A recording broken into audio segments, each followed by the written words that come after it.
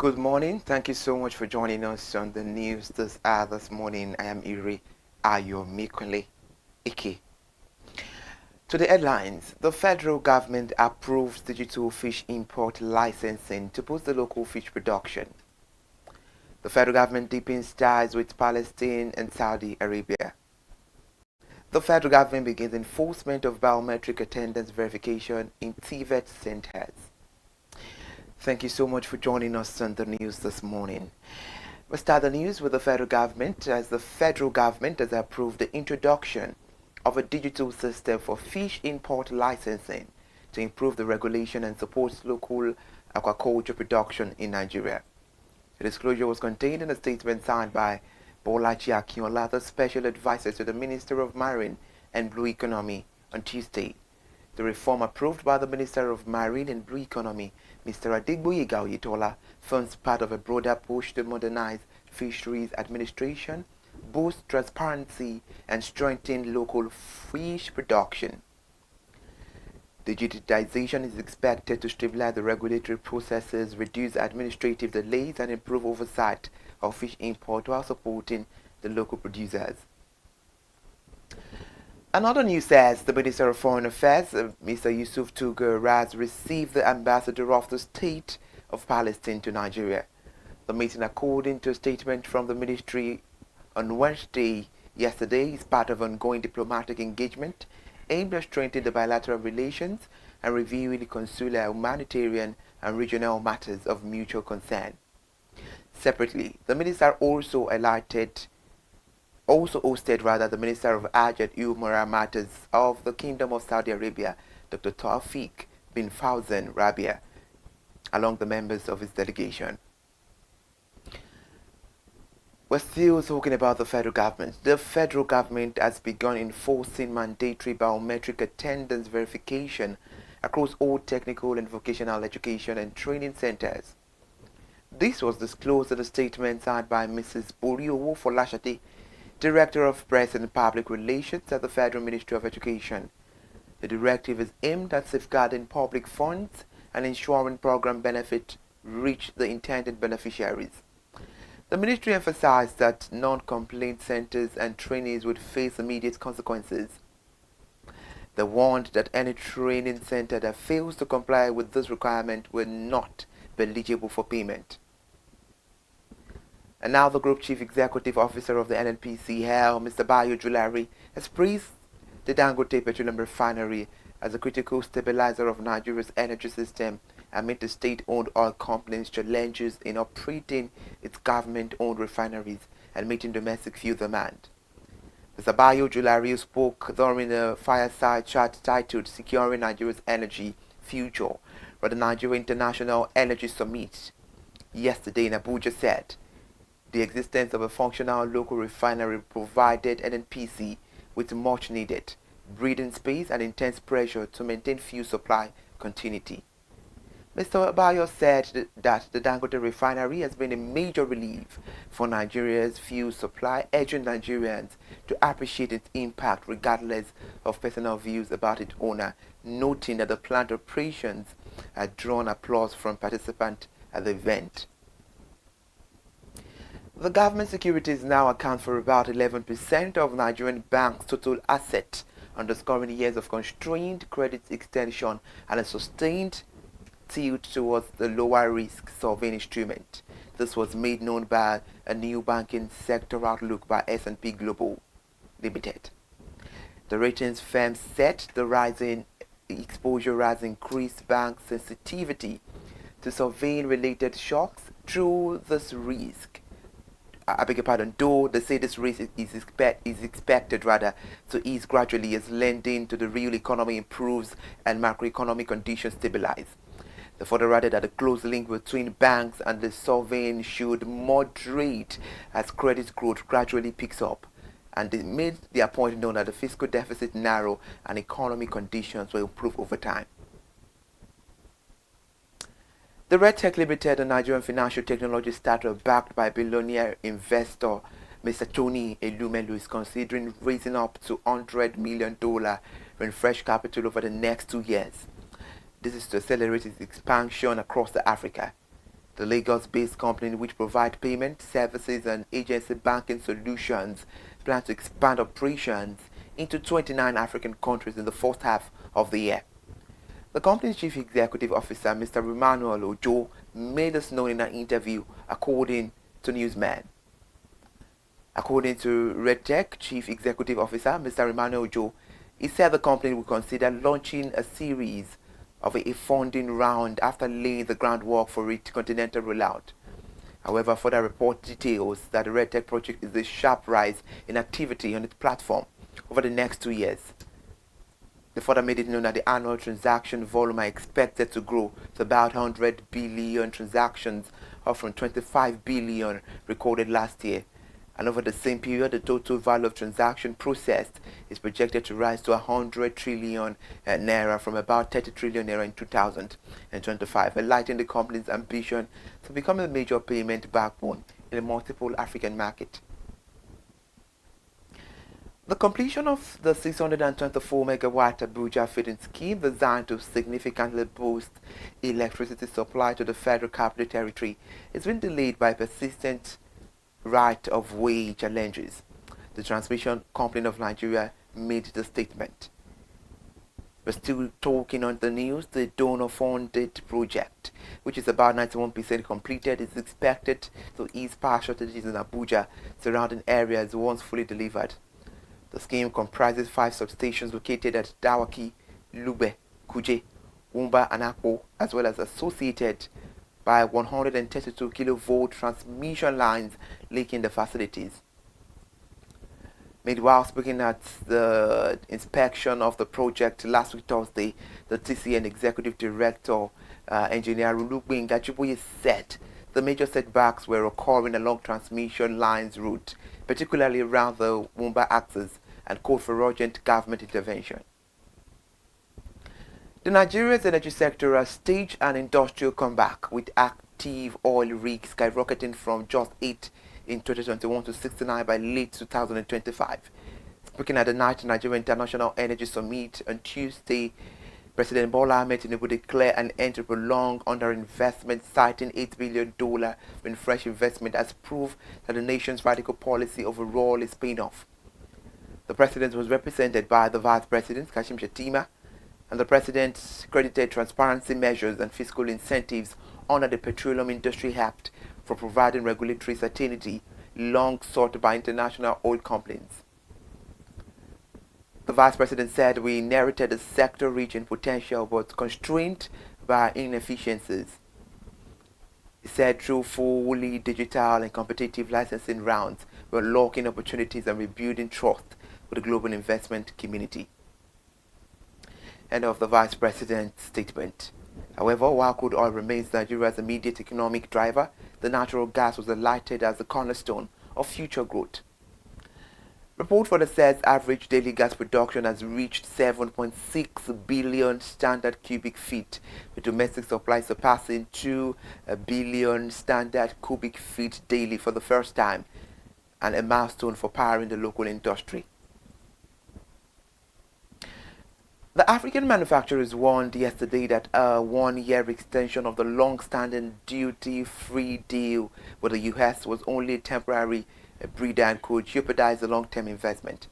The African Growth and Opportunity Act was renewed by President Donald Trump on Tuesday until the end of 2026.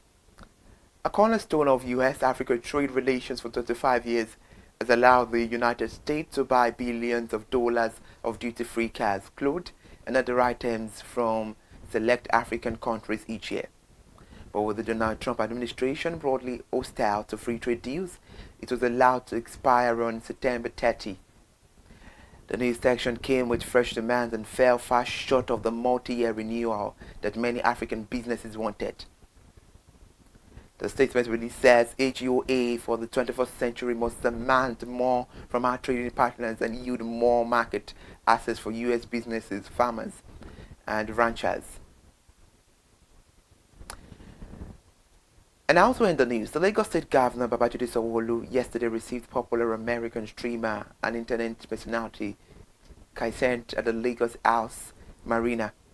The governor's senior special assistant on new media, Jubril Egawat, said the streamer, who is on a second visit to Lagos, paid the governor a court visit and shared his experience during his stay in the state.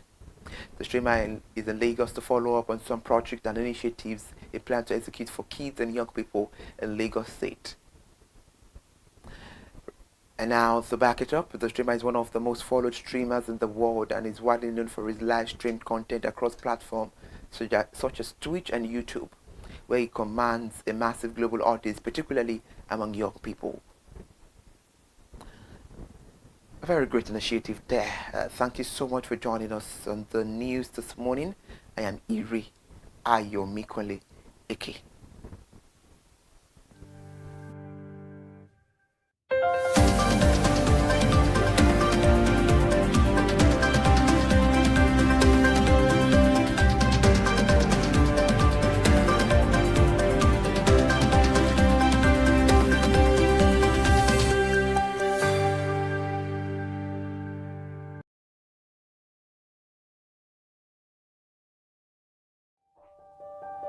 Hey there, do you know in the world today, everyone is a consumer, and as consumers, we all have the right to be heard. In Nigeria today, as a consumer, you have all right to product information, right to fair pricing, right to return goods, right to product labeling, right to fair dealings, and a lot more. Well then, have you heard about the new media channel? ConsumerHallaTV. ConsumerHallaTV. ConsumerHallaTV.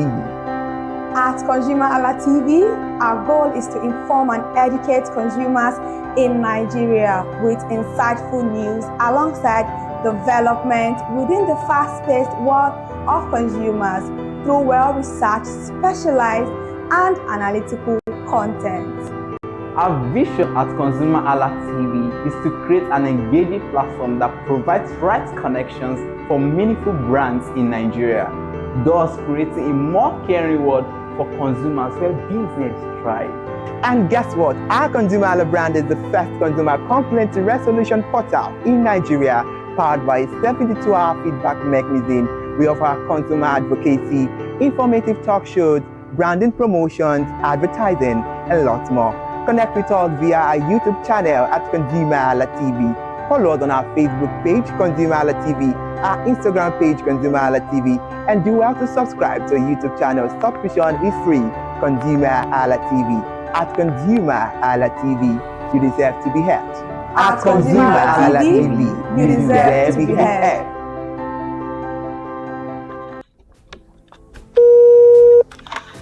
Hello consumers, you have the right to be heard, absolutely. So join us on the conversation, share your brand experience, where you tell us all your experiences about brands on the outer world via our YouTube channel every Wednesday from the hour of 4:20 to 5:20. You can watch us via our YouTube channel, ConsumerHallaTV, and subscription is free. Follow us on all our social media platforms, ConsumerHallaTV. Share your brand experience. It's about storytelling. It's about experiences. Hello consumers, you're welcome to another exciting episode of Consumer Voice on ConsumerHallaTV. I am Matilda Omenai. As you already know, Consumer Voice is a show where we'll be visiting different places in Lagos to check out people's preferences, hear what the consumers have to say about different leading brands that they make use of. Hello, it's your boy here, Iremofeko Foworola, and you know what? They call me the AUF General Overseer. Every day is a blessing and it is meant to be enjoyed maximally with AUF packages that put a smile on our faces. And guess what? That is why this show AUF is for you. You can get to know about trending market slashes, promos, offers, and juicy deals that put a smile on your faces, and you can always enjoy them maximally. And you know one thing that's so interesting about this show? It is a blend of English and Pidgin. As I dey run you English, now I go dey marry am with Pidgin, make am spicy. So catch me every time on the show to enjoy more about trendy AUF packages. Peace. Public service announcement. Hello consumers, I am Kikelomo Ajibola and welcome to the Scam Alert segment on ConsumerHallaTV. Scam Alert educates viewers about various scams affecting consumers. We learn tips on how to identify fraudulent activities and provide advice on protecting our personal information. We aim to raise awareness and empower viewers to avoid falling victim to scams. We cover various topics such as phishing, identity theft, fraudulent investment schemes, and many more. You want to catch up on how these scammers invade our lives? Join us every Tuesday by 12:30 p.m. for Scam Alert on our YouTube channel at ConsumerHalla TV. Subscription is absolutely free. And in case you're not following us across all our social media platforms, follow us on Instagram, Facebook, X, TikTok at ConsumerHalla TV. Don't say I didn't do anything for you this 2025. Bye. Welcome to In the Marketplace. We are taking you on a journey behind the scene of Nigeria's most vibrant market, from the sight and sound of the market to the stories of the people who makes it thrive. We will be sharing the untold stories that brings this market to life. Join us as we explore the history, challenges, and triumphs of the market vendors. We will dive into the daily lives of the people who call market home and uncover the secret that makes this market special. You will get to see the passion, energy, and dedication that goes into making this market success. Tune in to the In the Marketplace on ConsumerHalla TV on Thursday by 11 a.m. to experience the sight and sound. Don't forget to follow us on all our social media handle on ConsumerHalla TV. I am Elizabeth Abefe. Hello fellow consumers, are you looking for a program where we give analysis about brand and a program where we project the voice of the consumer? Join my team and I on Consumer Analytics and Resolution Box by calling on the program to get your issues resolved. And in case you are wondering where Consumer Analytics and Resolution Box will be showing, please join us on our YouTube channel at ConsumerHalla TV. Subscription is free by 2 p.m. to 4 o'clock p.m. every Mondays and Wednesdays. Consumer Analytics and Resolution Box will be airing and will be here to provide you any information on brands and also issues that you have pending for us to resolve. Also follow us across all our other social media platforms, Instagram, Facebook, X, TikTok at ConsumerHalla TV. And that is why at ConsumerHalla TV, You deserve to be heard. Hi everyone, I am Iri Ayomikunle Eke. Join me live on Perspective every Mondays to Friday from the hour of 9 to 10, where we have meaningful and engaging conversations about all the burning and pressing issues making the round. Issues related to our economy and consumers. It's conversing, it's relatable, it's beyond interview. We have expert analysts who gives updated analysis about all aspects of a conversation. Join the moving train by subscribing to our YouTube channel, ConsumerHalla TV, and do well to follow us on all our social media platforms, ConsumerHalla TV. Stay informed. Thank you. I am Matilda Omenai. As you already know, Market Today is the show where we visit different markets across Nigeria, Lagos, to check out the prices of different things, ranging from household items to foodstuffs to cosmetics, electronics, every other thing. In a world of hustle and bustle, entertainment keeps us alive, and that is why at ConsumerHalla TV, we ensure you enjoy all around 360-degree entertainment program. Screen Time is the show for you, where you enjoy top 5 countdown, celebrity of the week, exclusive interview, and other segments. Don't mind him, he's just a jealous person. Oh, His new damn. movie release, update, and screen time. I'm going to enjoy myself because this is my favorite time on the program. I get to recommend good movie for you, and I'm also waiting for you to recommend movies to me also in the comment section. Screen time is not just all about entertainment, it is relaxing and also educational. So that is why we are bringing to you Screen Time on ConsumerHalla TV. And in case you're wondering where to join us every Mondays by 5 o'clock p.m.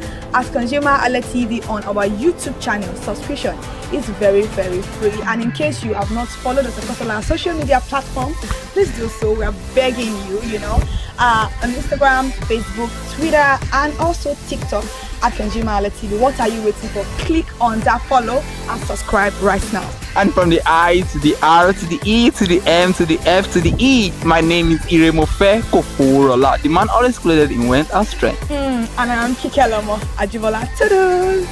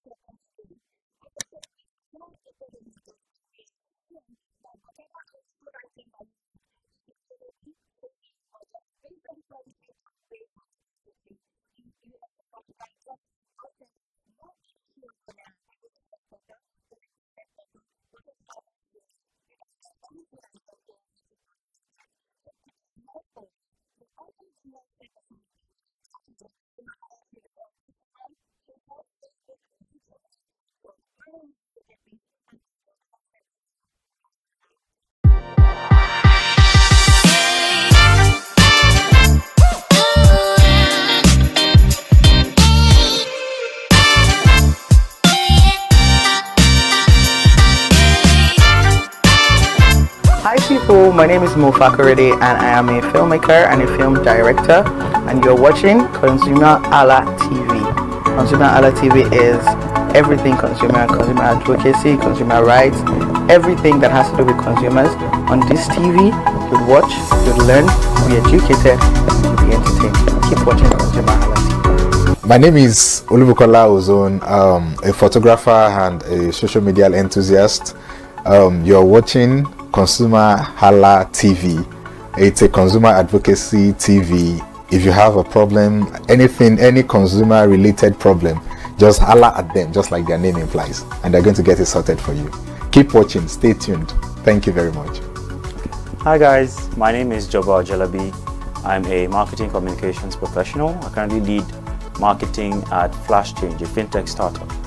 Keep watching ConsumerHalla TV, a consumer advocacy channel.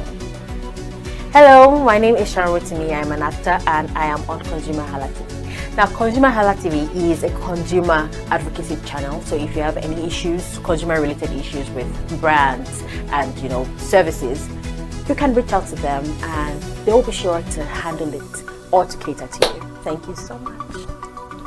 Hi guys, my name is Iyebiye Adeton. I'm a film poster designer and illustrator. This is ConsumerHalla TV. It's a consumer advocacy channel. We show content on consumers-based news, entertainment, and all of that. So I urge you guys to stay tuned to ConsumerHalla TV. My name is Anoluwapo Alao, a sales consultant for Star Times Nigeria. This is a ConsumerHalla TV, where they discuss anything consumer needs and get knowledge about anything about consumer. So keep watching it. Hi, my name is Adebola Ogushino. I'm a filmmaker and you're watching ConsumerHalla TV. Any consumer related issues, they've got you. Hi, my name is Stephen Olorunshisi. I'm a strategy and sales professional, currently working with Obey, and you're watching ConsumerHalla TV. I mean, this is one of the channels that you don't want to but stay on. Consumer advocacy, brand promotion, everything consumer, what you need to learn for your business to grow. This is a channel where you learn, where you experience entertainment too, but it's good for businesses, for brands, and for an entrepreneur. If you want to know more about businesses, want to know more about brands, please stay watching. Alright, thank you so much, ConsumerHalla TV. Keep watching. Hello, good day. My name is Tunde Balogun. I'm the lead pastor at the Kingsborough Church in London. And you're watching ConsumerHalla TV, which is a new initiation into the TV industry in Nigeria, the first of its kind in Nigeria. And I know that it's going to bring value and quality into the service industry. ConsumerHalla TV is here to offer value to service industry and to give a voice to consumers, bring awareness to the brand industry, and also bring education to what it is to have quality for what you paid for.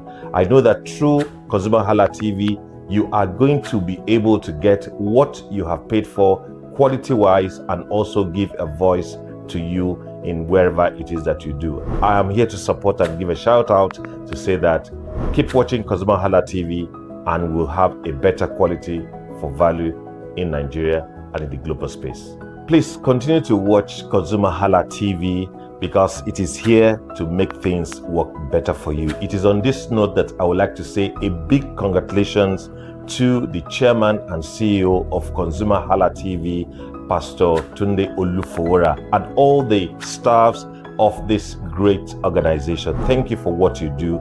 You are making things happen for us, and I pray that God bless you. Thank you. Hello, my name is Toyin Balogun. I'm here to give a shout out to ConsumerHalla TV, #1 platform helping you to shop smart, spend wisely, and live better. Anytime you have any kind of issues with your shopping, or you want to know a very honest review, please contact ConsumerHalla TV, here to help you. And please join the community where we can all make life easy and better for all of us. Hey there, do you know in the world today, everyone is a consumer. And as consumers, we all have the right to be heard. In Nigeria today, As a consumer, you have all right to product information, right to fair pricing, right to return goods, right to product labeling, right to fair dealings, and a lot more. Well then, have you heard about the new media channel? ConsumerHalla TV. ConsumerHallaTV. ConsumerHalla TV.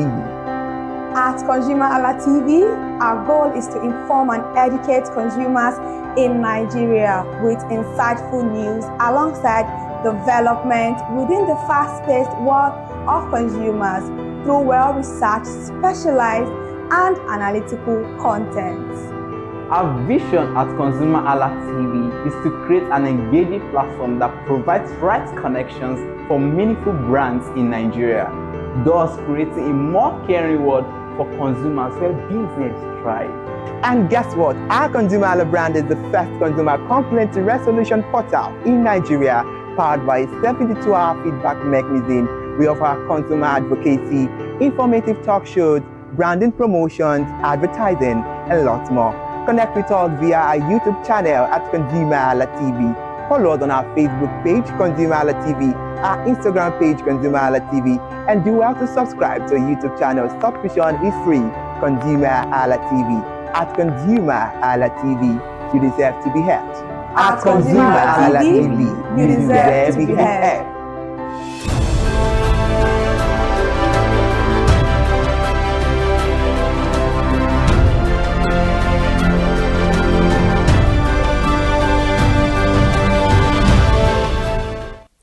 Good morning, Nigeria. Thank you so much for joining us on Perspective, the breakfast show on ConsumerHalla TV, where we talk about all pressing and burning issues making the rounds. I am Ire Ayo Mikule Eke, and today will be quite special because I'm not the only one on the conversation this morning. Kike, good morning. Good morning. All right.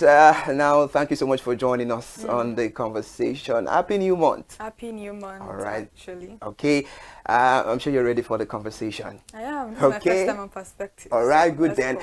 Let's kick start. On today's edition of Perspective, we'll be metal decal a bit because we'll be looking into the crucial role of a medical laboratory scientist in the fight against the antimicrobial resistance. And the medical laboratory scientists are key players in fighting antimicrobial resistance, AMR, I beg your pardon. They use tests like microscopy, culture, and the susceptibility to test the identify pathogens, which are the bacterium, virus, or other microorganisms that can cause disease. And also to guide treatment and track the resistance patterns. This helps preserve the... You look dap. All right, are you ready for the conversation? Definitely. All right, good. Now let's get into it. What are the most common misconceptions about AMR and how can we address them in Nigeria? So the biggest one would be the common knowledge which we are driven by at the start of the word, which is that every ailment, every sickness is malaria or typhoid. Yeah. So this belief has driven us to everyone being physicians of their own. You'll see a mother who sees a child, I have a headache, I feel hot, and just runs to the chemist, yeah. to not even the pharmacy. The chemist, like we call in Nigeria. A chemist, just a roadside shop to get medication, anti-malaria, antibiotics, to just get them treated. And once they feel that, okay, this person, the fever has broken, no more headache, they stop the medication. And according to World Health Organization, it is funny to say that wellness, well-being is not just absence of disease. It's not just when you don't feel well. It's the complete and awesome physical, mental, and social well-being. There are some people, they don't feel hot, they don't have fever, but then they are sick. So if you not say that, okay, it's only when you have fever that you're sick, it's a fallacy.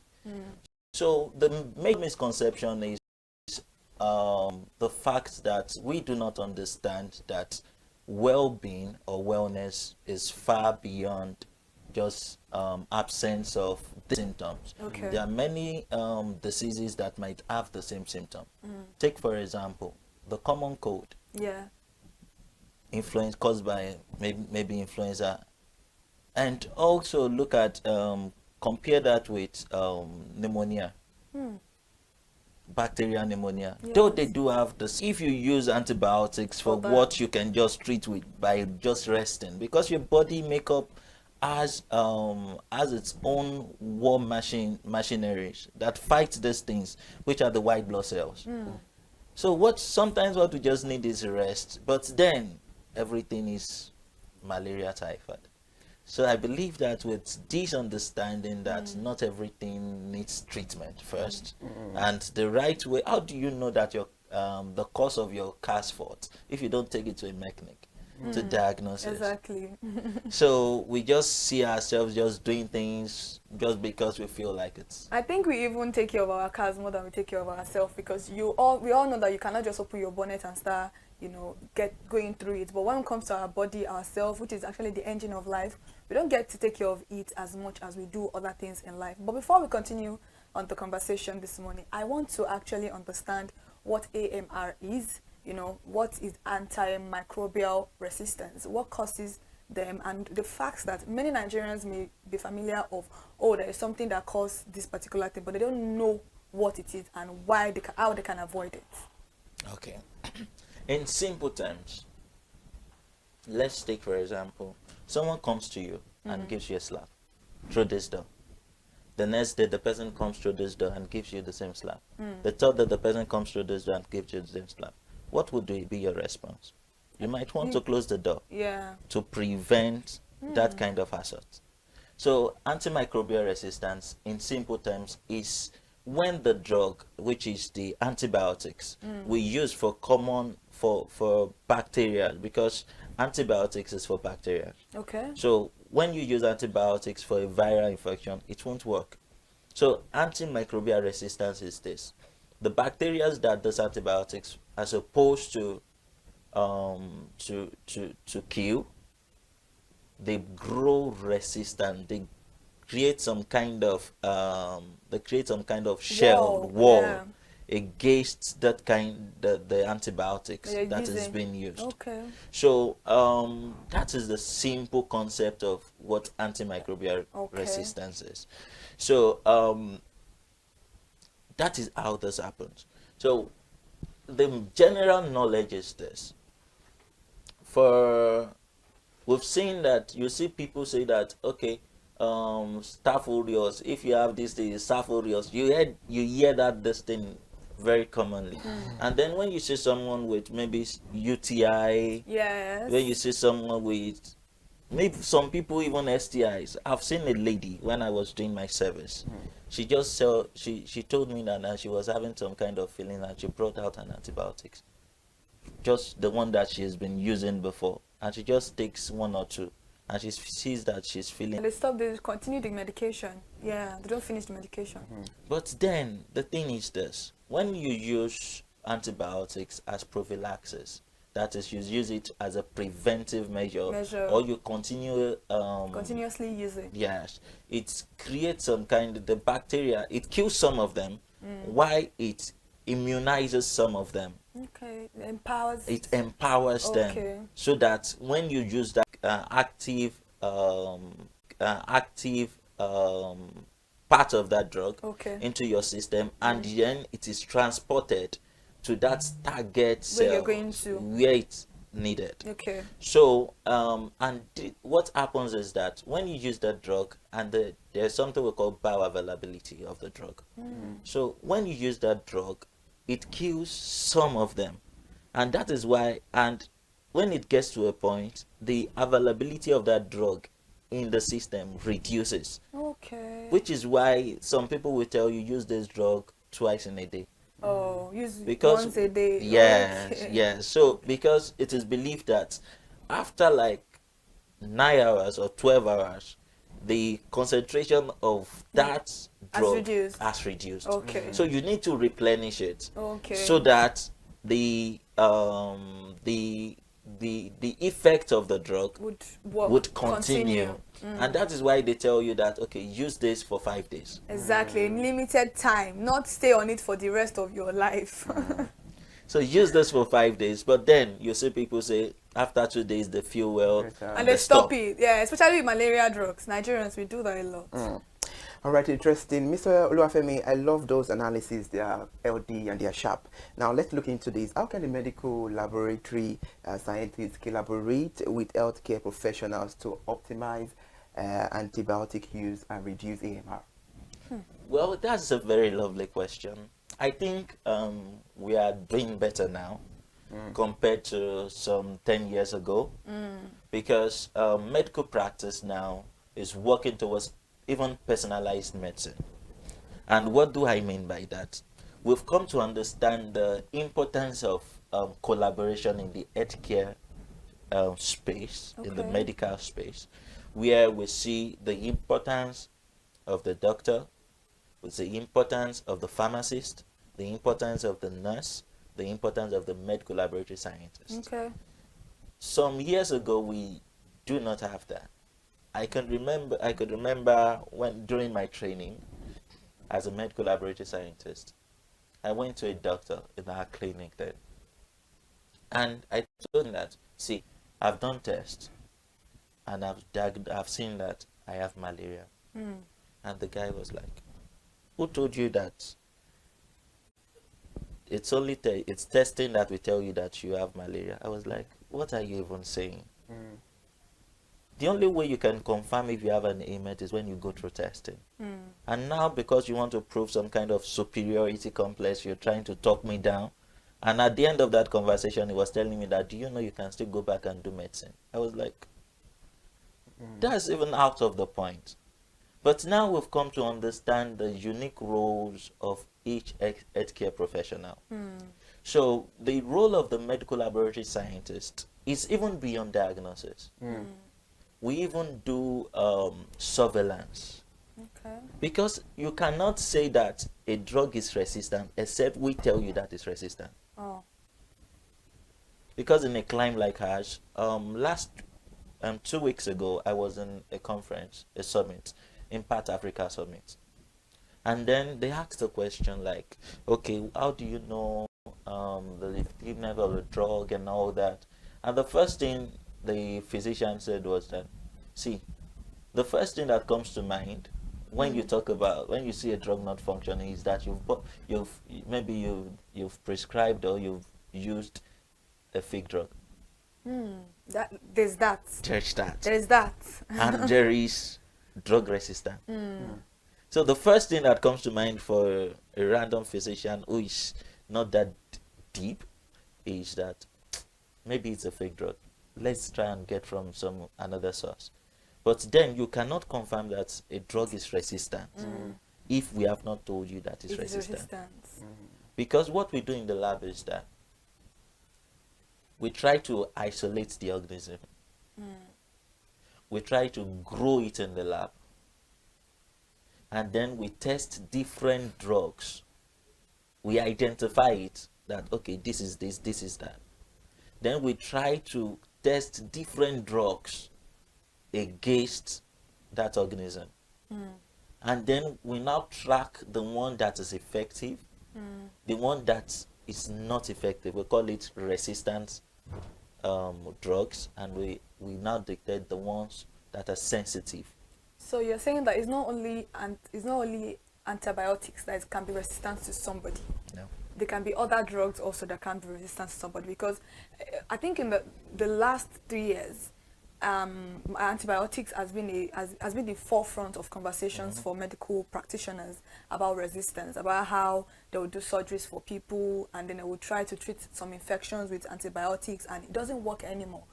All because of the fact that the people, Nigerians, we tend to use a lot of antibiotics. I don't know who is prescribing it for us, but any little thing we are going to, just like a UTI you mentioned, most ladies will tell you, I'll use Flagyl 400 and then I'm good to go. You didn't go to the hospital to know whether you can use it. You didn't even know whether you can take injection for it, because a lot of people think infection is stereotype alone to sexually transmitted disease. Whereas you can get UTI as a lady in a different form, but they don't know. Maybe they are shy to talk about that with their doctors. Maybe they don't want to be judged, because most of them will be like, why would I go to the hospital to go and tell a male doctor or a female doctor that I have? They'll be like, oh, maybe I am loose. You know, those are conversations that medical practitioners need to actually have with different people. They need to bring out this awareness that there's some illness that is not even associated to STI, but many people don't know that. You know, we are, according to maybe research or statistics, is common for women to actually have infection. Maybe because of where you are using your toilet, maybe the water you are using. You know, the first time I got a UTI infection, it was the water in where I served in Ibadan. It was a well water that I used, and I noticed it, and I'm like, I've never, you know, something that I've never noticed that before. I've never had a change in my body like that. So I called my father. You know, like, Dad, this is like, okay, go to the hospital. Somebody told me, a friend of mine told me to use flagyl 400. I've never heard of flagyl as 400 milligrams. I only know the flagyl, and that flagyl that we even use for stopping poo is not even a right medication for stopping poo. So I don't use it anymore. But if I tell my mom now that you don't use flagyl, she'll be like, that's what they used to stop poo. I mean, there's a particular medication for poo, for you to stop your poo, for stooling. That's not it, but she doesn't listen. So I called my father. Was like, no, go to the hospital, go and check what's wrong, because I just explained my symptoms to my friend, my female friend, and she was like, no, just use flagyl, that's it. So maybe she has gotten it a lot of time, because that was the first time I was getting it. So I had to go to the hospital, and when I got, they were like, oh, buy a grapefruit or a grape wine. Make sure you finish the whole bottle and just come for 2 days medication, 2 days injection. And I went, and in that 2 days that was, and when I told her, I was like, are you sure it's gone? Because I treat mine sometimes for like 2 weeks. And I'm like, you can see the difference of someone that went to the hospital. And the doctor even explained to me that sometimes if you take a lot of grape, or what they call it, this grape juice, it tends to help your bladder release more, because you are forcing your pee, it's not coming out. But then your bladder is full, but because of the fact that you have a little bit of obstruction, that is the reason why. So just make sure you always take grape fruit, or I can't remember the name of but it tastes like grape. But I remember I took that Eva wine or something, that red one. That's what he recommended for, and I don't think he even gave me any medication. It was just those 2 days injections, and that was it. But for my friend, it was a different experience entirely. So it could be that for her now, maybe she's already getting that resistance that you are talking about. But how can you be on that flagyl is very bitter. So I don't know how you're using it for a whole, and she's telling me 1 in the morning, 1 in the night. So you're telling me I'm going to use like 3 sachet for like, because I'm treating something. No, that's not going to work for it. So that's why I'm very particular. But it's not now just about antibiotics. There are also other medications that you can actually develop resistance for. Yes, there are actually other resistance is resistant. It can be to a viral drug. It can be to many kind of medications, any kind. But the most common one has been antibiotics.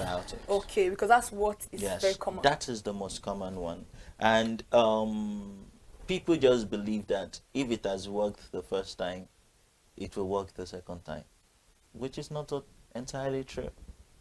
The body has, take for example the UTI, the body has good microorganisms that actually protect you. But then when you use antibiotics indiscriminately, you kill them. Those are the good bacteria I was talking about. Okay. So you kill them, and then you allow for these bad microorganisms to be playing ball. All right, interesting. Mr. Olafemi, while making your analysis the other time, you made mention of the role of the laboratory, and you made mention of surveillance. Now, let me ask you, can you please elaborate on the role of surveillance in tracking resistant patterns and informing public health policies? So, like I said the other time, we've had a lot of policies around antimicrobial resistance, which has helped also in preserving and protecting higher burden on our healthcare system. Because currently, you will talk about brain drain. I saw a consultant, I think nephrologist, saying that in the current statistics for consultant nephrologists is 1 to 1, is it 1 million in Nigeria? Now imagine a situation whereby, and what happens when antimicrobial resistance occurs and we do not track it down now, is that it increased hospitalization rate. People will keep on coming back and coming back and coming back to treat the same thing. And it increases the burden on our healthcare system. The same time a doctor would used to attend to like other people, they will keep on using it to attend to same persons. So we see that, and then we've had the role of the medical laboratory scientist to help the physician track down and know how to make their treatments more effective. So, like I said the other time, you cannot know if a drug is resistant if we do not tell you that it's resistant. We are the ones that know the pattern. We see it from the lab that, okay, after a while, and that is the reason for data. We have our data. So we see it from pattern that, okay, over a while, and for example, we have MRSA, which is the methicillin resistant Staphylococcus aureus, which is being tracked right now. That is the role of a medical laboratory scientist.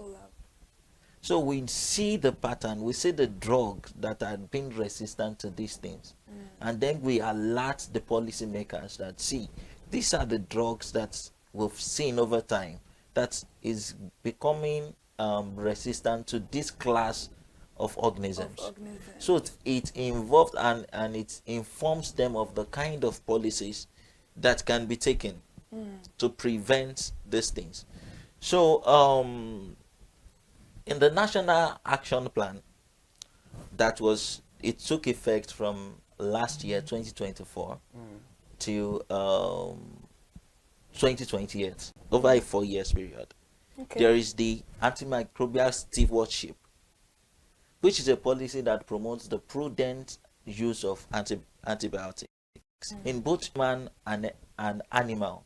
Do you know, shockingly, that one of the major contributors for drug resistance, this particular question, is from animal? I wanted to ask you about agriculture, livestock. That's where my question is going to come from, because it's very, like, I'm aware of the fact that the medication they use in treating what we ingest can also cause a lot of antibiotic deposit in our body. So I wanted to ask you that. I wanted you to even explain in great detail how that's, because a lot of Nigerians consume chicken, beef, pork, stuff like that, and these are the medication that these what will I say? Will I say the owners of this poultry, they don't even have the knowledge.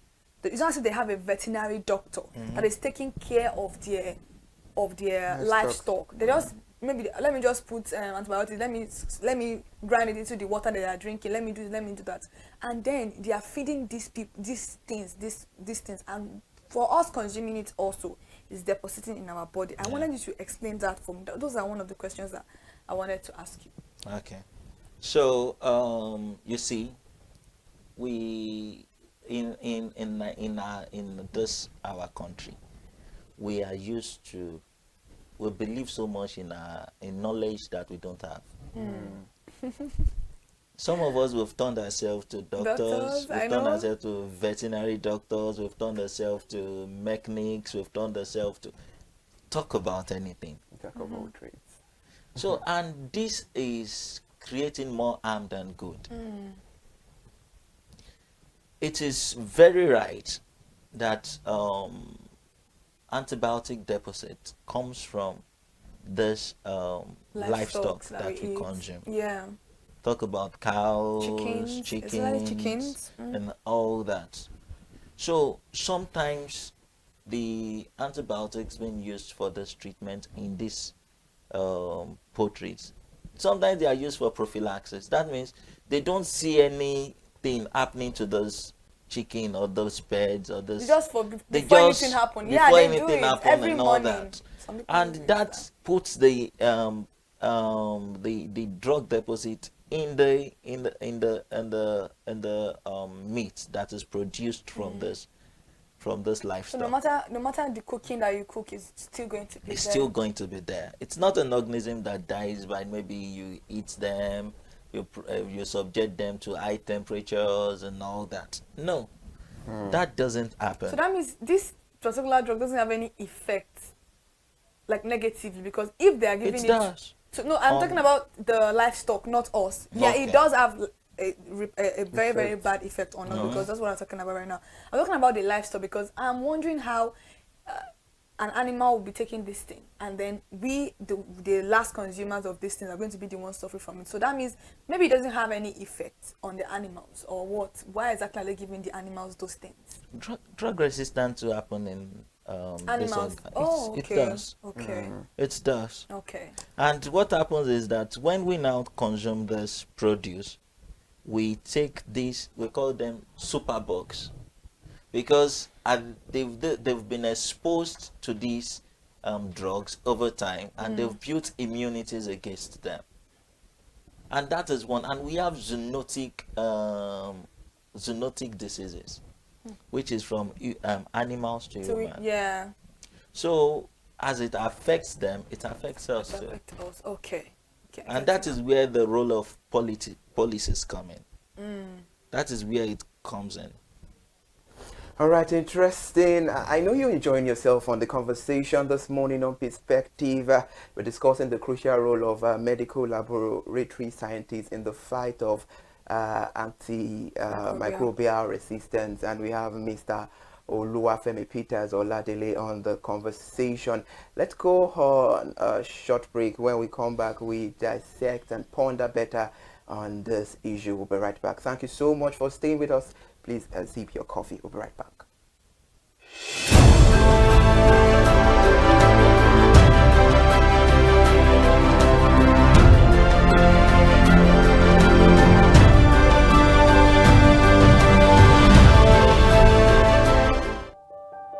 Hey there, do you know in the world today, everyone is a consumer, and as consumers, we all have the right to be heard. In Nigeria today, as a consumer, you have all right to product information, right to fair pricing, right to return goods, right to product labeling, right to fair dealings, and a lot more. Well then, have you heard about the new media channel? ConsumerHallaTV. ConsumerHallaTV. ConsumerHallaTV. At ConsumerHallaTV, our goal is to inform and educate consumers in Nigeria with insightful news alongside development within the fast-paced world of consumers through well-researched, specialized, and analytical content. Our vision at ConsumerHallaTV is to create an engaging platform that provides right connections for meaningful brands in Nigeria, thus creating a more caring world for consumers where business thrives. And guess what? Our ConsumerHalla brand is the first consumer complaint resolution portal in Nigeria, powered by a 72-hour feedback mechanism. We offer consumer advocacy, informative talk shows, branding promotions, advertising, and a lot more. Connect with us via our YouTube channel at ConsumerHallaTV. Follow us on our Facebook page, ConsumerHallaTV, our Instagram page, ConsumerHallaTV, and do well to subscribe to our YouTube channel. Subscription is free. ConsumerHallaTV. At ConsumerHallaTV, you deserve to be heard. At ConsumerHallaTV, you deserve to be heard.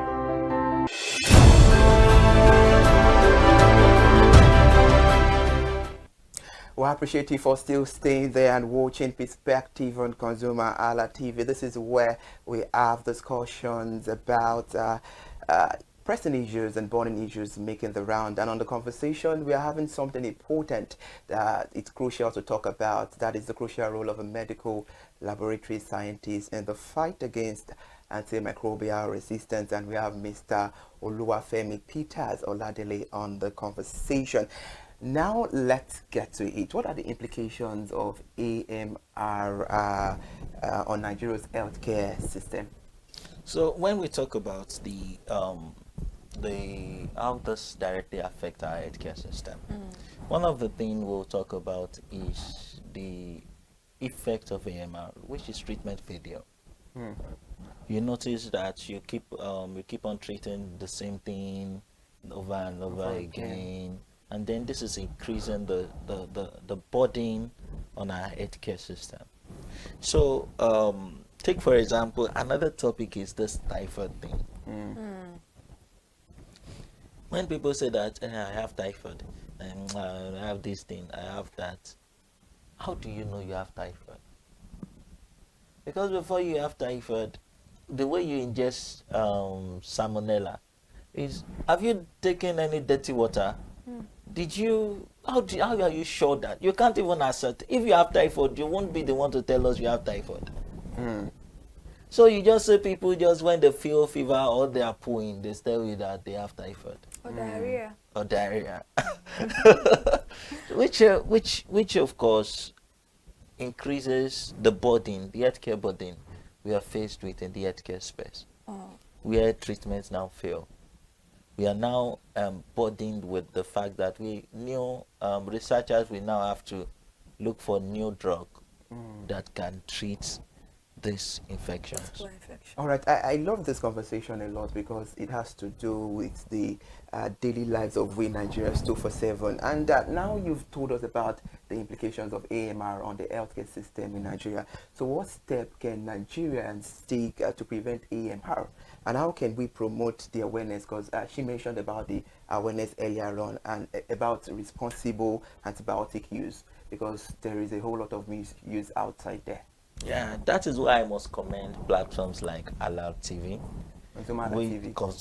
TV, which gives the privilege to put out this information there, because they say knowledge is power. Yeah, it is. More of these things are health behaviors that we've learned over generations. You see your mother treat any small thing, gives you anti-malaria, gives you 1 dose of antibiotics. When you give birth to, you believe that that is the pattern. And when you've seen it work once, you believe that it will continue to work.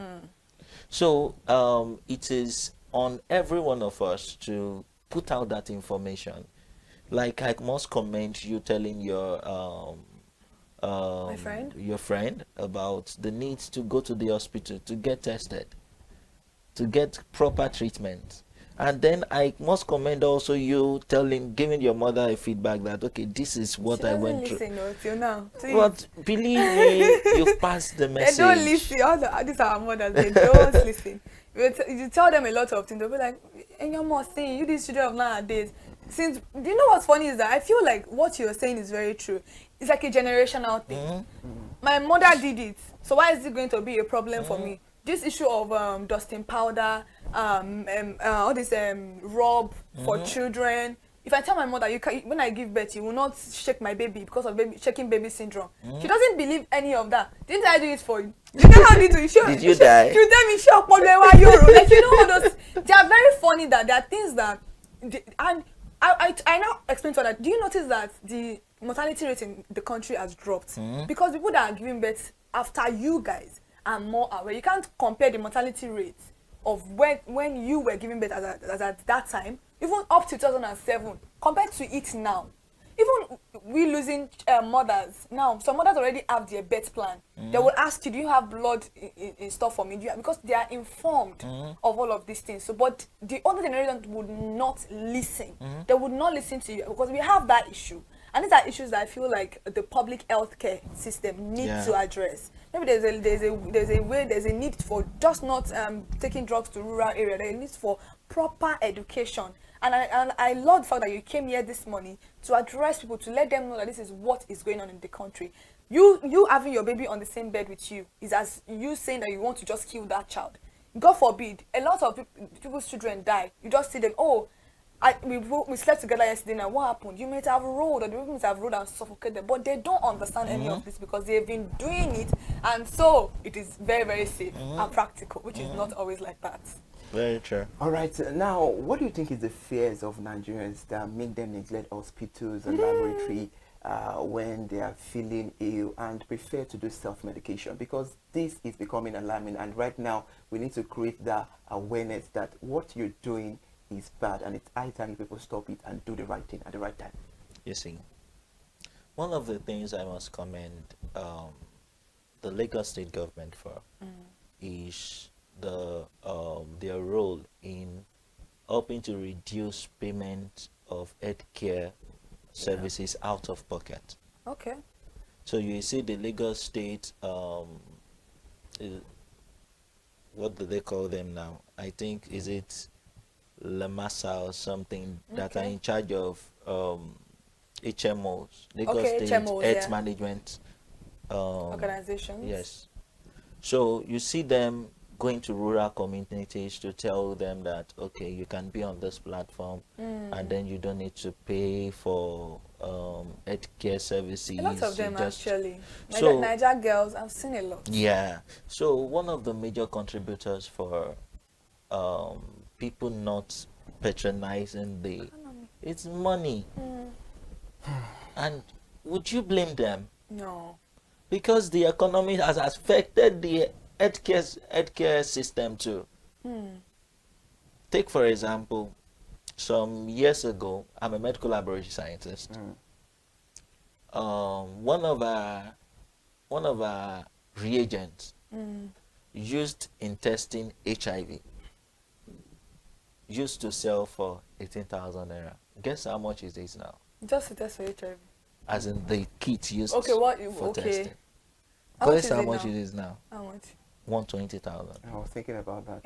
18,000. From 18,000. That was when? That was about a year ago or a year and a half. That's 2023. Let's say 2023. Let's say 2023. Wow. Now it's 120,000. Where would the money come from? People will pay. So one of the major reasons why people don't use healthcare facilities is because of money. And then the solution to that is we should encourage our people to be on HMO platforms. So it's not only because many people think HMO is just for office people, 9 to 5. No. So it's not just for office people. No, it's not. It's not. It's not. With the policy in Lagos State that every worker must be on HMO. If you are employing more than 5 staff, you must place them on HMO. So Ilera Eco is also like an HMO. Yes. Because I know that Ilera Eco, I think it's for elderly. Is it just for elderly people? It's just no, it's for everybody. Okay. That one is for reducing the money. But it only works for public hospitals, right? Yes. Okay. You've commended the Lagos State government in charge of HMOs and all of that. How can the government and the private sector support the medical laboratory scientists in the fight against AMR?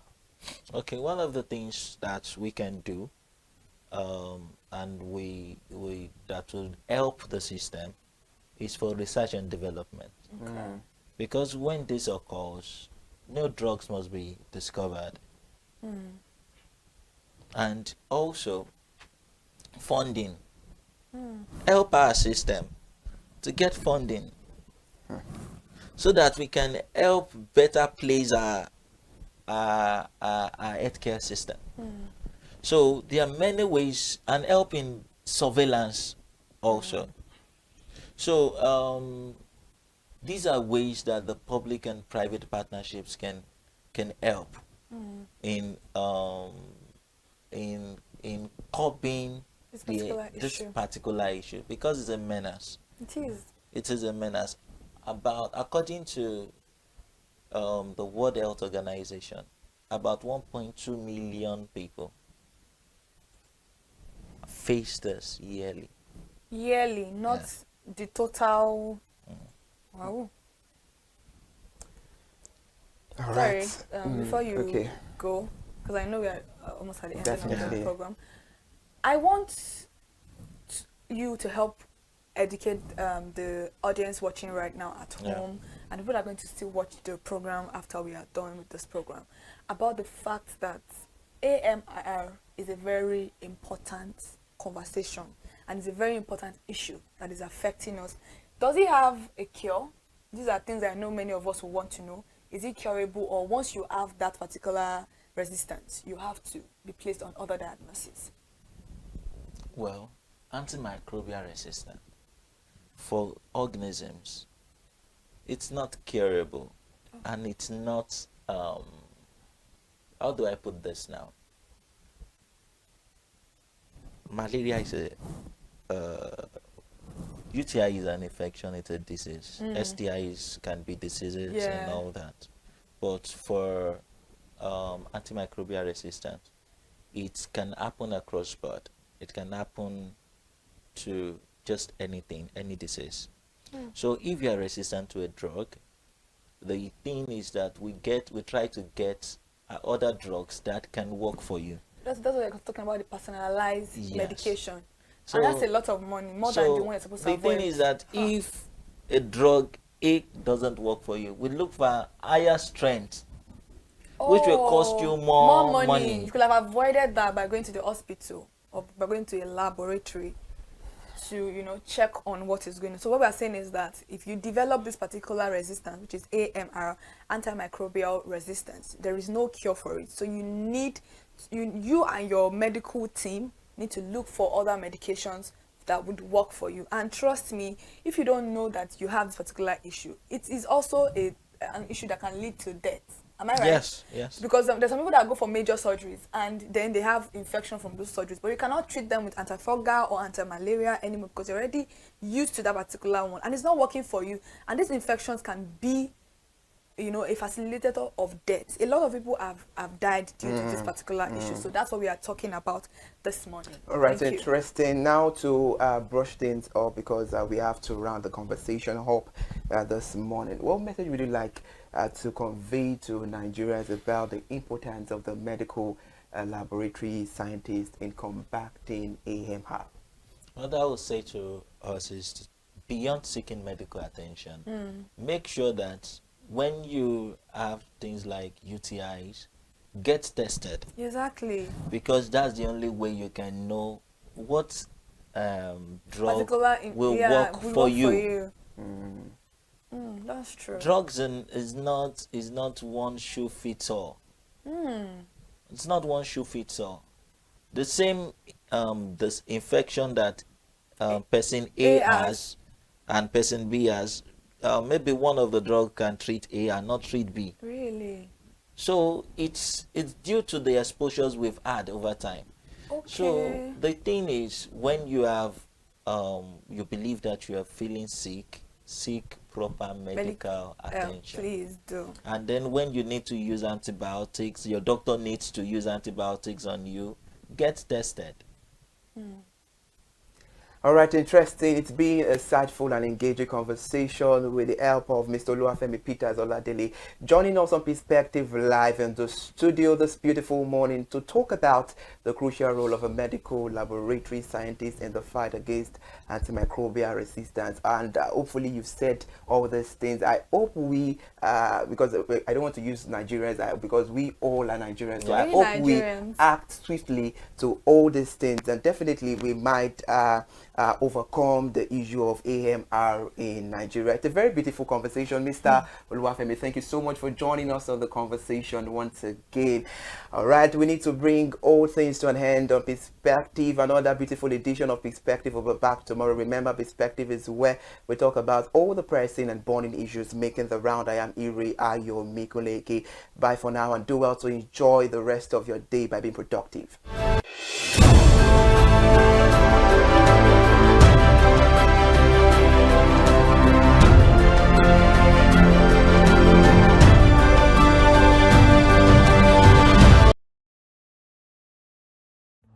My name is Tunde Olufowora. I'm the CEO of Brand Communications. We are we call the publisher or the owner of the new initiative called ConsumerHallaTV. ConsumerHallaTV is actually Nigeria's first consumer-centered, or call it consumer-centric television platform that aims to bring voice to the over 220 million Nigerians. It was a vision that came to my heart about 10 years ago. I remember that I was traveling. I traveled out of the country, on airline, and I had this unpleasant experience. It was a trip to an African country from Nigeria, and I actually went with a local flight from Nigeria. I wouldn't want to mention the name of the airline, and then it was to South Africa, and we landed in South Africa, and let me just paraphrase it. When I was coming back, I had some money, some dollars, and that someone had given to me to hand over to another person in Nigeria. So I wanted to help out. I didn't want to carry the cash on myself. So for whatever reason, I opted to. I had a small case, and I felt that it was safer for me to put the money in my luggage. So I put it in a safe place in my luggage, got everything intact, and I checked in my luggage. My arrival in Nigeria, I was standing and was waiting by the carousel just so that I could pick up my luggage, and then I was there for 1 hour and waiting for my luggage. I didn't know that my luggage already arrived, and it was one of the luggage that was moving around on the carousel. So after about 1 hour wait, I looked to my left and my right. Almost everybody had gone. I think there were just about 2 or 3 left. So I beckoned on the woman that was on my side, and I noticed she was really in tears. Madam, what happened? She said, her bag has just been torn and a lot of things stolen. So I said, well, I've also been waiting for my own. She said, you better go and check those, those luggages there. Maybe yours is one of them. And lo and behold, I went around there. Mine was one of them. By the time I got it, everything inside my luggage was gone. All the valuable things there were gone. To cut the long story short, we felt there was need for us to report the case, at least to the airline. It was in the night, about 8 o'clock or 9 o'clock. We went in to go and see the officer that was in charge. As soon as we got in there, the officer said, "Oh, so sorry, but you will have to go to our head office in somewhere in Victoria Island, to lodge a complaint." Okay.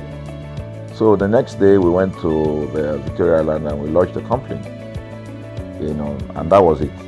And since that day, I'm talking a story of over 10 years ago, I didn't get a call, not even a call from that airline to talk to me about what happened to my luggage. Now, about a month after that trip, I had another opportunity to travel out of the country. This time around it was to US, and it was an official assignment. And I flew on, I will mention the airline this time around. I flew on a BA. I really didn't like BA. I usually go with Virgin Atlantic and things like that. But my protocol officer convinced me and said, "Okay, you will love BA. Why don't you go on BA?" Anyway, so I went on BA to US. And of course, when I returned from US to Nigeria, we had to do, of course, there'll be like a connecting flight, from Heathrow. So we got into London Heathrow, and then because it was through Heathrow that we went, and then so they changed since it was BA, they changed the aircraft this time around to a bigger one. I mean, clearly because there were more Nigerians, or more people that were planning to come to Nigeria, and then we boarded. Not quite 10 minutes into the flight, in the air, the aircraft started malfunctioning. The air conditioning compartment were not functioning very well. I was on what you call business economy. You know, the whole of that business economy all the way to economy side, the ACs were not working well.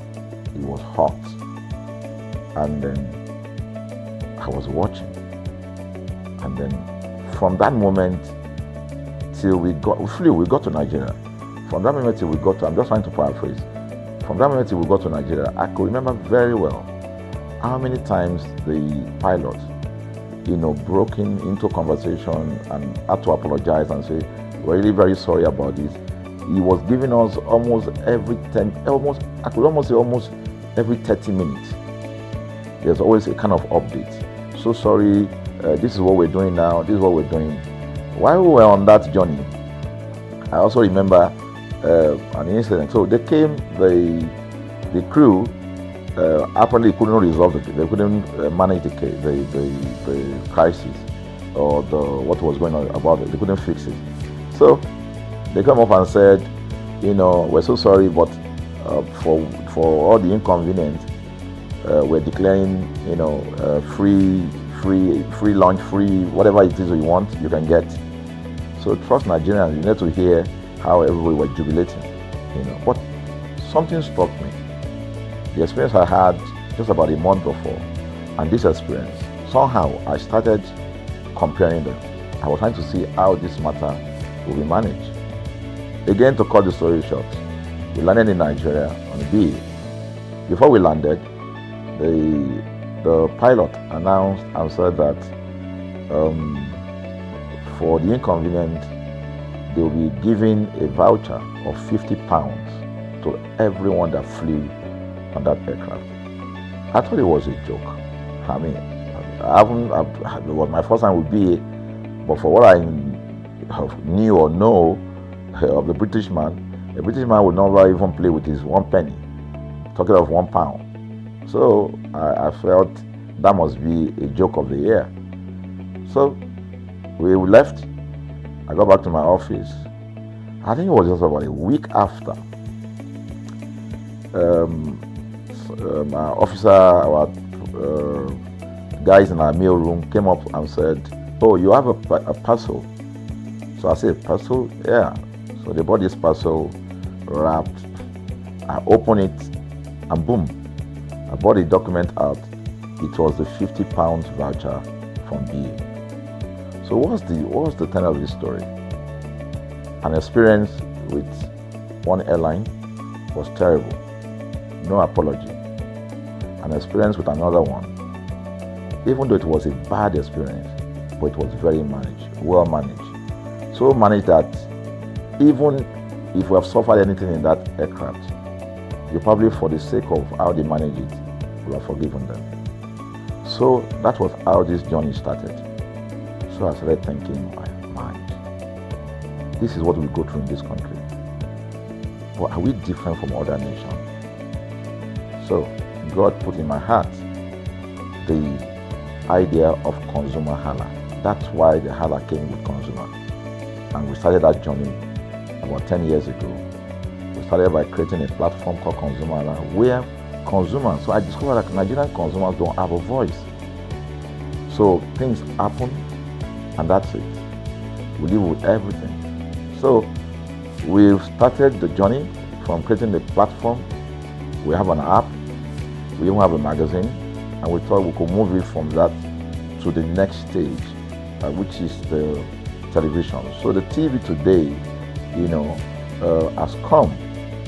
So I would say precept by precept, line upon line, we have been able to build on our aspiration, to finally bring to birth this unique and exciting platform, So it's a digital telecast, and our goal is to further connect consumers in Nigeria to brands with insightful news, development within the fast-paced world of consumers. The world of consumers is growing at a very fast pace, so we want to inform Nigerians. We want to get them educated about their rights, so our role is that we're going to educate consumers in Nigeria, all right?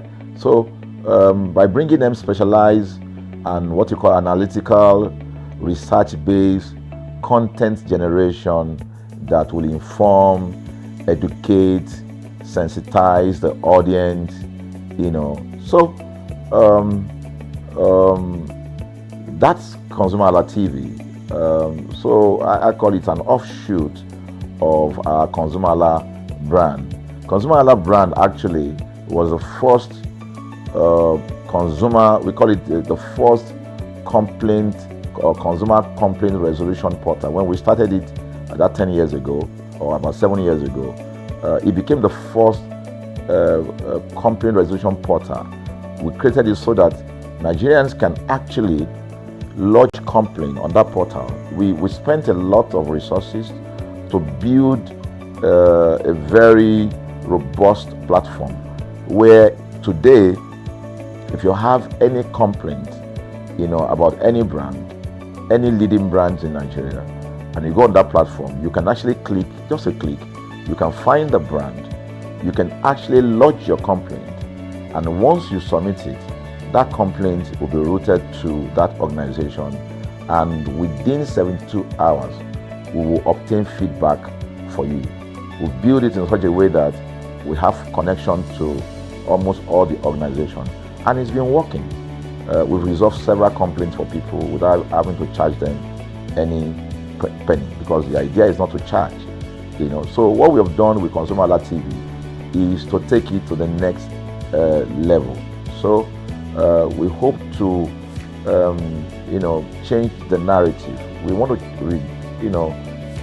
give the right direction. Nigeria has the largest consumer market in the world, with a population of over 220 million people. Why should we be the one that is suffering the most? Everywhere you turn to, it's as though Nigerian consumers don't have a voice. You're traveling, you buy a ticket. For whatever reason, an airline will wake up middle of the night,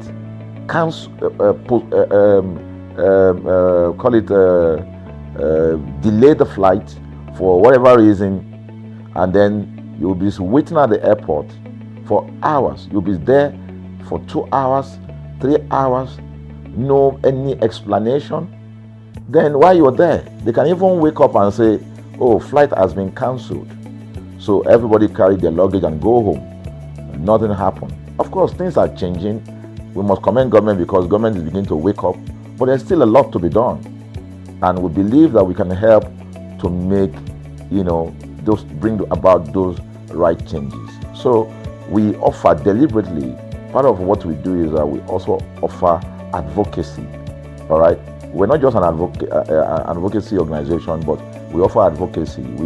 We have a legal team, we have lawyers that are registered on our platform, all right, that can also take up cases, okay? So, and we've taken up many cases like that, and won those cases. So, ConsumerHalla is a platform to help consumers to, we're not fighting brands, but rather we say we're bringing about an amicable, resolution of conflict, such that it will be beneficial to the consumers and also be beneficial to the brand. I remember the word of Jeff Bezos. Bezos is the founder of Amazon. He said that the most important single thing, all right, for an organization is to focus obsessively, use the word obsessively, on the customer. We often say that customers is a king. They should sit at the top of the ladder. In our environment, customers are the ladder. A brand wakes up today, decide what product to produce. They wake up today, decide how much the consumer should pay. They wake up to decide everything for consumers. So consumers are just at the receiving end. And yet, they are milking the consumers. There's no price regulation in this country. None. People just wake up and fix prices. Look at power. Government wakes up, we change policy, we wake up and we get people to pay more. We think it's time for consumers to begin to speak out. In speaking out, in engaging, we can get the brand to begin to do what is right. And of course, I know that the consumers themselves need to be educated. So our role, our vision also is to ensure that we educate consumers, we bring awareness. A lot of Nigerian consumers don't even know about their rights. You buy a product from a supermarket. I've had this experience. You buy a product from a supermarket, all right? For whatever reason, you take that product back to your house, and maybe something went wrong somewhere. By the time you take that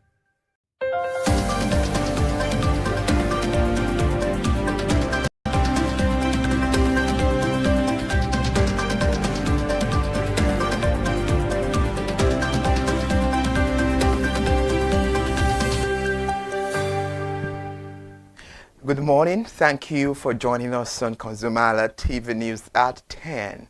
I am Iri Ayomikunle Ike.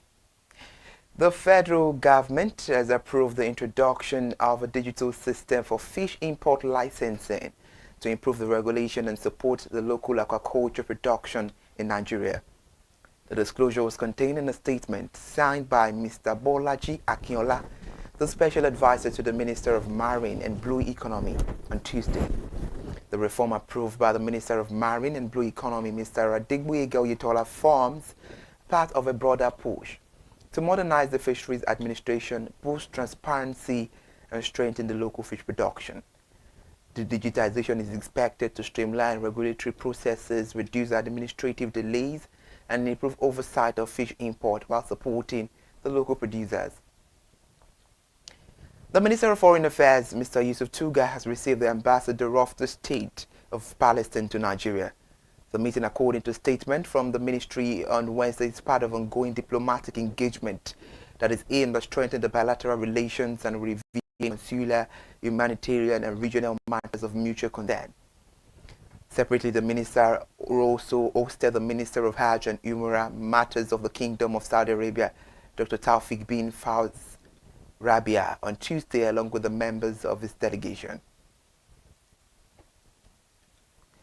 Away from there, the federal government has begun enforcing mandatory biometric attendance verification across all technical and vocational education and training centers. This update was disclosed in a statement signed by Mrs. Boriowo Folashade, Director of Press and Public Relations of the Federal Ministry of Education.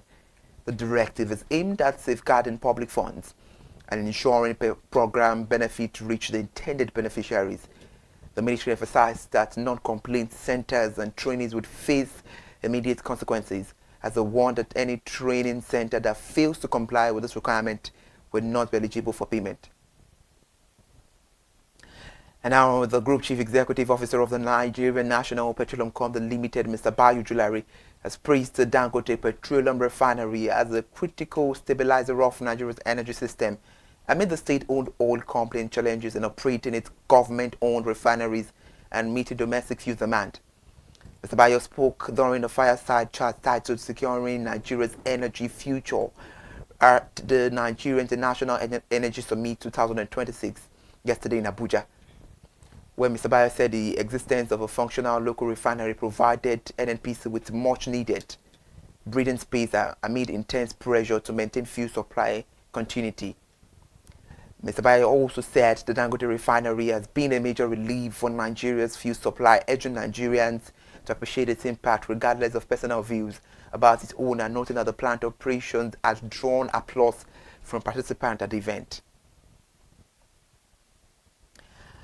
The government securities now account for about 11% of Nigerian banks' total assets, underscoring years of constrained credit extension and a sustained tilt towards the lower risk sovereign instrument.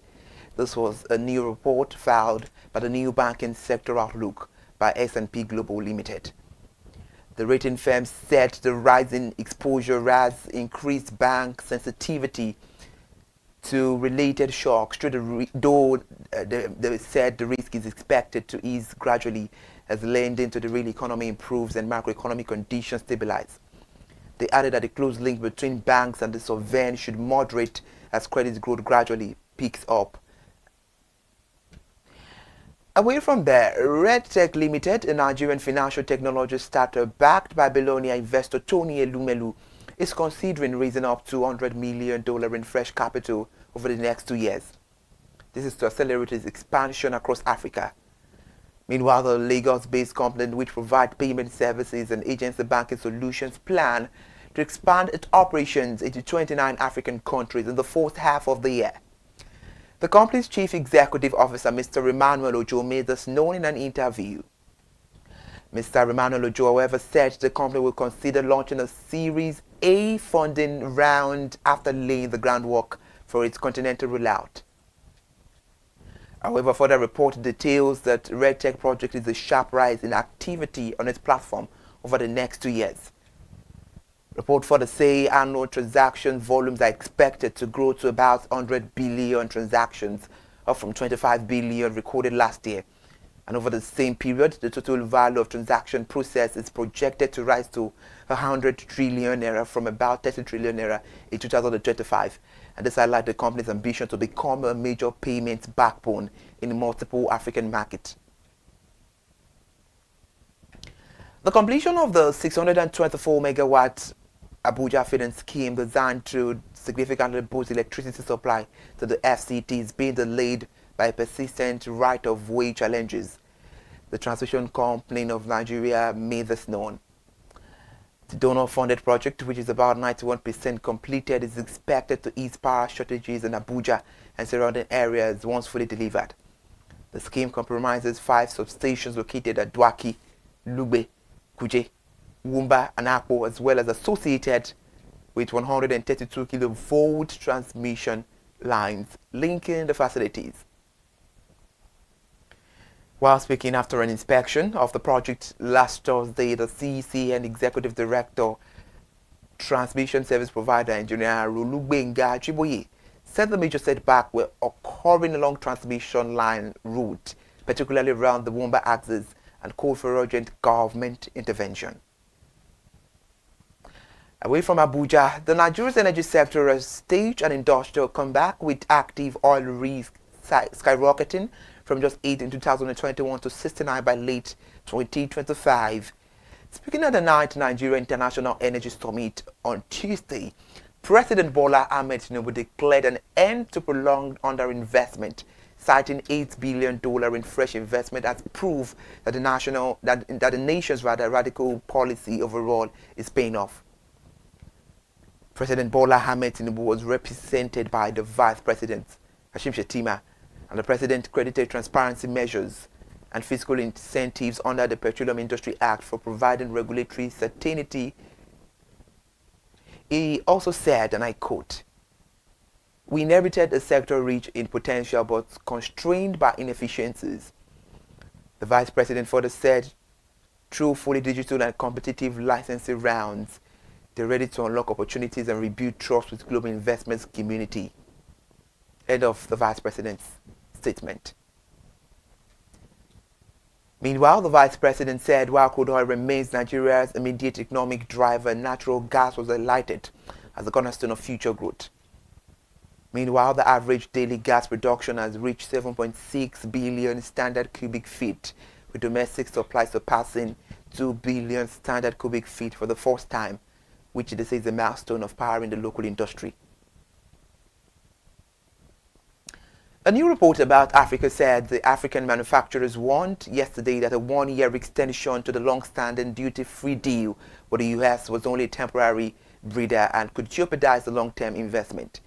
The African Growth and Opportunity Act was renewed by President Donald Trump on Tuesday until the end of 2026. A cornerstone of the U.S.-African trade relations for 25 years has allowed the U.S. to buy billions of dollars of duty-free cars, clothes, and other items from select African countries each year. But with the Trump administration broadly hostile to free trade deals, it was allowed to expire on September 30th. And the new extension came with fresh demands and fell far short of the multi-year renewal that many African businesses wanted. The official report says the AGOA for the 21st century must demand more from the trading partners and yield more market access for the U.S. businesses, farmers, and ranchers. The Lagos State Governor Babajide Sanwo-Olu yesterday received popular American streamer and internet personality Kai Cenat at the Lagos State House Marina. The governor's senior special assistant on new media, Jibril Egewat, disclosed this in a post on X yesterday. Mr. Jibril said the streamer, who is on his second visit to Lagos, paid the governor a courtesy visit and shared his experiences during his stay in the state. The streamer is in Lagos to follow up some project and initiative he plans to execute for kids and young people in Lagos State. The streamer, who is one of the most followed streamers in the world, is widely known for his live-streamed content across platforms such as Twitch and YouTube, where he commands a massive global audience, particularly among young people. We've come to the end of the news. I am Ire Ayomikunle AK. Thank you so much for joining us. Let's meet again by 12 for the midday news. Bye for now.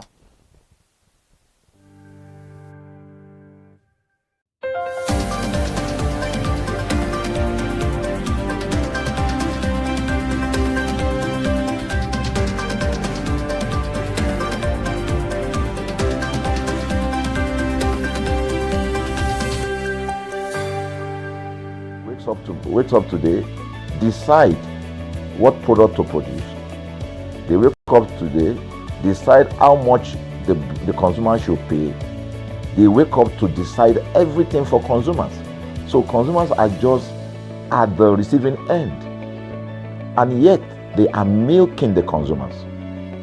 There's no price regulation in this country. None. People just wake up and fix prices. Look at the power. Government wakes up, we change policy, we wake up and we get people to pay more. We think it's time for consumers to begin to speak out. In speaking out, in engaging, we can get the brand to begin to do what is right. And of course, I know that the consumers themselves need to be educated. So our role, our vision also is to ensure that we educate consumers, we bring awareness. A lot of Nigerian consumers don't even know about their rights. You buy a product from a supermarket. I've had this experience. You buy a product from a supermarket, all right? For whatever reason, you take that product back to your house, and maybe something went wrong somewhere. By the time you take that product back to the shop where you bought it from, and you say, Oga, this thing, you know what's going to tell you? Oga, na me make am. Na me make am, that's why I buy am. Meaning that there's nothing I can do to the product.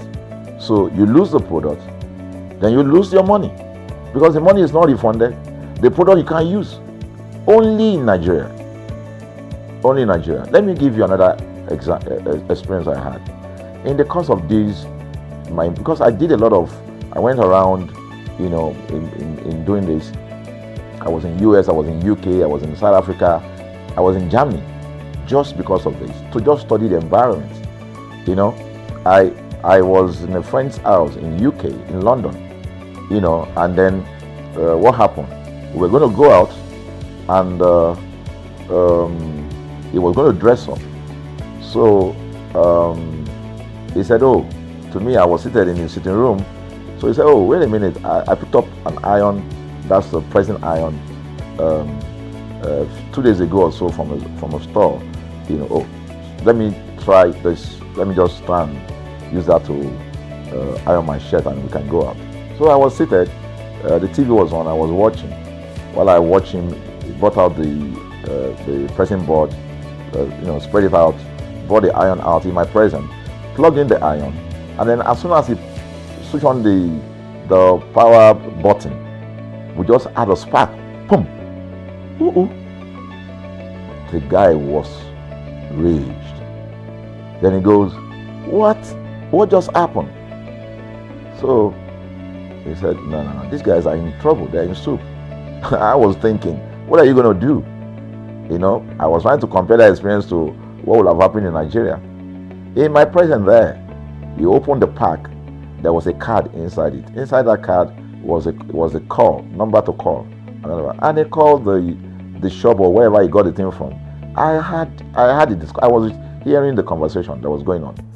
And all he said to them on the phone was, look, you know, by the time he even called, you know, clearly because they already, through the call, they could trace where he was calling from and who was calling. He said, yeah, I picked up this number, I picked up this iron yesterday, and guess what? I just plugged it to power, and then this thing just, you know, didn't work.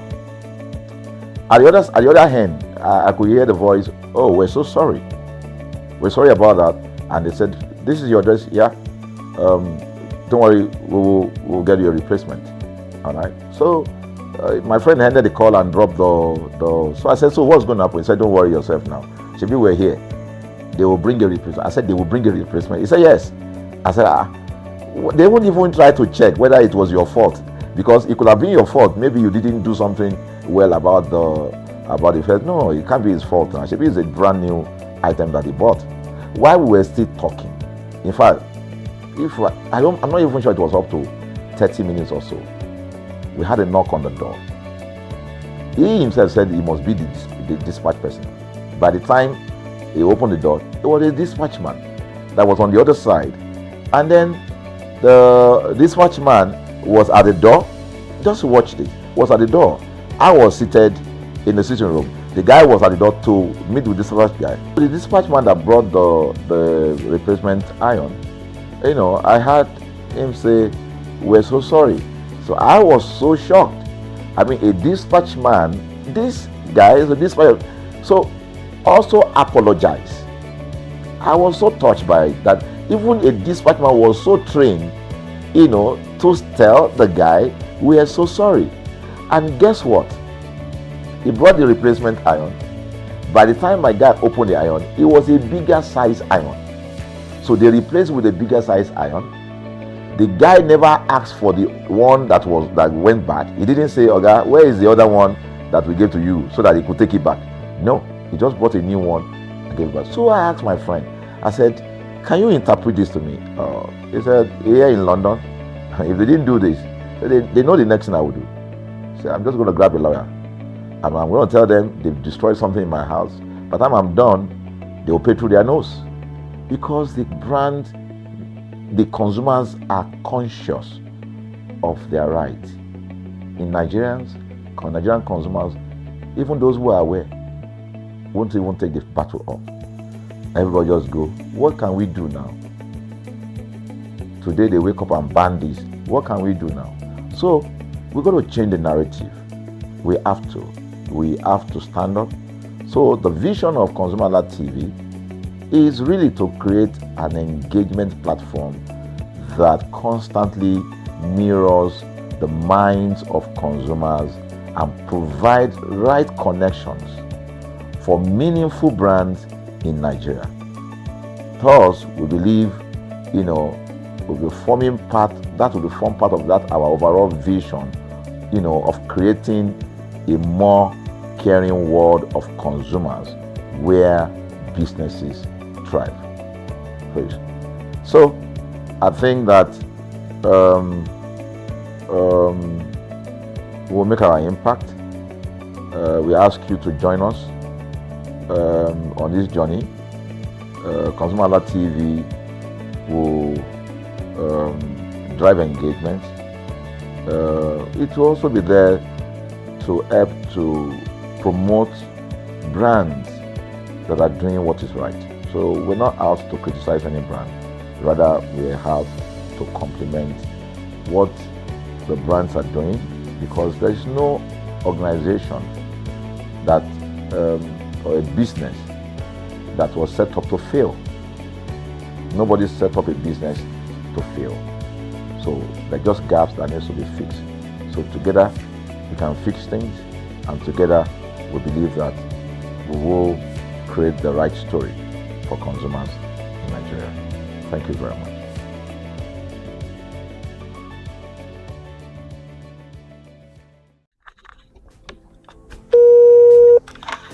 Hello consumers, you have the right to be heard, absolutely. So join us on the conversation, share your brand experience, where you tell us all your experiences about brand on the outer world via our YouTube channel every Wednesday from the hour of 4:20 to 5:20. You can watch us via our YouTube channel, ConsumerHalla TV, and subscription is free. Follow us on all our social media platforms, ConsumerHalla TV. Share your brand experience. It's about storytelling. It's about experiencing. Hello consumers, you're welcome to another exciting episode of Consumer Voice on ConsumerHallaTV. I am Matilda Omenai. As you already know, Consumer Voice is a show where we'll be visiting different places in Lagos to check out people's preferences, hear what the consumers have to say about different leading brands that they make use of. Hello, it's your boy here, Iremofe Kofoworola, and you know what? They call me the AWUF General Overseer. Every day is a blessing, and it is meant to be enjoyed maximally with AWUF packages that put a smile on our faces. And guess what? That is why this show AWUF is for you. You can get to know about trendy market slashes, promos, offers, and juicy deals that put a smile on your faces, and you can always enjoy them maximally. And you know one thing that is so interesting about this show? It is a blend of English and Pidgin. As I dey run you English, now I go dey marry am with Pidgin, make am spicy. So catch me every time on the show to enjoy more about trendy AWUF packages. Peace. Public service announcement. Hello consumers, I am Kikelomo Ajibola and welcome to the Scam Alert segment on ConsumerHalla TV. Scam Alert educates viewers about various scams affecting consumers. We learn tips on how to identify fraudulent activities and provide advice on protecting our personal information. We aim to raise awareness and empower viewers to avoid falling victim to scams. We cover various topics such as phishing, identity theft, fraudulent investment schemes, and many more. You want to catch up on how these scammers invade our lives? Join us every Tuesday by 12:30 p.m. for Scam Alert on our YouTube channel at ConsumerHalla TV. Subscription is absolutely free. And in case you're not following us across all our social media platforms, follow us on Instagram, Facebook, X, TikTok at ConsumerHalla TV. Don't say I didn't do anything for you this 2025. Bye. Welcome to In the Marketplace. We are taking you on a journey behind the scene of Nigeria's most vibrant market, from the sight and sound of the market to the stories of the people who makes it thrive. We will be sharing the untold stories that brings this market to life. Join us as we explore the history, challenges, and triumphs of the market vendors. We will dive into the daily lives of the people who call markets home and uncover the secret that makes this market special. You will get to see the passion, energy, and dedication that goes into making this market success. Tune in to the In the Marketplace on ConsumerHalla TV on Thursday by 11 a.m. to experience the sight and sound. Don't forget to follow us on all our social media and on ConsumerHalla TV. I am Elizabeth Abefe. Hello fellow consumers, are you looking for a program where we give analysis about brand and a program where we project the voice of the consumer? Join my team and I on Consumer Analytics and Resolution Box by calling on the program to get your issues resolved. And in case you are wondering where Consumer Analytics and Resolution Box will be showing, please join us on our YouTube channel at ConsumerHalla TV. Subscription is free by 2 p.m. to 4 o'clock p.m. every Mondays and Wednesdays. Consumer Analytics and Resolution Box will be airing and will be here to provide you any information on brands and also issues that you have pending for us to resolve. Also follow us across all our other social media platforms, Instagram, Facebook, X, TikTok at ConsumerHalla TV. And that is why at ConsumerHalla TV, you deserve to be heard. Hi everyone, I am Iri Ayomikunle Eke. Join me live on Perspective every Mondays to Friday from the hour of 9 to 10, where we have meaningful and engaging conversations about all the burning and pressing issues making the round. Issues related to our economy and consumers. It's conversing, it's relatable, it's beyond interview. We have expert analysts who gives updated analysis about all aspects of a conversation. Join the moving train by subscribing to our YouTube channel, ConsumerHalla TV, and do well to follow us on all our social media platforms, ConsumerHalla TV. Stay informed. Thank you. I am Matilda Omenai. As you already know, Market Today is the show where we visit different markets across Nigeria, Lagos, to check out the prices of different things, ranging from household items to foodstuffs to cosmetics, electronics, every other thing. In a world of hustle and bustle, entertainment keeps us alive, and that is why at ConsumerHalla TV, we ensure you enjoy all around 360-degree entertainment program.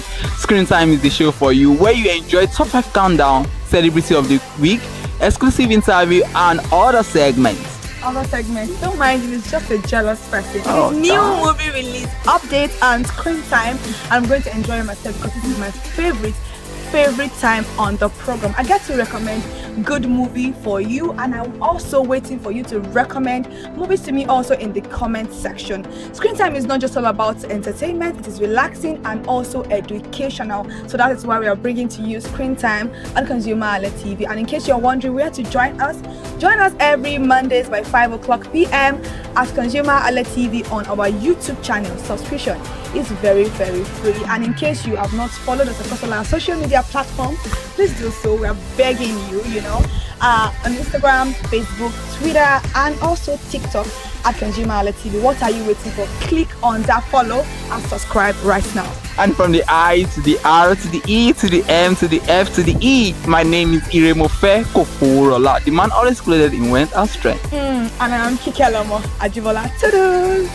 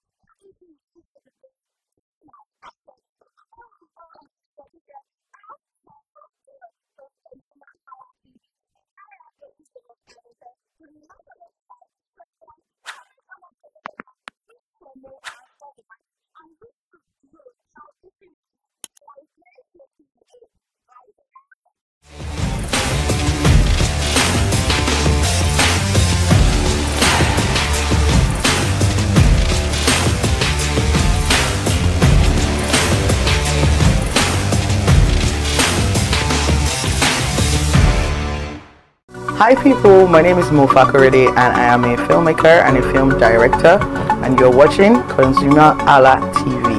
ConsumerHalla TV is everything consumer advocacy, consumer rights, everything that has to do with consumers. On this TV, you'll watch, you'll learn, you'll be educated, and you'll be entertained. Keep watching ConsumerHalla TV. My name is Olubukola Ozone, a photographer and a social media enthusiast. You're watching ConsumerHalla TV. It's a consumer advocacy TV. If you have a problem, anything, any consumer related problem, just holla at them, just like their name implies, and they're going to get it sorted for you. Keep watching, stay tuned. Thank you very much. Hi guys, my name is Joba Jalabi. I'm a marketing communications professional. I currently lead marketing at Flash Change, a fintech startup. Keep watching ConsumerHalla TV, a consumer advocacy channel. Hello, my name is Rotimi. I'm an actor and I am on ConsumerHalla TV. Now, ConsumerHalla TV is a consumer advocacy channel. So if you have any issues, consumer-related issues with brands and services, you can reach out to them and they will be sure to handle it or to cater to you. Thank you so much. Hi guys, my name is Advocacy. I'm a film poster designer and illustrator. This is ConsumerHalla TV. It's a consumer advocacy channel. We show content on consumers-based news, entertainment, and all of that. So I urge you guys to stay tuned to ConsumerHalla TV. My name is Anoluwapo Alao, a sales consultant for Star Times Nigeria. This is a ConsumerHalla TV, where they discuss anything consumer needs and get knowledge about anything about consumer. So keep watching. Hi, my name is Adebola Ogushino. I'm a filmmaker and you're watching ConsumerHalla TV. Any consumer related issues, they've got you. Hi, my name is Stephen Olorunshisi. I'm a strategy and sales professional, currently working with Obey, and you're watching ConsumerHalla TV. I mean, this is one of the channels that you don't want to but stay on. Consumer advocacy, brand promotion, everything consumer, what you need to learn for your business to grow. This is a channel where you learn, where you experience entertainment too, but it's good for businesses, for brands, and for an entrepreneur. If you want to know more about businesses, want to know more about brands, please stay watching. Alright, thank you so much, ConsumerHalla TV. Keep watching. Hello, good day. My name is Tunde Balogun. I'm the lead pastor at the Kingsborough Church in London. And you're watching ConsumerHalla TV, which is a new initiation into the TV industry in Nigeria, the first of its kind in Nigeria. And I know that it's going to bring value and quality into the service industry. ConsumerHalla TV is here to offer value to service industry and to give a voice to consumers, bring awareness to the brand industry, and also bring education to what it is to have quality for what you paid for. I know that through ConsumerHalla TV, you are going to be able to get what you have paid for quality-wise and also give a voice to you in wherever it is that you do. I am here to support and give a shout out to say that keep watching ConsumerHalla TV and we'll have a better quality for value in Nigeria and in the global space. Please continue to watch ConsumerHalla TV because it is here to make things work better for you. It is on this note that I would like to say a big congratulations to the chairman and CEO of ConsumerHalla TV, Pastor Tunde Olufowora, and all the staffs of this great organization. Thank you for what you do. You are making things happen for us, and I pray that God bless you. Thank you. Hello, my name is Toyin Balogun. I'm here to give a shout out to ConsumerHalla TV, #1 platform helping you to shop smart, spend wisely, and live better. Anytime you have any kind of issues with your shopping, or you want to know a very honest review, please contact ConsumerHalla TV, here to help you. And please join the community where we can all make life easy and better for all of us. Hey there, do you know in the world today, everyone is a consumer. And as consumers, we all have the right to be heard. In Nigeria today, As a consumer, you have all right to product information, right to fair pricing, right to return goods, right to product labeling, right to fair dealings, and a lot more. Well then, have you heard about the new media channel? ConsumerHalla TV. ConsumerHalla TV. ConsumerHalla TV. At ConsumerHalla TV, our goal is to inform and educate consumers in Nigeria with insightful news alongside development within the fast-paced world of consumers through well-researched, specialized, and analytical content. Our vision at ConsumerHalla TV is to create an engaging platform that provides right connections for meaningful brands in Nigeria, thus creating a more caring world for consumers where business thrives. And guess what? Our ConsumerHalla brand is the first consumer complaint resolution portal in Nigeria, powered by a 72-hour feedback mechanism. We offer consumer advocacy, informative talk shows, branding promotions, advertising, and lots more. Connect with us via our YouTube channel at ConsumerHalla TV. Follow us on our Facebook page, ConsumerHalla TV, our Instagram page, ConsumerHalla TV, and do well to subscribe to our YouTube channel. Subscription is free. ConsumerHalla TV. At ConsumerHalla TV, you deserve to be heard. At ConsumerHalla TV, you deserve to be heard.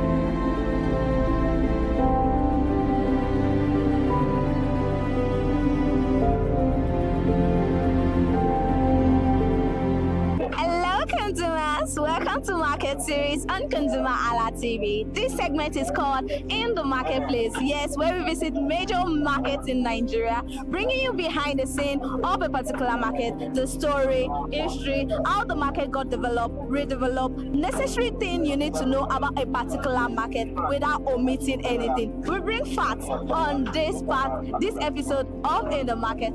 But today, I'm live here at Ijora Fish Market. Ijora Fish Market is a bustling hub nestled in the heart of Lagos with a history dated back. But then what made this market tick? Come with me, let's go explore from traders, leaders, the history about this market. What's so special, the challenges, the struggles of this particular market? You know what? Come, let's go find out.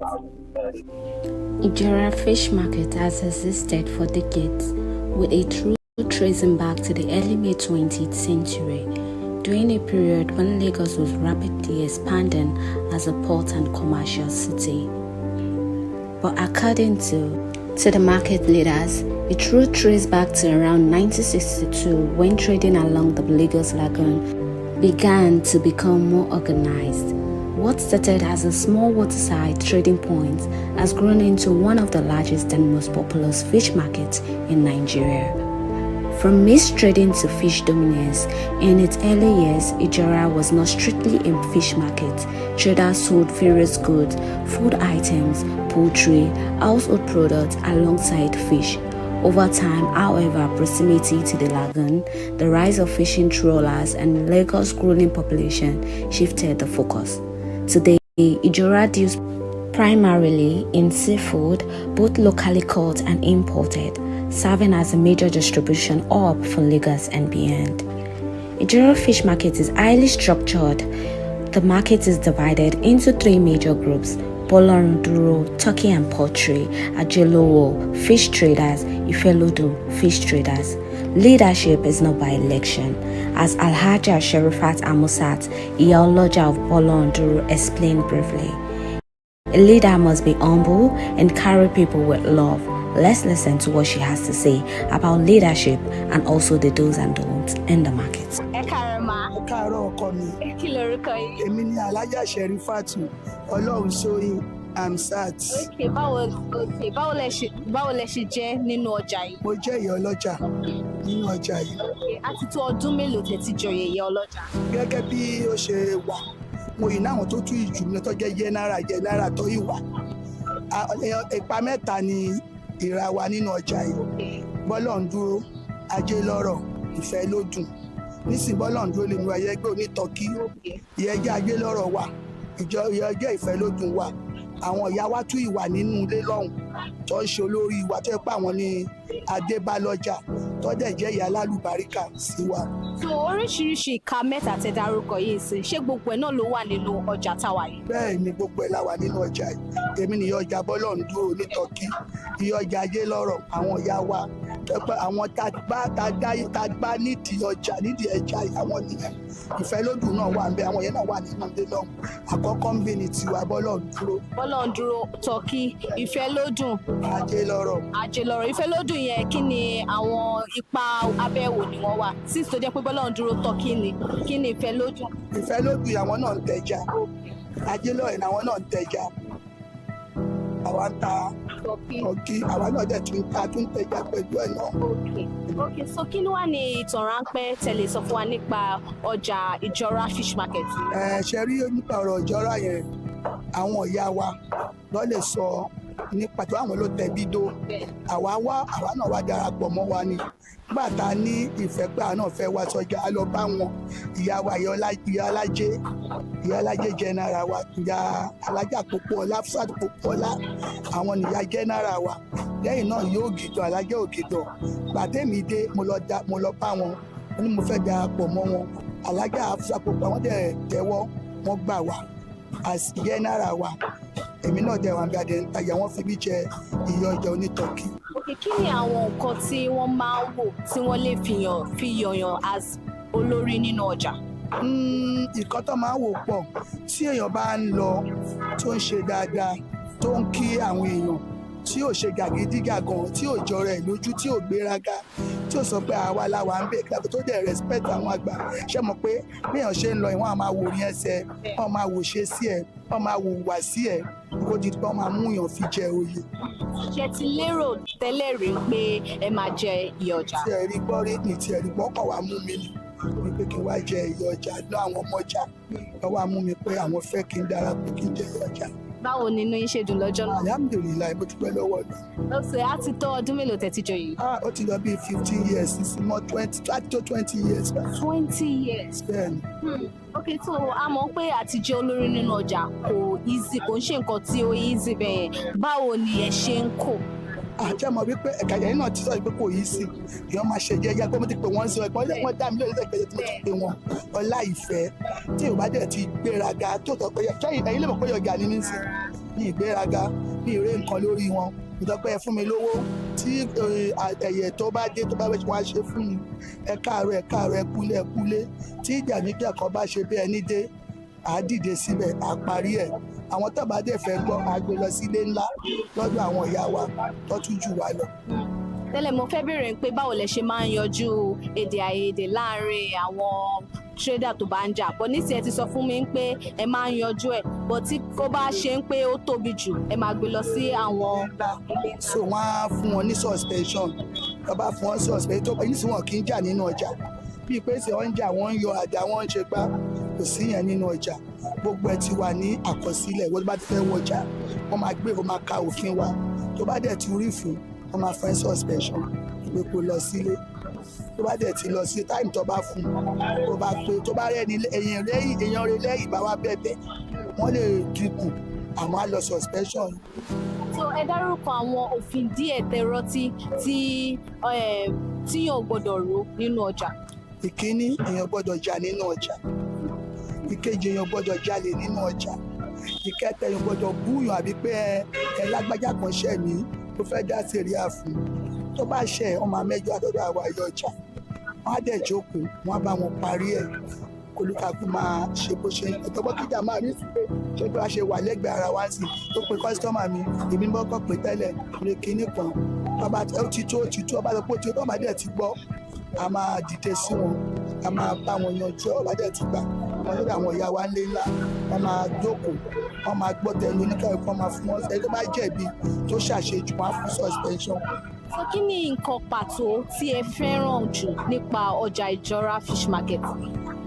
ọjà ìjọra fish market ló jẹ́ jẹ́ alálùbáríkà tí ò bá mú kọ́bọ̀ débi báyìí tó bá mọ̀ wọn ara ẹ̀ tó kọjá yìí ẹ tó jalè tí ò mú kọ̀mọ́kàn bá ní ẹ sáré fún mi lélẹ́yìí mo fẹ́ tà wọ́n á gbé fún ẹ wàá tà bí ọba ìbàjẹ́ màámi ẹ fún mi lélẹ́yìí mo fẹ́ tà wọ́n á tà gbaranda àtàkùn bá àdá máa káàkiri wọ́n á wà á gbà tó bá dẹ̀ ti tà á mówó wá fún wa padà àṣeṣe títọ́ náà máa fi di ẹni tiẹ̀.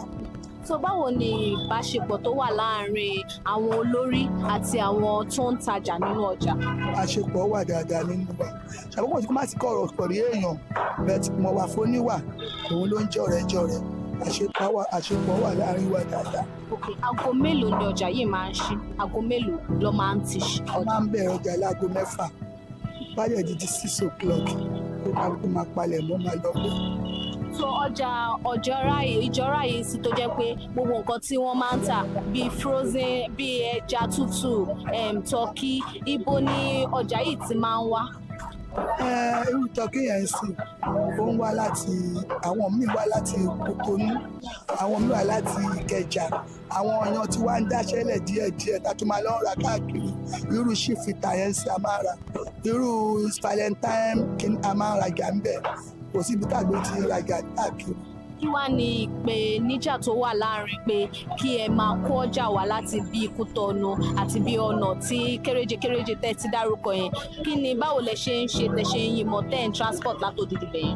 Charity Kútọ̀nù yẹn náà àbí sábà lọ torí ìgbàtọ́ fẹ́ pé àwọn fẹ́ kọ́ gbé tọ́kí ohun kíní wọlé but àwọn ṣì yẹn àwọn grosom àwọn valentine àwọn grosom kìíní àwọn agbègbè bíi Kòròdú àwọn tó ṣí kìíní wọ́n máa wá ń ta tọ́kì yẹn fún wa wọ́n ń ta àwọn ẹja náà fún wa a máa lọ ra àwọn irú ẹja sì wà ní Globe ó wà ní Wharf a máa lọ ra ń bẹ a máa ń kó wọlé a máa ń ta nǹkan wa bọ́tí wọn fẹ́ wa lọ́nà àbẹ̀ lọ sọ́nà mọ́. Okay, so kí wá ní ìpèníjà nínú kíyàn máa ta ọjà tútù tí ẹ̀ ń tà yìí kí ni ìpèníjà tó wà nínú ẹ̀? Kò sí ìpèníjà kan náà lọ́lọ́ títì wọ́n jẹ́ wípé ṣe mọ̀ pé àìsí ni irú èmi sì mi lè tọ́ ọba àìsí mi àti dàgbà a máa ń ná ọmọ lọ́dọ̀ tí wọ́n bá máa tà a máa bójútó.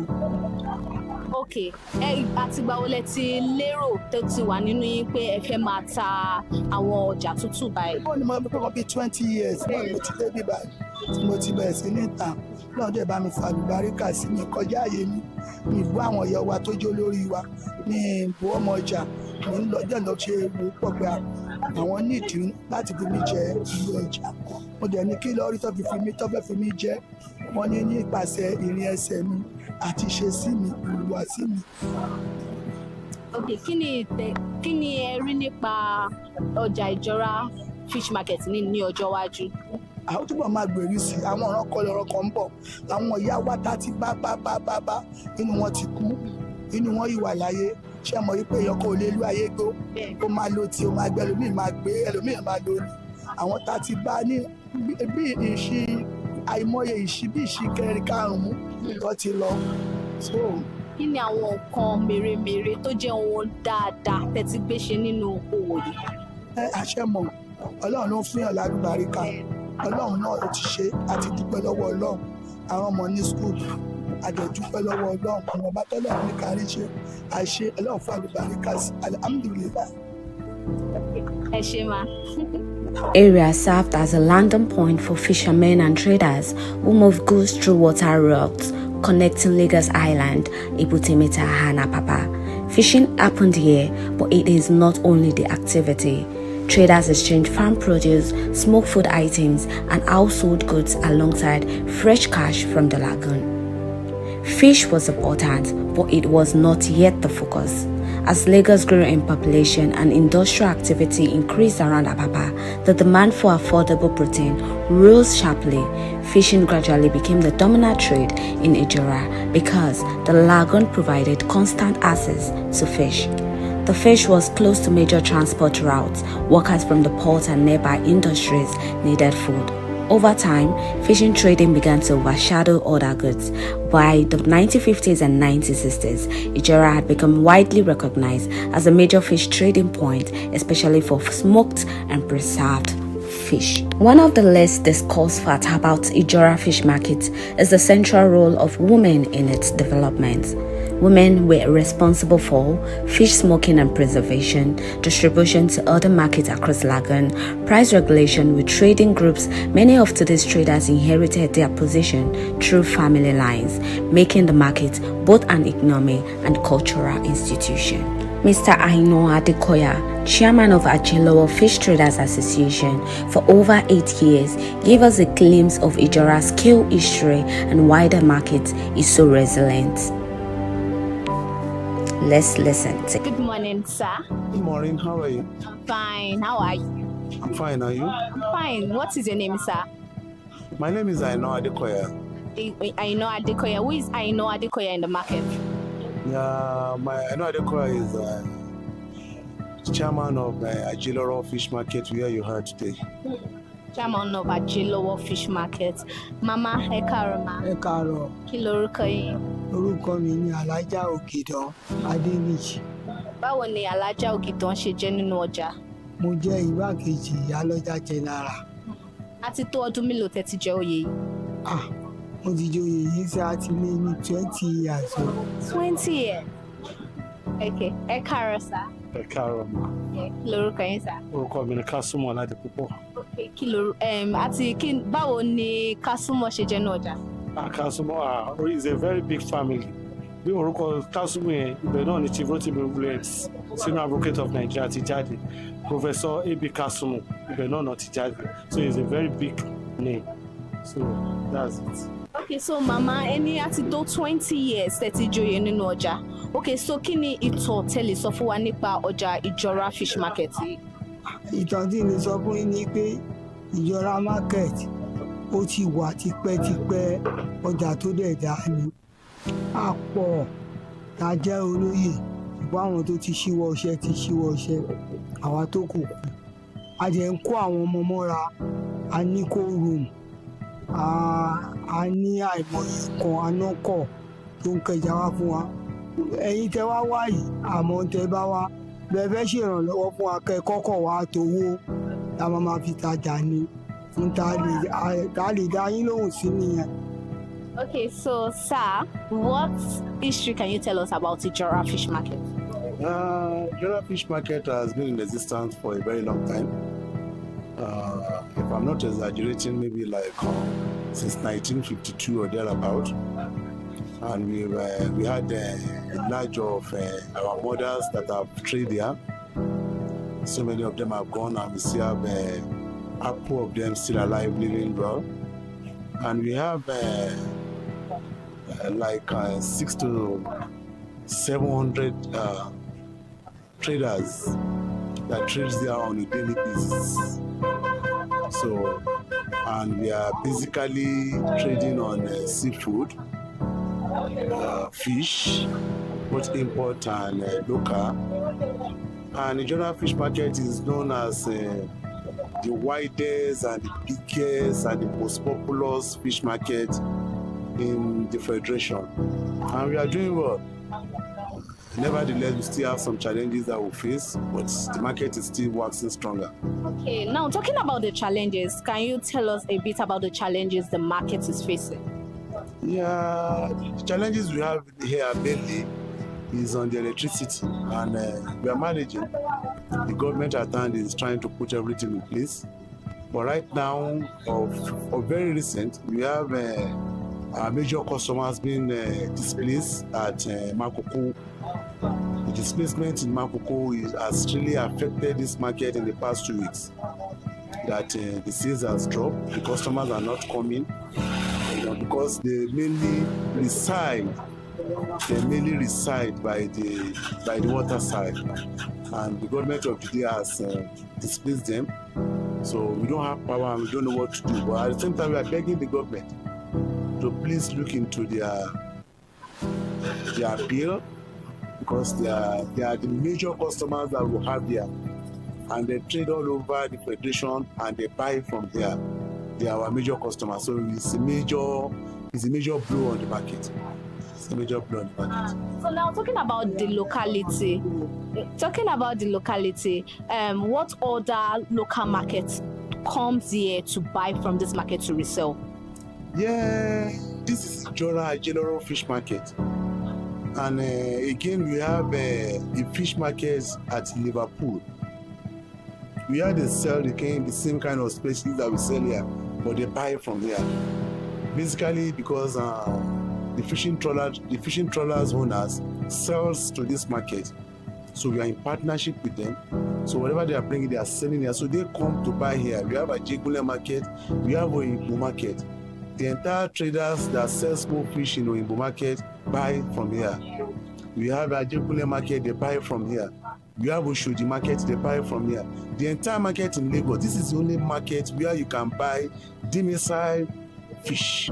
It is called demersal frozen fish. This is where you can get it.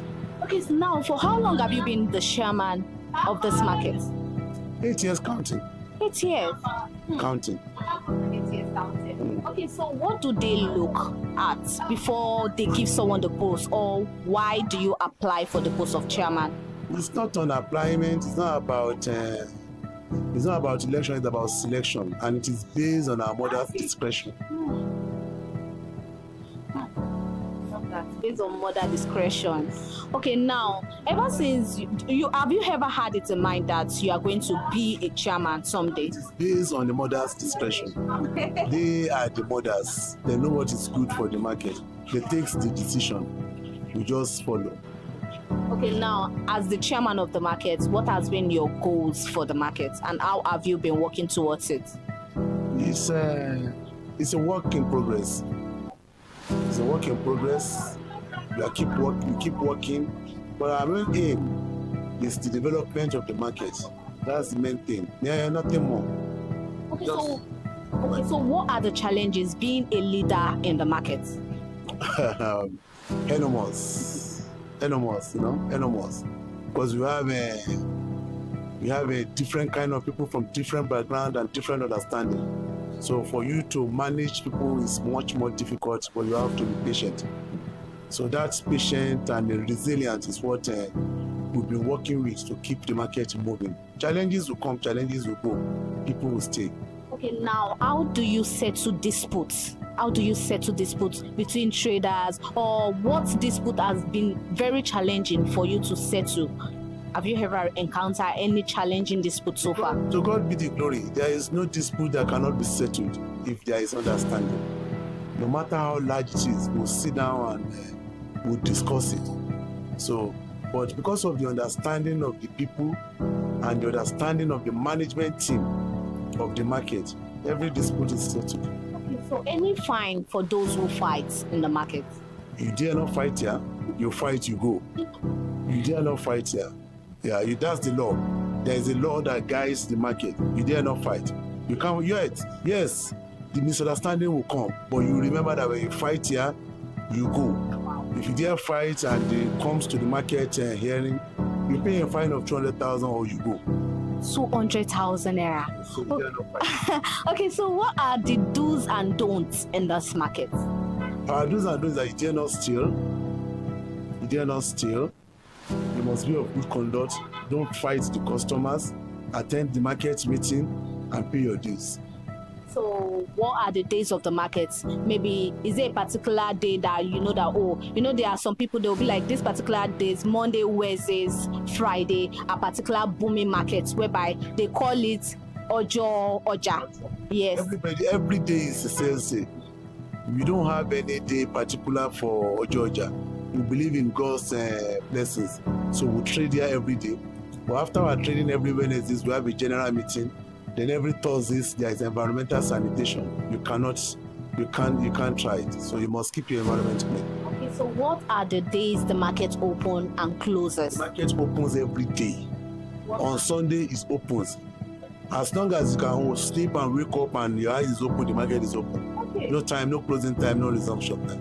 So what are the festivals that happen in the market? Because we've been to some particular market like Bariga market, Idumota market. They have some festivals that they do in the market. Some will say they have Odun Aje, and there are particular days they do this particular market, and the main reason why they do this festival. So does Ijora Fish Market also have a particular festival they do in the market?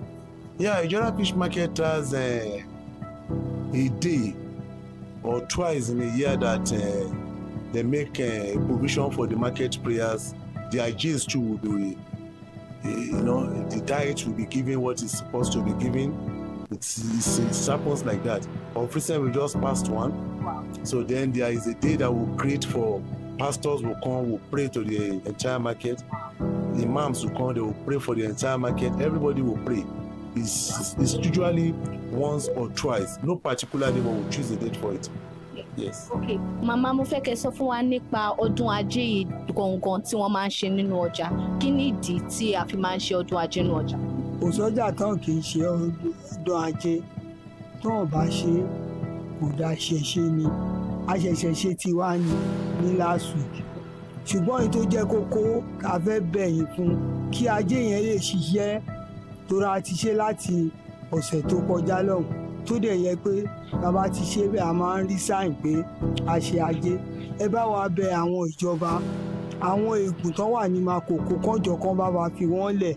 Àwọn náà ń rajà wa, a rí wọn, a dẹ̀ mọ̀ pa àrí wọn. Bẹ́ẹ̀ bá wọnú gbogbo kóòrùn ẹja kúnbẹ̀ tààtà kọ́jọ kan ṣàánú wọn, kọ́ wo tí wọ́n ṣe kọ́ gba tàwa náà rò. Ọ̀wọ́n là ń rí la ṣe ń jẹun, àwa làwọn náà rí náà ṣe ń jẹun. Kọ́ jẹ́ ká jẹ́ tá a ṣe kó ṣiṣẹ́. Ẹ jọ̀ọ́ ẹ bá bẹ̀jọba.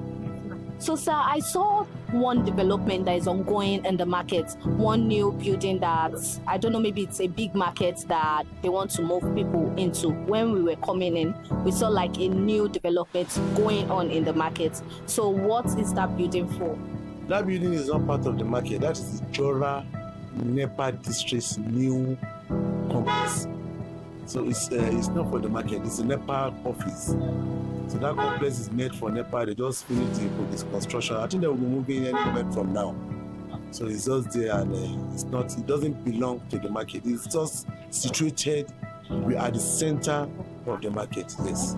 Okay, now you talked about no light and all of that, and we know anything seafood has to do with light. How have you then been coping? Well, to God be the glory, we've been able to manage ourselves. And with the understanding we have with the PCN, at least they've been managing, trying to give us 16, 17 hours light. Or better than what we used to have. If the government is doing it well, let us say it's doing it well. Better than what we used to have in the past years, where we have just 6 to 7 hours in a day. But now we're having 16, 17 hours. So we appreciate them. But if there is somehow, sometimes we will have some faults that will come. We just want to appeal to them again, so that when you have faults, let them, try to rectify it quickly. Then we want to beg for the change of new transformers. I know this is not going through your channel, but we are working on it. New transformers are required in the entire market. Okay, so what are the challenges you think are facing this market currently? The challenges that we are facing in this market right now is about the eguns at Makoko, at Iwaya. We want to plead to the government that they should leave them. They should please, for God's sake, they should not destroy their homes. Now they are homeless, they don't have where to sleep. They can't come to the market to sell market and to buy market from us. The situation now is affecting our market right now, even this Nigeria, and we don't want it to be like that answers. We are praying to this country. Please, I beg God. One word, what do you like about Ijora Fish Market? What I like everything. Ijora Fish Market has made me, and where you made is where you like. Am I right? So Okay, Grandma, kí ni nǹkan tí ẹ fẹ́ràn nípa ọjà Ìjọra market? Tí n fẹ́ràn. Tẹ fẹ́ràn tẹ̀lé sí. Ohun tí n fẹ́ràn ni pé tó o bá lówó lọ́wọ́ tó bá dé Ìjọra ọlọ́pàá wàá rówó mú lọ́lé torí kò wàá rà láta wàá ró ní tọ́kí wàá rí eréje kò sí tó lè mú lọ́lé kò sí ni àmọ́ má kókó ẹgbẹ́ kan wọlé ẹ bá wa bẹ̀ wọ́n kọ́ má wọlé wọn àtà o olè tó àìpé má kókó ọ̀hún wó bẹ̀ ní bọ́ ẹ ṣe dé yìí àní dá yín lóhùn ẹ máa bá wọn tó fẹ́ rajà èrò máa pọ̀ kò séèyàn mọ́ o ẹ jọ. Okay, so sir, what do you like about Ìjọra Ọlọ́pàá fish market? This Ìjọra is a very good market. If you do not have money, you come to Ìjọra Ọlọ́pàá. If your behavior is good, you will see people to give you money. So this Ìjọra is a very big market, and I have a lot of things to say about it. God even bless this Ìjọra, most especially in the whole Nigeria. This is the largest place we have in Nigeria that people comes, they can buy and sell. If you don't have money, you can easily move forward in this Ìjọra. So I'm still begging the government that they should leave people at Makoko. They should please, for God's sake, because one day everybody is going to die. So we don't want to die like a chicken or be homeless, you get. So the government should please, they should leave people from those people. When I went there about 2 days ago, when I see people there, the way they are living inside the boats, I was not happy. I was crying. In fact, I was not happy at all. Government should please, for God's sake, they should leave people from Makoko. They should please, for God's sake. So that's my word. Mama, kí ni ohun má lè gbàgbé tẹ́lẹ̀ gbàgbé tínú yín máa ń dùn tẹ́ bá rántí tó ti ṣẹlẹ̀ sí yín nínú ọjà? Mo ti lè gbàgbé pọ̀ o, mo rán wọn wè nù bí, mo kọ́lé, mo tún ra ilẹ̀, mo tún ra mọ́tò, mo tún rán ọmọ lọ sí àìmọye Canada, ìlú òyìnbó, mi lè gbàgbé láyé o. What's your most memorable thing about that has ever happened to you in the market? The love of God. And His mercies that endures forever. Despite its importance, despite being one of the major markets in Nigeria, Ìjọra fish market faced challenges over the years. The market has faced inadequate storage facility. Electricity remains a major challenge, though supply has improved from 6 to 7 hours to 16 to 17 hours daily. Traders still rely on generators and calls for new transformers to preserve seafood. For Ìjọra, power is not luxury, it is survival. According to Mr. Aino Dekoya, the rules that keep Ìjọra orderly: no fighting, no stealing, no harassment of customers, good conduct at all times, violence is heavily punished, fines can reach 200,000 naira, or offenders may be expelled. Traders also attend market meetings, pay dues, and participate in market prayer. Pastors and imams bless the market at least once a year, reinforcing both faith and unity.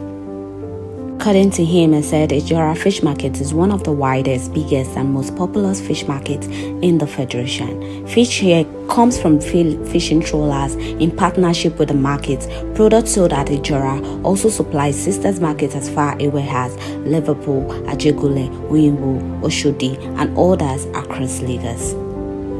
Alhaja Ogidon Adeneji, Vice Iyawoloja General, shares how the market celebrates seasonal festival, boosts sales and prays for prosperity, but then lament recently that the festival that they are all to have been seeing the results has also been beholden due to their largest customers who have been undergoing some demolition.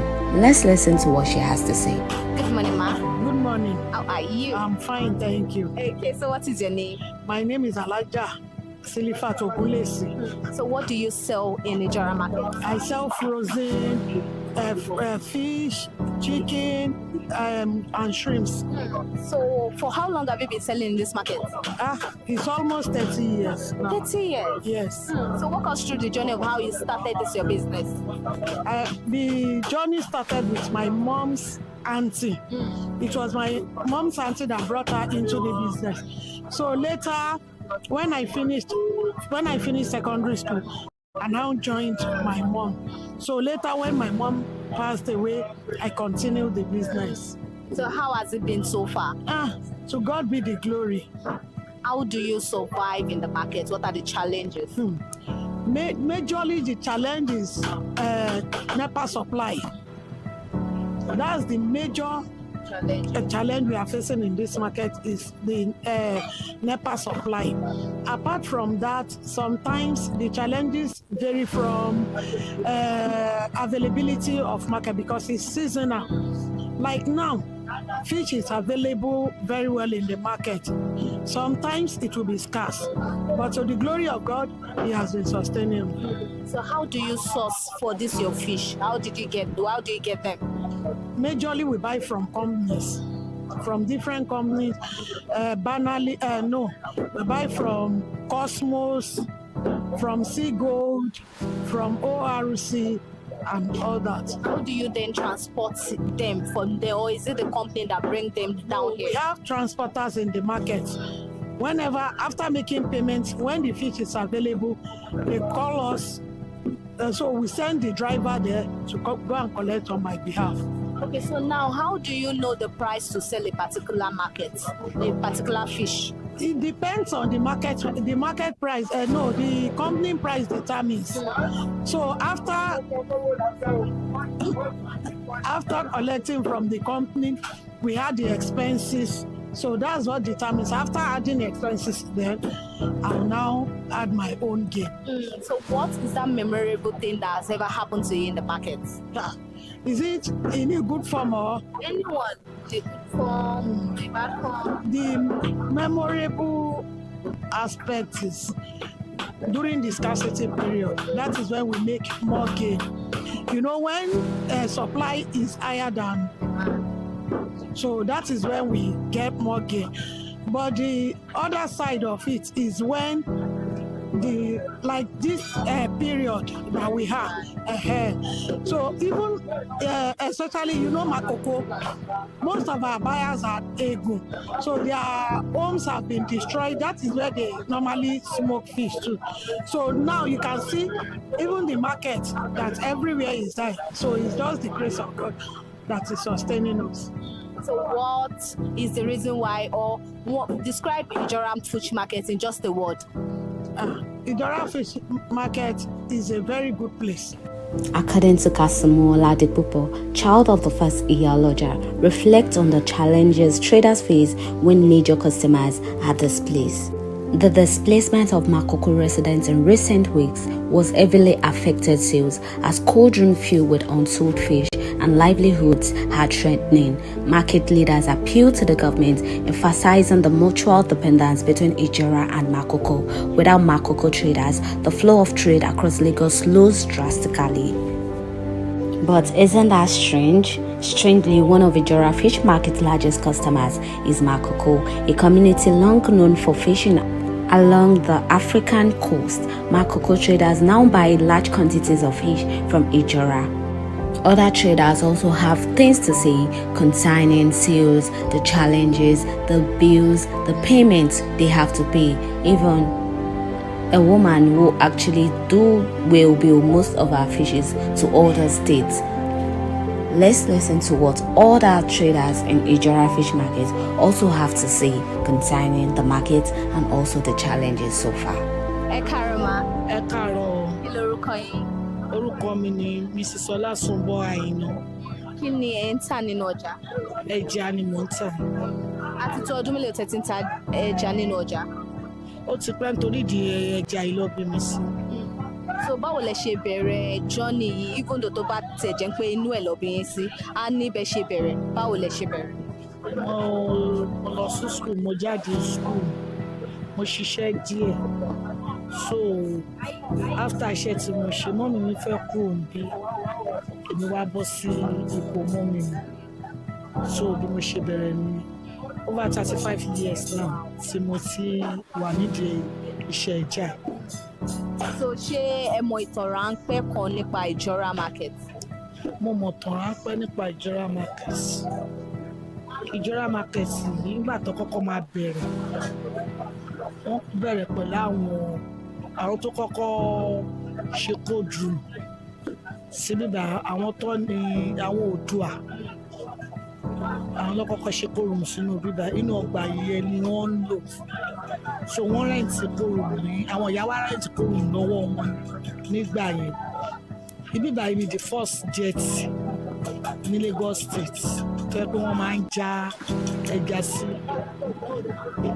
ọkọ̀ ẹja ó máa ń bà tí sọ́dọ̀ wọn bí báyìí so tí wọ́n máa ń ayé ìgbà yẹn kò tíì di ẹja ò tíì di oní báàgì inú pákó báyìí ni wọ́n máa ń gbé ẹja sí ní ọdún náà nígbà yẹn so at times goes on gbogbo kan yí padà a dúpẹ́ fọlọ́. So kí ni àwọn ìpèníjà tí ẹ̀ ń dojúkọ nínú ọjà? Ìpèníjà tá à ń dojúkọ nínú ọjà yóò pọ̀. Èkíní àwọn NEPA ni first problem wa ní ibi kò ní bá wa gbọ́ pé wọ́n múná lọ a máa san owó a máa san interest owó wọn padà so kí gọ́ọ̀mẹ̀ntì bá wa rí sọ̀rọ̀ àwọn NEPA yìí owó tó dẹ̀ fún gbà lọ́wọ́ wa ó ti pọ̀ jù àwa náà dẹ̀ là ń jìyà iná jù kán jọ abẹ̀ wọn ni kán bá wa jẹ́ kí ọ̀rọ̀ NEPA kó stable ní àgàgà wọ́n dẹ̀ mọ̀ pé frozen food òun là ń tà pé iná gangan ni a need kán jọ abẹ̀ wọn ni o abẹ̀ wọn ni kán bá wa wá nǹkan ṣe sí ọ̀rọ̀ náà nínú ìjọra ọlọ́pàá yìí abẹ̀ wọn. Kí ni ìpèníjà mìíràn ṣé yẹn nìkan ni ìpèníjà tẹ́ ẹ̀ ń dojúkọ nínú ọjà? Ìpèníjà mìíràn tá a tún dojúkọ nínú ọjà wa tí wọ́n jù ẹja abẹ́yàn mú $1 million dání ó dàbí pépà ní tẹlifíṣàn ẹja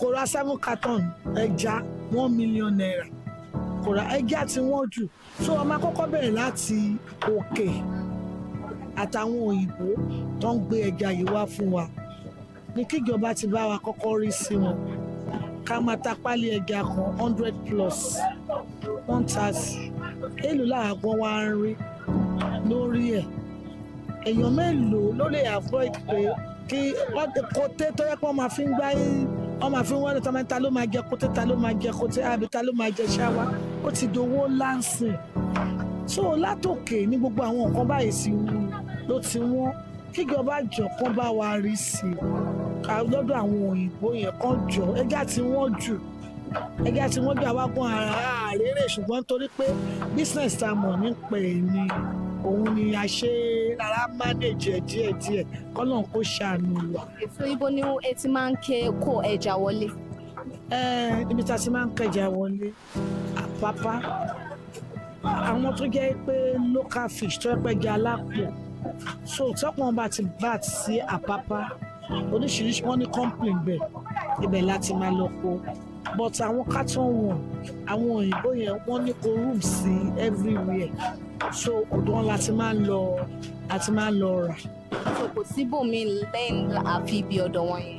Kò síbòmí rárá ọ̀dọ̀ àwọn òyìnbó yẹn láti rẹ̀. So wọn ò wá sọ èdè tí ẹja fi máa ń wọ́n?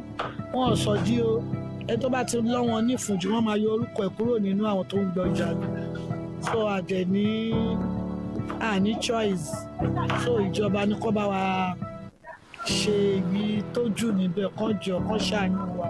So nípa ti NEPA tẹ̀sán yẹn ẹni gbà mí ẹja máa ń bàjẹ́ báwo lẹ ṣe wá ń yí mọ́tẹ́ṣìṣì wà nínú òkú?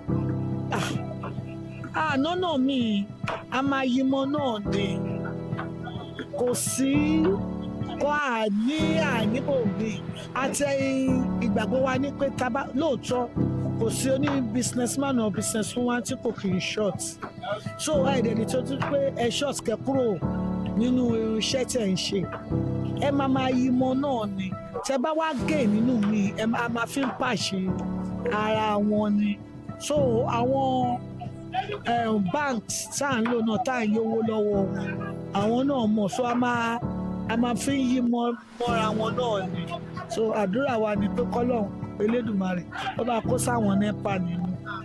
Kí ni wọ́n má lè gbàgbé tó ti ṣẹlẹ̀ sí nínú ọjà? Ṣé sèmi àbí sọ́jà yìí ẹ̀ tẹ́ ẹ? Ó lè jẹ́ méjèèjì. Ayọ̀ ni mo rí nínú ọjà yìí so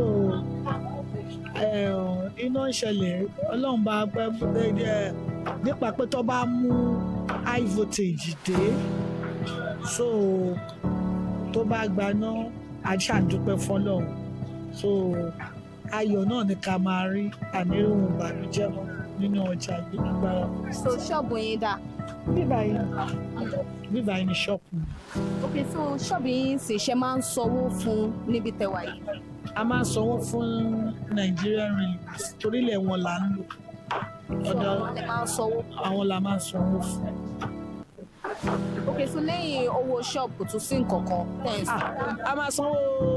A máa sanwó lọ́mọ, a máa sanwó local government, a máa sanwó. Nílò pẹ̀lú gbogbo bí ọjà. Ó ti di dandan lọ́mọ máa dalẹ̀ ní ìjọba kò sọ́fẹ̀ẹ́ lé ìjọba, a máa sanwó lọ́mọ, a máa sanwó lọ́ so kò sọ́fẹ̀ẹ́ ilẹ̀ lágbà lọ́wọ́ ẹ̀rọ inú wẹ̀ ìjọba lórí gbogbo nǹkan tá à ń lò títí dandan ká sanwó tá a bá sanwó fún ìjọba wa náà lè béèrè ẹ̀tọ́ wa lọ́wọ́ ìjọba kí ìjọba ṣe fún wa gẹ́gẹ́ bí ọlọ́jà so àwa máa sanwó fún wọn àwọn náà máa ṣe ẹ̀tọ́ wa náà fún wa a dúpẹ́ lọ́wọ́ náà. Kí ni ìdí tí ẹ fi fẹ́ràn ọjà ìjọra yìí? Èyí tí mo fi fẹ́ràn ọjà ìjọra mo ń tà mo ń rà ibẹ̀ ni mo ti ń jẹ ibẹ̀ mo ti mú ibẹ̀ ni mo ti rán àwọn ọmọ ní school so mi ní option ó ti di dandan.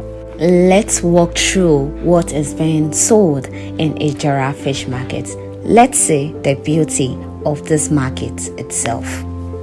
What many people don't realize is that Ijora Fish Market functions as an distribution hub. Fish from Ijora travels far beyond its immediate surroundings, reaching markets across the mainland and even neighboring states. It is not just a local market, it is part of Lagos' food supply chain. Ijora Fish Market has fed Lagos for decades, shaped lives, built fortunes, and surviving floods, power cuts, and shifting tides. But some of its most loyal customers no longer fish for themselves.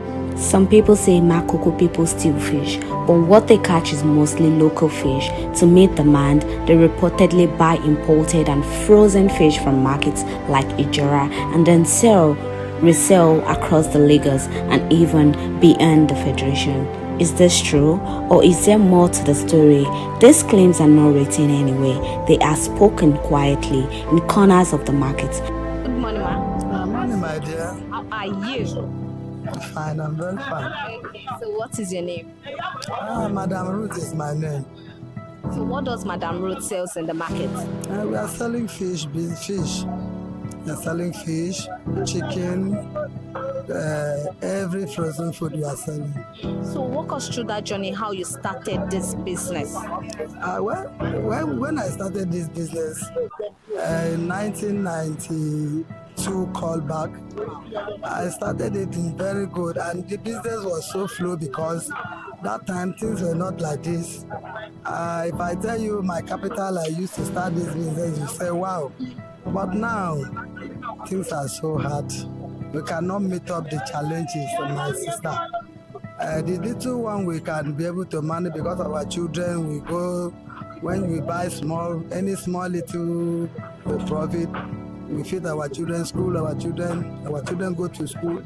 In fact, my sister, no capital for us to sell again because the market we buy then 2,000 naira. Now we buy 150, 170,000 per one. It depends on how the market is. So it's true cost for us to even see capital now to move the business. My dear, is very tough for us. Okay, now you talked about the capital you use in starting the business. Then, can you remember the capital then? My darling, the capital then, if you have 10,000, you move very well. So what can 10,000 naira buy now? 10,000 cannot even buy anything in the market. Talk less of buy half carton of our chicken, or even 1/4 fish that we sell now. You cannot buy anything. So how then do you survive? How do you survive with everything being like this? My darling, we still beg God, we cry. You can see today now, all of us sitting down since morning. I cannot say 1 naira. Because of what? The challenge we face, my sister, is too much. If I begin to break it down one by one, you will not live here. Give us few. Number one challenge we have, even as here that we are sitting down, since I don't understand why everywhere is being break the houses, some area, especially this our business. The people that they break their houses, they are 100 people, they are 100% people that buy in our market. Since last 3 weeks now, we don't even see them again because they break where they are living. They are not living because this our business is fish business. Some of them will buy, they will go and dry and they will sell into small market like that. So where they are living, where they are selling, where they are dry and then sell, and where they break their house, scatter everywhere. No way for them to come. Many of them go back to their village, so their town. So we feel challenges very well this very January. Okay, so now what keeps you moving? What still keeps you in check in business? What keeps you moving? Well, I even cry. Now God will keep me moving because even when you go to even NEPA is another challenging we face in this market. NEPA don't give us joy at all. Even though they tell us we want to do this, want to pay so amount, give us lights. If they give us light, we can be able to use the lights because our market is lights. Without light, we are nothing. So that challenge is even too much for us. That light is very, very important also. So what's the memorable thing that's ever happened to you in this business or in the market? You said? What is that memorable thing that has ever happened to you or happened to you in this market? Well, if I remember callback, especially this NEPA issue, we didn't face this NEPA issue before.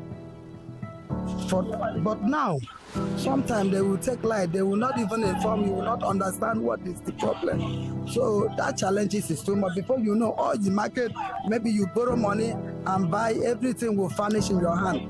You remain square one, you now start afresh. In fact, the challenges is too much. In one word, describe Ijora market. What does Ijora, why do you like Ijora market? Well, since I start the business, I cannot move here and there. It's like my mama tell me a parable that if you want to sell this, face that thing, let that thing understand you, then you understand that thing. Since I start the fish business, I learn and I understand. I cannot go here and there. I still stand and say, for this fish business, I will make it. We have fish, we have tilapia, we have oboku, we have different kinds of fish. If you want to buy fish, come to Ijora Olokpa to come and buy your frozen and seafood. God bless you.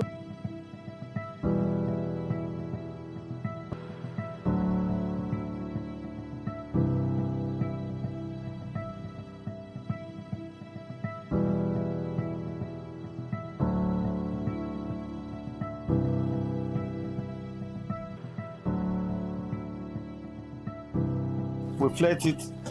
When we flirt it, we can flirt it to Abuja. Some people come from Kano, Abuja. So anybody that wants to buy kuta, they should come to Ijora Olokpa. So we normally flirt it like this. You can see. We start from the extreme end. So we flirt it like this. You see. It's very easy. So this parakuta, anybody that wants to buy it, you can see the way we are flirting it here. So it's very easy and it's one of the best fish. This parakuta, anybody that wants to buy it, come to Ijora Olokpa. Good morning, sir. Good morning. How are you? I'm fine. Okay, so what is your name? My name is Shola Ahmed. So what do you... People know me to be Afame Samaga in the market. So what do you sell apart from fish? I sell chicken.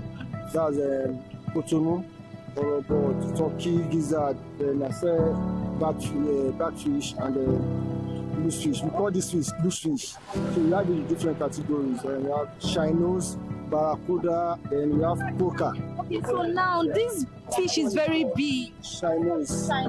So we sell it per kg. So any size you want, we have it here. We have the smaller size, we have the medium and the bigger ones. So we have it. We have this one too in bag too. Then we have the one of the other products like coca. We have it in big size like this, and we have it in bags too. So different price. People buy this per kg. We buy this. We sell it per kg. So what are the challenges selling this particular big fish? There's no much challenges like that, except the issue I have is light. Light, that's in NEPA, that's the only issue I have here. If there is light, we are safe with this fish. Okay, so what's the name of the fish inside water? So we call it Owere, red pack, Owere. So we have the can ones, we have the imported one, we have the local ones, we have the imported. This one is imported. So apart from light is just the major issue. Major issue, yeah. That's our major. So like this one now, where is that one? One on that table is croaker. So we call it fresh croakers. We have the sap one, we have the big ones too. So everything is packaging. No, this one we sell it in a bag. This one, the bag of cheese, it's because of the price. When you come here, you give it a better price. But we have the bigger one, we sell it packaging too. But we have other products. We have egg, we have Titus, we have Osmark, that's Kote, then we have tilapia. So the major challenges we have on all this is light. So that's it. Thank you very much, sir. But today, one question refused to go her way. Why is Makoko, a community known for fishing, now one of the biggest buyers of fish in Nigeria? Do they still fish? If they do, why buy imported fish from other markets? And what really happened to the water that once defined their livelihood? Some say the answers are simple, others say the truth is far deeper. Watch closely, because in the marketplace, stories don't always end where they begin. And in the Makoko edition, so many questions lingering unresolved and answers that only the Makoko edition can reveal. Watch closely and stay curious, because in the marketplace, the truth is always deeper than it seems. This is In the Marketplace, and this is ConsumerHalla TV. I am Elizabeth Abefe.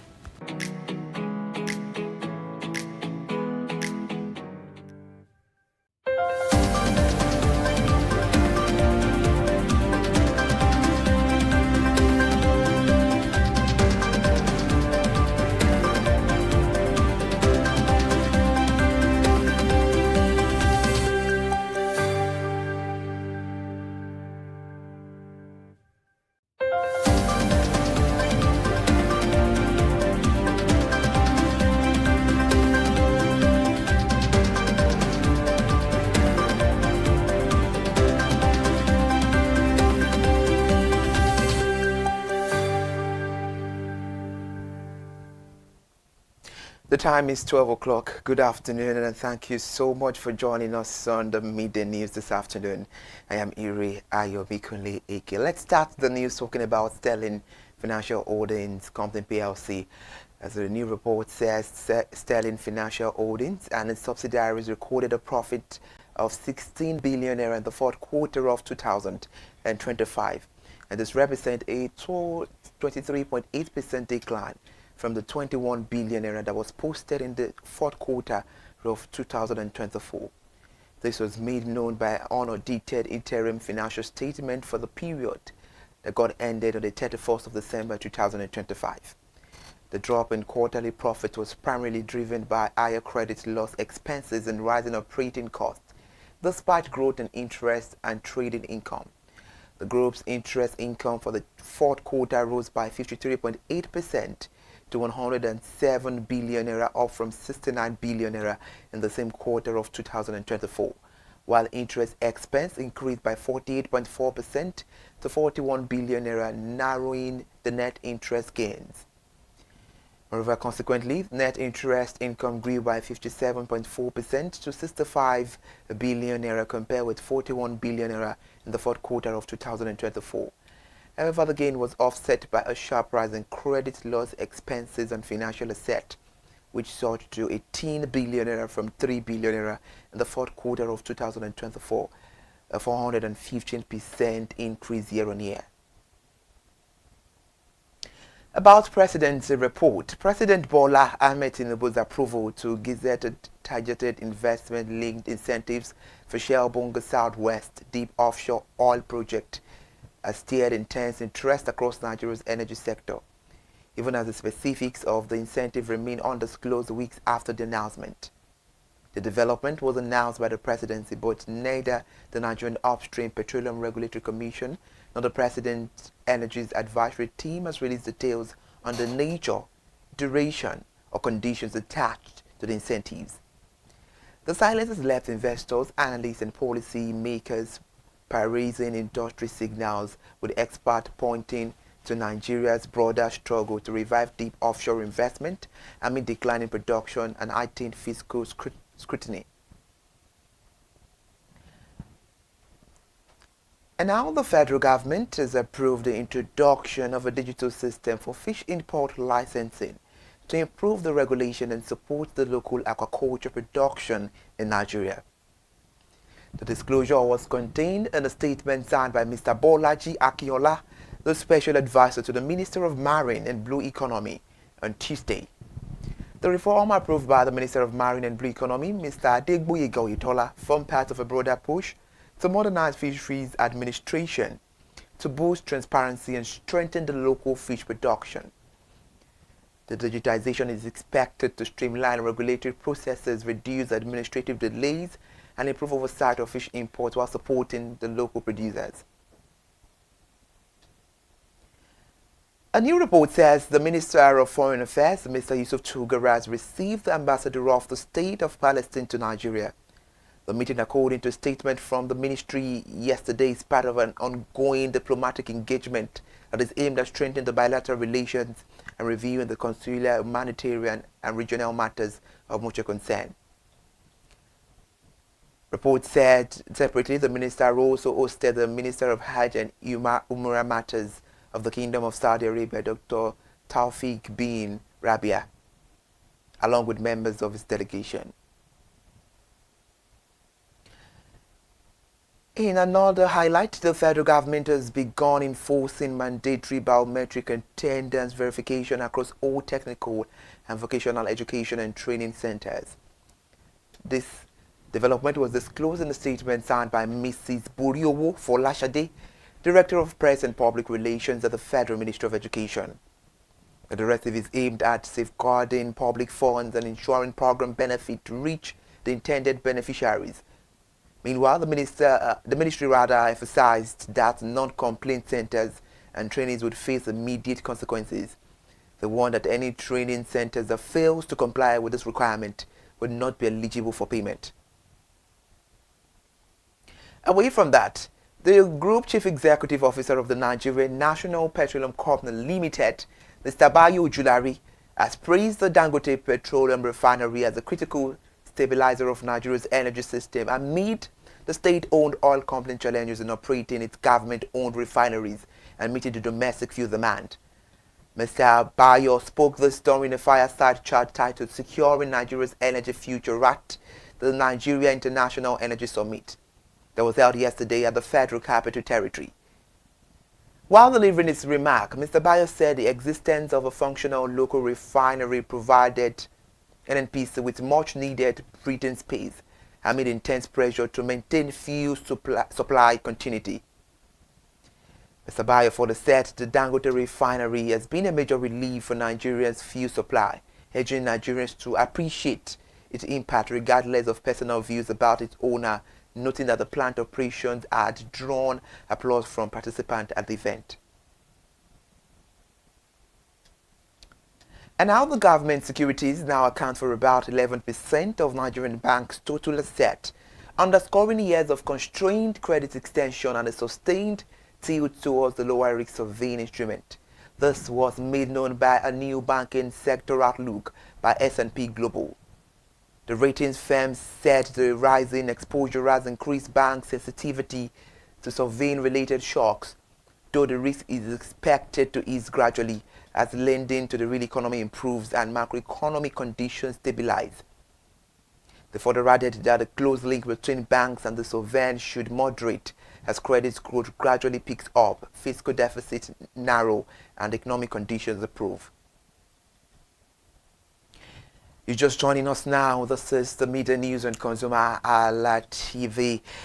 RegTech Limited, a Nigerian financial technology startup backed by billionaire investor Mr. Tony Elumelu, is considering raising up to $100 million in fresh capital over the next 2 years. This development is to accelerate its expansion across Africa. Meanwhile, the Lagos-based company, which provides payment services and agency banking solutions, plan to expand operations into 29 African countries in the first half of the year.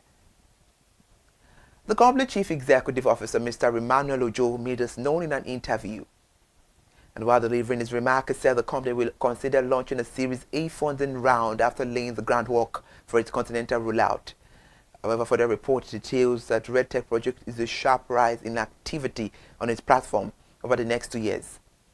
The annual transaction volumes are expected to grow to about 100 billion transactions, up from 25 billion recorded last year. And over the same period, the total value of transaction processed is projected to rise to 100 trillion naira from the 30 trillion naira in 2025. And this highlights the company's ambition to become a major payment backbone in multiple African markets. And now let's move to the Federal Capital Territory. We're in Abuja, where the completion of the 624 megawatt Abuja feed-in scheme, designed to significantly boost electricity supply to the Federal Capital Territory, is being delayed by persistent right-of-way challenges. This development was made known by the TCN. However, the donor-funded project, which is about 91% completed, is expected to ease power shortages in Abuja and surrounding areas once fully delivered.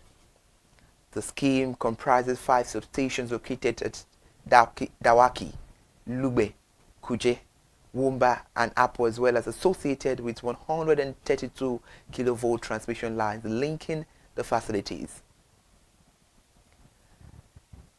Still talking more on this news, speaking after an inspection of the project last Thursday, the TCN Executive Director, Transmission Service Provider Engineer Oluwagbenga Jiboye, said the major setbacks were occurring along transmission line route, particularly around the Wumba axis, and called for urgent government intervention. Away from electricity, Nigeria's energy sector has staged an industrial comeback, with active oil rigs skyrocketing from just 8 in 2021 to 69 by late 2025. While speaking at the 9th Nigeria International Energy Summit on Tuesday, President Bola Ahmed Tinubu declared an end to prolonged underinvestment, citing $8 billion in fresh investment as proof that the nation's radical policy overall is paying off. The president, however, was represented by the Vice President, Kashim Shettima, and the president credited transparency measures and fiscal incentives under the Petroleum Industry Act for providing regulatory certainty long sought by international oil companies. The official statement says we inherited a sector rich in potential but constrained by inefficiencies. Through fully digital and competitive licensing rounds, the Vice President further said we are unlocking opportunities and rebuilding trust with the global investment community. Further said, while crude oil remains Nigeria's immediate economic driver, natural gas was highlighted as the cornerstone of future growth. And it made it known that the average daily gas production has reached 7.6 billion standard cubic feet, with domestic supply surpassing 2 billion standard cubic feet for the first time. And they say this is a milestone for powering the local industry. It's a wrap on the news this afternoon. I am Ire Ayomikunle Eke. Before we go, please follow us on all our social media platforms: Facebook, Instagram, TikTok, and X. And do subscribe to our YouTube channel for latest update. Till 2 for the latest news. Thank you so much. Good afternoon.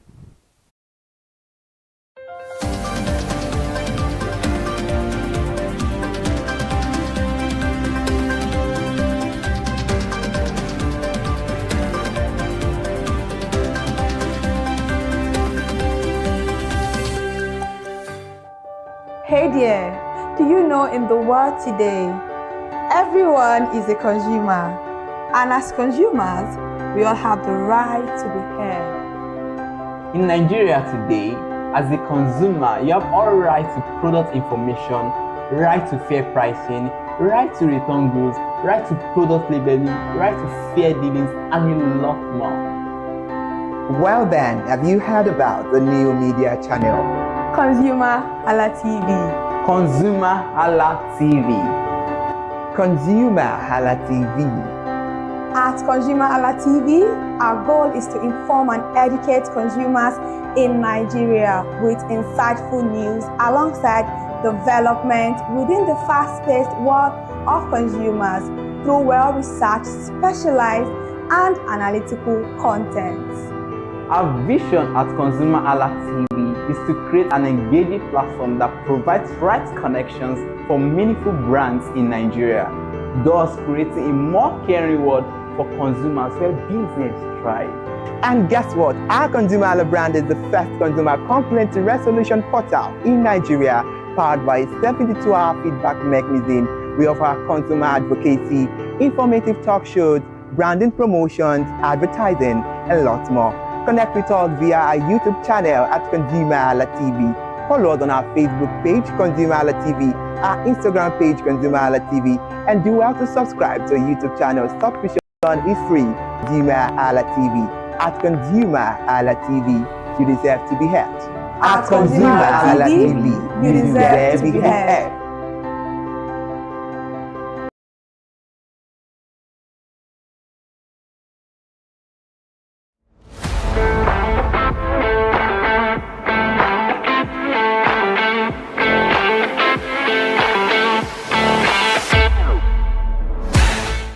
Hello and thank you for joining us on another edition of AWOOF, your #1 show on ConsumerHalla TV, where you get to know about promos, market slashes, and discounts you can maximally enjoy. I am Iremofe Koforola, and on this show it is a blend of both English and Pidgin. Yes, you heard me right. In case this is your first time of joining us on the show, and you can always be assured that we have a lot of deals for you, or if Naya a lot of deals. So if Naya is on the show with me, and it has been super amazing being on the show with me, because now we can talk about so many things, because I know you used to be shy to be to be in front of the camera, but now I've cast you, don't worry. So like I said, it's a blend of English and Pidgin. So maybe we yarn small Pidgin before we go, because we get plenty deals we want to talk about today, and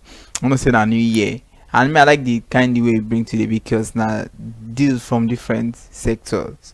You understand? And I did happy because all these deals today, it gets specific where we say talk about, say, if you do this one, now this thing where you go get. You know, say last week we talk about ways where we say people know if it get scammed.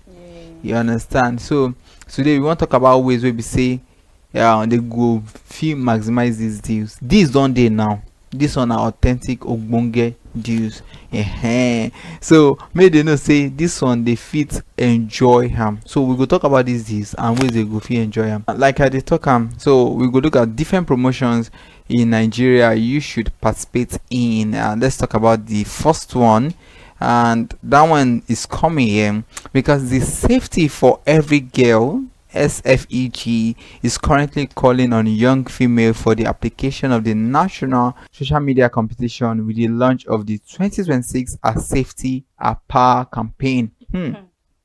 This one is interesting because I know say now for girls, now for women, you understand, because even from the campaign where they want launch a safety power, maybe we talk more about that one, because you know say in different parts of the world, don't be say not just Nigeria, people they exposed, especially female child, they exposed to a lot of danger, and some people don't face different danger. We say they don't even tell person.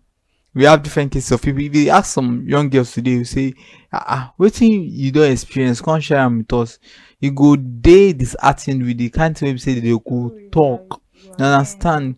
So this one my day happy to say the safety for every girl. Like I like this thing. Safety for every girl. That means no girl they exempted. Now every girl they believe opportunity for all females to come out so that you guys' voices can be heard. Because a lot of things are going on secretly behind without we knowing. So this AWOOF Day is so good, and it's a huge opportunity for we females to come out and talk.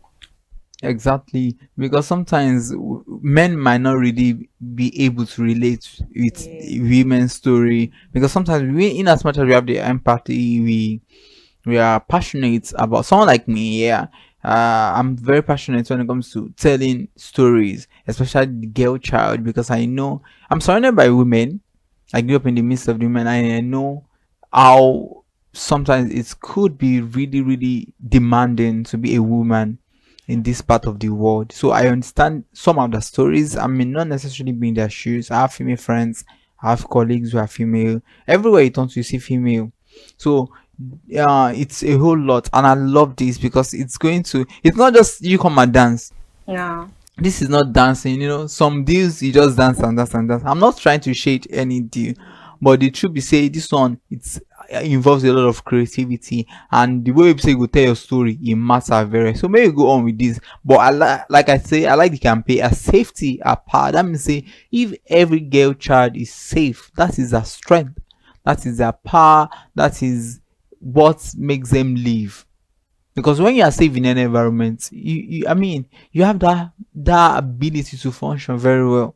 When an environment by it's unsafe for you, it could be very terrific. Yeah, a shadow of yourself. Mm-hmm. Hidden. Exactly. Nobody wants to be a shadow of themselves. So the campaign is a very good one. So this initiative is aimed at driving a safer nation for Nigerian women and girls. This way, their voices won't be stifled here, because I just love this. Yeah. I love it. This the first award of the year that I actually love personally, because it's for females, Yeah. for we girls. Because females, we are facing a lot. We are going Yeah. through a lot in terms of family, friendship, Mm. neighborhood, our community. Mm. But because we have no one to that will listen to Yeah. us. Yeah. So all these troubles or all this problem we are facing is just hidden inside within. us. Yeah. Yes, so this awoof is very, very, very, very. I love the way you're saying that, very, very. And again, sometimes one thing that I love about this is it's an empowerment for girls. And again, sometimes you get to see that people want to talk, but they're being stifled. They tell them, sometimes some girls are being molested and they want to tell their parents, their moms, and their moms are like, don't talk, just keep quiet. That way you stifle their voice, you puncture their pride, and you make them feel not wanted. Yeah, they're like they are worthless. Exactly. So this is a very good one. You should jump on this. Now let's look at how you can be eligible for this. So all you just have to do for that eligibility and to participate is to simply create about 60 to 120 second video that talks with insight about your personal experience on the day I felt unsafe as a Nigerian female. So this awoof is, if any friend wants to make a video, they should title their video Yes. on the day I felt unsafe as a Nigerian female. Yes. Wow. So, and it's just 60 to 120 seconds video. So you don't have to necessarily talk about so much. Within these few seconds, that is about a minute, right? 60 seconds make 1 minute, about 2 minutes. It shows that something little, something small can be very insightful, it can be full of depth depending on what you have to say. It's not all about how lengthy your video is. Some videos are so lengthy, and at the end of the day, there's nothing to pick from it. So within 60 to 120 seconds, you can deliver a whole lot, and it is not about just saying anything. Something that profiles solution in a way. You talk about the day you felt unsafe and what do you think could be the solution to these things, because many people sometimes they feel unsafe, especially the girl child. So you just have to do this. We are counting on you. I want to see a lot of videos. I want you to talk about your experience, and it's an opportunity to say it. Those things where you say you don't, they scare you for so long. Now opportunity, and I beg me, they even beg say, I beg me, you talk it is very important. We won't hear you, not be say because we just won't hear them. We won't hear your story, and we won't put ourselves for your shoe too. So, and may you know, say it must be an original video of yours, and you must post it on Instagram, because people they funny. If you make one video, maybe say no with their own, or maybe they just copy your idea, maybe they just use them, post them like saying at their own. So that means say if more original story done day before, and you go copy them, they go disqualify you. Because if you did talk about something very sensitive like this, it means say you need to be true to yourself. You need to be as original as possible. So no thief another person work as they talk, no plagiarism for this kind of content, and you suppose post them on Instagram. When you post them, you go tag and you go follow as Safety for Every Girl Child. The day you put them, you tag them. Don't be saying you go just post your work. They expect me person just see them. Tag and follow. Tag. No be say you go just tag. Also follow them. So you use the hashtag as Safety Power. I don't talk say now the can pay be that. If you want me, you run us through the prices, because people feel they think say okay, just they talk say maybe do video, no price for them. Maybe no say yes, grand prize day, because they go select winners we do very well with their content. For the first winner, they get to win 750,000 naira. Interesting. Me I like him because sure you two no go jump on top this video. Or any day we say you don't feel unsafe for this country. You plenty. The way you even talk the more, I can relate. Yeah, but I dey happy say grand prize day 750,000 naira. No be chicken in money, especially for this economy. Person give me half of that money, I know what I fit do with them. So 750,000 with just 60 to 120 original video you don't create. They very important. So the second runner up there and the third runner up there, how much they go get? 350 and 150,000 naira. Interesting. So that means say first person go get 750,000 naira, second person go get 350,000, and the third person go get 150,000 naira. Interesting. So I dey wait for people be say they go get this one, and because now on top this show you don't hear you go share the money together. Be that one. So deadline dates too, may you no forget. We don't dey enter new month, so February 12, 2026 for this year. Now in the deadline. So say we talk about this one last week to say deadline they always dey for a wolf. No, and so we say it dey legit, but nobody say they go they hurry you. Like now nobody they hurry you say may you do and fast. They just let you know say this now the criteria, terms and condition day. We say they go help you qualify. So you go there shortlisted at the end of all these submissions. You go there shortlisted. Yes, now everything I talk earlier that say you go there shortlisted, and it's for ladies. Please, it's for ladies. I don't talk nobody say one guy go tell say this thing. So it's for ladies actually, because guy go hear money now. How you go there? No. I don't anyway. So these selected ladies, the shortlisted ladies, will be featured at the summit coming up in March. So that one means saying after this whole thing done so they go shortlist some ladies, and those ladies they go on feature them for the summits where they come. So that summit and you go come finalize the whole program. Maybe say they go talk about ladies, how to bring safety, how to ensure say they know they unsafe. So ensure say you keep your video age appropriate. That one implies say if you are 13 years and above, you dey qualify for this one. So person will be 12 plus, as they talk I'm 13 plus. I mean how they talk say maybe say you don't clock that age before they clock the age. No, for instance now people they say okay I'm 12 plus, in the sense that say 13 that kind of thing. Get where you say they talk so if you say like 12, we say never enter 13, no jump on them. Even if now 1 month to this time, no jump on top. But if you say yes, you must be 13 and above. And the reason we say they hammer on this thing on top of this show, because some people will see no one comply. So all these things where you don't run through, it's important say you know. And one thing they interesting, if I want me to tell them this one, I want me to tell them because one headline sponsor day, I want me to tell them MTN. Then there's so they the partner for this one. So they say may you come together, so may you come enjoy everything MTN they do. No be say we they advertise for any company, but just they let you know say now them the sponsor so all those money you don't collect. So every brand or people where they part of this program, they know how you go get the money. That one don't go. Maybe you can't jump into another one. Me I like this one. Since I don't smile. You don't smile. You don't say people go to say why we they say we like this one, we like this one, we love this one. Anyway, maybe spill I really want to say it. Okay. So you know we are entering February. Yeah. And we all know what February is all about. Yeah. It's a month full of love. The way they talk, the love.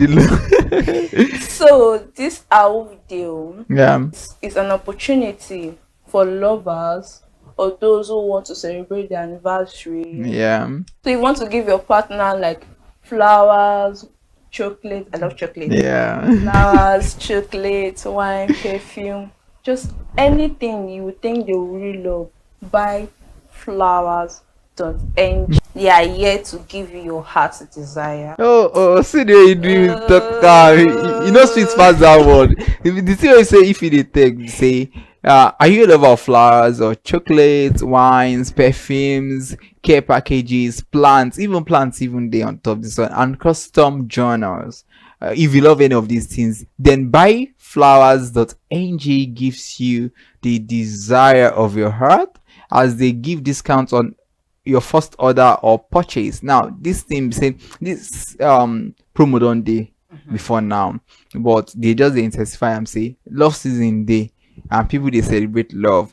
Yeah, and if you won't do anything, let's talk say maybe you won't do anniversary, as if I don't talk about earlier, or you want do wedding, you want do birthday, you want do corporate events. If corporate events is good, you know, say if you want, you know, give people something for that corporate event also, or you want apologize, you don't offend your lover, you want apologize, then they for you, or you want to surprise for them, now their birthday or anything, maybe they do convocation. You see say recently one school they do convocation, so you want surprise someone for that kind of person, they do birthday, or you want propose to your lover, or you want go date night, or even funeral. Even they interesting say they even talk say for funeral, say refill and pick flowers and give them these timeless gifts where we say they go well curate and na the best option for you. Now them talk no be me talk so this can't say something maybe say this very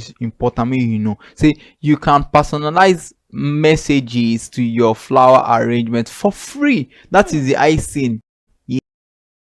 We dey say all these things wey say you won't buy perfume, you won't buy flower, you won't buy all these things. Say you fit even personalized message, may you send am with the flower wey you want send for free. You understand? May you write all those things wey be say go dey create butterfly for your woman belle, or for mama, maybe na mama you want buy from your mom, your dad, anybody that you want, your friends. Man, I don't mind this period, my friends should buy me flowers. Say even men they collect flowers these days, as long as na money flower. You know all those flowers, if say na money money bouquet, you go know, you go sabi that one.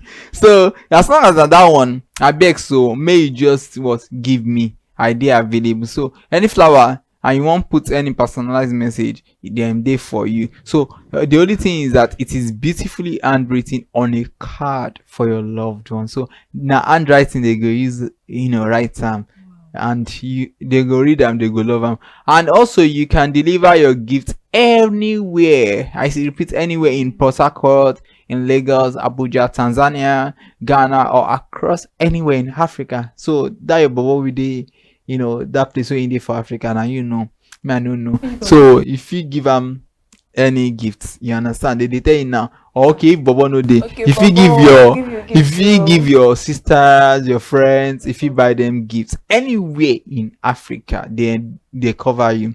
All you just have to do is download the Buy Flowers mobile app, or use Bella Ninja for your first order and get 5,000 naira discount off. So that means there's discount for you if you use the promo code Bella Ninja after you download the app, or you use Bella Ninja for your first order. Now first order they talk will say you could get 5,000 naira off. This one they interesting for you. So you can use the receiver's WhatsApp number. That means say the person maybe say you won't buy the gift for the WhatsApp number. For instance, if I won't buy you gift now, chocolate or perfume, I feel use your WhatsApp number. Maybe say you go there easy to locate you. You understand? So now the same say if you use the receiver's WhatsApp number or their Instagram username, X or TikTok handle, using Apple Pay or any international payment options, Buy Flowers, in case you don't know what they do, they be floral company that helps with your gift packages. That means they sell flower, like they call them, and they fit help you with any of your gift packages. Now another promo we talk about, because now different promo we bring come today, and a different one. Don't talk about flower, I don't talk about the girl child. This one now, then say two brands they collaborate, they say may they what give una loyal customer something, maybe say go belle full you. This one pass me shop food, you know, say some good news there, we say go yeah, you wetin go happen, you go full. But before we talk, I may go on a quick break, we dey come back, no go anywhere. Hey there, do you know in the world today, everyone is a consumer, and as consumers, we all have the right to be heard. In Nigeria today, as a consumer, you have all right to product information, right to fair pricing, right to return goods, right to product labeling, right to fair dealings, and a lot more. Well then, have you heard about the new media channel? ConsumerHalla TV. ConsumerHalla TV. ConsumerHalla TV. At ConsumerHalla TV, our goal is to inform and educate consumers in Nigeria with insightful news alongside development within the fast-paced world of consumers through well-researched, specialized, and analytical content. Our vision at ConsumerHalla TV is to create an engaging platform that provides right connections for meaningful brands in Nigeria, thus creating a more caring world for consumers where business thrive. And guess what? Our consumer subscribe onto our channel, and an opportunity for you to subscribe across all our social media platforms. Facebook, subscribe onto our channel, and an opportunity for you to subscribe across all our social media platforms. Facebook or TikTok or everywhere we did there. Even if they create one social media tomorrow, we go there as ConsumerHalla TV everywhere. So, and if you never subscribe onto this channel for YouTube, may just click that subscribe button. You go get notified. Nobody they ask to say may pay any money. Now free we receive them. Now free we go give you. Yes, sir. Now this promo we want talk, so before break I talk, I'm say now two brands collaborate, say may they do partnership, say may they give their loyal customers some gifts, and these gifts they brekete, it they plenty, may just the shoes as you want, and I talk say it gets cooler inside. And this deal, you want know Yes, so please. you all know. Me, I don't know I'm already. So now Premier cool, because I thought say they cooler inside. So cool from that cooler, cool they inside. So now Premier cool in partnership with Pampay, as they don't launch one local consumer promotion. 10K for 10K. Now in the column. Wow. 10K for 10K. Now Premier Cool and Pampay say me what may you can enjoy. Waiting be this 10K for 10K. If you may tell them. Well, this 10K for 10K is a reward, which means 10,000 Nigerians we get 10K each with amount of 100 million in cash rewards. Interesting. Waiting if you the talk we say that 10K for 10K, it means say 10,000 Nigerians go get waiting 10,000 naira each. So that means 10, may calculate 10,000 Nigerians, say they get 10,000 naira each. So the total go come be 100 million in cash. Oh my goodness, these people they spend money. Oh God. They value Nigerians, so choo when we talk they value their customers. This will be paid directly and immediately to your Pampay wallet. So that means wallet day. So immediately you jump on this promo, then go pay the money instantly. You know they wait into your Pampay wallet. They call them Pampay because Nigerians really funny. You know where they use Pampay, go they expect say may they give you this kind of money. Now for people they use Pampay. Now this promo done they run already. It doesn't start from this January 12th. It go run reach April 11, 2026. So that means you get time January, February, March, April. But no wait till that time before you can enjoy your own, because plenty time they. But that one no me say me you sleep on top arm. The reason why they tell you now be say me you enjoy, and me I won't even that 10K. I know wetin go buy. Or if anything way be saying that money, me I dey interested. So, but one thing they unique about this promo, me I like because nobody say they go just wait for every month or every week before winners feed day. winners they emerge every day. Every single day like this way we they breathe. Now winners they emerge for this show. So this one something we say it dey very important when we talk about the MD PZ Cousins Nigeria Ogale Iluemi emphasize say this promo now for their own way, maybe say they ease financial pressure for many households in the country. What they are trying to say is this, in essence, that we understand these times things are a bit difficult for many Nigerians. So they are trying to say that it's a way of just easing financial pressure for many households in the country. I mean, when you get to see the number, 10,000 Nigerians benefiting from this, it's a whole lot. This is huge. One of the best things someone can do for you this period is to gift you money. Yeah. So but 3 simple steps they may say if you participate for this promo. So the first one we say, may you buy a promo coded pack of Premier Cool. Now the first one they say, if you go buy that Premier Cool pack, but the promo they get unwrap. You understand? So if you are familiar with it, you gonna say yes. Now some people say if you participate, then you go come scan the QR code on the pack and it takes you straight to the site of the campaign where we say because this one say na partnership Pampe. So the micro sites they where we say you go take you there on the Pampe app. So after that one, if you waiting be the next way they go do, you go enter that unique code on Pampe, and just like that, you go quickly withdraw. Interesting. Instant withdrawal, no waste time at all. So that means that unique code you put on top you go instantly withdraw for that Pampe microsite using the app. So that one is interesting. So that is your ultimate chance to win 10,000 naira. And may you note this one, say new Pampe users will enjoy bonus welcome of 5,500 naira. It's interesting. See, as you enjoy that one finish, you go come and enjoy 10k on top. You don't reach 15,000 naira for new Pampe. Me, I quickly go open Pampe. Me say if I want benefits from this one. I never get Pampe. I never did Pampe. Me, as I see this woman now, me say I go enjoy am. Next edition, I go come say I don't collect 10,000. Don't be say they do advert for anybody, but I want let you know say this promo we talk on top of this show. Now I want we say now original. So you say if you get Pampe already. Unfortunately, I don't get Pampe. You get me. I go as new welcomer. They go give me 5,000. And we go split her now. Wait now. We go come buy the soap. After that one first 5,000. They wait for me. Then I go buy soap 10 gram black ultimate. Then after I buy that one, now I go come say I say I buy million we get promo code. If you know see you continue to buy.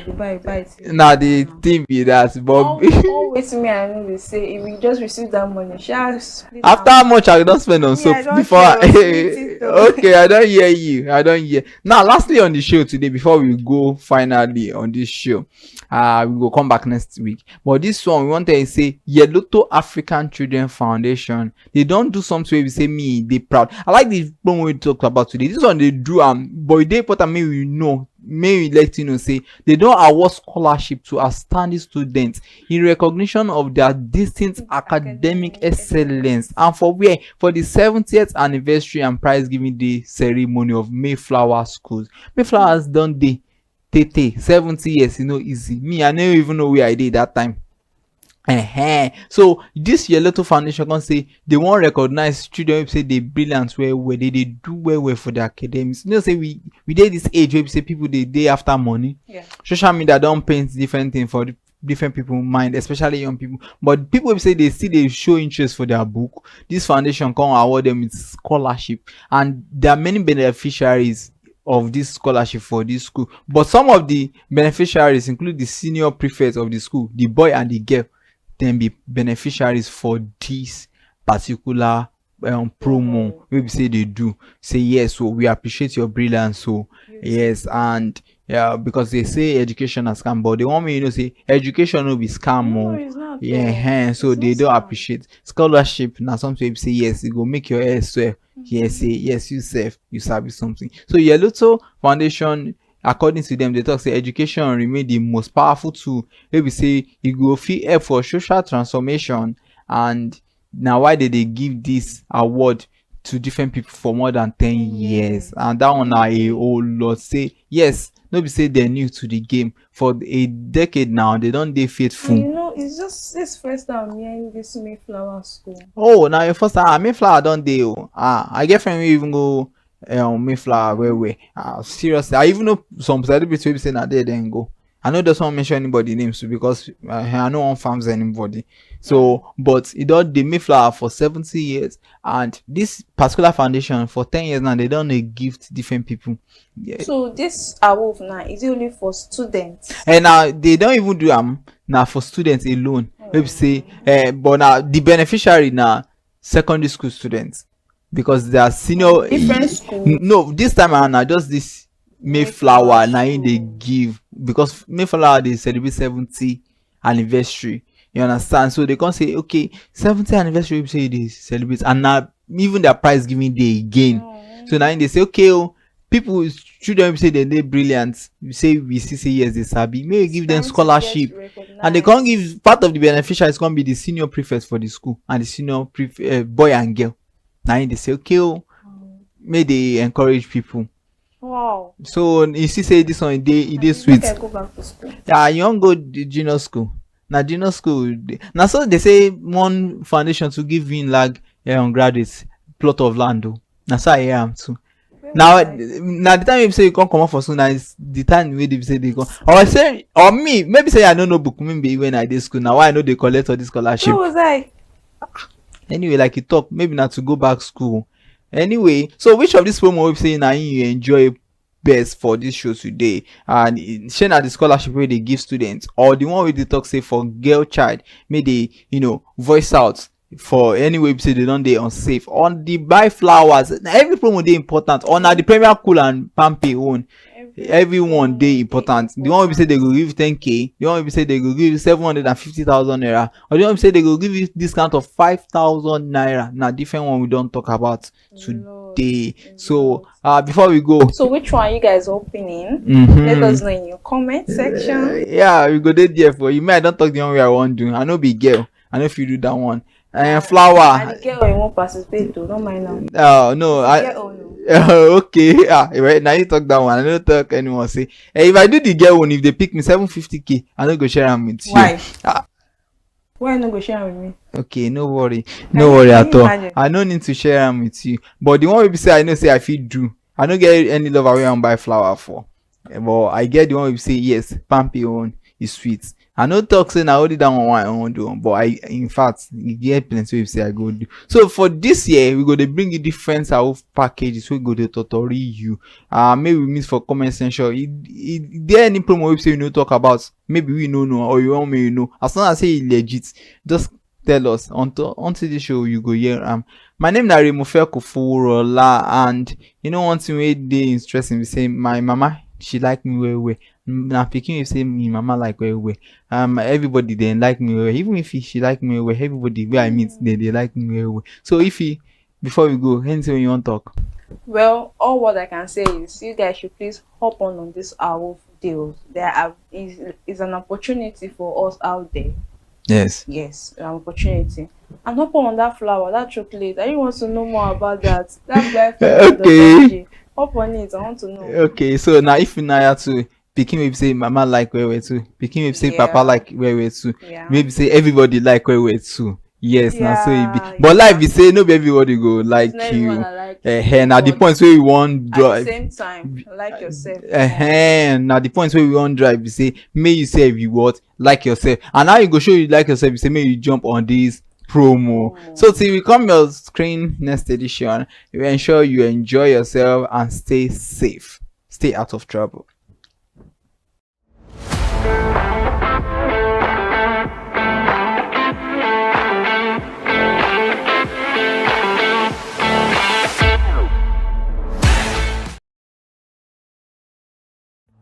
My name is Tunde Olufowora, and I'm the CEO of Van Eyck Communications. We are the we call the publisher or the owner of the new initiative called ConsumerHallaTV. ConsumerHallaTV is actually Nigeria's first consumer-centered, or call it consumer-centric television platform that aims to bring voice to the over 220 million Nigerians. It was a vision that came to my heart about 10 years ago. I remember that I was traveling. I traveled out of the country, on airline, and I had this unpleasant experience. It was a trip to an African country from Nigeria, and I actually went with a local flight from Nigeria. I wouldn't want to mention the name of the airline, and then it was to South Africa, and we landed in South Africa, and let me just paraphrase it. When I was coming back, I had some money, some dollars, and that someone had given to me to hand over to another person in Nigeria. So I wanted to help out. I didn't want to carry the cash on myself. So for whatever reason, I opted to. I had a small case, and I felt that it was safer for me to put the money in my luggage. So I put it in a safe place in my luggage, got everything tagged, and I checked in my luggage. My arrival in Nigeria, I was standing and was waiting about the carousel just so that I could pick up my luggage, and then I was there for 1 hour and waiting for my luggage. I didn't know that my luggage already arrived, and it was one of the luggage that was moving around on the carousel. So after about 1 hour wait, I looked to my left and my right. Almost everybody had gone. I think there were just about 2 or 3 left. So I beckoned on the woman that was on my side, and I noticed she was really in tears. Madam, what happened? She said, her bag has just been torn and a lot of things stolen. So I said, well, I've also been waiting for my own. She said, you better go and check those luggages there. Maybe yours is one of them. And lo and behold, I went around there. Mine was one of them. By the time I got it, everything inside my luggage was gone. All the valuable things there were gone. To cut the long story short, we felt there was need for us to report the case, at least to the airline. It was in the night, about 8 o'clock or 9 o'clock. We went in to go and see the officer that was in charge. As soon as we got in there, the officer said, "Oh, so sorry, but you will have to go to our head office in somewhere in Victoria Island, to lodge a complaint." Okay. So the next day we went to the Victoria Island and we lodged a complaint, and that was it. And since that day, I'm talking a story of over 10 years ago, I didn't get a call, not even a call from that airline to talk to me about what happened to my luggage. Now, about a month after that trip, I had another opportunity to travel out of the country. This time around, it was to US, and it was an official assignment. And I flew on, I will mention the airline this time around. I flew on a BA. I really didn't like BA. I usually go with Virgin Atlantic and things like that. But my protocol officer convinced me and said, "Okay, you will love BA. Why don't you go on BA?" Anyway, so I went on BA to US. And of course, on our return from US to Nigeria, we had to do, of course, there'll be like a connecting flight, from Heathrow.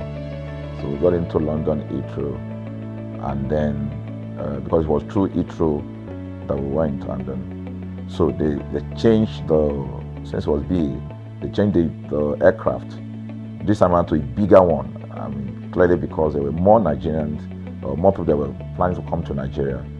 And then we boarded. Not quite 10 minutes into the flight, in the air, the aircraft started malfunctioning. The air conditioning compartment were not functioning very well. I was on what you call business economy. You know, the whole of that business economy all the way to economy side, the ACs were not working well. It was hot. And then I was watching. And then from that moment till we got to Nigeria. From that moment till we got to, I'm just trying to paraphrase. From that moment till we got to Nigeria, I could remember very well how many times the pilot, broke into conversation and had to apologize and say, we're really very sorry about this. He was giving us almost every 30 minutes. There's always a kind of update. So sorry, this is what we're doing now, this is what we're doing. While we were on that journey, I also remember an incident. So they came, the crew apparently couldn't resolve they couldn't manage the crisis or what was going on about it. They couldn't fix it. So they came up and said, we're so sorry, but for all the inconvenience, we're declaring, free lunch, free whatever it is you want, you can get. So trust Nigerians, you need to hear how everybody were jubilating, But something struck me. The experience I had just about a month before, and this experience, somehow I started comparing them. I was trying to see how this matter will be managed. Again, to cut the story short, we landed in Nigeria on a BA. Before we landed, the pilot announced and said that for the inconvenience, they will be giving a voucher of £50 to everyone that flew on that aircraft. I thought it was a joke. I mean, it was my first time with BA, but for what I knew or know of the British man would never even play with his 1 penny, talking of £1. So I felt that must be a joke of the year. So we left. I got back to my office. I think it was just about a week after. My officer, our guys in our mail room came up and said, "Oh, you have a parcel." So I said, "Parcel? Yeah." So they bought this parcel wrapped. I opened it and boom, I bought the document out. It was the £50 voucher from BA. So what's the tenor of this story? An experience with one airline was terrible. No apology. An experience with another one, even though it was a bad experience, but it was very managed, well managed. So managed that even if we have suffered anything in that aircraft, you probably, for the sake of how they manage it, will have forgiven them. So that was how this journey started. So I started thinking, my mind, this is what we go through in this country. But are we different from other nations? So God put in my heart the idea of ConsumerHalla. That's why the Hala came with consumer. And we started that journey about 10 years ago. We started by creating a platform called ConsumerHalla, where consumers, so I discovered that Nigerian consumers don't have a voice. So things happen, and that's it. We live with everything. So we've started the journey from creating the platform. We have an app, we even have a magazine, and we thought we could move it from that to the next stage, which is the television. So the TV today, has come. So I would say precept by precept, line upon line, we have been able to build on our aspiration, to finally bring to birth this unique and exciting platform, So it's a digital telecast, And our goal is to further connect consumers in Nigeria to brands with insightful news, development within the fast-paced world of consumers. The world of consumers is growing at a very fast pace, so we want to inform Nigerians. We want to get them educated about their rights, so our role is that we're going to educate consumers in Nigeria, all right? So by bringing them specialized and what you call analytical, research-based content generation that will inform, educate, sensitize the audience, so that's ConsumerHalla TV. So I call it an offshoot of our ConsumerHalla brand. ConsumerHalla brand actually was the first we call it the first complaint or consumer complaint resolution portal. When we started it about 10 years ago, or about 7 years ago, it became the first complaint resolution portal. We created it so that Nigerians can actually lodge complaint on that portal. We spent a lot of resources to build a very robust platform where today, if you have any complaint, about any brand, any leading brands in Nigeria, and you go on that platform, you can actually click, just a click, you can find the brand, you can actually lodge your complaint, and once you submit it, that complaint will be routed to that organization, and within 72 hours, we will obtain feedback for you. We build it in such a way that we have connection to almost all the organizations, and it's been working. We've resolved several complaints for people without having to charge them any penny, because the idea is not to charge. So what we have done with ConsumerHalla TV is to take it to the next level. So we hope to change the narrative. We want to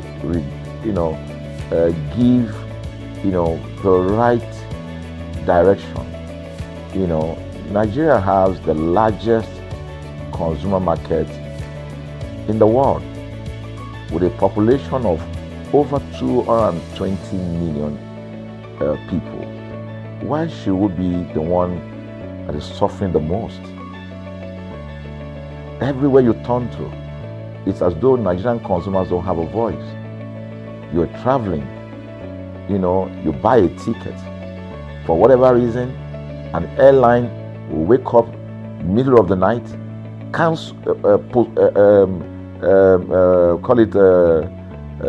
delay the flight for whatever reason, and then you'll be waiting at the airport for hours. You'll be there for 2 hours, 3 hours, no any explanation. Then while you're there, they can even wake up and say, oh, flight has been cancelled. So everybody carry their luggage and go home. Nothing happened. Of course, things are changing. We must commend government because government is beginning to wake up, but there's still a lot to be done. And we believe that we can help to make, bring about those right changes. So we offer deliberately, part of what we do is that we also offer advocacy, all right? We're not just an advocacy organization, but we offer advocacy. We have a legal team, we have lawyers that are registered on our platform, all right, that can also take up cases, okay? So, and we've taken up many cases like that, and won those cases. So, ConsumerHalla is a platform to help consumers to, we're not fighting brands, but rather we say we're bringing about an amicable, resolution of conflict, such that it will be beneficial to the consumers and also be beneficial to the brand. I remember the word of Jeff Bezos. Bezos is the founder of Amazon. He said that the most important single thing, all right, for an organization is to focus obsessively, use the word obsessively, on the customer. We often say that customers is a king. They should sit at the top of the ladder. In our environment, customers are the ladder. A brand wakes up today, decide what product to produce. They wake up today, decide how much the consumer should pay. They wake up to decide everything for consumers. So consumers are just at the receiving end. And yet, they are milking the consumers. There's no price regulation in this country. None. People just wake up and fix prices. Look at power. Government wakes up, we change policy, we wake up and we get people to pay more. We think it's time for consumers to begin to speak out. In speaking out, in engaging, we can get the brand to begin to do what is right. And of course, I know that the consumers themselves need to be educated. So our role, our vision also is to ensure that we educate consumers, we bring awareness. A lot of Nigerian consumers don't even know about their rights. You buy a product from a supermarket. I've had this experience. You buy a product from a supermarket, all right? For whatever reason, you take that product back to your house, and maybe something went wrong somewhere. By the time you take that product back to the shop where you bought it from, and you say, okay, this thing, you know what's going to tell you? Okay, now me make them. Let me make them now. That's why I buy them. Meaning that there's nothing I can do to the product.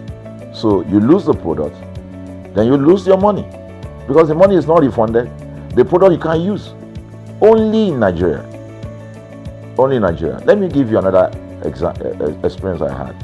In the course of this, because I did a lot of, I went around, in doing this. I was in US, I was in UK, I was in South Africa, I was in Germany, just because of this, to just study the environment. I was in a friend's house in UK, in London, and then what happened? We were going to go out, and he was going to dress up. So he said, to me, I was seated in his sitting room. So he said, wait a minute, I picked up an iron, that's the pressing iron, 2 days ago or so from a store. Let me try this, let me just stand, use that to iron my shirt and we can go out. So I was seated, the TV was on, I was watching. While I watched him, he brought out the pressing board, spread it out, brought the iron out in my presence, plugged in the iron, and then as soon as he switched on the power button, we just had a spark. Boom! The guy was raged. Then he goes, What just happened? So he said, no, these guys are in trouble, they're in soup. I was thinking, what are you going to do? I was trying to compare that experience to what would have happened in Nigeria. In my presence there, he opened the pack. There was a card inside it. Inside that card was a call, number to call. And he called the shop or wherever he got the thing from. I was hearing the conversation that was going on. And all he said to them on the phone was, look, by the time he even called, clearly because they already, through the call, they could trace where he was calling from and who was calling. He said, I picked up this number, I picked up this iron yesterday, and guess what? I just plugged it to power, and then this thing just, stopped, didn't work. At the other hand, I could hear the voice, we're so sorry. We're sorry about that. And they said, this is your address, yeah. Don't worry, we'll get you a replacement. All right. So my friend ended the call and dropped the. So I said, so what's going to happen? He said, don't worry yourself now. If you were here, they will bring a replacement. I said, they will bring a replacement. He said, yes. I said, they won't even try to check whether it was your fault, because it could have been your fault. Maybe you didn't do something well about the first. No, it can't be his fault. Maybe it's a brand new item that he bought. While we were still talking, in fact, I'm not even sure it was up to 30 minutes or so, we had a knock on the door. He himself said he must be the dispatch person. By the time he opened the door, it was a dispatch man that was on the other side. And then The dispatch man was at the door. Just watch this. Was at the door. I was seated in the sitting room. The guy was at the door to meet with the dispatch guy. The dispatch man that brought the replacement iron, you know, I heard him say, "We're so sorry." So I was so shocked. I mean, a dispatch man, this guy is a dispatch, so also apologize. I was so touched by it that even a dispatch man was so trained, you know, to tell the guy, "We are so sorry." And guess what? He brought the replacement iron. By the time my guy opened the iron, it was a bigger size iron. So they replaced with a bigger size iron. The guy never asked for the one that went bad. He didn't say, "Okay, where is the other one that we gave to you," so that he could take it back. No, he just bought a new one and gave it back. So I asked my friend, I said, "Can you interpret this to me?" He said, "Here in London, if they didn't do this, they know the next thing I will do." So I'm just going to grab a lawyer. And I'm going to tell them they've destroyed something in my house. By the time I'm done, they will pay through their nose. Because the brand, the consumers are conscious of their rights. In Nigerian consumers, even those who are aware, won't even take the battle up. Everybody just go, what can we do now? Today they wake up and ban this. What can we do now? So we're going to change the narrative. We have to stand up. So the vision of ConsumerHalla TV is really to create an engagement platform that constantly mirrors the minds of consumers and provides right connections for meaningful brands in Nigeria.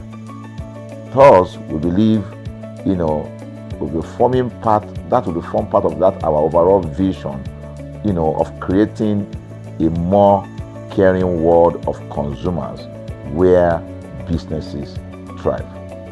Please. So, I think that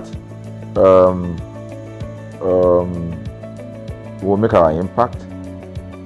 We ask you to join us on this journey. ConsumerHalla TV will drive engagement. It will also be there to help to promote brands that are doing what is right. So we're not out to criticize any brand.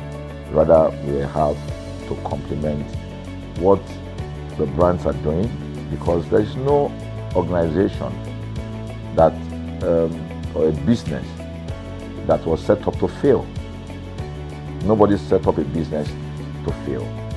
So there are just gaps that needs to be fixed. So together we can fix things, and together we believe that we will create the right story for consumers in Nigeria. Thank you very much.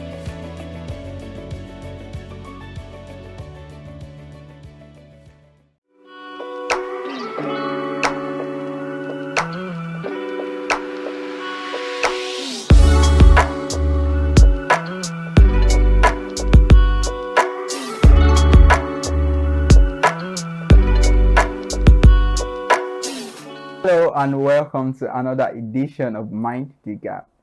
This is a weekly broadcast program on ConsumerHalla TV that helps draw attention to everyday avoidable gaps in customer service delivery, with the overall aim of strengthening existing relationships between brands and their consumers. I am Iremofe Kofoworola, and I am your bankable host. As brands, what actionable tips are you taking to bridge the gaps between you and your customers this year? One gap that exists between brands and their consumers is relatability of your stories. According to Ekaterina Walter, a passionate storyteller and innovative marketer, brand storytelling isn't just a regular definition of marketing. It is how we take every opportunity to marketing in the right way, to the right audience, and with the heart, not with the head. Brand storytelling isn't just a marketing strategy. It is a strategic narrative to create emotion and communicate values through authentic and compelling human stories. We shall be exploring the world of brand storytelling today. And today we have a seasoned marketing and certified brand strategist with over a decade of expertise across health, telecommunication, and media. Adedotun Ajibade is the Media and Insights Manager at Right Foods Limited, where he oversees strategic marketing efforts across diverse brand portfolio. And thank you so much for joining on the show today. Thank you. How are you doing? I'm very fine, and I must say you look so good. Thank you. Thank you. Yeah, so we are looking at brand storytelling today, and we know that it is very imperative for brands to tell stories. So let's look at it this way. How important is brand storytelling in this age? Okay. So the question, I'll first answer from the point of what is even the storytelling. Because sometimes you need to understand the concept, and then so that I can now dissect it. So storytelling, I will speak from 4 angles, and I will say the first thing is that there's a subject matter, and there's a conflict, and there's let's say how or justifications and the results. So in this age that we are, storytelling is actually important, and the reason being that for a brand to really understand or to win the heart of the consumer, you must be able to tell a story. And the story comes from the number one thing. The brand is not the subject matter. It is the consumer that is subject matter. So they are the hero. And your hero must be projected in everything you do. Now, how will you tell a good story if there is nothing to solve? There must be a problem. That's why I said it's a conflict. And that's the point whereby there is a problem that you want to solve. And that's why I always ask these people that if you have a product, there must be a problem that the product is trying to solve. Exactly. And there must be someone that the product wants to make to become hero. And it is not you, the owner of the brand or the brand. It is the consumer of the brand. There's a brand I will not mention the name, but I'm sure that during the course of the show, you understand the brand. They always see their users as the winner. So they see them as resilient. They see them as the someone that have fear, that have troubles, but using that product as in take away the fear and make you a winner. And they talk about just do it. Just do it. So just do it doesn't sell the product, but they sell assurance. So when you put on the product, there's something at the back of your mind that with this product, I'm going to win. And that is what storytelling is all about. So storytelling is just that thing of making the consumer the hero, solving their problem, and at the end of the day, making their fear to become at least solved. So that is it. And that's why you see that in this age that we are, storytelling is something that is required. Interesting. I love the analogy you gave. And first, it is to say that the consumers are at the center of it. Exactly. Because that means storytelling, brand storytelling is consumer-centric. It focuses on consumers. And at the end of the day, they become the heroes, not even the brand. Exactly. And it's also recognizing the struggles, the challenges of the consumers. Exactly. And that is why the product is there to serve a purpose. Exactly. Because sometimes brands always think it's all about their product first. No. They put the why first before trying to, tell the story to the brand and all. So thank you very much for that. So let's look at this way. You've laid emphasis on, you've built something very tangible around what brand storytelling is all about. Now let's look at the fact that there are a lot of storytellers and many brands out there. So what makes a brand story memorable and convincingly relatable? Because we've seen a lot of stories out there, but what is that thing that makes this brand story very memorable that I would always remember, and it's so much in a way convinces me and so relatable? Okay, so I always like to give examples so that at least to make it relatable. And there's a particular bank in this country that talks about, I always say, one customer bank. Now, every campaign that you want to do or every story, there must be one consumer at in your mind. So which means that when I speak to general masses, everyone that falls into that category should see themselves in the story. And that's why it becomes relatable.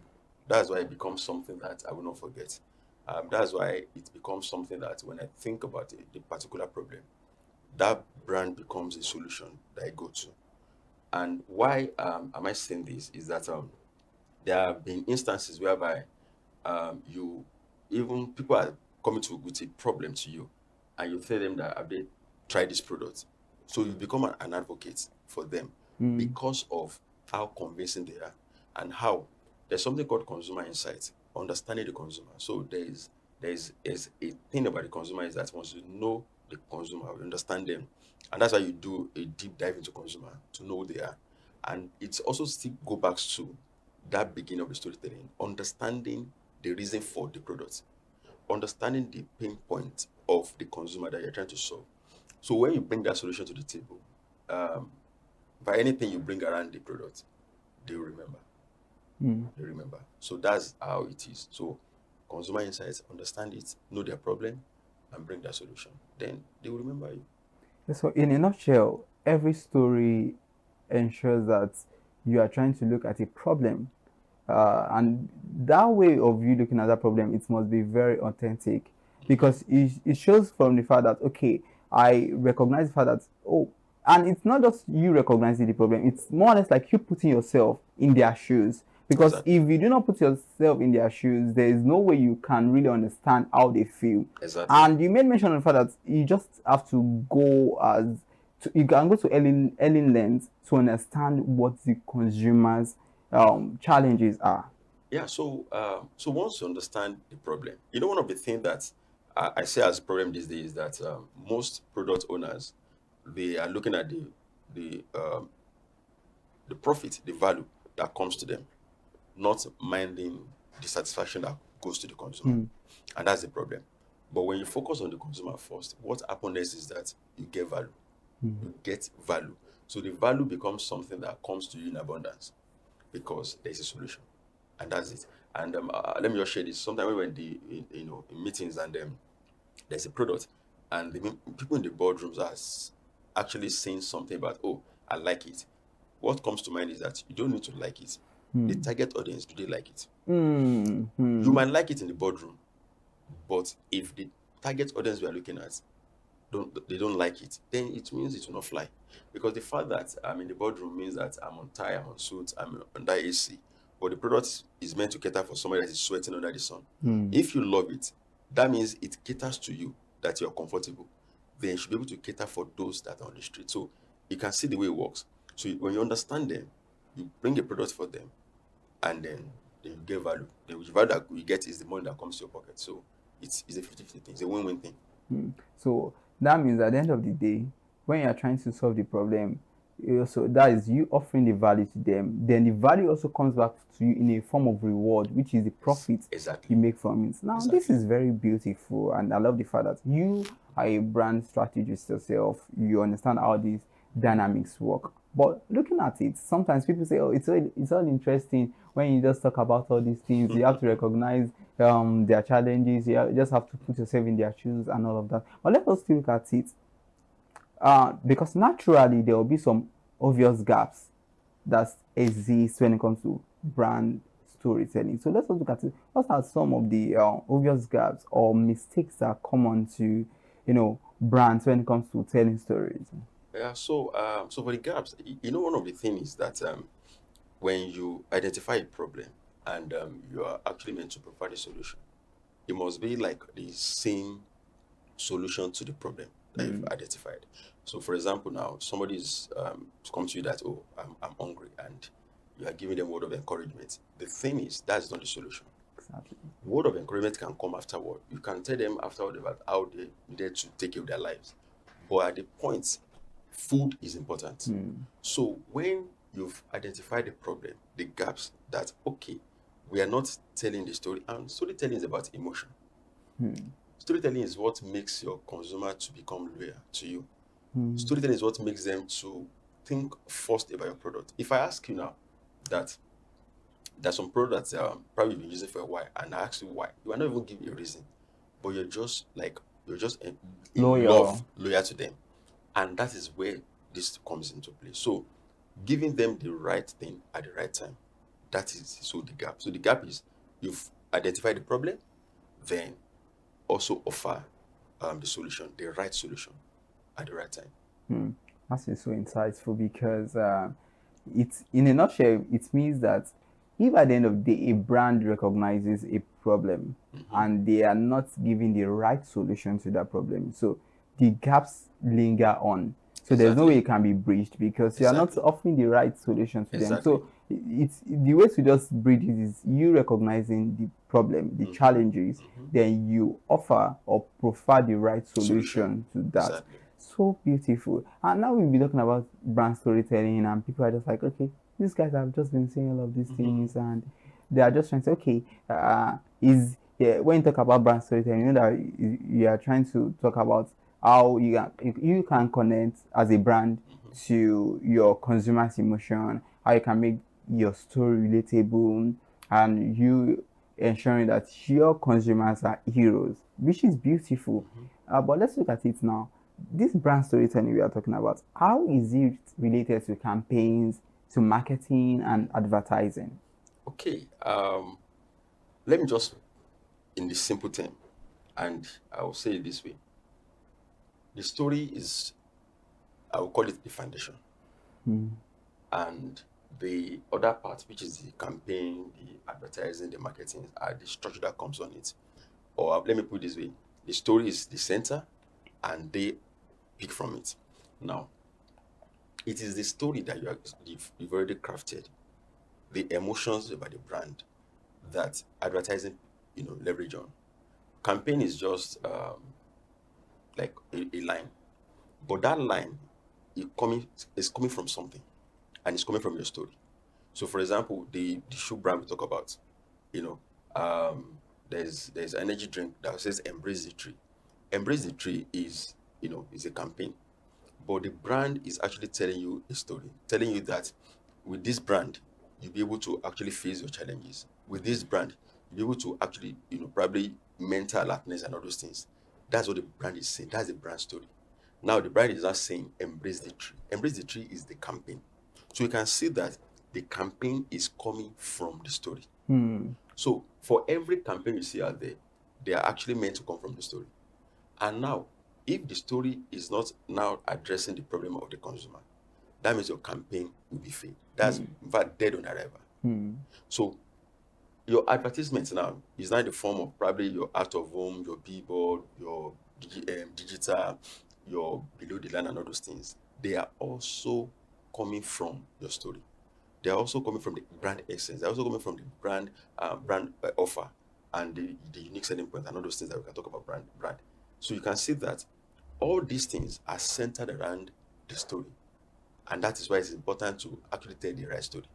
Because if your story is wrong, then all the other three things are going to be wrong.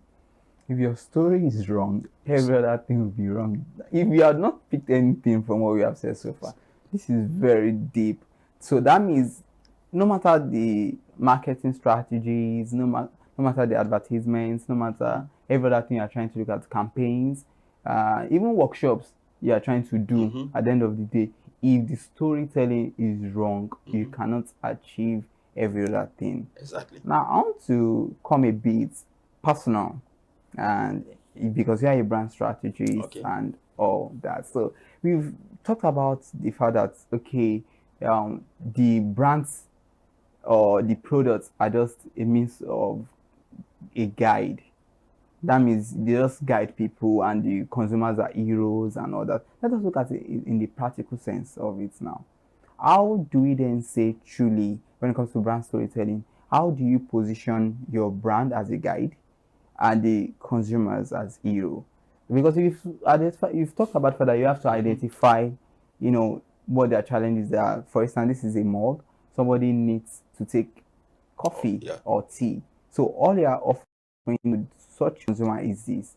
But at the end of the day, you've recognized, but what if the mug itself, it's not beautiful, it's not appealing, and it's even meant to serve that purpose? But do we just say, okay, we have the product, but what other needed elements do we need to add to whatever story we are telling to ensure that, okay, the consumers at the end of the day become the heroes? Okay, so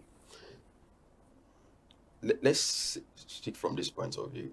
I always like to use storytelling at least make things interesting. We all want to go to, let's say, Abuja, for example, from Lagos. We can either use go by road or go by air. You can fly. Now, there are two brands. A transport company will say, okay, I'll give you a car. And I will say, I'll take you by air, so fly. We are all going to the same place. Yes, but we are getting there at different time and different comforts. And safety also different. Now, one might spend 12 hours on the road. One will do like 1 hour, 30 minutes or 45 minutes. But the question is, who gets there first? And who will get there and feel like I've experienced something? Now, as a brand, being the guide and making your hero, now you've offered the solution and you're offering them, but how are you offering the solution? Are you offering them solution that at the end of the day, they still actually think and ask themselves the question of, why do I even take this solution from this brand? Because I couldn't get it at the right time. So some elements makes it interesting as a brand being a guide. And I will speak from the point of the fact that brand needs to offer the solution with a good experience. And that's why some brands today, they will tell you that, people will tell you that they will pay more to get a brand because of the experience. Now, two brands offer the same. If I ask services now that there's some brands that you are loyal to now, and you will not even touch another brand. Why? Because of the services you are getting from the brand A. Now, that's what brands understand. So you are making them a robot. Aside the fact that I'm giving you this solution, how am I giving you that solution? Am I giving you like, you are at my mercy, so just take it anyhow? Or am I giving it to you from a point of, I see you as a king? And that's why we tell you in marketing that the consumers are the king. They are the king. So you make them king. So you don't just say that they are the king in theoretical. In practical, make them the king. And that's it. So the other elements, like I said, is the comfort, the experience that comes with it, are the things that make them truly that hero. And end of the day, when they are actually now getting that solution, they are getting it in comfort. And they can come back to you 1 million times. And there's something in marketing called word of mouth. Word of mouth is what you don't pay for, that consumer becomes your advocate. How do they become your advocate? They only become advocate when they've actually tried your products, they are satisfied, they've been converted, and they've become loyal. And once they're loyal, they go out there and spread the gospel about your products. So it comes from them being the actual hero. Wow, this is a master class, honestly speaking. I mean, I've just been, listening, internalizing everything you have been saying. And at the end of the day, we all pay for the experience. And if the experience makes us feel like kings, definitely become loyal to that brand. 100%. But if reverse is the case, we look elsewhere. The other brands, it's not a monopolistic brand. I will say, oh, if I don't get it, I can't get it anywhere. You move to the next place. Wow. This is getting more interesting, but one thing, it's very important that we go on a quick break. Don't go anywhere, we will be right.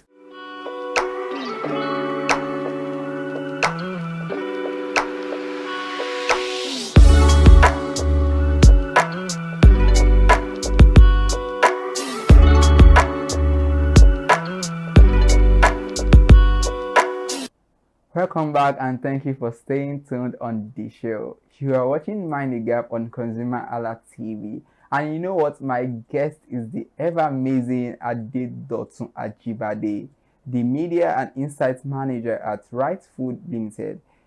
He has been doing justice to our topic of discussion today. We have explored the world of brand storytelling and he has said so much. In case you are just joining us, one thing, you don't miss so much. Or have they missed so much? Well, not really. Not really, like he said. So you still have a whole lot to unpack. I myself, I'm ready to, because this man here is loaded and has given us masterclass. But one thing, if you still want to enjoy all of this amazing content, you just have to do something very simple. Because we're talking about storytelling, and we as ConsumerHallaTV, we give you very unique storytelling in terms of all our content. So you can subscribe to our channel, across all our social media platforms on Facebook, X, Instagram, YouTube. Just click on the subscribe button. You get notified of all contents that come from us, and you can also do it to share, to like, and you comment. I mean, you get to enjoy a lot.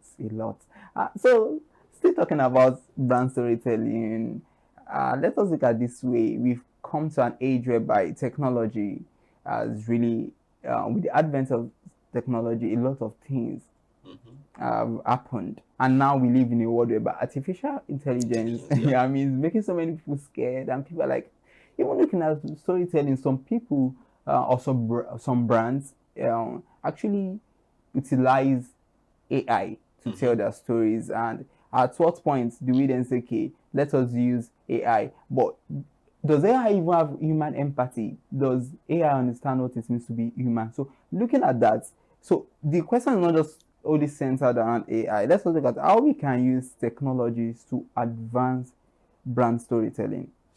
Yeah.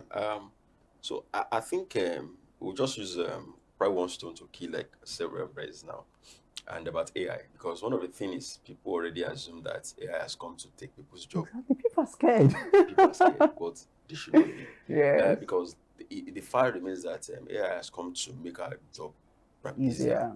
And that's one of the things that people don't understand the tools. Once somebody said that I believe in is that AI has not come to take your job, but AI has come to make you better. It's only those that don't understand how to use it. It amplifies your job. Exactly. So if you don't know how to use it, then that's when you can be scared, because someone that knows how to use it will take your job. Now, what it does is that, and I think why, based on that question on how it's going to enhance even technologies generally. Now, for me, there are different versions of the AI. We have the augmented reality, we have the virtual reality, we have even the ChatGPT and all the likes. We have even the social media and every other thing. So what it has done is that it has made your ideas to become more solidified. It has made you to be able to get data even when if it's needed, probably as quick as possible. Before, when you need data, you need to probably wait 3 months, sometimes 1 month. Sometimes people go on the field to go and spend hours under the sun to get data. But these days, you can be in the corner of your room and get information about things that you can't get before quickly. These are the things that AI has done for us, and this is how it can enhance what we're talking about. So for me, I think for a good storytelling, data is also important, and data are things that you can get now even without leaving your house. For example, now if I'm in the house now, I can just ask questions about probably some campaigns that have happened in the past on this particular topic, and AI will give me some of those campaigns. I can ask that which brand have done something similar to this. Oh, in Africa, in the past 5 years, which brand have done something that have tied CSR, probably plus empathy and then some other things, and it will give you what you're looking for. So that can help you to also make your own idea more robust. Sometimes you can drop your idea for AI to say, oh, this is my idea, and it's tailored towards this set of people. Oh, how can you help me narrow it down to this particular niche? And AI will do it for you. So you can see now that it's only people that probably are lazy or people that are not that laid back that we actually have problem with AI. But if you are not, in fact, AI will make you to become a champion, and that's it. Interesting. AI is going to make you become the champion as long as you know how well to utilize it, and it enhances and amplifies your storytelling, because you are also doing the job. It's not as if everything is dependent on AI. But it's your prompt that AI is working with. So that means how good your prompt is determines what you get from AI. So even if you put the prompt that doesn't really cut it, you also get the same thing. And I love the fact that you mentioned data, because we live in a world whereby data is very important. And with technology, you can get accurate data, you can get facts. And these are things that technology has really helped to simplify. Exactly, and also quick. Yes, it's quick, quicker than it used to be. Exactly. Let's look at another thing about brand storytelling. What social impact does it have on consumers? Okay, so In fact, there's one of our brand that I remember that won an award, a global award for one of the campaign on the something in the city of Port Harcourt. They call it suiting, or this black thing that comes from, and it's about social impact. When you talk about social impact, there's something about women empowerment, there's CSR, there's something about a lot of things that have to do with the consumer, not about the products they're taking now, but about the environment. And these are the things that happens when we talk about storytelling. How it impacts on the social of the consumer. You talk about the recyclables, the environment, and all those things.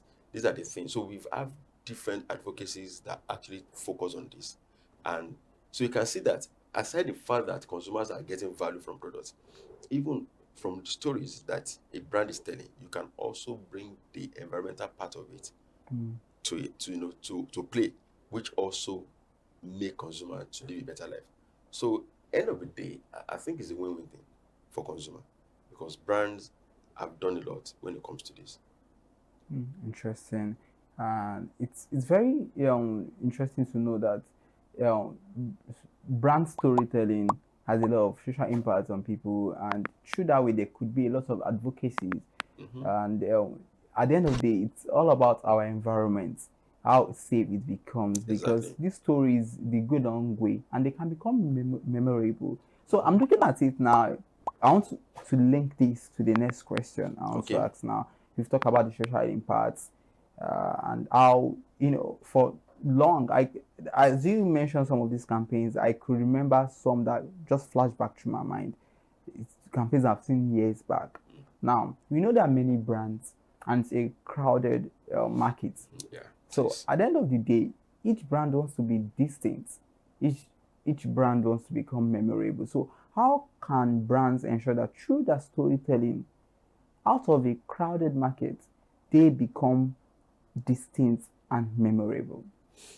Okay, there's something they call blue ocean strategy, and one of the things that makes you to stand out as a brand, which I think some brands have done, and I will mention a brand that I worked on, and not because I work on the brand, it's because of things they've done.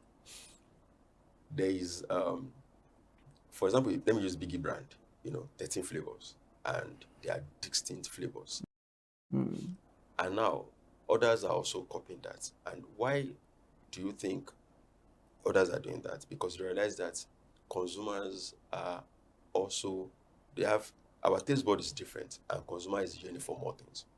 And when consumers see options, they're happy because, I'm used to this. One of the things about consumer is that we get tired easily because I've been seeing this for a while. So we want to check other things. And when a brand understands that, let me play this, and you see what happens, the brand becomes memorable. So what makes a brand distinct is a brand that's actually, or a brand to stand out, a brand that understands what the consumer is asking for or what they're looking for. If you are asking for something and a brand can connect with that and provide, there is no way you will not stand out. And there is no way it's not be as if you are the only brand in the market, because everybody just realized that, this brand is doing this. So, and I'll still go back to that beginning. Know the problem of the consumer. And not all the times that you want to play a mass market kind of thing. You might just do a niche market. Some brands want to appeal to everybody. You can't appeal to everybody. So you need to understand your target audience. There's a primary target audience, there's a secondary audience. So if your primary is the core, understand them, understand what they're asking, what they're looking for, and provide that. And you see that's how you can stand out. And that's it. So your consumer makes you stand out. How? By doing what they are actually yearning for. By doing what your consumers are yearning for. At the end of the day, you can't stand out, you become distinct, and they remember you, because at the end of the day, it shows to them that you are not just selling. Because at that point it becomes like some brands, they just want to make the sale, and the consumers feel like these people, they are not offering us any solution. They are not providing any solution. All they just want to do is to make the money. And for instance, I would always want to use our brand for example, ConsumerHalla TV. It's a consumer advocacy channel. And what we do is we tell stories from the point of the consumers, because you know that consumers need to be heard. Sure. So one thing that makes us stand out for this thing is because irrespective of the challenges you go through as a consumer, if you are facing any challenges and you need any form of advocacy, we are always 24/7 available for you. So that is something you do not get elsewhere.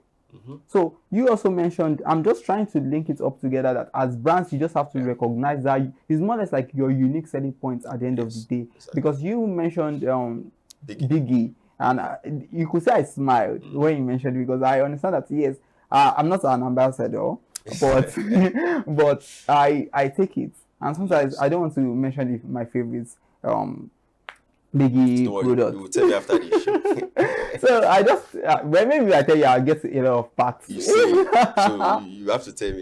Yes, and rights, for instance, because yes, on one of our programs we were talking about all of these snacks, and we mentioned rights. I remember, and I think I mentioned on that Biggie rights, spicy. Yes, and I mentioned that I like rights. I mentioned categorically, and that was on Restoration Box. We were talking about Restoration Box. We were talking about this. Then I mentioned that I liked rights. One thing that made me remember again was because of the fact that I paid for the experience, and that brand in particular has done something different to me. And the same way I would take a Biggie product and it has done something different. So all I'm just trying to say that one way or the other, it begins from the stories, and the brand recognizes the fact that we are trying to make our brand different and can be trusted. Exactly. So I'm just trying to lay more bricks on what you have said, and then I'll say this for me, we also need to understand that once the consumer becomes loyal, and we should not stop. There's something that we are doing well, and we shouldn't stop. I'll still comment to that. You just went that out of my mind. Okay, let me wait for. No, you can go ahead. Okay, Yes. so because one of the things is that I've noticed about brands is that they might come with that, they come with that. So much enthusiasm. Exactly. So much. That, they have so much to give. Yes. And people already give their heart and their everything, and at the point they just shattered it. And it just the same way with a lady and a guy too, that you've promised heaven and earth, and then she has given you all her life, and then end of the day you just woke one day and say no. The same way, so some brands are like that. You would have trusted them, and just like what you mentioned about the Biggie product you've been taking, or the right spicy, and the experience you paid for, and you're still consuming it, shows that as in time over time, the same experience have been what you've been getting. And that is one thing about what also makes brand to stand out. Because if I tell you that, oh, go and try this brand, and after trying it, you say, oh, that brand you said I should try doesn't even make sense, then that means my trust have been damaged, and I won't go back there. So also, brands should understand that you should continue. You should continue with as in what you're preaching and what you so as you say it. Also, make sure that they will get it like that. The good work you have begun, just ensure that yes, you keep on doing it. Yeah, he has preached it. So you just have to do that. So let's look at it, because when we talk about storytelling, it has different channels through which you can disseminate these stories. So let's also look at the content formats that work best for brands when it comes to dissemination of all these stories. Well, I'll say it's good to be a mix of channels or formats, but I think the most important is the video. That's anything visual, and the reason being that there's a you can see, you can hear, and then you see all the emotion. So video content actually makes sense. So when I say video content, that means the likes of the TV, the likes of your digital, that means your TikTok, your Reels, and all those things, but the video format. Definitely we have the likes of the post, the radio, the billboard, and all the those traditional things. media. The traditional media. So all of these things also come into play. But what I would say is that I see it as if you understand your consumer touch points, you also understand what you need to put there at that particular time. And that's why if you look at the media consumption, they see it from the point of when you wake up in the morning, what do you first do? Some might take their phone, so you might want to do programmatic, for example. After that, what do you do? Some might say they enter the public transport, then on the radio, put something there. Some might say, oh, when they come down from the public transport, there's a billboard, they see that one. When they get to the office, you can see the journey. In fact, let me share one example. One of my friends was telling me one time that during afternoon lunch, I just said, okay, let me just check his Instagram or something. And then one ad pops, and it was ad for one eatery. And it was lunchtime, and there was hunger. So the guy it was like at the right time. So as the ad pops, he just ordered the food. And he said it was so like on time and on point. So everything happens so fast. So you can see touch points, right timing. So, but digital, video format is actually one of the most important because it's more appealing. So there's a way you see it and you feel like you're part of this. You might be distracted when you're listening to something, but when you see the visual and you just see yourself in it, and that's why the guy could order. If it's probably something else, he might not order that day. Interesting and very insightful, because when you made mention of the fact that when it comes to videos, it's always have a way of appealing. It has a way of appealing to the target audience, because someone like me, when it comes to visuals, I'm always like interested in seeing, because it's colorful, it has tantalizing images, and you just want to see. And I think it's mostly timeless, because you can always go back to it, especially in this area where you go online, you still see the videos. And talking about the content format, you look at TikTok, you look at Facebook, you look at YouTube, IG, Instagram, and at the end of the day, you realize that most times you use different formats for all of them. What works for TikTok might not necessarily work for Instagram. Because different audience, different forms of storytelling. And you also mentioned that for radio, the way you might really appeal to the audience there might be different from when you use billboard. Exactly. So that's why in marketing we talk about touch points, consumer touch points. Some consumers, and one of the things that some people also don't know when you are doing your media planning or scheduling is that what your consumer consume varies. If I'm targeting Gen Z, I will not put some adverts on CNN or BBC, for example, because they don't go there. But if I'm targeting the likes of the industrialists, entrepreneurs that are into business, where I will put down information will be different from where I will put it for a Gen Z. So your audience also determines the media channel that you use and the touch point. Now, if I'm targeting the guys that are probably car owners and I put ad in a BRT, you know that the campaign has been defeated. I won't get results. So, but if I'm targeting people that works in the probably they use the public transport, that go to markets, commuters, and I put the ad in the BRT, definitely they will see it and I will get return on investment. So it's not about spending money, it's about spending it wisely and spending it right. So understand the consumer, understand their touch points, understand the media they consume, and when you put money behind that, you will see the results. Interesting. Everybody wants to see results. So lastly, before I allow you go, I said I was still coming back to a question although you touched on it. So just to finally wrap up on the show, what are the actionable tips or steps brands can actually launch on to build sustainable storytelling practice? What are those tips that they know that, okay, like you said, something you've begun already, just ensure that you stick to it. So what are those tips or practices they can actually hold on to still maintain their sustainable and effective brand storytelling?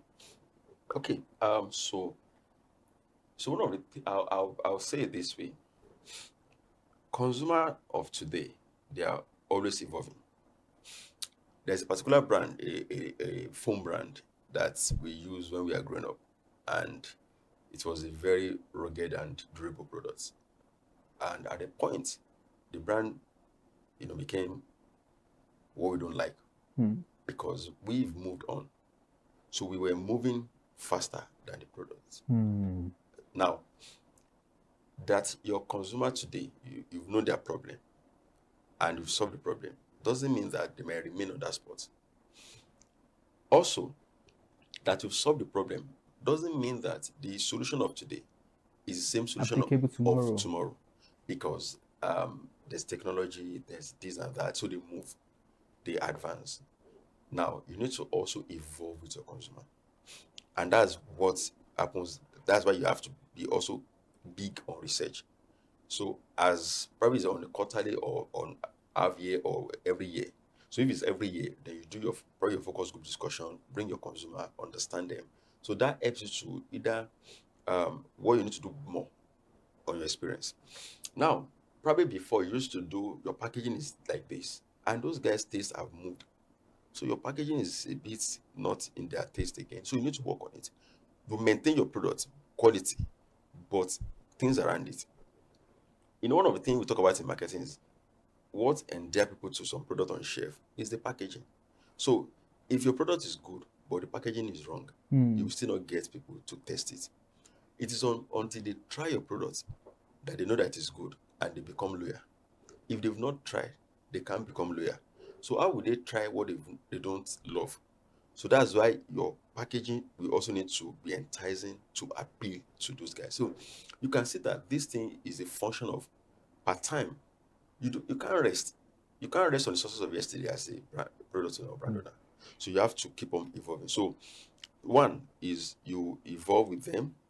You tell a story that is emotional and connecting to them, it's connected to them. And also, you maintain what you are selling to them, consistency, so that there's something they call from generation to generation. So that when their father has handed this over to them, they too can hand it over to their own children because the quality remains the same. So not because I've gotten the father and the father has handed over to the son and now stop from the quality. So it must be consistent. So you can see now the storytelling must be emotional so that you can connect with them. You must evolve with them. Then the quality must actually be top notch. So once all these ones are there, then you always win. You always win. Everybody wants to win. So thank you so much for joining us on the show today. Thank you. It has been insightful. It has been a whole lot.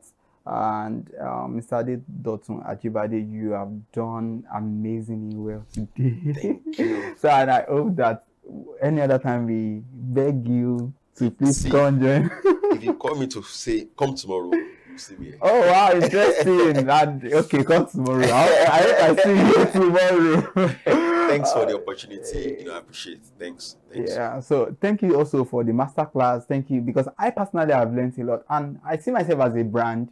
So I'm beginning to look at how do I tell my story that can appeal to my target audience. And at the end of the day, I also need to evolve because my audience are evolving. And it would be nice if they are evolving and me, the brand or the product, I don't want to become outdated. Exactly. And that's the issue with some brand. They're outdated now. Yeah. All right.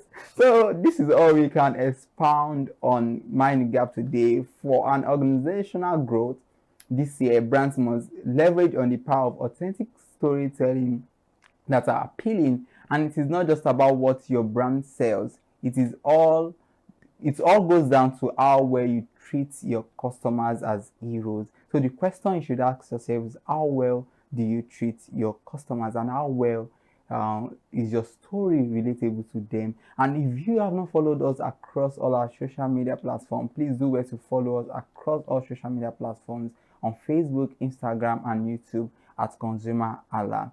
And we are always ready for you. And in case you have any complaints or you just want to drop your comments, please do well. We will always respond to you.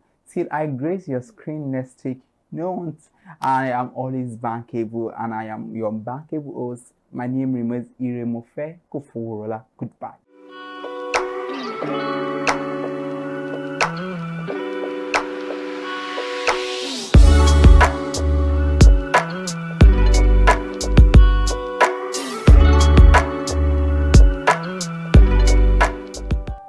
Hey there, do you know in the world today, everyone is a consumer, and as consumers, we all have the right to be heard. In Nigeria today, as a consumer, you have all right to product information, right to fair pricing, right to return goods, right to product labeling, right to fair dealings, and a lot more. Well then, have you heard about the new media channel? ConsumerHalla TV. ConsumerHallaTV. ConsumerHallaTV. At ConsumerHalla TV, our goal is to inform and educate consumers in Nigeria with insightful news alongside development within the fast-paced world of consumers through well-researched, specialized, and analytical content. Our vision at ConsumerHallaTV is to create an engaging platform that provides right connections for meaningful brands in Nigeria, thus creating a more caring world for consumers where business thrive. And guess what? Our ConsumerHalla brand is the first consumer complaint resolution portal in Nigeria, powered by a 72-hour feedback mechanism. We offer consumer advocacy, informative talk shows, branding promotions, advertising, and lots more. Connect with us via our YouTube channel at ConsumerHallaTV. Follow us on our Facebook page, ConsumerHallaTV, our Instagram page, ConsumerHallaTV, and do well to subscribe to our YouTube channel. Subscription is free. ConsumerHallaTV. At ConsumerHallaTV, you deserve to be heard. At ConsumerHallaTV, you deserve to be heard.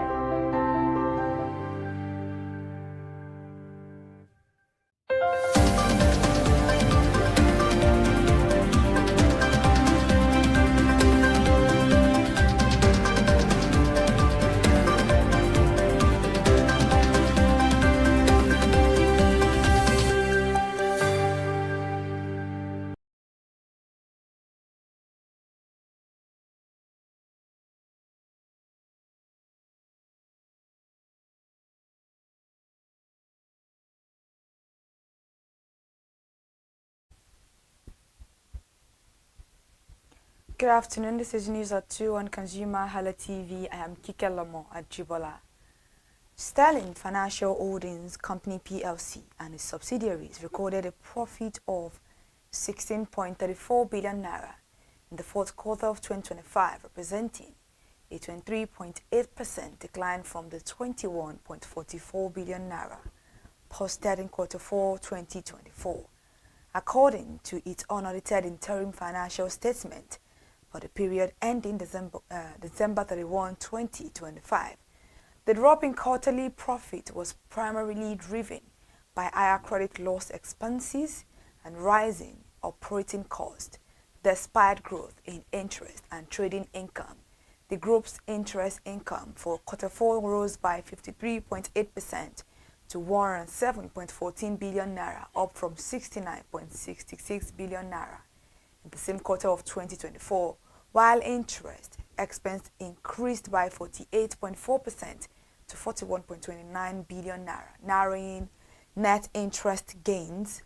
Consequently, net interest income grew by 57.4% to 65.85 billion naira, compared with 41.84 billion naira in quarter 4 2024. However, the gain was offset by a sharp rise in credit loss expenses on financial assets, which soared to 18.67 billion naira from 3.62 billion naira in quarter 4 2024, a 415% increase year-on-year.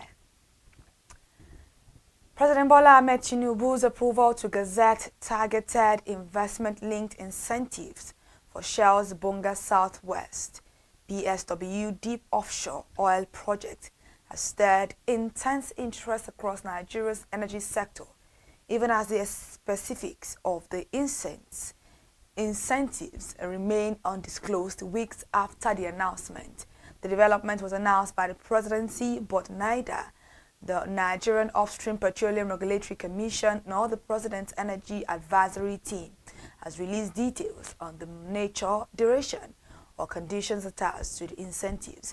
The silence has left investors, analysts, and policymakers parsing industry signals, with experts pointing to Nigeria's broader struggle to revive deep offshore investment amid declining production and heightened fiscal scrutiny. Away from that now, the federal government has approved the introduction of a digital system for fish import licensing to improve regulation and support local aquaculture production in Nigeria. The disclosure was contained in a statement signed by Bolaji Akinola, Special Advisor to the Minister of Marine and Blue Economy, on Tuesday. The reform approved by the Minister of Marine and Blue Economy, Adegboyega Oyetola, forms part of a broader push to modernize fisheries administration, boost transparency, and strengthen local fish production. Digitization is expected to streamline regulatory processes, reduce administrative delays, and improve oversight of fish import while supporting local producers. And now the Minister of Foreign Affairs, Yusuf Tugar, has received the ambassador of the State of Palestine to Nigeria. The meeting, according to a statement from the ministry on Wednesday, is part of ongoing diplomatic engagement aimed at strengthening bilateral relations and reviewing consular, humanitarian, and regional matters of mutual concern.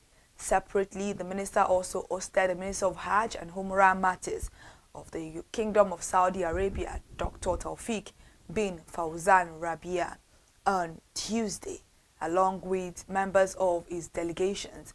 The federal government has begun enforcing mandatory biometric attendance verification across all technical and vocational education and training centers.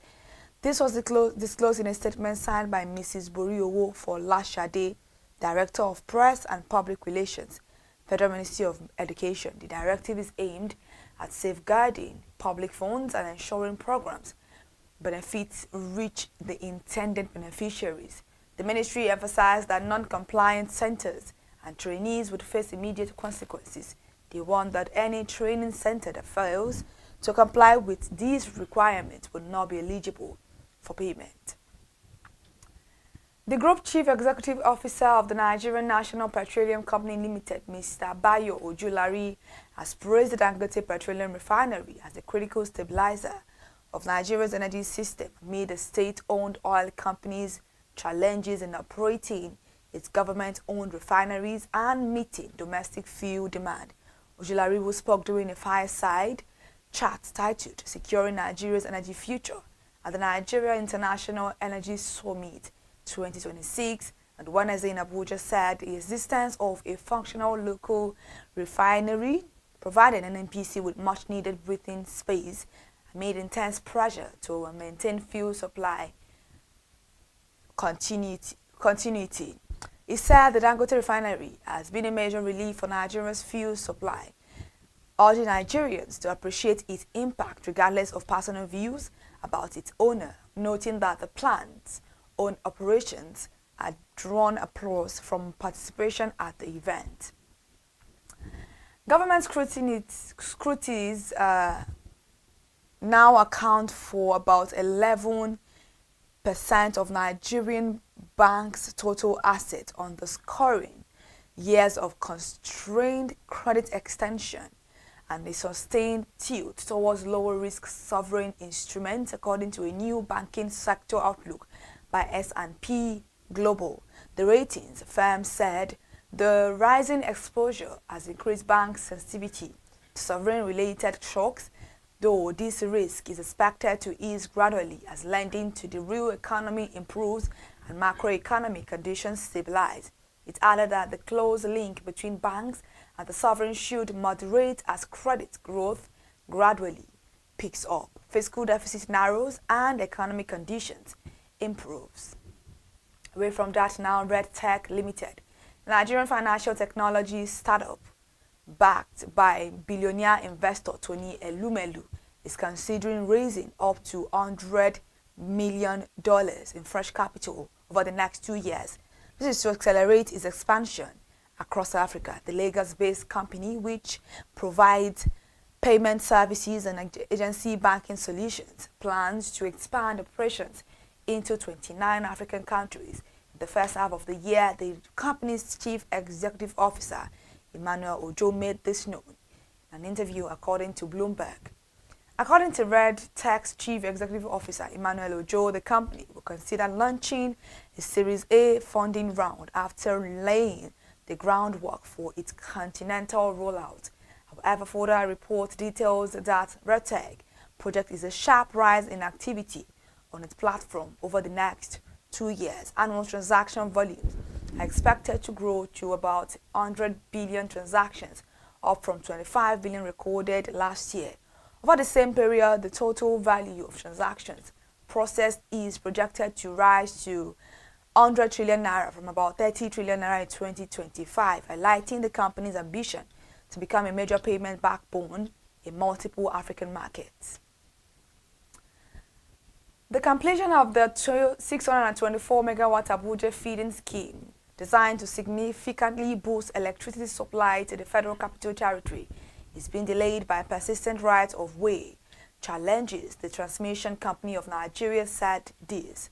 The donor-funded project, which is about 91% completed, is expected to ease power shortages in Abuja and surrounding areas once fully delivered. The scheme comprises 5 substations located at Danwaki, Lugbe, Kuje, Wumba, and Apo, as well as associated 132 kV transmission lines linking the facility. Speaking after an inspection of the project last Thursday, TCN's Chief Director, Transmission Service Provider Engineer Oluwagbenga Ajiboye, said the major setbacks were occurring along transmission line route, particularly around the Wumba axis, and called for urgent government intervention. Lastly, this afternoon, Nigeria's energy sector has staged an industrial comeback, with active oil rigs skyrocketing from just 8 in 2021 to 69 by late 2025. Speaking at the 9th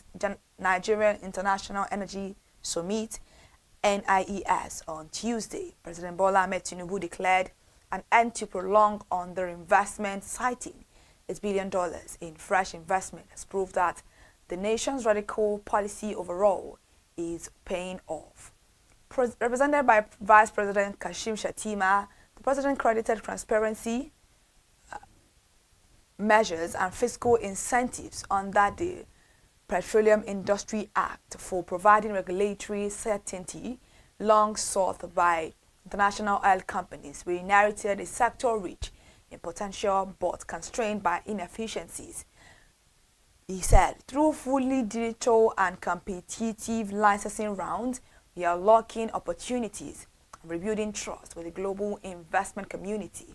While crude oil remains Nigeria's immediate economic driver, natural gas was highlighted as the cornerstone of future growth.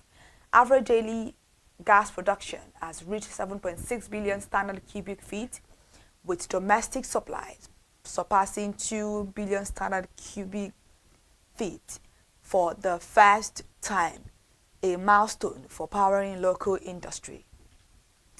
Thank you so much for staying connected to ConsumerHallaTV, and thank you so much for joining the news at 2 on ConsumerHallaTV. I'm Kikelomo at Jibola. To stay connected and see us once again, please follow us across all our social media platforms, especially on YouTube.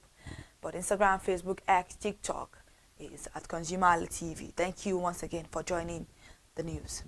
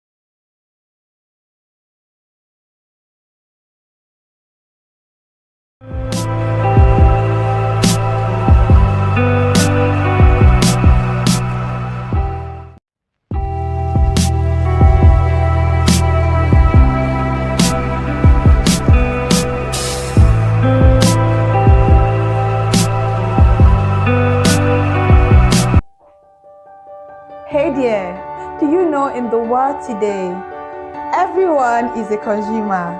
And as consumers, we all have the right to be heard. In Nigeria today, as a consumer, you have all right to product information, right to fair pricing, right to return goods, right to product labeling, right to fair dealings, and a lot more. Well then, have you heard about the new media channel? ConsumerHalla TV. ConsumerHalla TV. ConsumerHalla TV. At ConsumerHalla TV, our goal is to inform and educate consumers in Nigeria with insightful news alongside development within the fast-paced world of consumers through well-researched, specialized, and analytical content. Our vision at ConsumerHalla TV is to create an engaging platform that provides right connections for meaningful brands in Nigeria, thus creating a more caring world for consumers where business thrive. And guess what? Our ConsumerHalla brand is the first consumer complaint resolution portal in Nigeria, powered by a 72-hour feedback mechanism. We offer consumer advocacy, informative talk shows, branding promotions, advertising, and lots more. Connect with us via our YouTube channel at ConsumerHalla TV. Follow us on our Facebook page, ConsumerHalla TV, our Instagram page, ConsumerHalla TV, and do well to subscribe to our YouTube channel. Subscription is free. ConsumerHalla TV. At ConsumerHalla TV, you deserve to be heard. At ConsumerHalla TV, you deserve to be heard.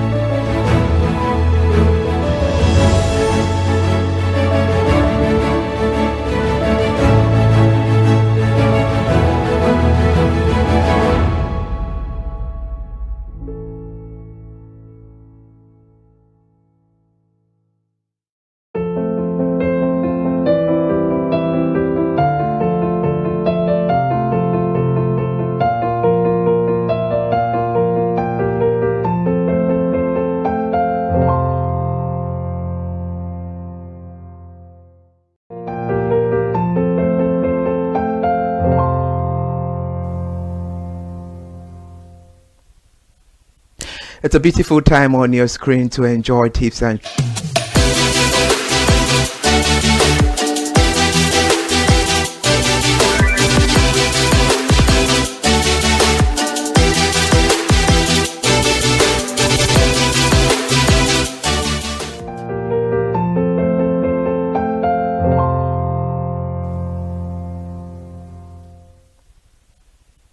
It's a beautiful time on your screen to enjoy tips and tricks. Good afternoon. We appreciate you for watching. This is Tips and Tricks, where we give you all the tips and tricks that you need to live and maintain a healthy lifestyle. And we've bring something beautiful, something relatable, something we will discuss proper on the program this afternoon. I am Iri Ayomikunle AK. Good afternoon, and thank you so much for joining us once again. Good afternoon, and thank you so much for joining us again this afternoon for Tips and Tricks on ConsumerHallaTV. It is Friday and everybody's getting ready for the weekend to just come. But we all know Monday is knocking at the door. But today, Tips and Tricks is going to be beautiful, entertaining, sweet, and very short. It's an essential topic to talk about for every person, every individual, be it old, young, married, single, anything.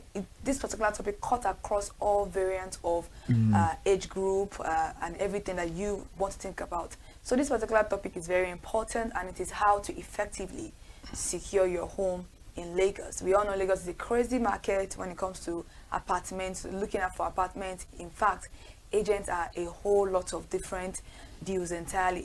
If you have not even been part of the old palaver or old shenanigans of agents, you don't know what God has done for you. I'm Kikelomo at Jibola. Thank you so much for staying connected to ConsumerHallaTV.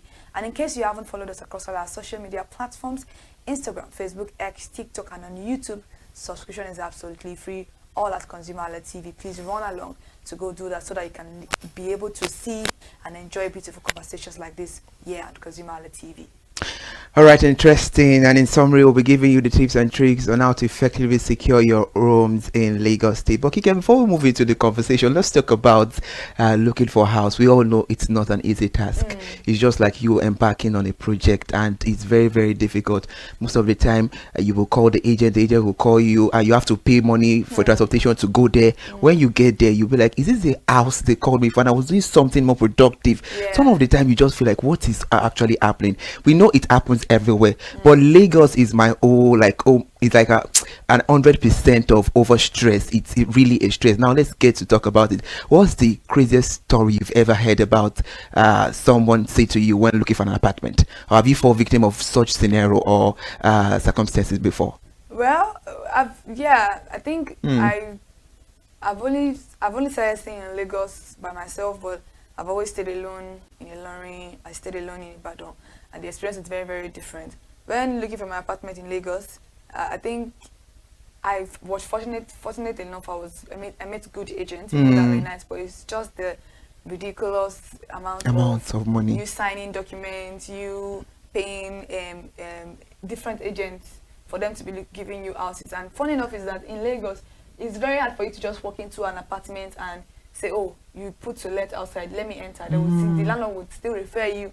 to an agent, which is a very, very stressful thing, all in all. But my younger sister was looking for an apartment. Oh my God, we went through it because I followed her to look for the apartment, and the amount of the house compared to the old standard of the house, I'm like, how exactly is this correlating? So I had to just tell her that, you know what, if you want to live alone, want to stay in Lagos, you have to calm down. Like, you have to really, really calm down, because I know a lot of people, a lot of my friends will look for apartment for like 4 months and they won't be able to get to Lagos. And Abuja have been said to be one of those notorious places when it comes to you searching for apartments, meeting ridiculous people, very, very anyhow agents there. So a lot of crazy stories out there. You can even if you go to TikTok right now and people searching for apartments, you'll be like a house that's already slopey, or a room that is as tiny as just a passageway. They'll give to you and say, oh, 400,000,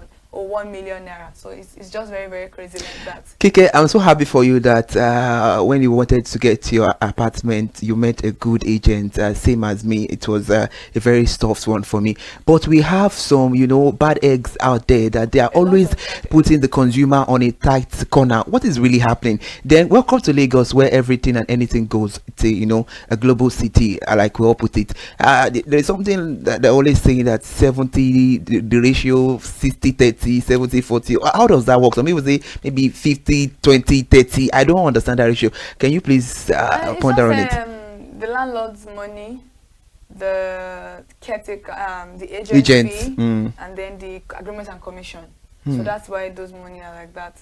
Some places is even 4 places, 50, 30, 20, 10, which is landlord. So the landlord will have the 50. Yeah, okay. Like 50% of the money. Okay. Agreements, commission, then damages. Just in case you damage anything. That's that 10% of the money is a refundable amount. Do you think people refund the damages? They do, if you know your rights, they do refund the damages. Yeah, they do refund. But why is it that most of the time a lot of people complain that the money, the agent, tax? I would say it's just a tax on this amount is very, very cumbersome. What happened? Don't you think this is high time government needs to do a whole lot of regulations? We've always heard it that there was a time we heard that the government wants to look into it, but they've not yet gotten to a very mutual conclusion about this issue, and it's becoming worrisome. So what can we say about this agent fee? Because most of the time, if we look into it, the house rent, Kike, is not the problem. But the agent fee, people are always having they're always, afraid, panicking, and all of that. Like the agent fee is not as much as the money for the house, honestly. Yeah, because if you are taking an apartment, maybe like you're taking an apartment of 350,000 naira, it's not even the agent fee. It's still all going to the landlord. It's just that it's a fee particularly for the agent in that money. So agreement and commission, probably like you are taking a house of 400,000 naira. Agreement and commission may likely be 140 or 120 or 130 thereabout, and then the all damages is 50, so you're paying around 600,000 naira. So the money is not most likely from the agent. I just feel like if that money can be left out, it will be better for a lot of people. We have to really talk about this, and that is what we are doing on this program, because most time agents will even trick consumer. This house is good. There's always light 247, and the consumer will pack into the house 2-3 months. You will not see light. That is why we will be giving you these tips and tricks so that you can be on your toes when you want to search an apartment. Because searching for an apartment in Lagos can be exciting yet challenging experience, and here are some tips and tricks to help you navigate the process effectively. You have to set a budget, and I think this is one thing. When you call an agent, they will ask you, what's your budget? So that budget is very, very important, for you to determine your maximum rental budget, considering additional expenses like utilities and maintenance, which is very, very important. And for the tricks about that, use a chart to visualize how different rent amounts impact your overall monthly finances, which is very, very important.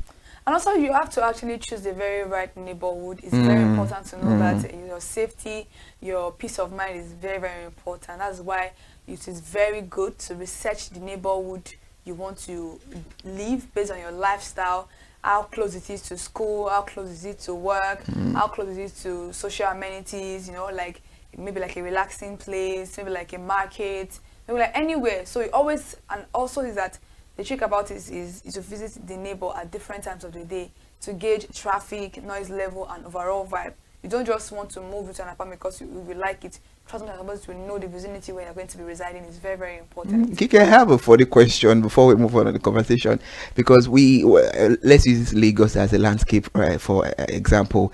We know some areas that we know that this area is kind of a slum area, or this area is we know it's a bad area. Bad boys are always there. If consumers are opting away, moving away from all these bad places, who are going to live in this place? Well, I feel like it's just about it's just your own preference, because not a lot of people can navigate that kind of life.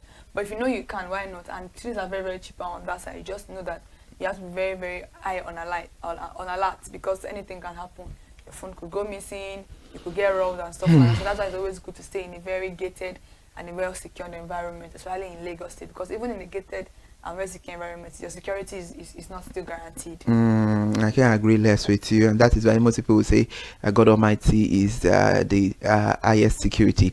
Now, she made mention about something, and that is where I'm headed to. That when you go to TikTok looking for houses and stuff like that, this is where our online resources come in. Use online resources, utilize a reputable real estate website and apps for listing and reviews. Set up alerts for new listing within your criteria for timely notifications.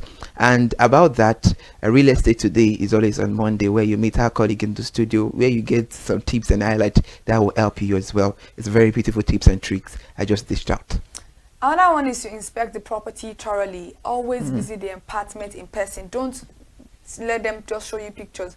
Trust me, in Lagos State, a lot of what I ordered versus what I get is exactly what you should be getting. Check for the plumbing, electrical issues, and overall cleanliness. And the trick is that to bring a checklist to ensure that you don't miss any important details during your inspections. It is very, very important to know that when you are visiting the apartment, if it has a running tap, check all of the taps. Trust me, you wouldn't even know. Check the flush, check the electricity, check everything. It's always important to do this because you wouldn't know what you're actually getting yourself into. Once you've paid, there is no refund. They don't refund you. So shine your eyes. Then ask the right questions. Of course, Yoruba will say Birukim Fajad. I mean, you asking question, of course, does not lead to fight or chaos. The tip is inquire about the lease terms, maintenance policies, and included utilities. And then the tricks is to prepare a list of questions ahead of time to stay organized and ensure you get all the necessary information. It's very important to ask questions. And also check safety and security feature. Looking for security measures like gated access, security personnel, and functional smoke detectors. Not all Lagos State houses are like that because you may not be you may not be in Uko, you may not be in Lekki, but try as much as possible to understand that ventilation is very, very important when you are cooking in your apartment. So even if there's no smoke detectors, always make sure you have a cross ventilation in your apartment. And also talk to current residents about the experiences regarding safety in the environment. Don't be shy. Try as much as possible to actually talk to them. Even if you don't get to talk to your neighbor, try as much as possible to talk to someone that is living beside your house or 3 places away from your house. They may know 1 or 2 things about the house. Then negotiate the rent. Negotiation is very, very important. Don't hesitate to negotiate the rental price, especially if the property has been on the market for a while. So the research you made mentioned earlier on, you have to research similar listings to strengthen your negotiation position.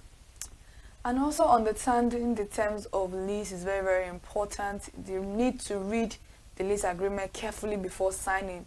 Look for clauses related to lease duration, penalties, and renewal terms. These are very, very tricky things. You don't just collect these papers and start signing them. It's very, very important to actually read them. And if one thing that you don't understand there, please take it to somebody that is more knowledgeable. If you have a lawyer in your corner or somebody else that can help you look into it, 2 heads is better than 1. Trust me, if that is just how life is. And highlight key sections for easy references and verification before moving in. If you find something that you're not comfortable with, try as much as possible to bring it up with your caretaker or your landlord so that you can know where to meet at the middle ground. If it's not working for you, please leave that house for them and look for your own home to settle in.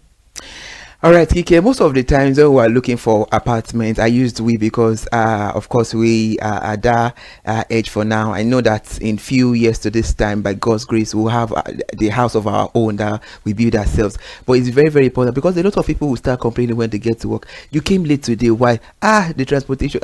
No, where I'm living is far, So when you're looking for an apartment, transportation is very, very important. It was on Tips and Tricks, you and I were having a conversation, and I think we made mention of salary during the cost of implication of transportation, save and everything. You are earning 100, 150. Just look for somewhere closer to your place of work that you'll be able to save. I think it was on that program you were saying they should be able to save like 40 or 50,000 per month if they stay close to work. So it's very, very important. So considering the transportation options is something you need to evaluate very well. You have to evaluate the availability of public transport and road connectivity from the apartment to your workplace or school, for easy and convenient. So check traffic patterns during rush hour to understand your daily commute. And lastly, get references if possible. Reach out to previous tenants. people that move out of the house, if you can be able to do your research, patience is very, very important. It is key. Reach out to them for insights about the landlord property conditions. I personally don't blame people that will say, I don't want to live with my landlord, because it can be very, very... Absolutely. It can be draining. Draining. Use social media or local community groups to connect with others who may have lived in the area before. It is very, very important that when inspecting an apartment in Lagos, being vigilant about red flags can save you from future headaches. And there are a lot of red flags that you should actually watch out for. We'll be talking about them very, very shortly. Kike, I believe and everything we want to do, we should always put it in good hands. Now, do you think when we want to start renting an apartment now, if you're a Muslim, you should go on your mat and pray? If you're a Christian, go to church, that God please. Do you think we should put this as prayer point with the way things stands right now? Yeah, because that's going to be your home for the next 2-3 years. So you need the prayer, honestly. Okay. Looking for apartments in Lagos. It's a lot of craziness. All right, prayer is the key. Please let us pray where we are looking for accommodation, or we are looking for apartments in Lagos State. So let's give you the red flag you should always side.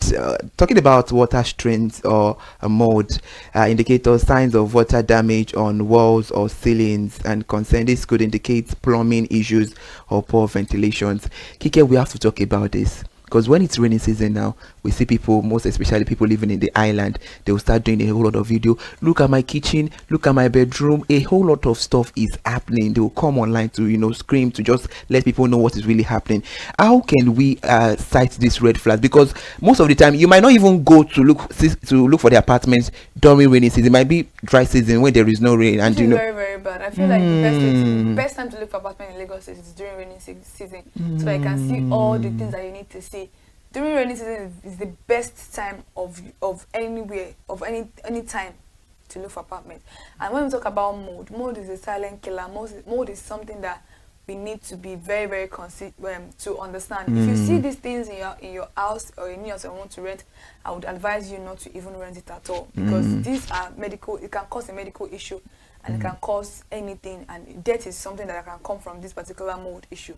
So if you know that this is something that you are looking at in a home that you have not moved or paid for, please try as much as possible to avoid a particular apartment. All right, then pest infections, signs of insect or rodents such as dropping or nest is very, very important. Pest problem can be difficult and costly to resolve, so please make sure you adhere and see to all these things. It's very, very important. Then poor electrical wiring, exposed wires, flickering lights or overloaded circuits. This poses safety hazard and could lead to electrical fire. So please, let's be very, very careful. Because number one is that some people may live in an apartment and maybe the landlord offend them. They dismantle, like they actually do everything anyhow. And if you are moving into, I feel like it's a responsible thing for the landlord to affix it before you coming in. But a lot of landlords don't do that. In Lagos, they will ask you to do it yourself. So you should be able to put your foot down and tell them that this is not something that it is your problem. It is their problem because you made the house like that. Another thing is to have to understand that appliances that don't work, like stoves, refrigerator, leaky faucet, or malfunctioning repairing them may not be promptly addressed by the landlord. If you have issues with your plumbing, if you have issues with your pumping machine, all of these things, landlord will tell you that no, it's not me that's going to be repairing it and stuff like that. And some houses that come with it fully furnished, try as much as possible to test the equipment out before you actually move into your apartment. It's very, very important to do so for the peace of your own mind. Yoruba will say moto to lolo I'm talking about being clean. So unusual odor is very, very important. Strong smells such as mildew, sewage, or cooking odors. So odors can indicate underlying issues such as poor ventilation or plumbing problems. So please, we should always pay attention to all these things. We talk about noise pollution, we talk about air pollution, so make sure you do a research around that. Okay, is there any noise pollution here? Is there air pollution? Just for your safety. Health is wealth. I mean, Lagos State smells enough. There's room to now be smelling also. You have to be very, very careful, and mold can also be an indicator of a problem. You might have and I think a lot of houses in Lagos have sockaway issues. So you need to be very, very careful with the kind of apartment you are actually, getting into. And inconsistent maintenance, lack of upkeep, common areas like hallways, stairways, and landscaping. If you enter some apartments, you see that they are very, very unclean. It may actually reflect on the landlord's neglect or may indicate potential issues with the apartment itself or also the tenant living there. So you may likely not have your, your energy to be fighting every time. So avoid that totally. And high level of noise is very, very important. Like you said, noise pollution. Lagos is a busy environment entirely. You're on the road coming back from work and then you're still in your house, you're still listening to noise. It can be very, very mentally, it can be mentally draining, and it can affect your quality of life and comfort in your apartment. I can't imagine me coming back from work and I'm entering my house and I'm still hearing all the noises. It would actually be very, very exactly. So it's always okay then. It's always like that. Okay, vague lease terms. The indicator is that the lease agreements that lack clarity or have vague terms. So ambiguities can lead to misunderstanding regarding recent increases or maintenance responsibilities. So please be very careful. Read the terms and conditions very, very well.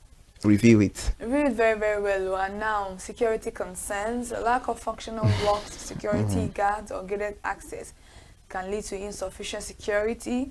Measures can compromise your own safety. Trust me, you will get to some apartments and the lock is spoiled because of a tenant is angry with the landlord and the landlord will not fix it. And you yourself, you are moving into an environment such as that is not even gated in the first place, and then you are not doing as much as possible to protect yourself. So run away from that particular apartment. It's very, very, very unsafe. This one I want to say, I will have to think. Okay, face to face is another way of life for this country. Please face me, I face you for the jagba unhappy tenant. Of course, we all see the drama. Then face you as face to face the home drama. So please let us make sure that our tenants are very happy, because unhappy tenants can lead to chaos, it can lead to disaster, frustration, a whole lot of things will set in, expressing dissatisfaction with management. This might signal a larger issue with the property or the landlord management style. So please, unhappy tenants, you should do, the first day you set your leg into the apartment, you want to secure your neighbor. You're meant to ask, who are my neighbors? Of course, an English adage says, first impression last longer. So in the first day you see them, the impression they give you and everything really matters a whole lot. It's very, very important to understand that your peace of mind is very, very important, and the home you are living in should be your peace. It should not be a safe haven. Yeah, it should be that particular place that is just for you and you alone. And I pray that whoever is looking for an apartment in Lagos State, more grace to your elbow. Amen. God will be your strength. Amen. Try as much as possible to use these tips and tricks to understand the fact that life can be much more easier if you actually do research and you are open your eye, shine your eye very, very well, because Lagos State is not for those that snooze. You must be smart, you must be at alert, and you must be up on your feet.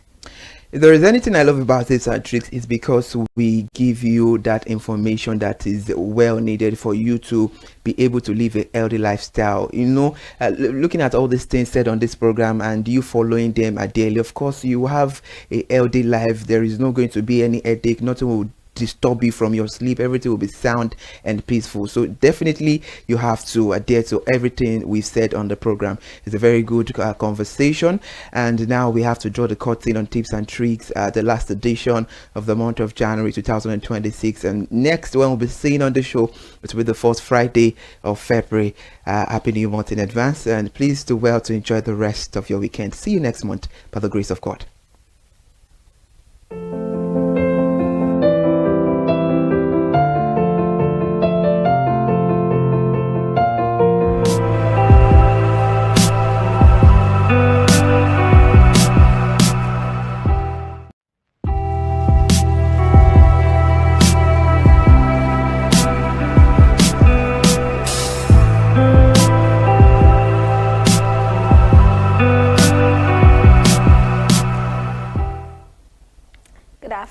And welcome to Real Estate Today on ConsumerHalla TV. I am Elizabeth Habefe. You know what we do here? We bring you the latest development shaping Nigeria real estate and housing sector, from urban displacement and court action to rental market shifts and affordability concern.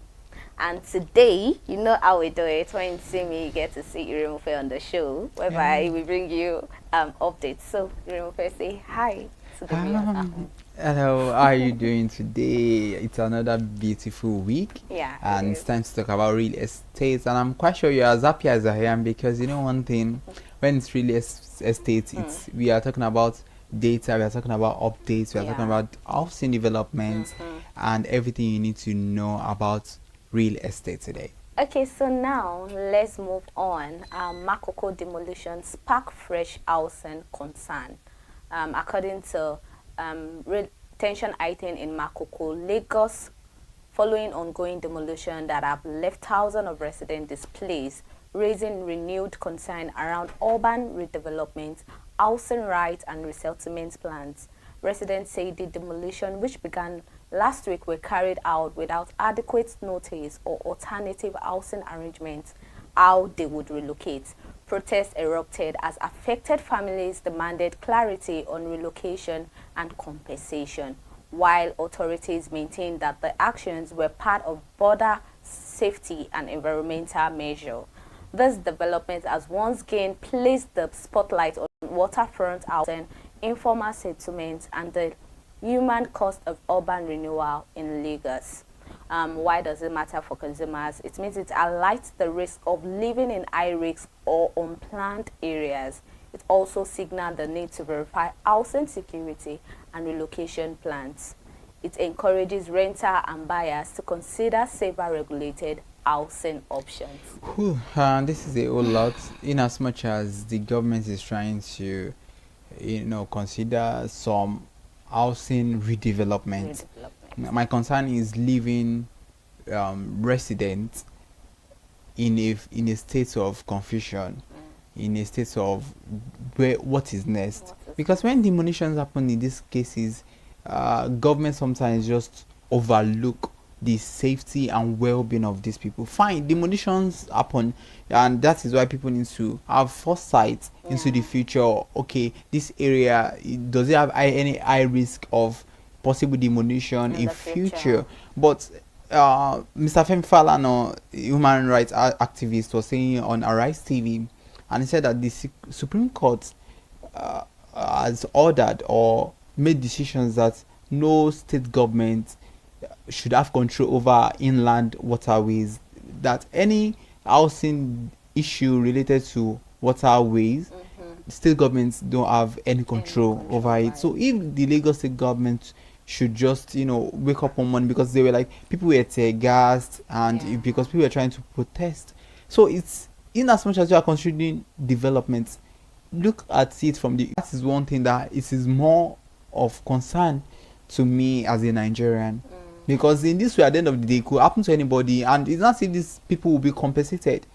Most of them have known this environment for their entire lives. So why just come and do that? I think I love the fact that you said they don't look at human side of the story and just wake up one day and all of that.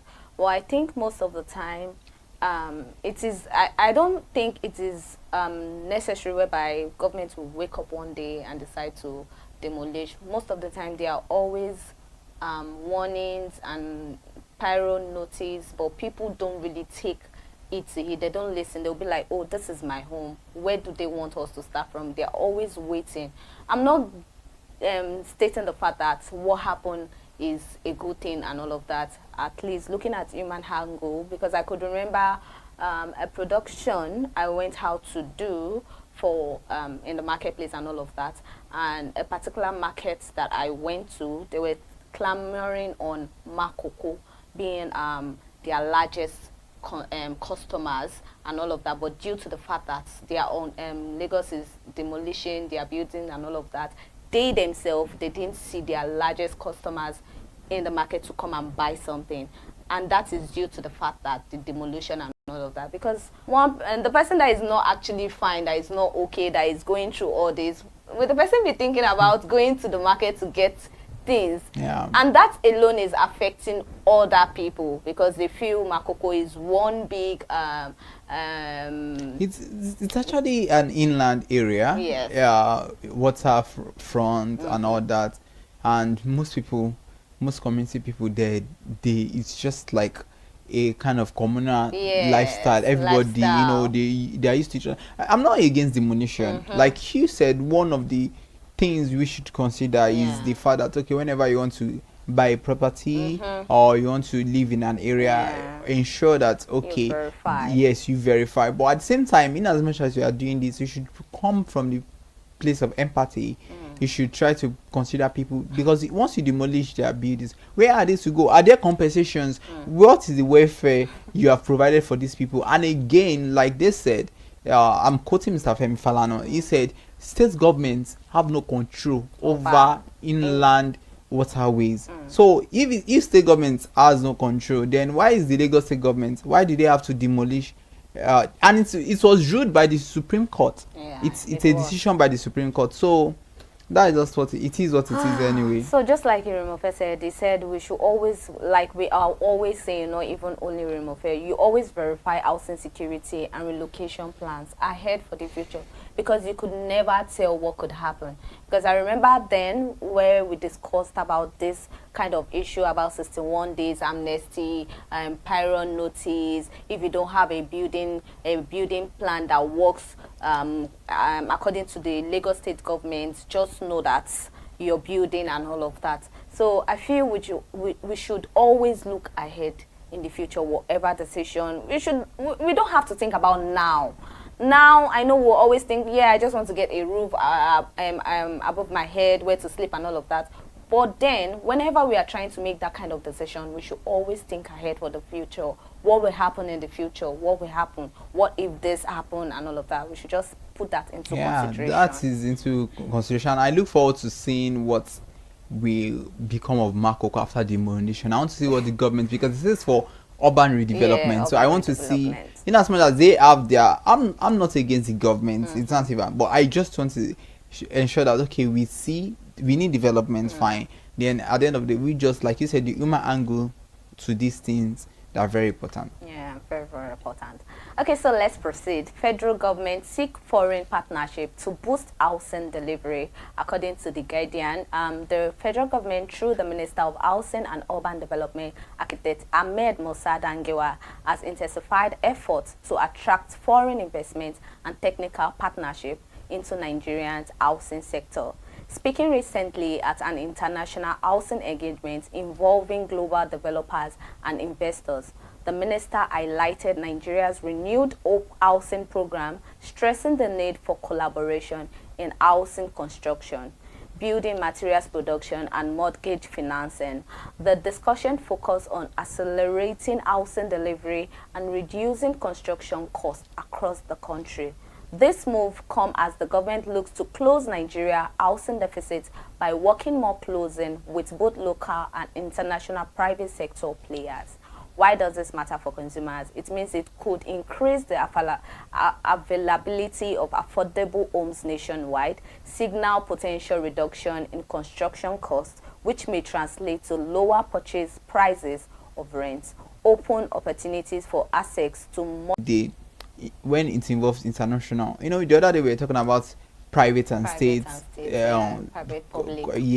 collaboration. Now it's international, and it's a big one because the federal government is involved in this. So it's going to open more doors. It's going to open more channels for other, you know, countries to see that, okay, housing development is possible in Nigeria too. But the only thing is, we, in as much as we are working on housing, we should also work on security, because there's no way you work on housing and you neglect security. If you want foreign investors to come into the country to, you know, work on construction costs, to work on building materials, you know, all of these things, because they are intertwined. At the end of the day, if there are collaborations, the prices of housing, it reduces, because especially construction cost, it's a whole lot. That's why you can see landlords telling you that, do you know how much I spent? Even by building materials alone, they are very expensive. So all of these things is very good, but at the same time we need to work on our security in as much as we work on housing development. We need to work on security.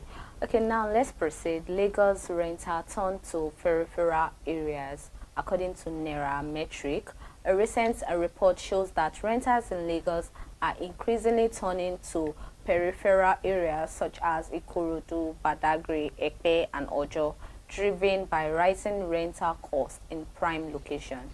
The report highlights that demand is shifting as households seek more affordable housing options, with two-bedroom apartments in these areas remaining within reach of average earners compared to central Lagos. Why does it matter for consumers? It means it helps renters identify budget-friendly location. It also encourages informed relocation decision. It also reflects changing housing demand pattern. And I think we've discussed about it, whereby we took a snapshot of what happened last week, whereby we brought out and break down prices of houses in Badagry, Ekpe, Ikorodu, to compare them to Atlantic, Lekki, areas like that. So I think we discussed this last week, whereby, and according to the report, it actually give you the chance for you to check your pocket to know where you stand. Oh, this is what I can afford. This is what is going to work for me.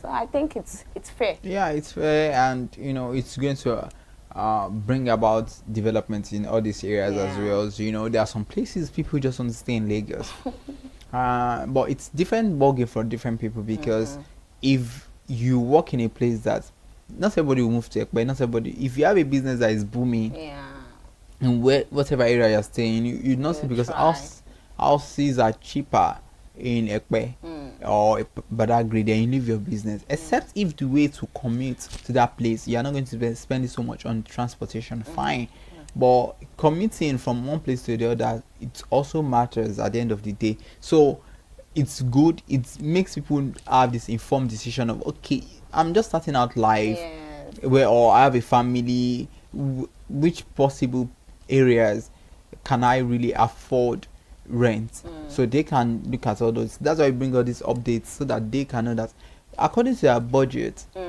they can get conducive and very. I'm quite sure these areas are serene, they are calm compared to some places you get to in Lagos. I'm like, oh, what part of Lagos is this?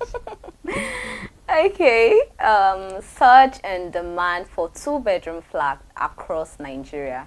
According to Nairametric and the latest housing market update, two-bedroom flats, what many middle-class families want, are now the most sought-after residential units in cities like Lagos, Abuja, and Port Harcourt, because they balance cost, space, and future investment value. Analysts explain that the rent and purchase appeal for this type of unit is driving demand across urban hubs. According to market data, the preference is driven by affordability, functionality, and rental value, making two-bedroom units attractive to both tenants and property investors. Why does this matter for consumers? It means it shows where buying or renting demand is strongest right now. It also helps house hunters narrow down property type for better budgeting.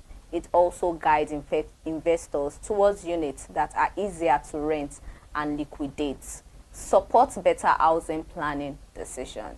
And I think this is actually real, especially among the guys. Whenever they want to get an apartment, they will always say, let me start with two-bedroom, because we never could tell what could happen. Maybe from there, they want to start planning their life and all of that. But most of the time, I always notice this among the guys. They will always tell you, why do you want me to start like, I want to start my life now, moving out from my parents' house. I want to start with a single bedroom, like one-room apartment. No, I prefer two-bedroom. In my head, why are they like this? I remember a friend telling me, you're a lady now. From parents' house or a room apartment, you can decide to move to your husband's house.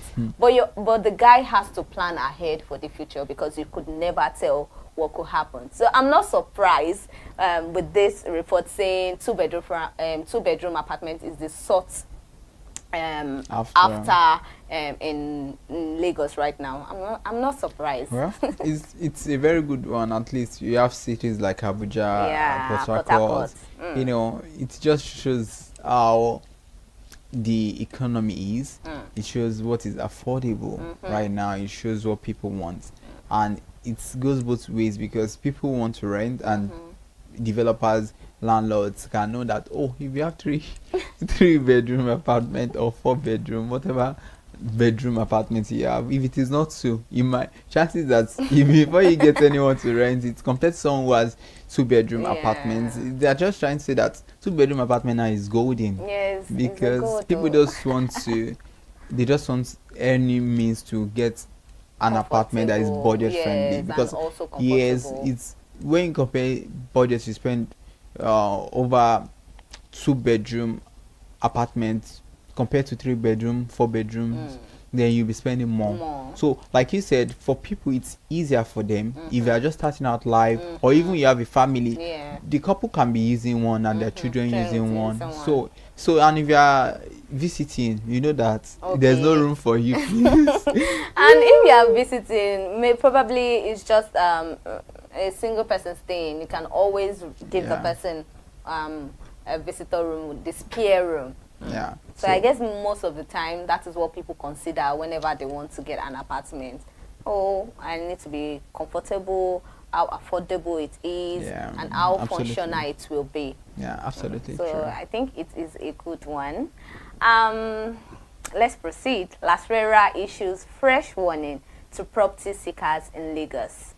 According to Lasrera and Vanguard, the Lagos State Real Estate Regulatory Authority, Lasrera, has again warned residents against engaging with unregistered real estate agents and developers in the state. The agency reiterated this advisory during a recent public notice, reminding Lagosians that only licensed practitioners are legally permitted to operate.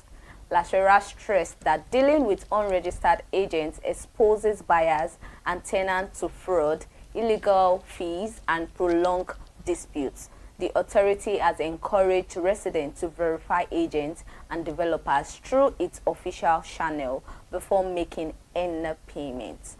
Why does it matter for consumers? It means it reduces risk of fraud and property disputes. It also promotes accountability and safety in property transactions. It also ensures adherence to official regulatory standard. If you are not new to this program, let me start from there.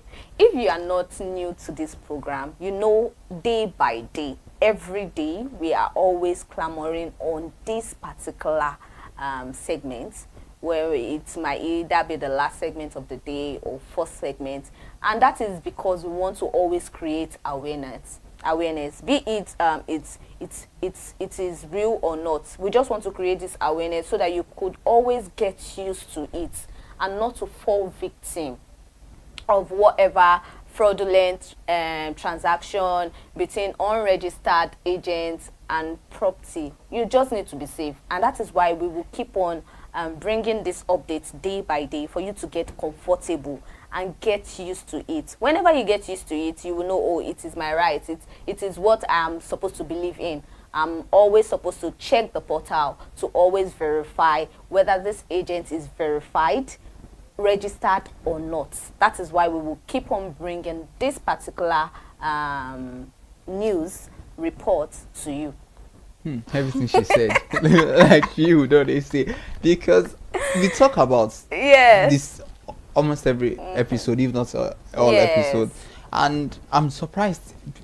Last year has tried, created awareness campaigns and everything humanly possible to ensure that, please know that it's just for your own safety, it's for your own financial security.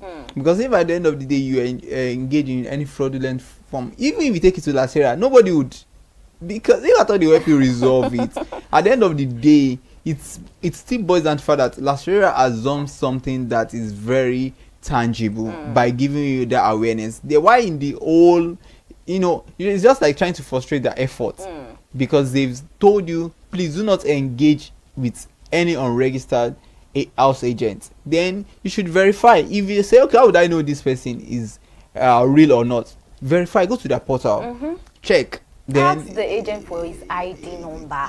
Then you just go there, search the ID number out. It is very simple. I remember myself and Remofe last week, we were talking about a particular segment whereby Lasera has joined and with Lagos State government and all of that. And Remofe was like, why is it that this Lasera keep clamoring and keep this, and people are still falling victim.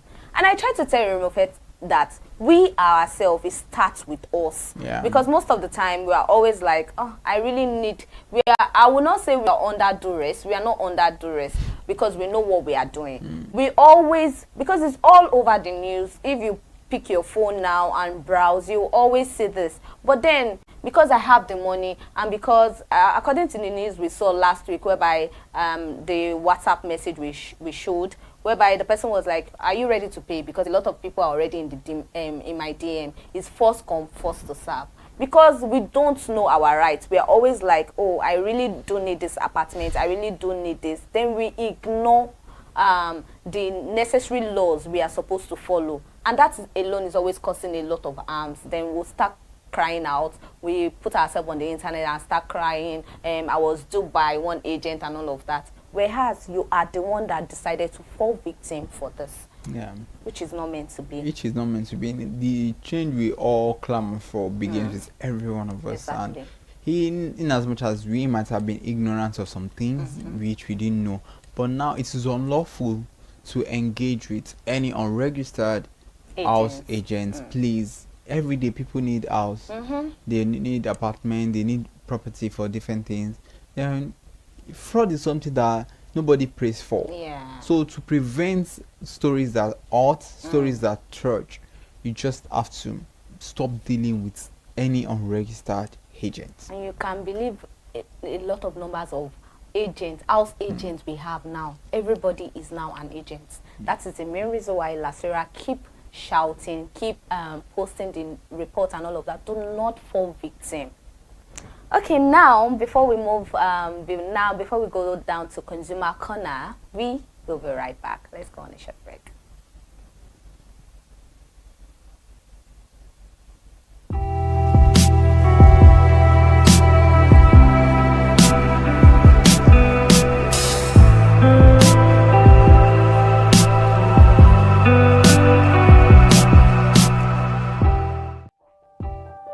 Hey there, do you know in the world today, everyone is a consumer, and as consumers, we all have the right to be heard. In Nigeria today, as a consumer, you have all right to product information, right to fair pricing, right to return goods, right to product labeling, right to fair dealings, and a lot more.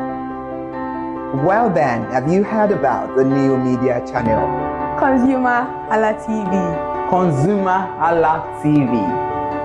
ConsumerHallaTV.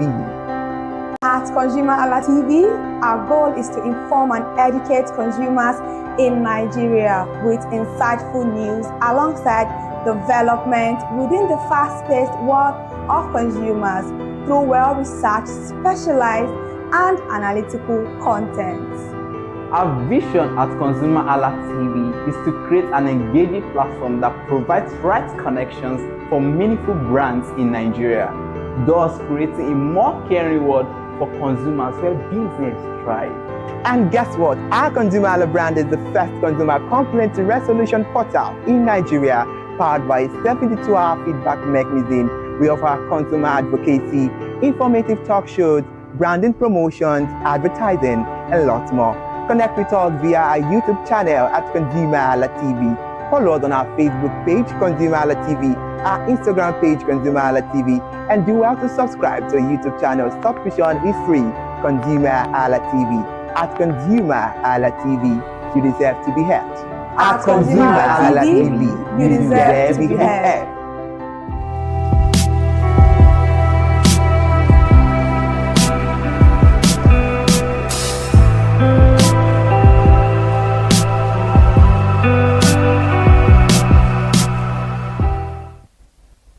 Welcome back. We are still on real estate today on ConsumerHallaTV. If you just joined in, welcome. You've not missed a lot, like I always say. And if you've not subscribed to our YouTube channel, please subscribe, like, share. Yeah, always share to those, especially those that need this vital information. You can always share or call them in to always join, because we are always here for you. Consumer Corner, always check Lasera agent and developer verification. or ConsumerHallaTV for updates. Yeah. In case you are lazy, you don't want to go through that stress, don't worry, you can always join us. Tune in to ConsumerHallaTV. We are always seated here. You can always see our beautiful faces and handsome faces. So we can just tell you everything you need to know, and you can always comment under the comment section anything you need to know about a particular anything concerning properties. You can always comment and wait for Iremofe to always give you feedback. Oh, seriously, we just believe that you just have to get serious updates, well informed and analytical content when it comes to real estate, because it's very important. The world is evolving and things are changing every day.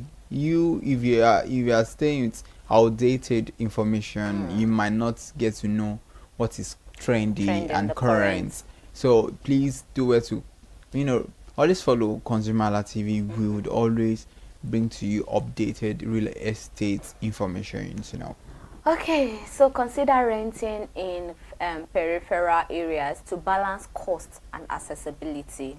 Always consider renting in all those areas whereby you need to check your pocket, whether it suits me and whether it is closer to where my business is, and all of there are a lot of things we need to put into consideration, and that is why we will always bring you snapshots of places that is very affordable.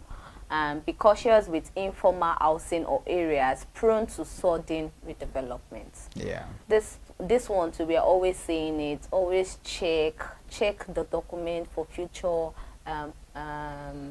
future issues concerning property. If you are not even aware, if you don't have the idea of all these updates about buildings, that is why me and Iremofe, we are always saying, always call in a legal practitioner, barrister for property testing. They will always guide you.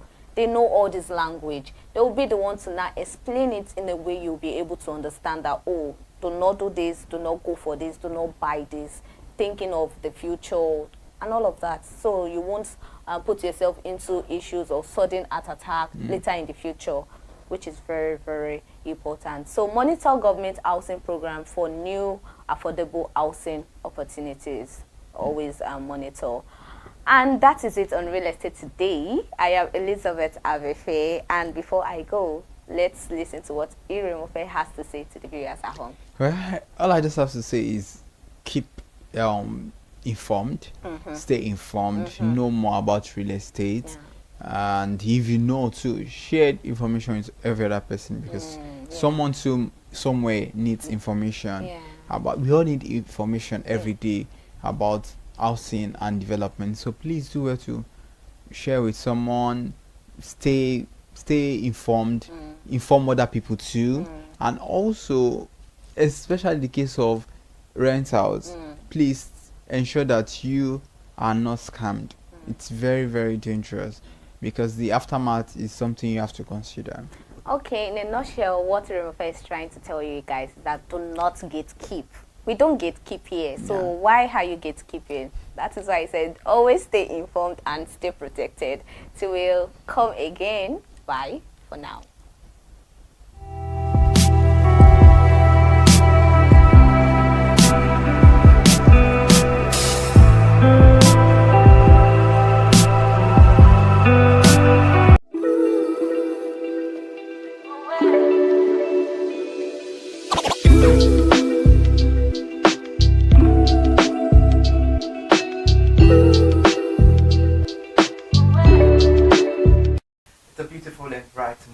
Good morning, Nigeria. Thank you so much for joining us on another beautiful edition of Consumer Watchdog. Consumer Watchdog is where we dissect and inform consumer rights protection and safety. Today we'll be looking at something vital and important. We'll be talking about the FCCPC new regulations on money lenders. And the FCCPC has begun enforcing the digital, electronic, online and non-traditional consumer lending regulations for 2025. Delisting the digital money lending operators that failed to regularize the status by the 5th of January 2026 deadline. The Chief Executive Officer, Tunji Bello, confirmed the withdrawal of conditional approval for non-complaint lenders to enhance the market integrity. An emphasis was placed that the compliance deadline was the 5th of January 2026, making the end of the transition. Experts say the measure's aim is to uphold regulatory standard, curb harassment, and prevent data breaches in the digital lending sector. And now the FCCPC is conducting a phased, rigorous enforcement process with further sanctions possible for continued non-compliance. And meanwhile as well, the Commission has urged consumers to only engage with approved digital lenders and report any illegal or harassing activities. And joining me on the conversation for better understanding on this critical situation, we have Barrister Emmanuel Inyada. But let's go on a short break. We'll be right back.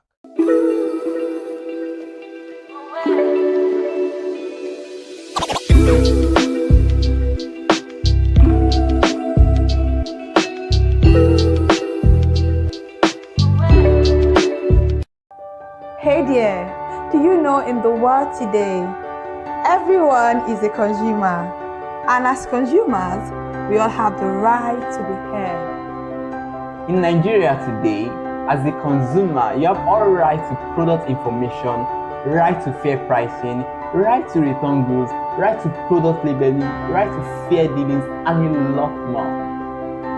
Well then, have you heard about the new media channel? ConsumerHalla TV. ConsumerHallaTV. ConsumerHalla TV. At ConsumerHalla TV, our goal is to inform and educate consumers in Nigeria with insightful news alongside development within the fast-paced world of consumers through well-researched, specialized, and analytical content. Our vision at ConsumerHalla TV is to create an engaging platform that provides right connections for meaningful brands in Nigeria, thus creating a more caring world for consumers where business thrive. And guess what? Our ConsumerHalla brand is the first consumer complaint resolution portal in Nigeria, powered by a 72-hour feedback mechanism. We offer consumer advocacy, informative talk shows, branding promotions, advertising, and lots more. Connect with us via our YouTube channel at ConsumerHallaTV. Follow us on our Facebook page, ConsumerHallaTV, our Instagram page, ConsumerHallaTV, and do well to subscribe to our YouTube channel. Subscription is free, ConsumerHallaTV.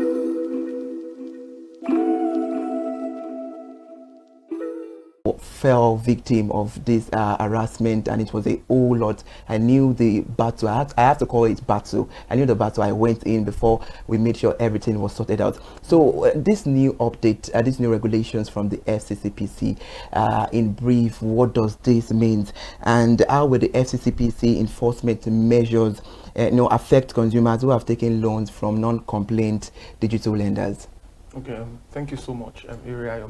That's the name, yes. Ayomikole.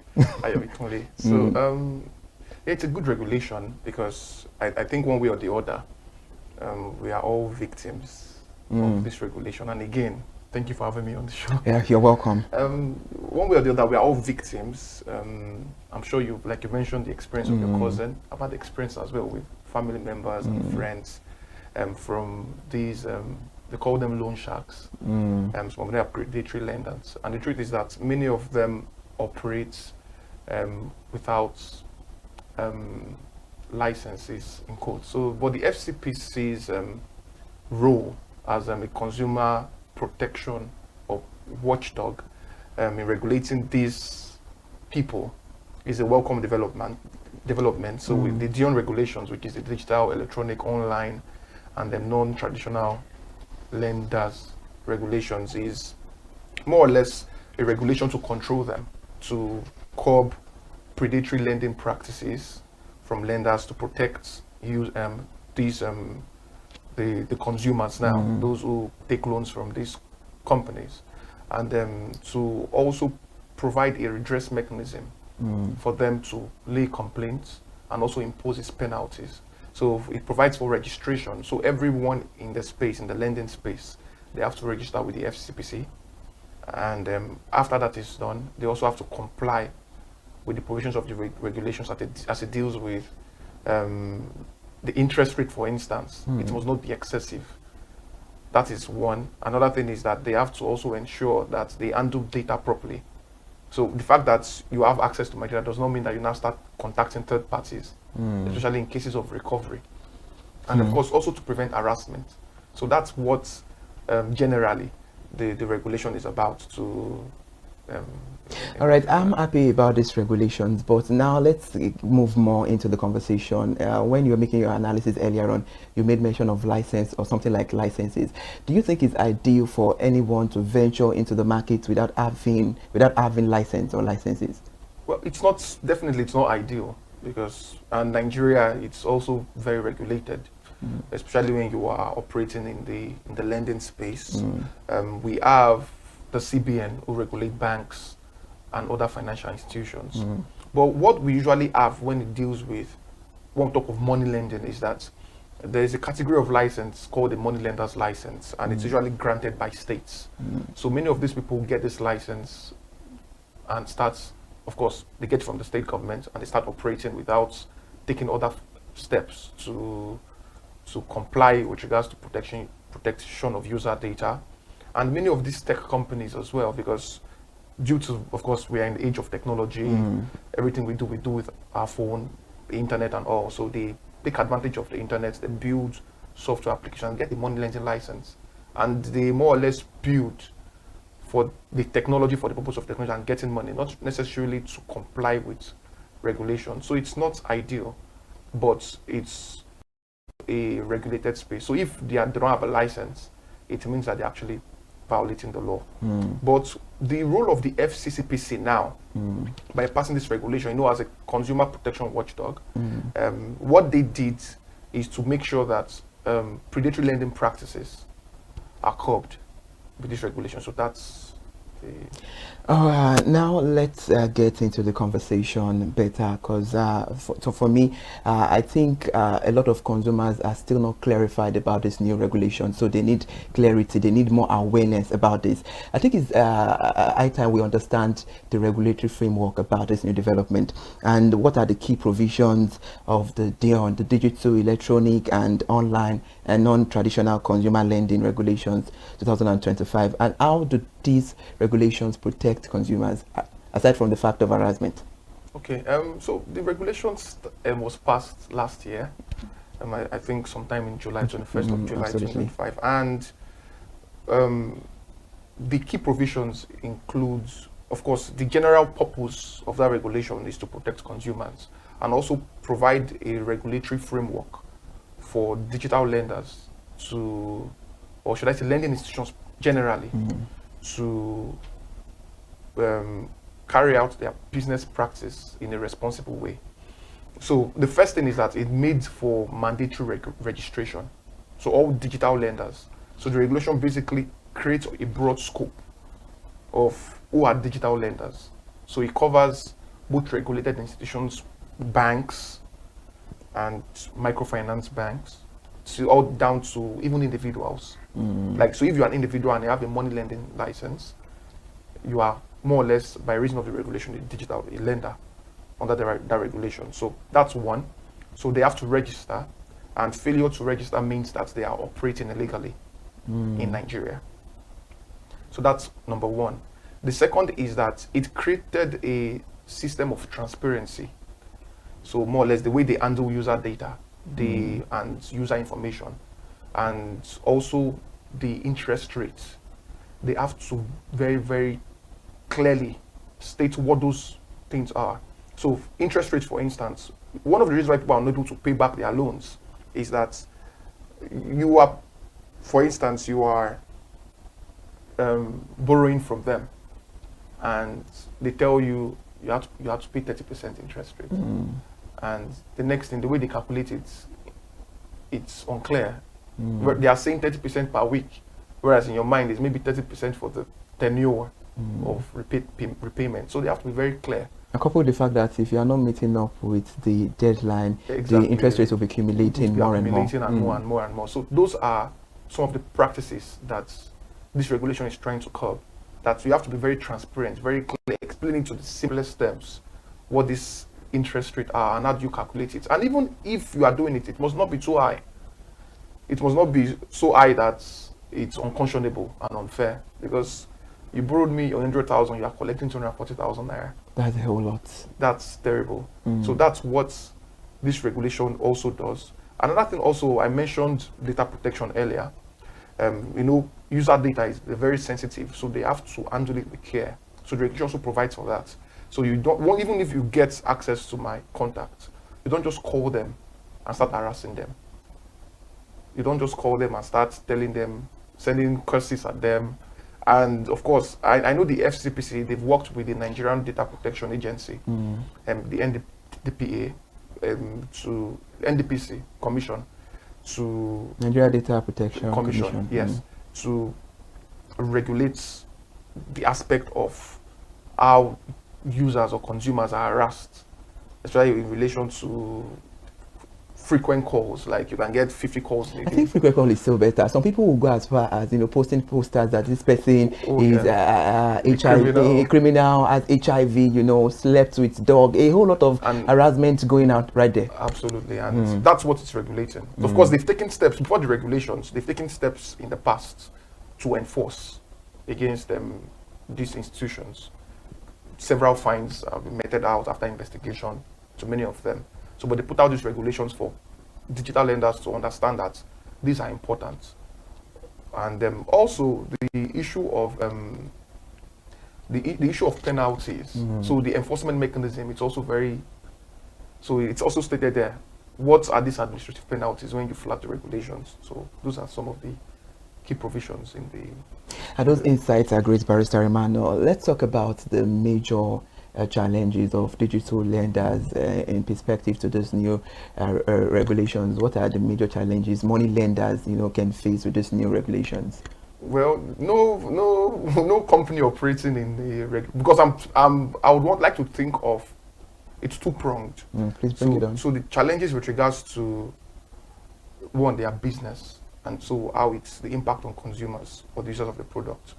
So from last year, when the regulation was first passed, there was a period that was given for all existing digital lenders to regularize their, register, and if they've not regularized it, they are basically delisted and barred from operation. And that ended early this year, on 5th of January. So the impact now is that, number one, it's very expensive, in quotes.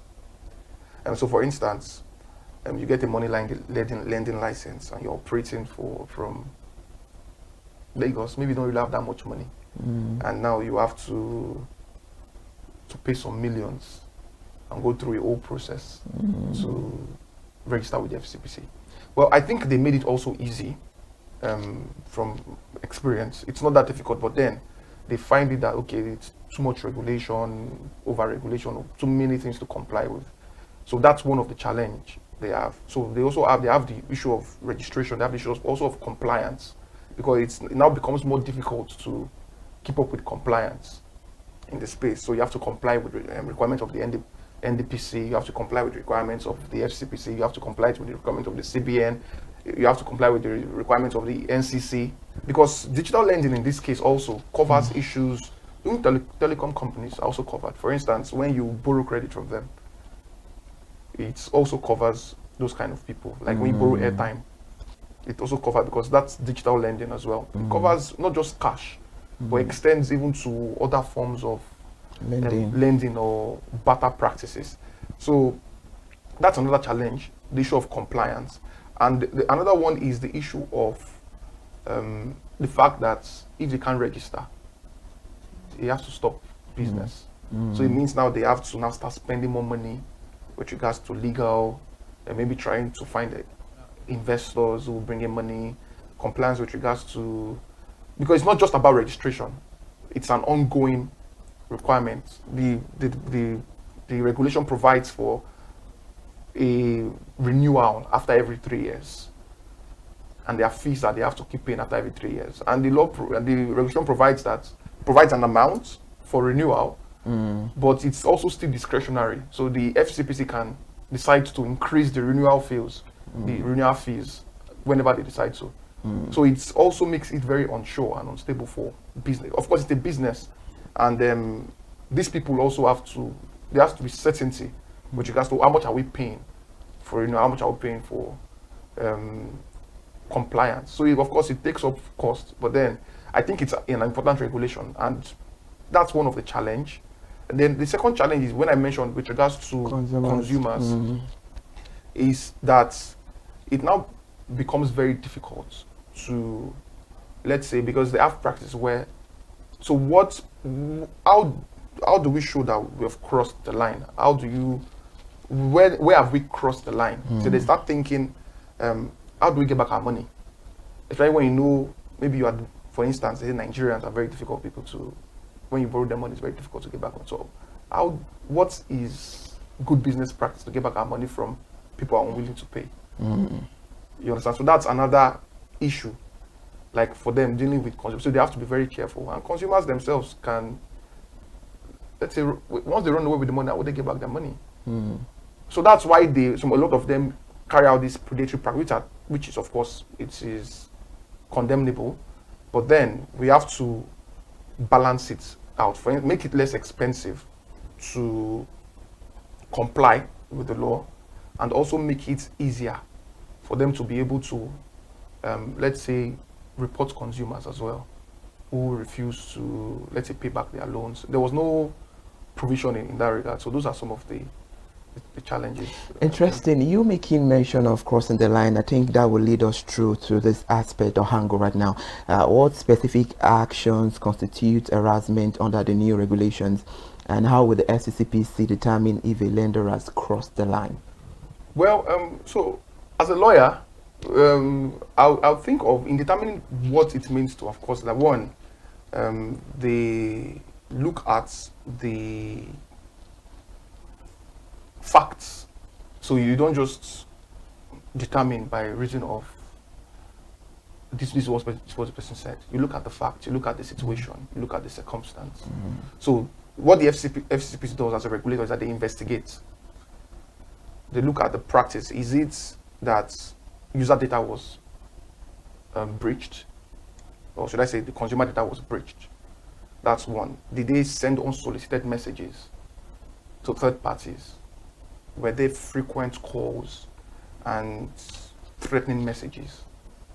So those are some of the things they look at when they look at the facts. So there's a redress mechanism, a complaint mechanism. So I feel what the FCP does is that they look at the facts, because and they look at both sides. So that's where they now determine that, okay, this is actually, and of course that also determines the severity of the penalty of the fine they met out to the erring party. So that's all right, if you're just joining us now, this is Consumer Watchdog on ConsumerHallaTV, where we inform consumers about their right protection and safety. And this morning on the program, we're having a detailed conversation about the FCCPC new regulations on money lenders. And with me in the studio for more clarity, helping us dissect this pressing issue, we have Barrister Emmanuel. Barrister Emmanuel, let me have your standpoint on this issue. What are the necessary measures you think FCCPC has to take to protect consumers from predatory lending practice, and how effective are these measures? The measures they have to take. Well, I think the most they can do is, the first thing they can do is basically, of course, regulation, which they are doing well in that regard. So, and we've had issues where they've had to take down apps from app stores, from several digital platforms. So is it that the consumers that borrowed money before taking out the app are not going to pay the money? Or? Well, no, I'm saying they've enforced against erring lenders, okay, all right, where they've had to take down some of these apps. Then, am I answering the question correctly? Yes, please go on. Yes, they've also taken steps to impose fines ranging from 10 million to 20 million on erring lenders. That's another step they've taken. So aside from regulation, telling them this is how you play, some of them, like I mentioned, some of them are not aware. It's just a practice. It's just a business practice which is unfair. And that's all they know. So now the FCC, okay, they've come out and like, so look at this regulation. This is what you have to do. to be compliant, from registration to how you go after erring lenders or delinquent debtors in that sense. And they've done that as well. And of course, also they've also created a redress mechanism. So I think what they need to do more now is in the area of consumer education. Awareness as well. So you have to, not just consumer, but also everyone in every stakeholder, from the lending companies to the borrowers as well, the general public. Let them know, this is what you have to do. This is the steps. These are the steps you can take. So it's not. It has to be balanced. But of course, it's still consumer protection as well. You have to also make sure that people are protected from unfair lending practices. So those are some of the steps they've taken. And I also think they also have to look at the regulation as well. They should look at the criticisms of stakeholders and update that regulation from time to time to accommodate present realities. So for instance, like I mentioned earlier, I feel like the requirements for registration is too hectic, and the period of renewal is too short. That's my own personal criticism of the law or of regulation in that sense. So they should look at these criticisms and, of course, take steps to regulate, or should I say update that law to make it easy. Because at the end of the day, we're looking at ease of doing business. So they should make it easy as well for money lenders. But so those are some of the things they can do. Not push people out of markets, because this regulation definitely will push a lot of people. Some people won't be able to operate anymore. That's what it does. And it will lead to some form of, it reduces access to credit as well. So when your normal lender is no longer operating, even though they are trusted, because of they are unable to comply or they failed to comply with regulations as such, they won't be able to carry on business. So they should make it easier for people to be able to. Let's review without critics right now, looking at the lending industry in abroad, the UK, the USA, and the lending industry in Nigeria. We can see that the gap is very, the gap is much. How can the digital lending industry in Nigeria balance growth with regulatory compliance, and as well including it with consumer protection? So the lending industry, balance growth. Well, I'm a tech lawyer as well, and I like to think that compliance must be built into the tech as such. So you are not just building a tech product, you are building a financial institution as well. So when you are, so most of tech companies, we have a lot of them. I can mention names? Just make mention of one. Yeah, okay. So for instance, we could, let's say Fair Money, for instance, or OPay. They also provide products as well. So you don't just build a tech product and put it out there and get people to borrow, and you build compliance into it. So from the moment when you are onboarding the user, they're already aware that, okay, these are the interest rates. While you are building, you're already taking steps to get these licenses. Even if you are collaborating with existing institutions, you're also making sure they are informing the regulator. So we are not just building in isolation. So I think in Nigeria, compared to other parts of the world, we are getting it right. At least we are stepping up. We have one of the most advanced fintech ecosystem in the world. A lot of our transactions now in Nigeria are electronic compared to even some developed countries of the world. So I think in that aspect, we're doing very well. Of course, I think the issue we have now are issues relating to regulation and over-regulation. So those are some of the issues we have now. But for growth, compliance should be built into that process. So when you are building, you have the regulators in mind. What are they saying? How do we?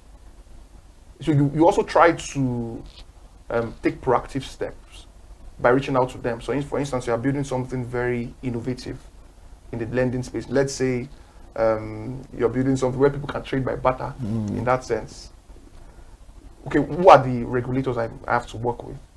Are there specific regulations around this? If there are none, go to the nearest regulator and inform them, this is what I'm doing. What steps do I have to take to comply? So you build it into the product. So I think that is the best way they can balance it. Not you build, then you now start struggling to comply. Before you know it, your investors are off. If before you know it, the banks are already, if you borrowed money, you are not doing business. They're already calling for a repayment. Before you know it, business is down and you start struggling. So I think that's the. All right, the conversation is still going on, but let's go on a short break. I find something to munch on and enjoy this program. But also, it's Consumer Watchdog on ConsumerHallaTV. We'll be right back. Let's go on a short break.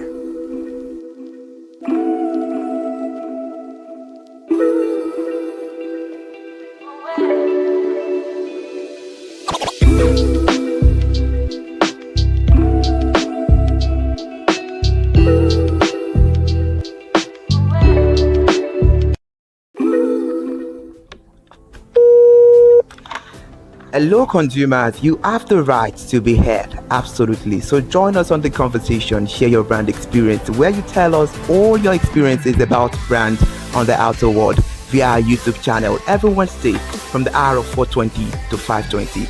You can watch us via our YouTube channel, ConsumerHallaTV, and subscription is free. Follow us on all our social media platforms, ConsumerHallaTV. Share your brand experience. It's about storytelling. It's about experiences.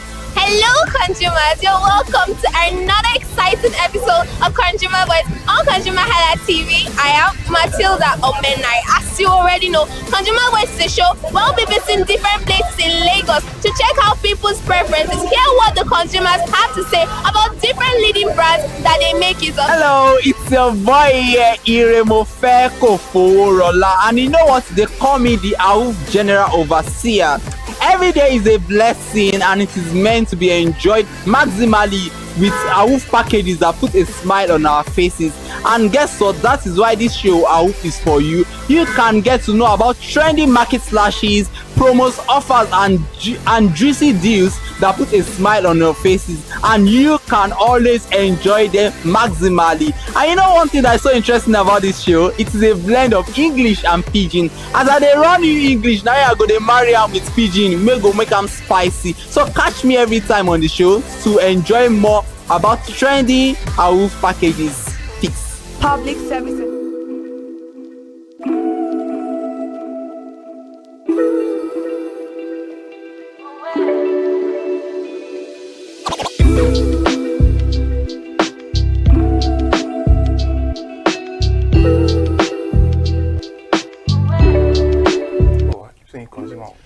Good to be back again here. If you're just joining us on the conversation, this is Consumer Watchdog on ConsumerHallaTV, where we inform consumers about the right and safety that they need to know in our economy. And today we're talking about something very critical that we need to pay our attention to, talking about the SCCPC, the new regulations on money lenders. And for proper understanding, we have Barrister in the studio, Barrister Emmanuel. Barrister Emmanuel, now let's continue with the conversation. Now taking it back when we started the conversation, I remembered fully well that you made mention of the new regulations would help the digital lenders to be able to be transparent. And now talking about transparency, let's start from this place. How would the SCCPC ensure that digital lenders are transparent about the long terms and interest rates, and what constitutes the fair practice? Okay, so for transparency, I think it's what the FCCPC have done with the regulation is that they made it a necessary requirement for compliance. They didn't just say operate. They are saying you have to be clear with the digital lenders, because sometimes people don't have time to read the terms and conditions. So they are making, I think, like you have to make it very simple enough for people to understand that, okay, if I'm borrowing 10,000 naira, I'll be paying back this amount at so time. So that's what the FCC have done. So if there is a violation of this particular requirement, they won't really know except someone reports. Now, I was about going there. What are the consequences for lenders who fail to register with the FCCPC or comply with the new regulations? Well, for non-compliance, number one is that they can't even operate in this space. If they are, they're operating illegally, because it's now a legal requirement. So the FCCPC Act actually empowers the Federal Commission on Consumer Protection Commission to regulate in that regard. So they're operating illegally. And the second is that if they were already listed, they're listed as a money lender, like they have their license revoked.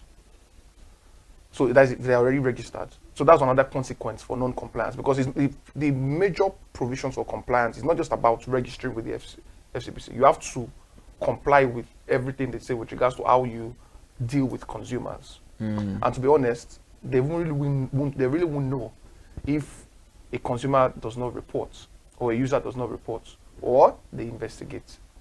So it means that, and they also made provisions for reporting and redress in the regulation. So if you feel, okay, this particular lending app or this particular money lender, they are not doing things properly, or maybe their lending practices are unfair, report to the FCPC. And they impose fines as well. So aside from the listing, they also impose fines if they find them guilty, and of course, there are cases where individuals, aside from going to the FCPC, they can take up, let's say, or the FCPC can take up maybe criminal action, or can also lead to civil liability as well for the company. So those are some of the protective measures that are in place for the general public, especially when they are dealing with predatory lenders in that sense. So. All right, I believe that this regulation, of course, will tame a whole lot of things, but for the sake of the consumers who are out there that believe, oh, this is Nigeria, anything goes, what recourse do borrowers have if they are experiencing harassment or unfair treatment from a lender, and how can they report this incident?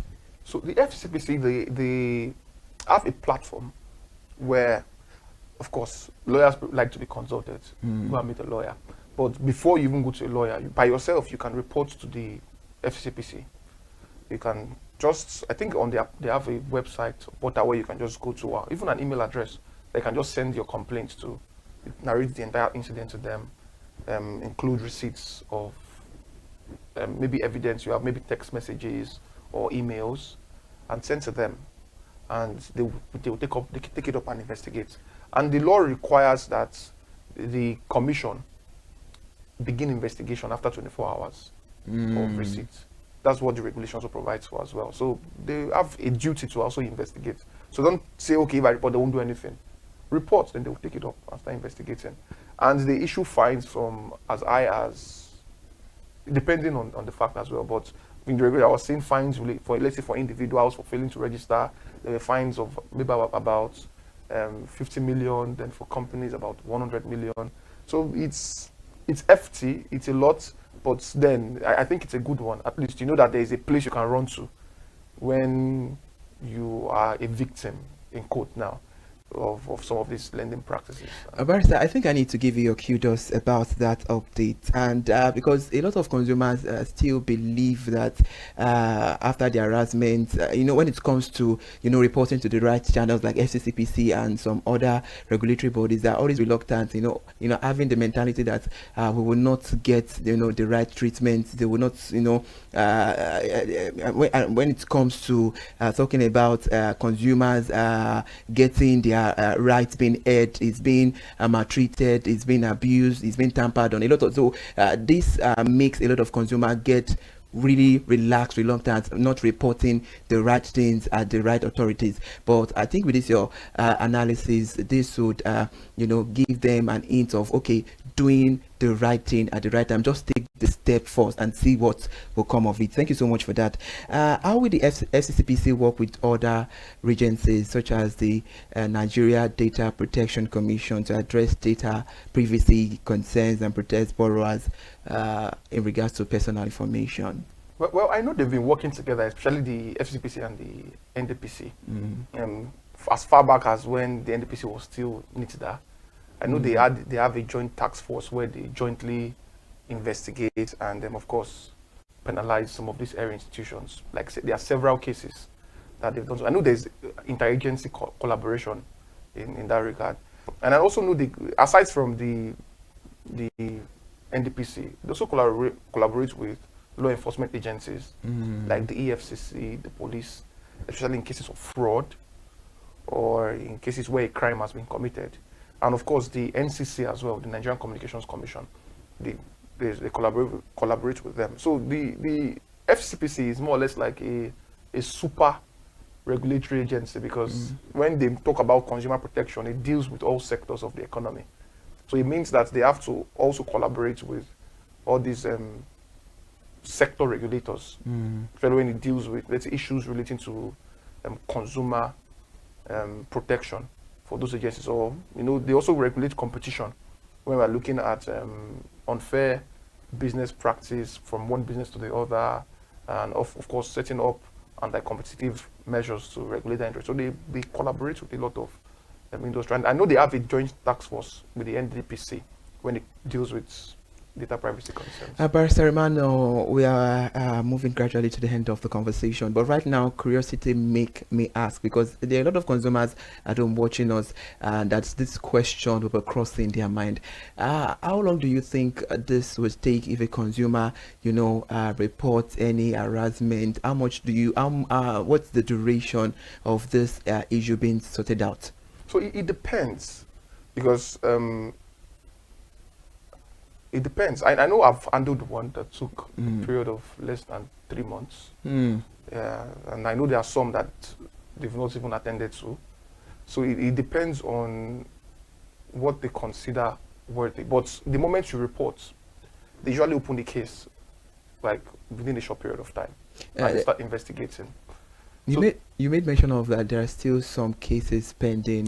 Yes, because what could be the cause of that? Is it that they've not gotten to the root of the matter, or there is still a whole lot of uncertainty around it could be that, number one, that maybe there are no, of course, it's Nigeria, so a lot of things may have gone through maybe the administrative works, and they think it's not the case that they need to pursue. So maybe there's not a failure to communicate back to the consumer that, okay, we've looked at it. We don't think you have a strong case as such. That's one. I think that's one. That may be one reason. Number two, maybe issues related to personnel. Maybe they don't have a lot of people looking at it, or someone just mix it up. But I know the FCPC, they've been doing a good job, especially with regards to consumer enforcement and protection. They've been doing a good job so far, and it also depends too, because some may take a longer period of time to investigate, some a shorter period of time to investigate. And I know they usually call them for meetings, they ask questions during that period of investigation as well. So. All right, it's been a very interesting one on the conversation, and I must say you've made a whole lot of insights, which there is a whole lot to munch on. Thank you so much, Barrister Emmanuel. Now to end the conversation, let's have your pattern shot, and what advice would you give to consumers who are experiencing problems with digital lens? I think what I would say, and also, you have a right. A lot of people. I think what I would say, and also, you have a right. A lot of people are not aware that they have rights as consumers. Thank you so much. That is one of the main issues we are facing in Nigeria. A lot of consumers do not know the right they have. Yeah. So you have to be aware that you have a right as a consumer. You have a right to dignity of human person. Right to safety. Right to dignity of human person. Right to safety. To safety. Your data is sensitive. They are calling your pastor because you are earning money. That's serious. Or they are calling a business partner. I had a client once, and I was called like, do you know this person? And at the end of the day, realized that the person did not even take a loan. So that's another issue as well, because they do, and that's another issue with lenders.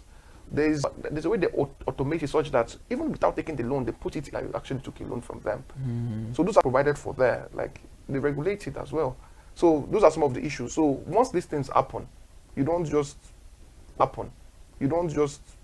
overreact and maybe violate the law in return. You overreact and maybe violate the law in return. You go through the right channels, speak to a lawyer, anyone else, or harass anyone else because of someone else, or harass anyone else because of someone is owing you. So, and the regulation should provide for that you don't reach out to third parties or harass them in return. So it's not proper, it's not appropriate. And yeah, that's why you should also complain when these things happen. Don't let it, because the more they complain against a particular institution, the more they are flagged on the radar of the FCPC, the more sanctions will be taken against them. I know in the past, so many lending institutions, so many were deregistered. I think sometime in last year. I think they do it frequently, where they delist platforms and they remove them, like inform the public that this platform has been delisted and warn them from working or operating in Nigeria. And of course, so for me, they've been doing a good job because it has reduced. I don't know if you observed.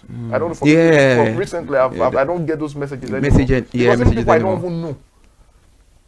There was someone the one that shocked me was there was someone that was on the opposing side of a transaction I worked on, and something happened and they sent me messages on WhatsApp about this person, and I forgot the person until I had to now think, oh, okay, so it's on. Consumers always make sure that we know our rights. Knowing our rights is very vital and it's pivotal, and aside from that, we should always have access to information, which is very, very important. Thank you so much for joining us. We're back again next week on another beautiful edition of Consumer Watchdog on ConsumerHallaTV. I am Ire Ayomikune Eke. Please remember to follow us on all our social media platforms, Instagram, Facebook, TikTok, and subscribe to our YouTube channel. We are out of the studio. Stay out of trouble. Bye for now.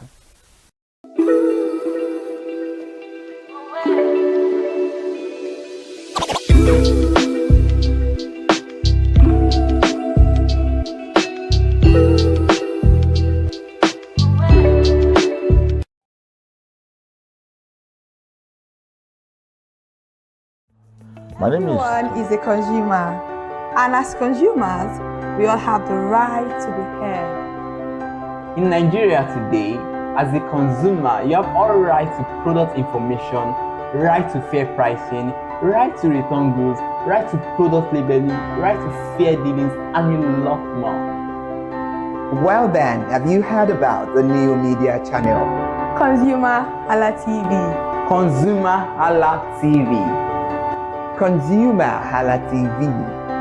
At ConsumerHallaTV, our goal is to inform and educate consumers in Nigeria with insightful news alongside development within the fast-paced world of consumers through well-researched, specialized, and analytical content. Our vision at ConsumerHallaTV is to create an engaging platform that provides right connections for meaningful brands in Nigeria, thus creating a more caring world for consumers where business thrive. And guess what? Our ConsumerHalla brand is the first consumer complaint resolution portal in Nigeria, powered by a 72-hour feedback mechanism. We offer consumer advocacy, informative talk shows, branding promotions, advertising, and lots more. Connect with us via our YouTube channel at ConsumerHallaTV.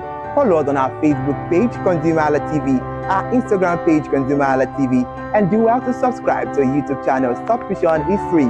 ConsumerHallaTV. At ConsumerHallaTV, you deserve to be heard. At ConsumerHallaTV, you deserve to be heard.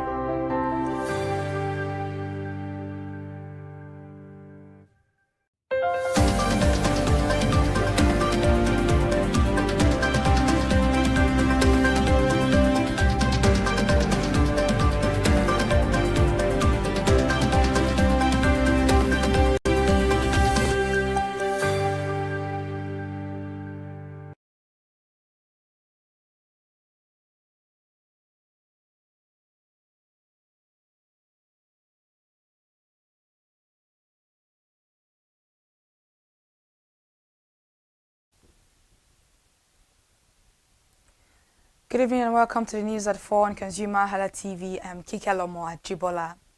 The Kogi State Livestock Productivity and Resilience Support Project has taken delivery of its allocated vaccines from the Press National Coordination Office, Abuja, for mass vaccination against major transboundary animal diseases in Nigeria. The vaccination program under the Press project aims to improve animal health and enhance livestock productivity, as well as food safety and security in Nigeria. The vaccines were received on Thursday in Lokoja by the state project coordinator, Mr. Abdulkadri Onoruyiza Otaru, and handed over to the Commissioner for Livestock Development, Dr. Olufemi Bolarin. African companies have raised about $220 billion in equity over the past 25 years, accounting for only 1% of global equity issuance and about 0.5% of the continent's combined GDP. According to new data, the figures are contained in the Africa Capital Market Report 2025, published by the Organization for Economic Cooperation and Development, the international body promoting policies to improve economic growth, financial stability, and living standards across countries, highlighted the persistent underdevelopment of Africa's capital market despite 2 decades of reforms. The report warned that weak and shallow markets are constraining growth, worsening debt pressures, and undermining the continent's climate ambitions. Away from that now, Sterling Financial Holdings Company PLC and its subsidiaries recorded a profit of 16.34 billion naira in the fourth quarter of 2025, representing a 23.8% decline from the 21.44 billion naira posted in quarter 4 2024. According to its unaudited interim financial statement for the period ending December 31, 2025, the drop in quarterly profit was primarily driven by higher credit loss expenses and rising operating costs despite growth in interest and trading income. The group's interest income for quarter 4 rose by 53.8% to 107.14 billion naira, up from 69.66 billion naira in the same quarter of 2024, while interest expense increased by 48.4% to 41.29 billion naira, narrowing net interest gains. Consequently, net interest income grew by 57.4% to 65.85 billion naira compared with 41.84 billion naira in quarter 4 2024. However, the gain was offset by a sharp rise in credit loss expenses on financial assets, which soared to 18.67 billion naira from 3.62 billion naira in quarter 4 2024, a 415% increase year-on-year. President Bola Ahmed Tinubu's approval to gazette targeted investment-linked incentives for Shell's Bonga Southwest deep offshore oil project has stirred intense interest across Nigeria's energy sector, even as the specifics of the incentives remain undisclosed. Weeks after the announcement, the development was announced by the presidency, but neither the Nigerian Upstream Petroleum Regulatory Commission nor the President's Energy Advisory Team has released details on the nature, duration, or conditions attached to the incentives. The silence has left investors, analysts, and policymakers pressing industry signals, with experts pointing to Nigeria's border struggle to revive deep offshore investment amid declining production and heightened fiscal scrutiny. Away from that now, the federal government has approved the introduction of a digital system for fish import licensing to improve regulation and support local aquaculture production in Nigeria. The disclosure was contained in a statement signed by Bolaji Akinola, Special Advisor to the Minister of Marine and Blue Economy, on Tuesday.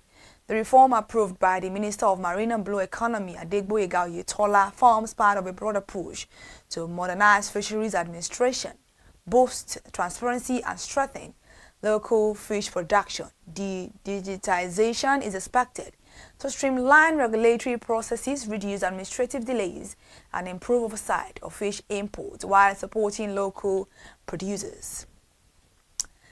The Minister of Foreign Affairs, Yusuf Tugar, has received the ambassador of the State of Palestine to Nigeria. The meeting, according to a statement from the ministry on Wednesday, is part of ongoing diplomatic engagement aimed at strengthening bilateral relations and renewing consular, humanitarian, and regional matters of mutual concern. Separately, the minister also hosted the Minister of Hajj and Umrah Matters of the Kingdom of Saudi Arabia, Dr. Tawfiq bin Fawzan Rabia, on Tuesday, along with members of his delegations. Back to the federal government matters, they have begun enforcing a mandatory biometric attendance verification across all technical and vocational education and training centers. This was disclosed in a statement signed by Mrs. Buriowo Folashade, Director of Press and Public Relations, Federal Ministry of Education. The directive is aimed at safeguarding public funds and ensuring program benefits reach the intended beneficiaries. The ministry emphasized that non-compliant centers and trainees would face immediate consequences. They warned that any training center that fails to comply with these requirements will not be eligible for payment.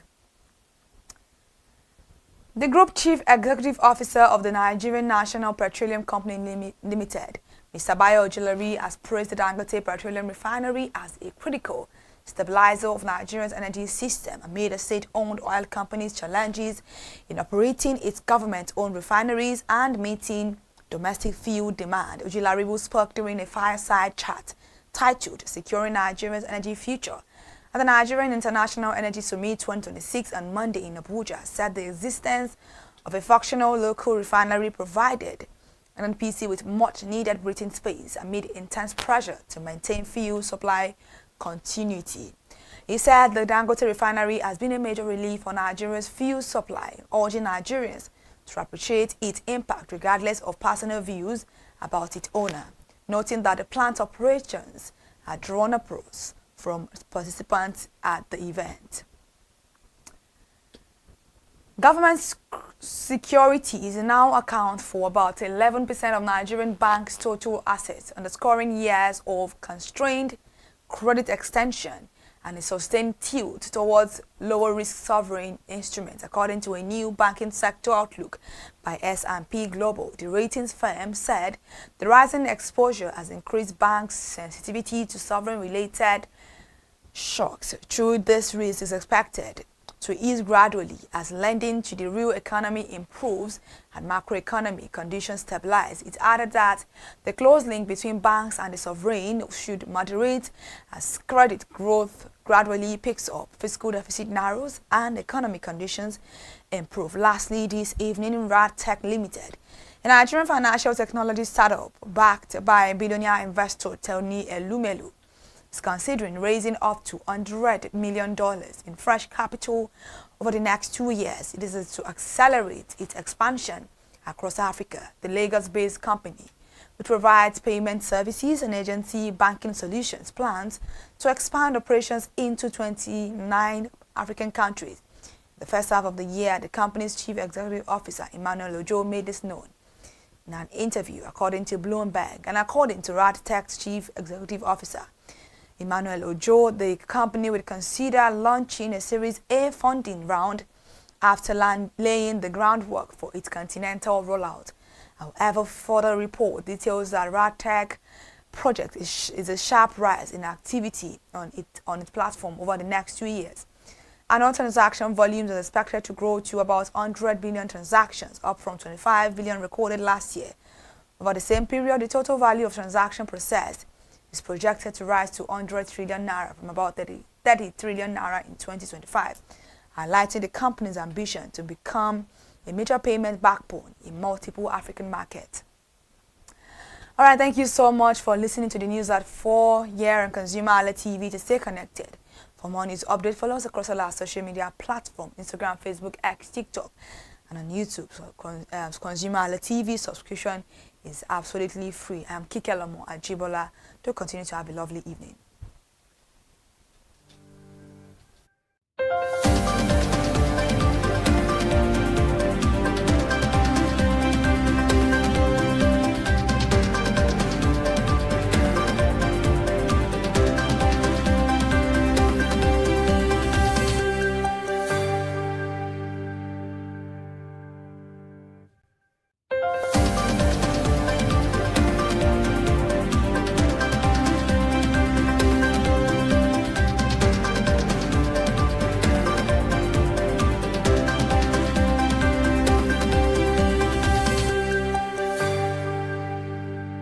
Markets face challenges over the years. The market has faced inadequate storage facility.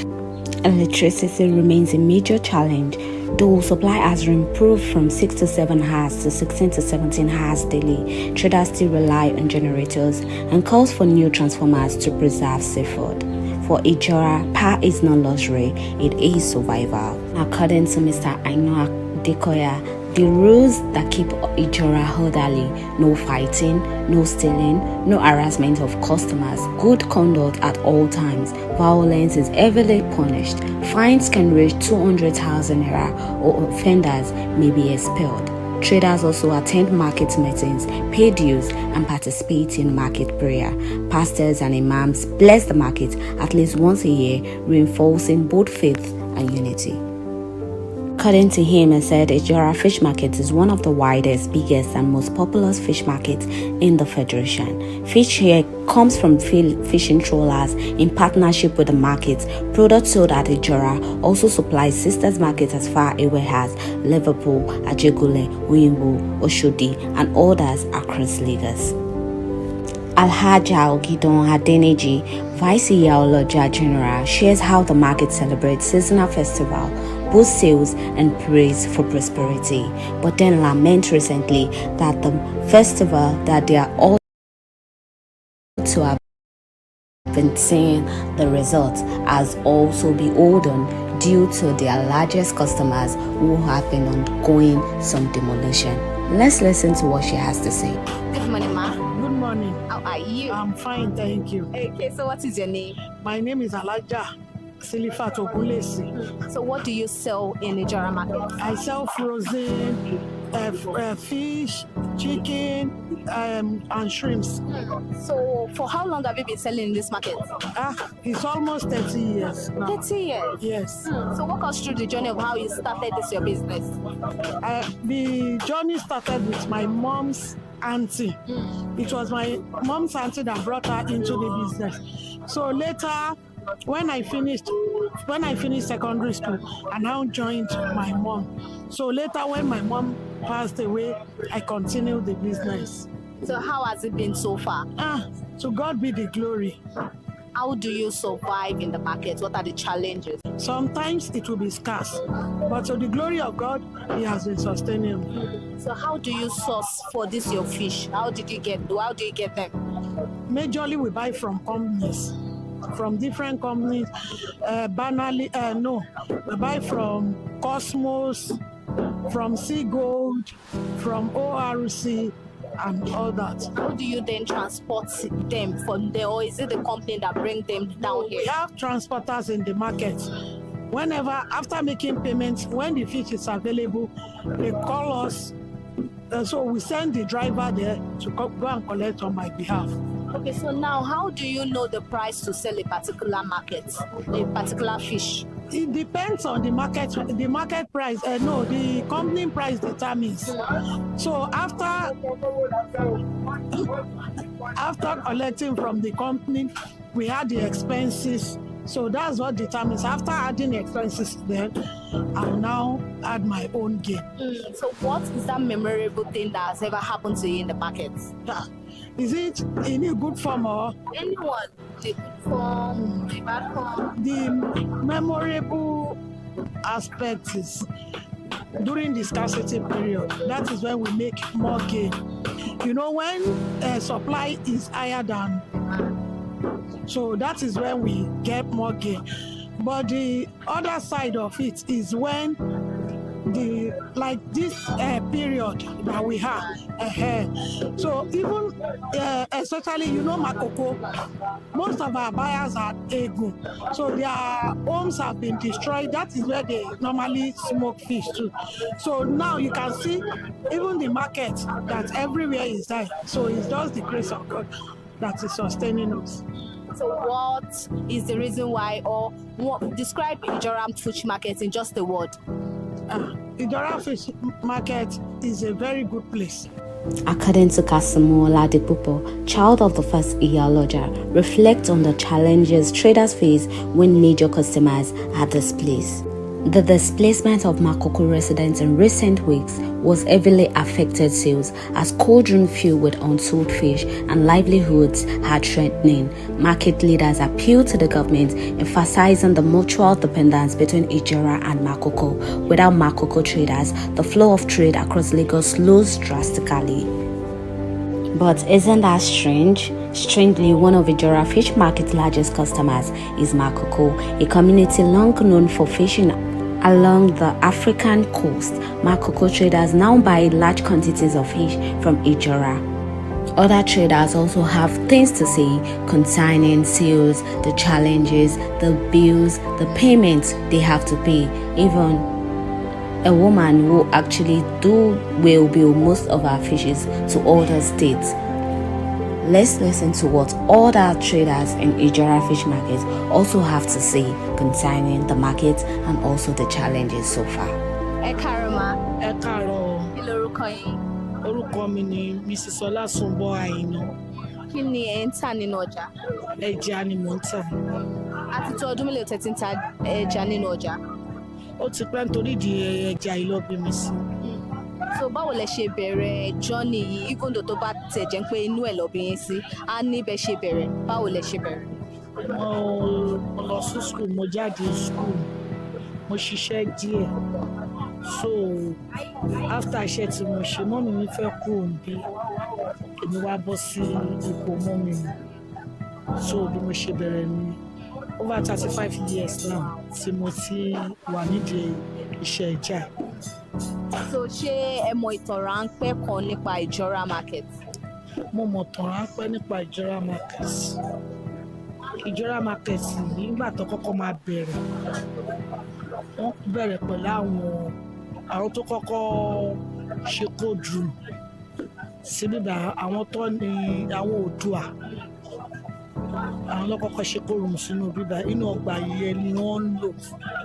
So wọ́n rẹ́ǹtì kóòrùn ní àwọn ìyá wa rẹ́ǹtì kóòrùn lọ́wọ́ wọn nígbà yẹn. Ibíbà yìí ni the first jet ní Lagos State tó yẹ pé wọ́n máa ń já ẹja sí ọkọ̀ ẹja ó máa ń bà tí sọ́dọ̀ wọn bíbá yìí so tí wọ́n máa ń pín. Ayé ìgbà yẹn kò tí ì di ẹjọ́ ò tí ì di oní báàgì inú pákó báyìí ni wọ́n máa ń gbé ẹja sí ní ọdún náà nígbà yìí. So at times goes on gbogbo kan yí padà a dúpẹ́ fọ́lọ́run. So kí ni àwọn ìpèníjà tí ẹ̀ ń dojúkọ nínú ọjà? Ìpèníjà tá à ń dojúkọ nínú ọjà yóò pọ̀. Èkíní àwọn NEPA ni first problem wa ní ibi báyìí. Àwọn NEPA fún wa ní problem gan. Ẹ wò ń sin àníná. A dẹ̀ ń sanwó ná. Àwa là ń sanwó ná jù. So táyé NEPA bá ti múná lọ tó bá ti múná méjì jọ́ mẹ́ta lọ gbogbo ẹja máa ti rọ̀ ẹja máa ti bàjẹ́. Owó báǹkì dẹ̀ la fi ń ṣiṣẹ́. Báǹkì kò ní bá wa gbọ́ pé wọ́n múná lọ. A máa san owó a máa san interest owó wọn padà. So kí gọ́ọ̀mẹ̀ntì bá wa rí sọ̀rọ̀ àwọn NEPA yìí owó tó dẹ̀ fún gbà lọ́wọ́ wa ó ti pọ̀ jù. Àwa náà dẹ̀ là ń jìyà iná jù. Wọ́n jọ abẹ̀ wọn ni kó bá wa jẹ́ kí ọ̀rọ̀ NEPA kó stable ní àgàgà. Wọ́n dẹ̀ mọ̀ pé frozen food òun là ń tà pé iná gangan ni a ní ìdíkọ́jọ́ abẹ̀ wọn ni o abẹ̀ wọn ni kó bá wa wá nǹkan ṣe sí ọ̀rọ̀ náà nínú Ìjọra ọlọ́pàá yìí abẹ̀ wọn. Kí ni ìpèníjà mìíràn? Ṣé yẹn nìkan ni ìpèníjà tẹ́ ẹ̀ ń dojúkọ ní ọjà? Ìpèníjà mìíràn tá a tún dojúkọ nínú ọjà wa ti wọ́n jù. Ẹja abẹ́yàn mú 1 million naira dání ó dàbí pépà ní tẹlifíṣàn ẹja. Kò ra 7 carton ẹja 1 million naira. Kò ra ẹja tí wọ́n jù. So a máa kọ́kọ́ bẹ̀rẹ̀ láti òkè àtàwọn òyìnbó tó ń gbé ẹja yìí wá fún wa. Ní kíjọba ti bá wa kọ́kọ́ rí sí wọn. Ká máa ta pálí ẹja kan 100 plus 130. Èlò làágbọ́n wa ń rí lórí ẹ̀. Èèyàn mélòó ló lè avoid pé kí kòté tó yẹ pé wọ́n máa fi ń gbá wọ́n máa fi ń wọ́n lọ́tọ́ ta ló máa jẹ kòté ta ló máa jẹ kòté àbí ta ló máa jẹ ṣáwá ó ti dowó láǹsìn. So látòkè ní gbogbo àwọn nǹkan báyìí sí ló ti wọ́n kíjọba jọ kán bá wa rí sí i lọ́dọ̀ àwọn òyìnbó yẹn kán jọ ẹja tí wọ́n jù àwa gan àrèrè ṣùgbọ́n torí pé business ta mọ̀ nípa ẹ̀ ni òun ni a ṣe rárá manage díẹ̀díẹ̀ kọ́lọ́n kó ṣàánú wa. Èso ibo ni ẹ ti máa ń kó ẹja wọlé? Ibi tá a ti máa ń kẹja wọlé Àpápá, àwọn tó jẹ́ pé local fish tó pẹ́ jẹ́ alápò, so tọ́pọ̀ bá ti bat sí Àpápá oríṣiríṣi wọ́n ní complain bẹ́ẹ̀ ibẹ̀ láti máa lọ kó, but àwọn carton wọn àwọn òyìnbó yẹn wọ́n ní kó room sí everywhere, so ọ̀dọ̀ wọn láti máa ń lọ rà. So kò síbòmí lẹ́yìn àfi ibi ọ̀dọ̀ wọn yẹn? Kò síbòmí rárá, ọ̀dọ̀ àwọn òyìnbó yẹn láti rẹ̀. So wọn ò wá sọ èdè tí ẹja fi máa ń wọ́n? Wọn ò sọ dí o, ẹ tó bá ti lọ́ wọn ní ìfúnjù wọ́n máa yọ orúkọ ẹ̀ kúrò nínú àwọn tó ń gbọ́ ọjà ni, so àdẹ̀ ní choice, so ìjọba ní kó bá wa ṣe èyí tó jù níbẹ̀ kán ṣàánú wa. So nípa ti NEPA tẹ̀sán yẹn ẹni gbà mí ẹja máa ń bàjẹ́, báwo lẹ ṣe wá ń yé mọ́tẹ́ṣìṣì ń wà nínú òkú?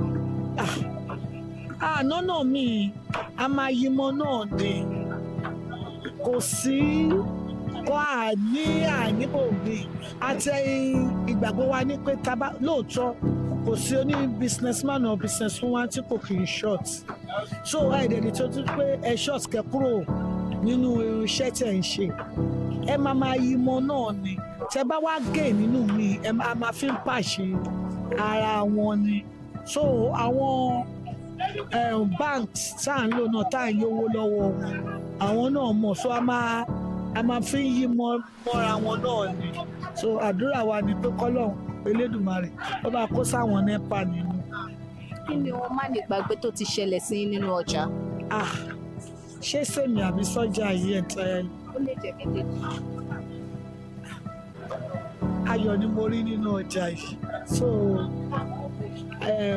iná ń ṣẹlẹ̀ Ọlọ́run bá gbẹ́ nípa pé tó bá mú high voltage dé, so tó bá gbaná àṣàdúpẹ́ fọ́lọ́run, so ayọ̀ náà ni ká máa rí àníròhùn ìbànújẹ́ mọ́ nínú ọjà yìí agbára. So ṣọ́ọ̀bù yín dà? Bíbá yìí ni ṣọ́ọ̀bù. Okay, so ṣọ́ọ̀bù yín sì ṣe máa ń sanwó fún níbi tẹwà yìí? A máa ń sanwó fún Nigerian Railways torílẹ̀ wọn là ń lò. Àwọn la máa ń sanwó fún. Okay, so lẹ́yìn owó ṣọ́ọ̀bù tún sí nǹkan kan thanks. A máa sanwó lọ́mọ, a máa sanwó local government, a máa sanwó.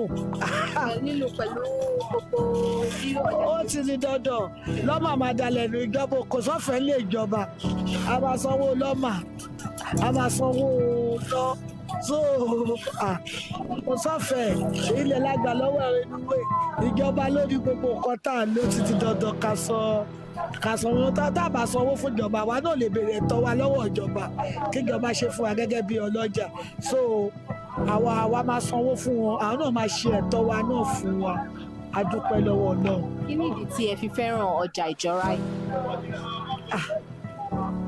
Ìdí tí mo fi fẹ́ràn ọjà Ìjọra, mo ń tà mo rà ibẹ̀ ni mo ti ń jẹ ibẹ̀ mo ti mú ibẹ̀ ni mo ti rán àwọn ọmọ ní school, so mi ní option, ó ti di dandan. Let's walk through what is being sold in Ìjọra fish market. Let's see the beauty of this market itself.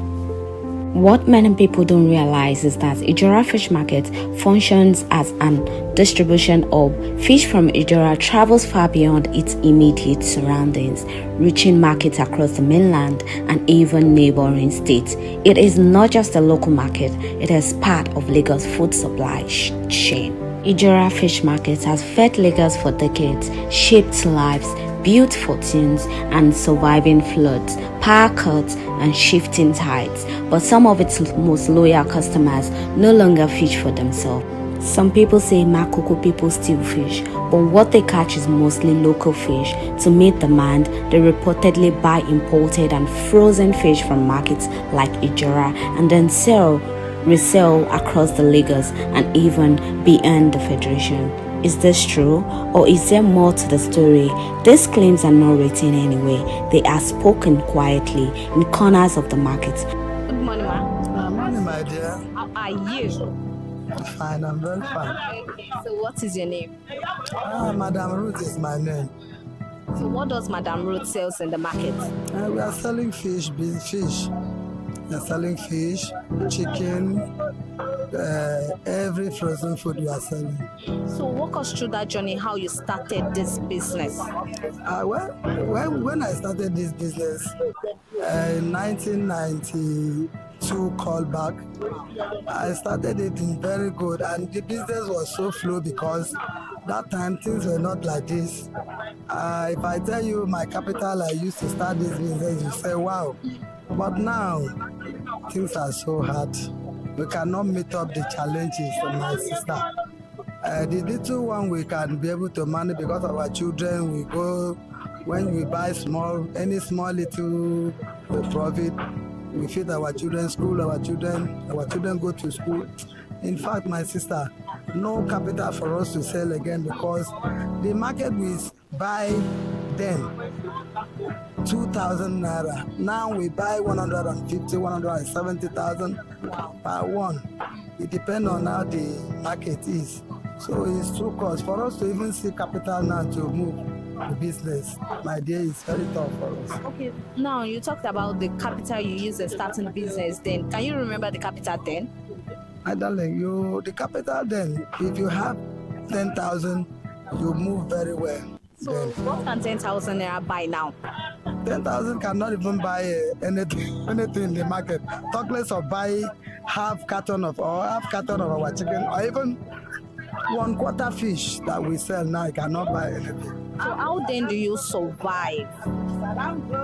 How do you survive with everything being like this? My darling, we still beg God, we cry.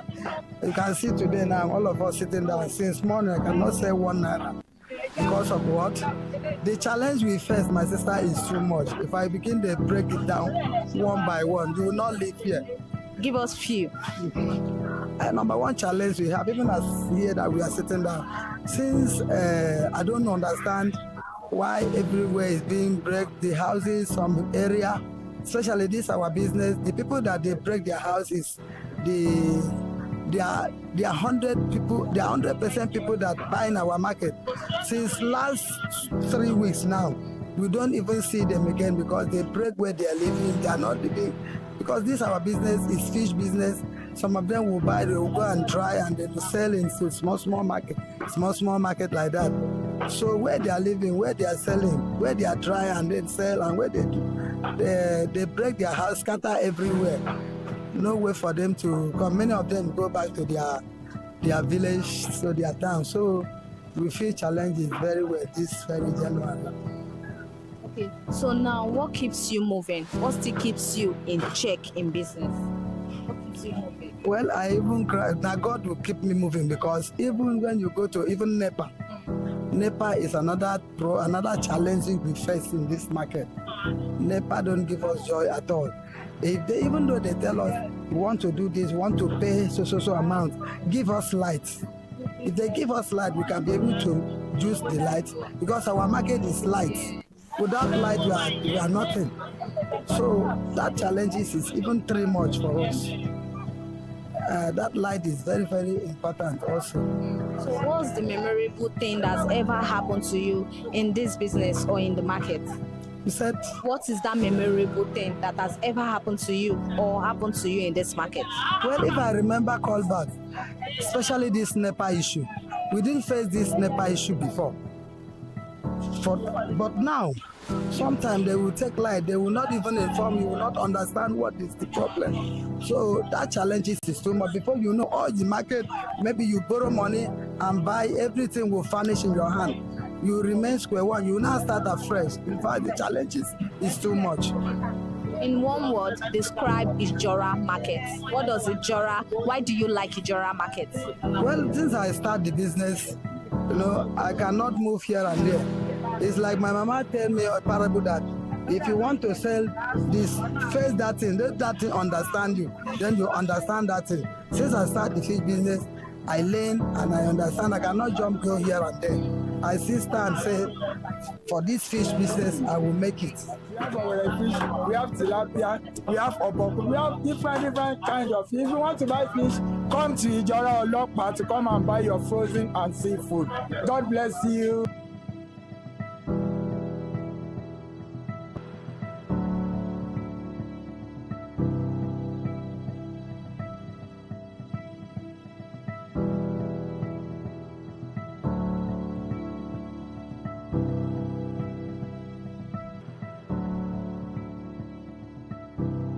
we flirt it.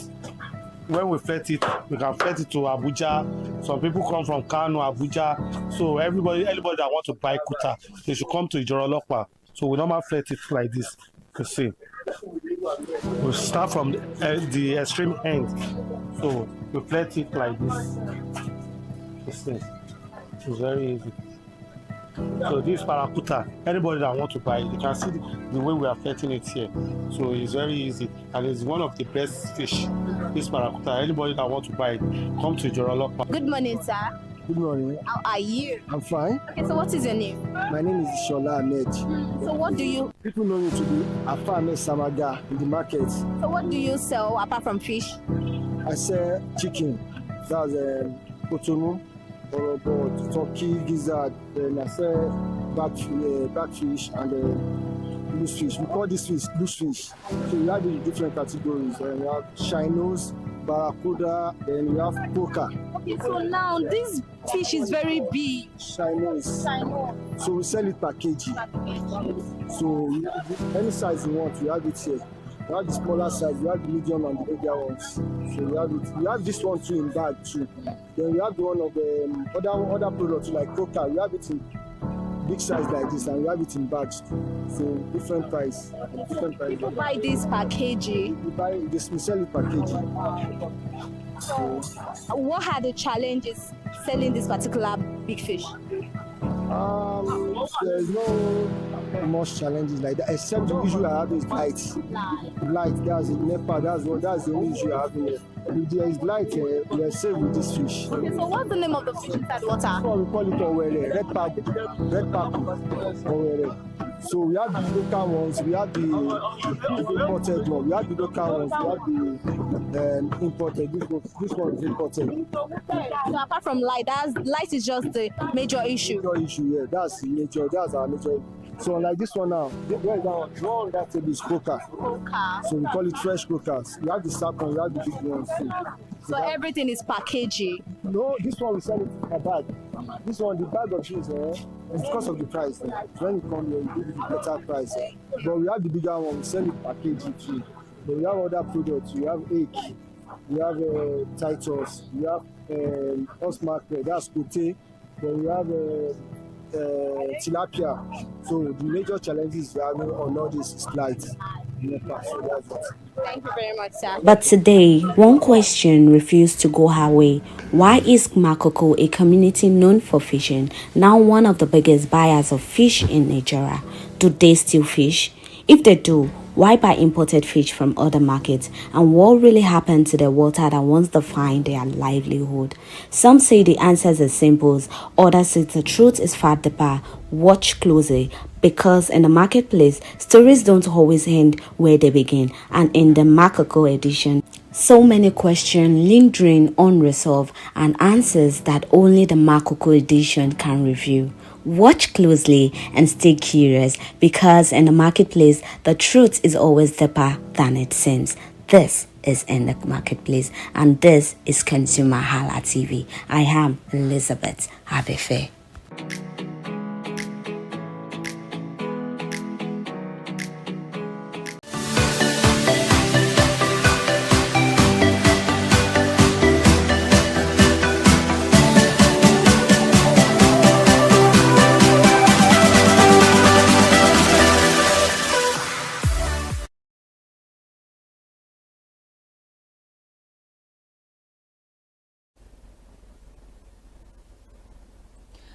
Alright guys, good afternoon and welcome to LD Living on ConsumerHalla TV. I am Kike Lomo Ajibola, and today I have a special guest with me in the studio, Iramofe. Iramofe has been here before, so he's not the special guest. But I have a special guest with me in the studio this afternoon, Mr. Odezi. Thank God, I've been practicing that name. You can't give yourself a pass mark until it certifies that you actually got that right. Well, I'll give you like 65. Oh my God! Oh no, that hard. You say Iyede Odezi Jones, and I'll say, Okay, Mr. Iyede Odezi Jones. Oh wow! So we are here this afternoon to talk about something very beautiful, something you know, it's more of like an educational one this morning, and I'm very excited to be on the program this afternoon. Thank you so much for joining us. Thank you all for having me. I don't know if you've seen this man before or you know him, but to me, I am so excited to actually meet him. He has become a celebrity. Oh, celebrity, yeah. People are famed through different forms, Yes. but I think your kind of fame that has come through activism is something that is not so common, and activism in this sense, because you know, people are not so bold. I was telling him before the program, I was saying, you are so bold. Boldness, being audacious to come out and say, you know one thing, I am this person, and I want people to learn from me. I mean, not all heroes wear cape. Oh. But, I mean, you deserve I mean, you deserve the guardian. Anyway. He is our Black Panther. I'm going to give him Superman. I beg you, I don't do. All right, guys. Today we're going to talk about HIV, misconceptions, and truth. Trust me, HIV is a very broad conversation. I know a lot of us are not ready to have that conversation. Yeah, and I think it's 2 weeks now. What is the December 4th? What globally? Globally. December is like a whole month for other than Christmas and that's sweet. The first 2 weeks of thereabouts in December is just for various organizations, they just pick a date and do World AIDS Day and just celebrate it. So we are still in the World AIDS Day. So we are still there. So we are. So you guys are like on schedule. Oh, that's good. I mean, and I think it's what most people don't even know. Yes, we actually need to know that, because it's not just about Mother's Day, Father's Day. This is a very sensitive one. It's a very sensitive conversation because, like I said earlier on, the conversation today is about the misconceptions and also about the truth that actually is embedded in HIV. Yeah. Mr. Jones, I don't want to say Odezi. Yeah. I get my PhD. Oh, really? Yeah. Oh, wow. Seriously, you have your PhD already. No, he wants to get it. That is. Hey, God, though. we have an educationalist in the studio. Seriously, because couple with fathers, with the circumstances around, one thing I think that can make you so bold is your personal achievements. Because sometimes people think because of this kind of life, then you are never where to do. You understand? So it's not over. In fact, let me just say, honestly, it's a beautiful life. Because in as much as people might talk about the stigma, might talk about so many things, it takes someone who is like, let me use the word, I don't want to use that word, but it takes someone who is very crazy, let me put it that way. I agree with you. Seriously, say that, this is my truth and I'm going to live it. All right, before we go into the program, please, can I know who Mr. Odezi Jones Iyede is? Iyede Odezi Jones is first an activist. He is a person living with HIV. He is also a data analyst. He's a research monitoring and evaluation associate. He's a fitness model. I love that part. Yes, so he is a human. So sweet. Interesting. He is a human because it takes a human to do what you're doing. With the stigma, like you said, surrounding HIV positive and every other thing, it takes a lot, especially you being on Twitter. I can't imagine that. Why did you choose Twitter of all places? No, Twitter. Yeah, Twitter was. Well, I'm more active on Instagram, but Twitter is just a space. In fact, my Twitter, I mentally avoid it. I mentally avoid it. I only go there to just drop my message and run because. Away. But although now I'm starting to learn to just see people like, just do you. You have data now on your phone, have a go. Because as far as you are not coming to physically, if you want to come and meet me physically, come and meet me physically. But the stigma and everything that comes with, being out with my status is only what people would say. Yes. So because you can't come and say because I'm HIV, living with HIV, wants to come and harm me. You can't even come and harm me, sir, because I mean, come on, you can try, but you can't. So yeah, it's just like, yeah, it's just the stigma is just what people will say generally, or how they will perceive you and all of that. So, and if you are somebody that's like me, I've grown beyond caring too much about what people, because what people will say is the only place that affects is your ears, not your body. So if you are a person, if you can understand that fact, nothing can actually really get to you. Can I ask a quick question? Do you think culture also, what will I say? Plays a role. Yeah, plays a role, promote this stigma a lot in Nigeria. Yes, now everybody feels like, you know, when you are living with HIV, the major mode of transmission for HIV is sex. So everybody feels like, oh, you had sex, but everybody has sex. Yeah, exactly. So it's not everybody basically, but when you are like, you know, of the age, it's likely. Exactly. So but then there are people who are born with the virus, who did not even have to go and have sex to get it. There are people who just get it from blood transfusion. So there are so many other but people just generally just see it like, so we should go and tell a 1-year-old child that living with HIV that, oh, you got HIV through this.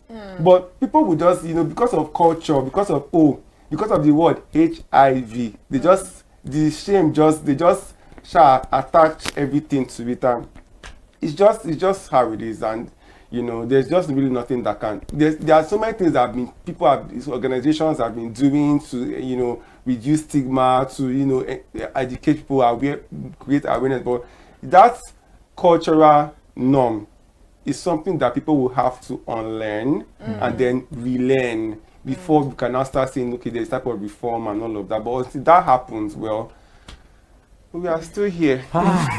Seriously, it's... Oh, you want to say something? Yeah, I want to say that with the kind of information, the kind of education, awareness that we have created, I feel like people, at this point, people are just being stubborn and don't want to accept the truth. You know, ever since I, you know, came out with my status, I've been able to see people in a very, very clear, like I see people clearly now, right? You can now tell that even with all the education, even those who are educated, right? So there's this thing I saw, my best friend posted that people tend to confuse being educated for being stupid. Yes. Because you can have all the degree in this world and you will still be a stupid person. Sorry to use that word, but then it's true. That's the truth. Why would you be educated and after the whole education you have degree and you now still see somebody that is living with HIV and you stigmatize and then the person that is not educated, but the person just understands, knows just one or two things. Even the empathy matters. You know, that was what I was saying, that I think the awareness has been enough. Like, people are just being, they just want to believe whatever they want to believe. I was having a conversation with somebody, I think 4 days ago. It was particularly about the cruise, whatever, you know, we just sit in my street and everything, and I was talking to them about U equals U, you know, undetected and everything, and they're like, no, it can never happen. I'm like, what do you mean it can never happen? So what are the drugs for? People are achieving it. Drugs for? Do you know what the lady asked me? Can you marry somebody that is on? I said, yes, I can.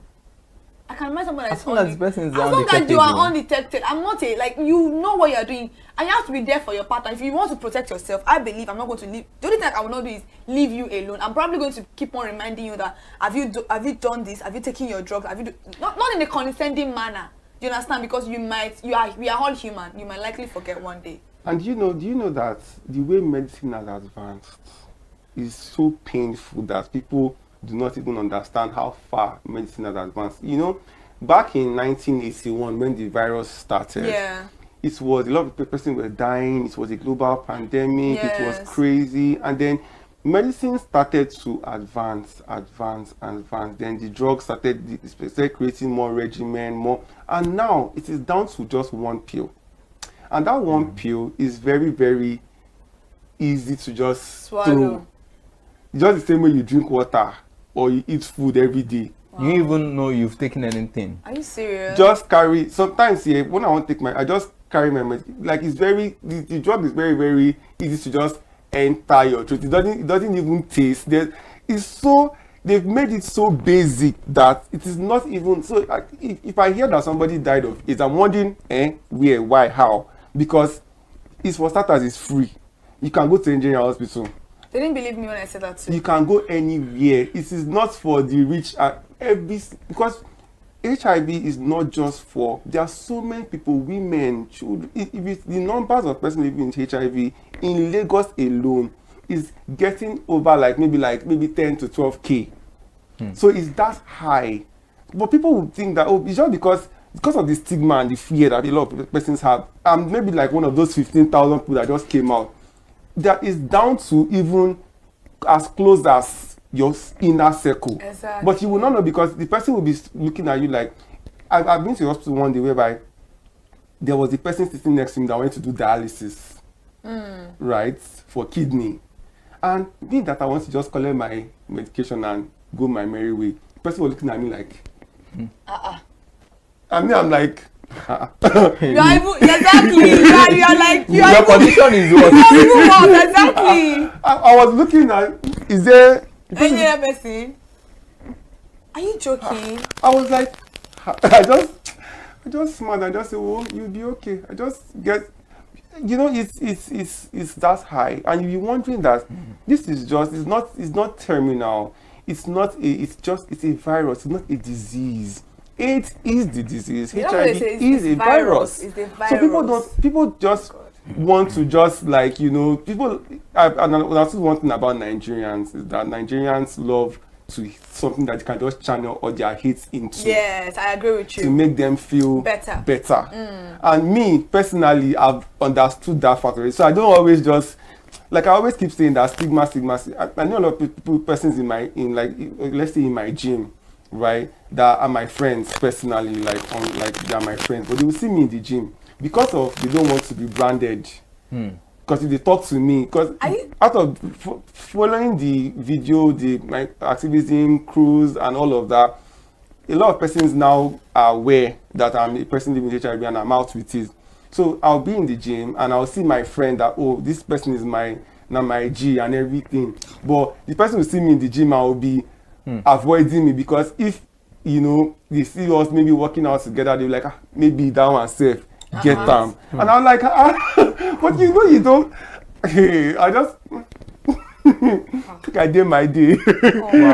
Wow. So that's just it's really serious, because I mean, you've granted interviews all about this and all that, and it's a whole lot to unpack, because we have people who also are living with it, and sometimes people become suicidal because the stigma is there. Like you said, your friends, your family, they don't want to, have anything to do with you understand? So at what point should somebody disclose that status to family? Now that, okay, now I am positive, but I mean, necessarily, does the family have to know?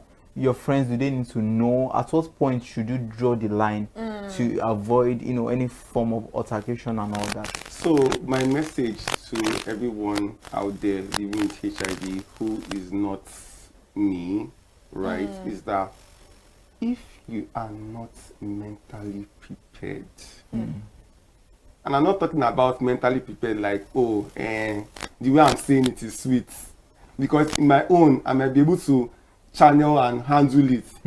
If you are not mentally prepared, like, I mean, your two feet are not on the floor and you are standing on one foot, don't try it.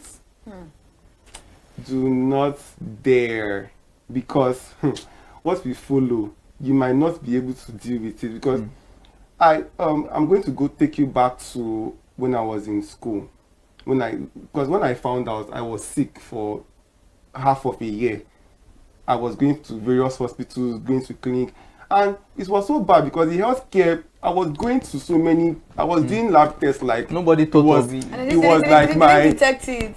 I was doing typhoid, malaria, like nobody, like it was when my roommate asked me that, because I was not like maybe a few weeks to my demise, because that time I could not even, if I want to walk from here to that door, I'll think, because I could literally see my skeletal frame in the mirror. So if I want to, I was like, and being that way, I'm not even knowing why you are that way, because when I was in school, I was very political in school. I was the life of the party, and I mean they organize everything. But you know, everybody were not seeing me like, how this is, what's going on, like.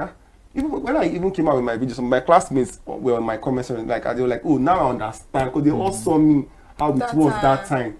I was like, I could not even tell them that this is what is going on. Because I mean, if you are saying, oh, I had kidney issues or liver, this, all my brain scan, this heart scan, everything was fine. But I was just drying up.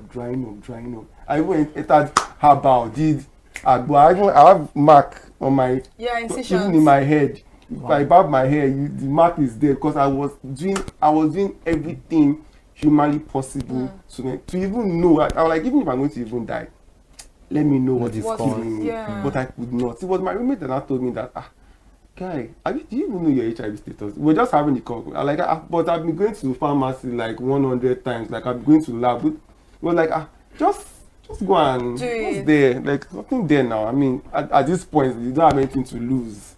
So like, okay, now let me that time it was so bad that I was supposed to do my IT defense. My HOD just took one look at me. I was like, please give him B, because if I would go to class like this, everybody would just be giving, because I was very, very fragile, like very fragile. So I got there and they did the test for me. So when I was asking the healthcare provider, so why did I not know these things? So like, do you know that? Don't you think that some people prefer to tell you that you have cancer or something than tell you that you have this? They would prefer to just like, because they don't want the shock of having to tell you that you are living with HIV. People are more scared to hear that news than they prefer to hear that they have kidney issues or something else. Oh wow. Then that one now passed. After that one passed, I was down, taking the medication. Yeah, healing is not overnight. It has to it starts from somewhere.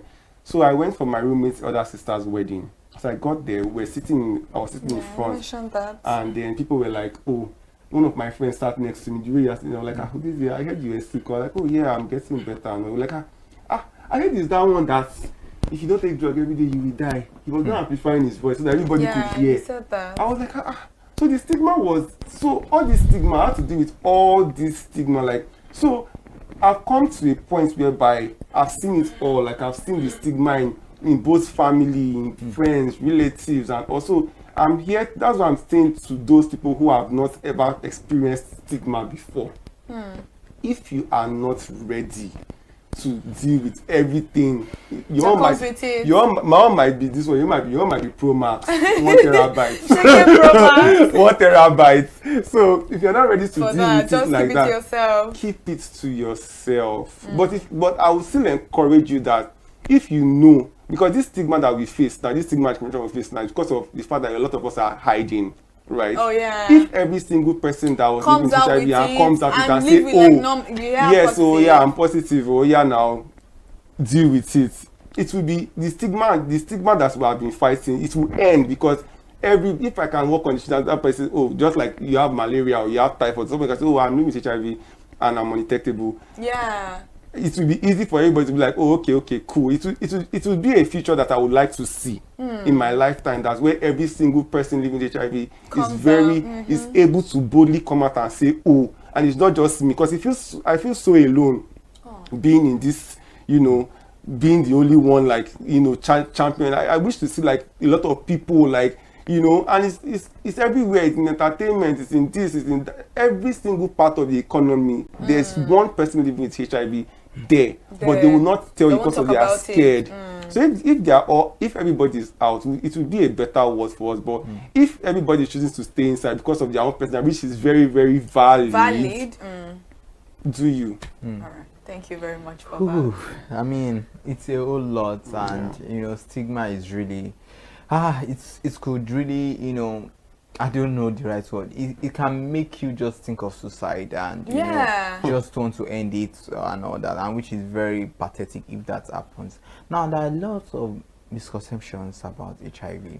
Even sometimes people don't even know the symptoms. Like you said, you were running tests, and at the end of the day, and I think if the health care practitioner, if they were wise enough, they would have thought of it. Okay, we've done this test, let's also run this and all that. So the symptoms, it varies. You understand?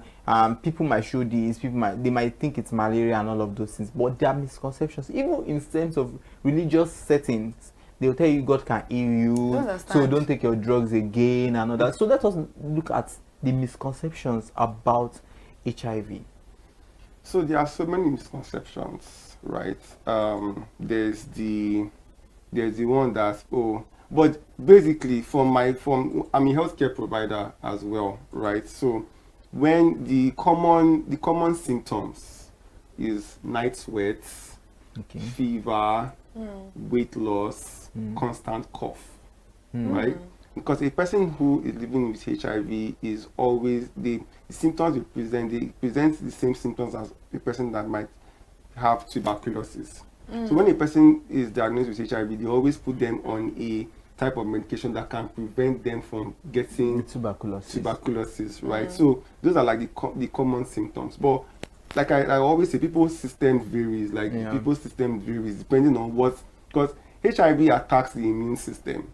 So the thing that if a person contracts HIV, the thing that the person's system, like DNA biology, is susceptible to. I said that. You did. Susceptible to can now be enhanced. Because the virus will now focus on that particular thing, right? So if the person now starts to take medication, it will now reduce the virus in the person's body so that it will not. But failure to do that gradually. So anything can now happen to the person. For some person, it might just be normal headache. The headache will just turn to something serious. Complications. So person might just be small cold. So anything that your system is susceptible. You just love that word. Susceptible to. You go catch on. You get, so that is why. So now the misconceptions now is that, like they always say, they show for face. So that's why it's always very important that people do their test like every 3 months. If you are a person that is sexually active and they use condom, every 3 months is very, very important to get tested, right? But if you are now not doing all of that and you do Sharia law, anything can happen. Even the people that will say, hey, I'm not sexually active, I don't have to run any test because. What about when they are making your hair? Like especially for women that use needles, share needles, those things. Sharp. Even your nails. Your nails. You kill cuticles. You don't go customer shop. Sharp. Your next person. It's passing. Or people that inject drugs, people who use drugs, chim from there. So there are so many modes of transmission. It's not just sexually. So many people, or blood or organs transplants, you are going to get an organ or you are going to get blood from someone, it's not screened. Sharp, maybe in an emergency situation, the person needs blood quickly. You can. So there are so many, anything that involves blood to blood contraction from a person living with HIV to a person who is not living with HIV can potentially cause HIV. And then another thing now is that if the person that is living with HIV is undetectable. Please, can you explain that? Because some might not. Some people might not understand what undetectable. So undetecable means that U equals to U. It means that the person has taken their medications to a point whereby they are now virally. There's a term called viral suppression. The viral load, the virus in the person's body is now suppressed to the point whereby the person can no longer. If the person like Sharia law, because if that has not happened, I kid you not, everybody in this country or this world will have HIV. That's true. So now, being undetectable, is it just now, you can't transmit?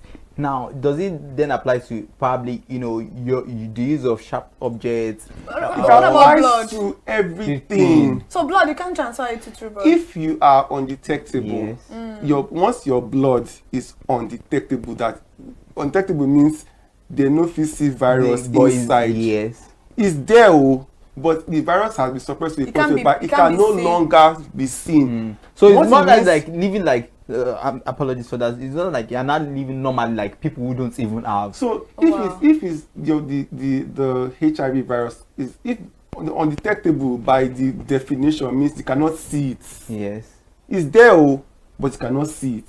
It's when you can it's when they do a viral load test for you and they can see it. So That's when you're still so let me explain. So now, if a person's viral load copies are above 1,000, can transmit. Oh. But once you are now below 1,000, from that 900 to 200 is considered safe, but there's still a chance. So you can still. So once it's from 200 down to like 21, it's undetectable, but it still needs some adjustment. But once it's now below 20, You're safe. Wow. So you have to, from 1,000, you have to go down to 20. but it's not even hard to achieve that, because once a person starts taking their medication Within a space of probably a year 3 or to 6 months. Oh. You can achieve that. That if you find out, like, because for me, somebody like me, when I found out I was living HIV, I was like almost dying. So it took me like a while, right? It took me like 2 to 3 years For you to get to for me to get, because I had to first of all heal first. I had to first of all come back from the lot of, because I was doing a lot of treatment, so I had to come back from all of that. But when I said this that I was undetectable, I was eating like, because coming from when I was sick, I could not even drink water. To when I was not eating like somebody that is a mad person, I was not my roommates was like, what's happened now? Because the medications were working. So now that's for me. Now a person that found that like very late. Now a person that now found that early. Within 3 to 6 months of constant use of the medication, once you do your test after 6 months, it will tell you that but that's now another issue, and that is where religion now comes into play. Now, if a person becomes undetectable, in some cases the person can go for a test and come out negative. I've tested negative before to HIV. Like, I've actually done a HIV test and I came out negative. And I'm like, I just laugh. I just like, hey, period. But for some people, once they just go and do HIV test because they've taken their medication for 6 months, they're undetectable, you'll now go and give testimony. They'll now go and meet their pastor. Pastor will not tell that, your faith has made you well. So me that I'm the healthcare provider, that I'm the stupid one, and I'll be calling you, how far now your medications, now come and take your medication, now you are due for medication and everything. The person will now start seeing you like you don't want healing for them. Their pastor have told them that their faith has made them well. Who are you? That HIV person, who are you? You know, you'll tell you that, I get that. I'm like healed by the precious blood of Jesus. So please carry your HIV kidney to someone else. The person will now stop, and it's better for you to actually not even take the medication safe. And stop it. Once that one pill enters into your mouth, the HIV now knows that you are fighting. You are fighting it. So when you now stop, the HIV virus will now come back stronger. That is dead. When you now, even when you now start taking the medications back, it will not work. They will not, and there are 3 lines of HIV treatment. There's first line, second line, and third line. The first line is what almost everybody living with HIV currently now. The second line is like rare, but third line, once you are on third line medication, the drugs are more. Side effects are like more. just using one pill. Second line is minimal, but after that third line, if the third line cannot help the HIV virus in your system, then just pack your bags and say goodbye to planet Earth. Because but for you to get to that point, it means that you are so like careless, because the first line is what is available to almost everybody living with HIV. So you cannot say that, oh, you don't want to take it, because if you now go and meet your pastor, but that your pastor that you're going to meet, if he gets malaria and typhoid, you go to the hospital. If your imam They tell you, say, your faith has made you well, fall sick. You go to the hospital. But you, that they've told your faith has made you well, you start down. I'm not doing something about yourself. At all. You didn't even research. At all. And it's happening to a lot of people. Like, I cannot tell you how many people that are this, as we are speaking right now, they have abandoned their medications because of, oh, my pastor said my faith has made me well. So people need to. It's just they need this orientation like this, the sensitization. It's not. I'm not even talking about the pastors, because I mean, a pastor will always do what a pastor would do. Yes. But you as a person, I would not even blame the pastor. I would actually, me too. I wouldn't Why blame the pastor. Why would you put your life at risk on somebody's hands to tell you how to do it? Yes. So I think people forget that pastors are also religious leaders, not only pastors. Religious leaders are also human. Let me give you a funny story. Let me just divert out of the topic for instance now. So there was this my late auntie. There was this one time my cousin wasn't feeling well. So I was in their house to just see my cousin. So she was sitting here. The Pastor T.B. Joshua, late Pastor T.B. Joshua, was and that man was also late too. So he was preaching and saying that, oh, everybody that is sick or something, I'm giving you healing, receive healing. So my auntie puts her hand on the TV. I was that like one kind of X-Men vibe. So she was trying the powers to her daughter, like, receive like. I think one thing is sometimes I would laugh so hard. I couldn't laugh because she was. You couldn't laugh because she was there. She was very mean. So I was like, she was like, receive it, and she was. It felt like she felt like she was really getting the healing, and she was trying it to her daughter, like, and I'm like, so after she did that, she took all her daughter's medicine. Packed it. Oh yeah, pastor has healed you. Yeah, you are okay. She threw everything, and those medicines were so expensive. She threw everything away. That, oh, Pastor T.B. Joshua has given me healing, so let me. Was she healed? They went to go and buy after 3 days or wait till they enter don't to know that thing again. Like I said earlier, they run go hospital back. I said outside earlier on that I think being delusional and reality, there is a thin line between both of them. Very thin. And it's a mental health issue. I just think that religious leaders or whosoever is in that space should make things clear. Because I know religious leaders who will tell you that fight their healings, no doubt. You understand, people can get ill. Maybe another. I'm not talking in respect to this. I'm not. No, let me make the points clear. I'm not saying in respect to this. I'm not trying to let people know there's no form of contradiction. I'm saying there could be healings in some forms, but there are pastors who will tell you that in as much as you are sick, please take your drugs. Yes, some pastors do that. Some religious leaders do that. Please take your drugs, even if you have the faith that you are ill. Don't say because you have the faith that you get ill, then don't take your drugs. You understand? So people need to understand these things and ensure. But when it comes to this particular virus, it's very, very important that you take your, even if you are undetectable, take your drugs. I was going to ask something. Oh, apologies. I'm sorry. Okay. I want to add to what you're saying. For me, I feel like healing, when it comes to medical, you've already ascertained that it is a scientific problem. Yeah. You have to be in the hospital. It is not supposed to be in your church. You could pray in your church to enhance whatever form of medication you are using. But if a problem is what you're having is scientifically proven that this is a scientific problem, a medical problem, take your medications. God said it now. What would I say? You cannot pray. You can't be in your house and pray for a job. And you're not going for an interview and God will just bring a job. The miracles happen, but you have to work. It's like 1 in 100. Yeah.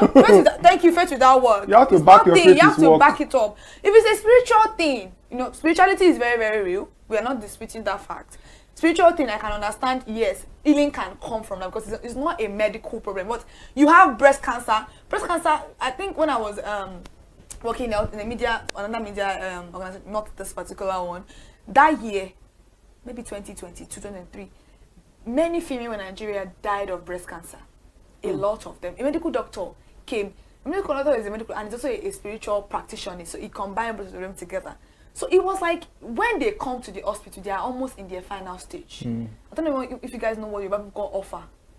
Offer. Yeah, people will say offer. If they see a wound on their leg, it may be ulcer, it may be skin ulcer. They'll say, one time in Lofani, they would link it to spiritualism. Okay, arrow. Arrow. Let's say about say offani. So they would see the wound, they will see the lumps, but they will not go to the hospital. They will say, oh, let me use Ogunfa. So he now said that the reason why a lot of women, almost 8,000 women died that year of breast cancer, it was like, until they now get to their last stage of dying. They're not, there's nothing you can do anymore at that time. My dad's tenants, there was this couple that was living in one of my dad's house that they were looking for children for like a very long time, and then the woman finally got pregnant. So this woman, and then me, I'm a twin. So the pregnancy was twin. So they felt like, oh, okay, it's our energy that. Yes. So the woman was very happy and all of that. So towards the time she was, we all knew that she would give birth. So we just noticed that she just disappeared from the house. So we thought that, oh, when they are coming back, we are coming back to come and do Ikomo. My dad and I were in the church one day. The man just came. He didn't even care that people were. He just called my dad, please come. When my dad ran outside, what happened? We came back. As we came back to our house, we saw nylon bag. One dog was just like, what's that? So we were like, and that he came to ask me that if they can help them, that those are the children that they are. I'm like, what happened? He said that when the wife entered labor, they went to a prayer house. As I heard that, a cousin sister of mine lost her baby what? because of this particular thing. So wait, so your wife was in labor, and you didn't think about a hospital. And it's twins. You took her to a prayer house. So they were now praying. And this woman was in pain. When the children died, and when she was now about to die. That was when they took her to the hospital to go and do CS. To the hospital to go and do CS. That is it. And I think this, all of these instances. Even personally, I had a niece that died at 12 of cerebral palsy. When she was born, the doctor confirmed that this child has cerebral palsy, and this child is a very, very delicate case. So the family members of my sister, the in-laws rather, they came and discharged the child and took the child to their Agbo house in Badagry and was giving the concoction.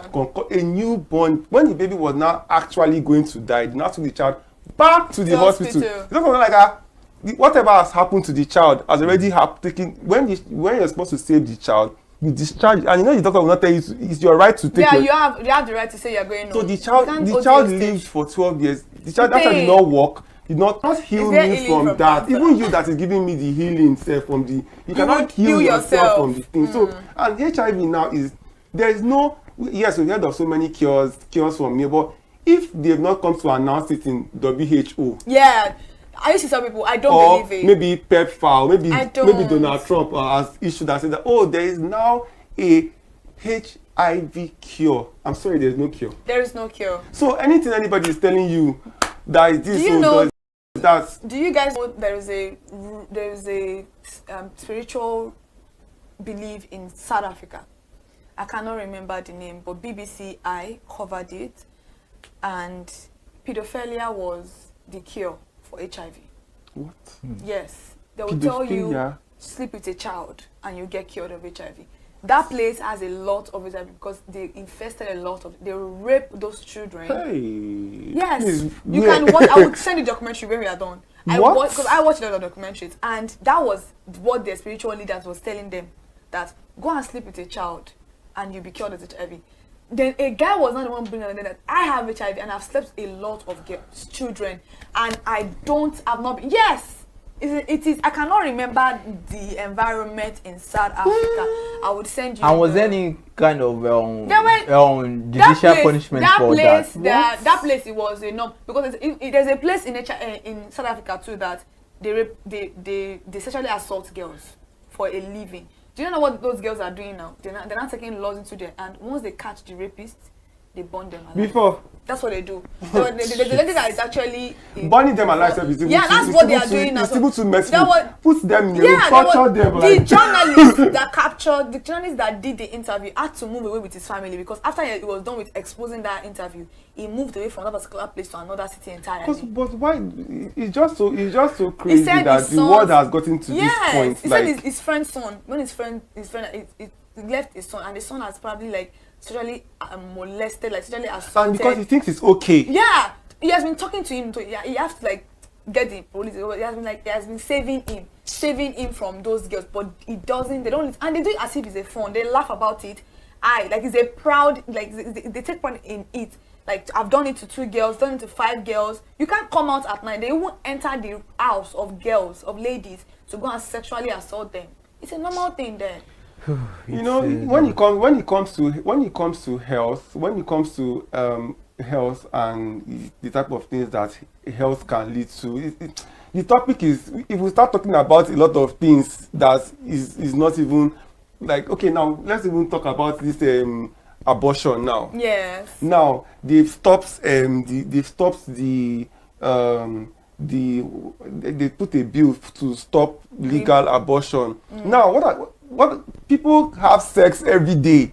So if you are not making abortion now illegal, those children that they will give birth to, because I know how many children I will see on the streets. Imagine a child that is born and the child is, you know, we have some type of privilege because of the. Now imagine that you were born and the only thing you know is that if you don't go and beg somebody on the street, you cannot. It as a child. As a child, do you know that the government? I want to talk about the government initiative right now because I think this conversation is a very broad conversation. That's why we have to touch on some little things. The government of Nigeria, we may not accept. Nigerians have this misconception that the government is likely not working, but in some areas the government is working. Talking about abortion, Lagos State has a family planning for young girls, free of charge. Niger Girls, that's the name of the organization that gives free family planning. You want to do 5 years, you want to do 3 years, you want to use pills every day, just for you not to be involved in abortion. There's awareness on it though. Just like awareness for HIV, and then you're not using your drugs. So why do you know that you're engaging in a sexual activities? You know how to protect yourself. Why exactly are you not protecting yourself in the first place? And you are but then there are other initiatives that government have already provided for you guys.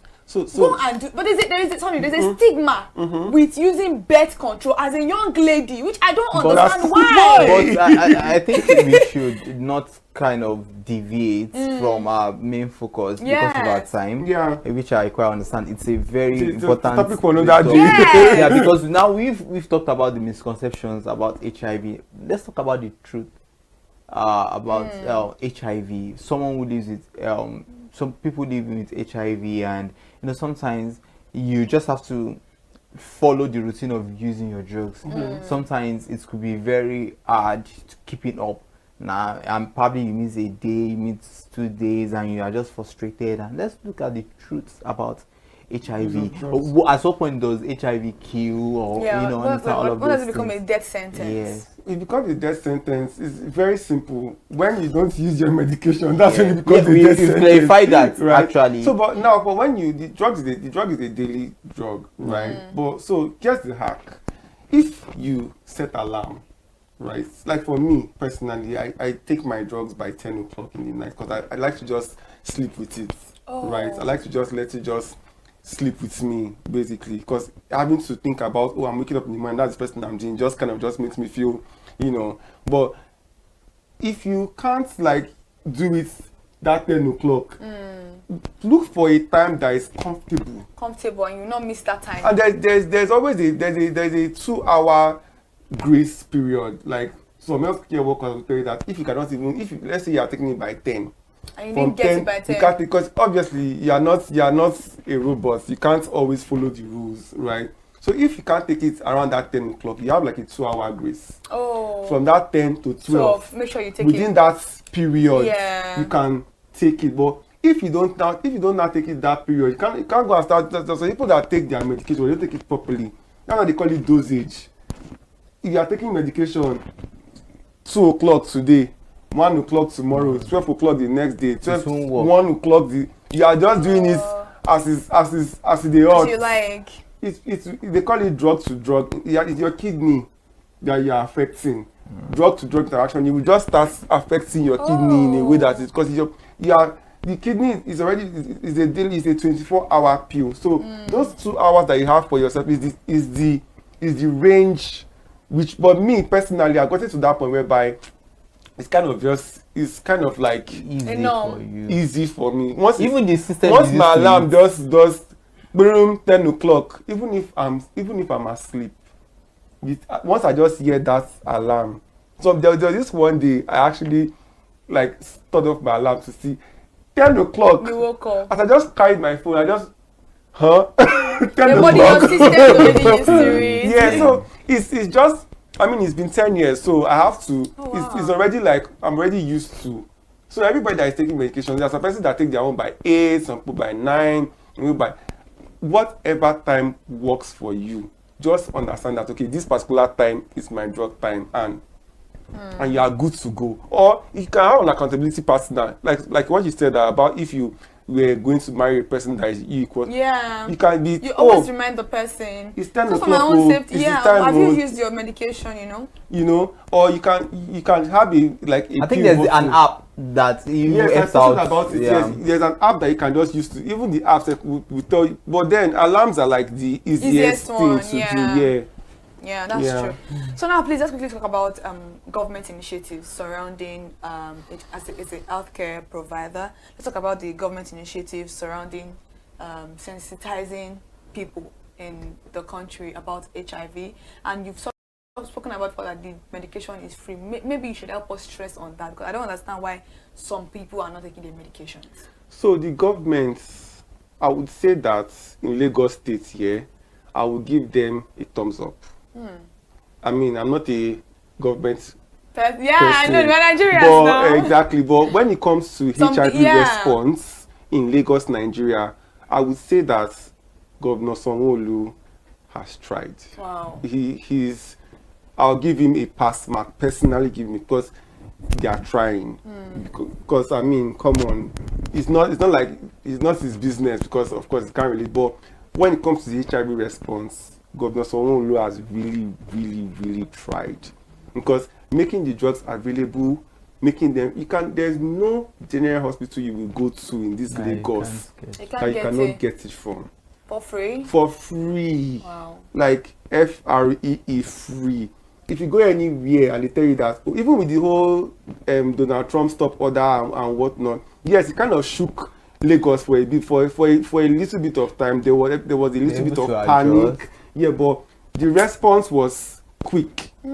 So now, and they are even talking about, when I went for Lagos State AIDS Control Agency, their word is they talked about, they want to start producing and start happening. But the reason is because US has been the one paying for the fund, for the research, for the programs through PEPFAR, through USAID. So it's a lot of funding, and it's just US that is carrying it. So if other countries don't join and other rich countries don't, so that's what it's trying to say, that it's should not just be just US that is doing it.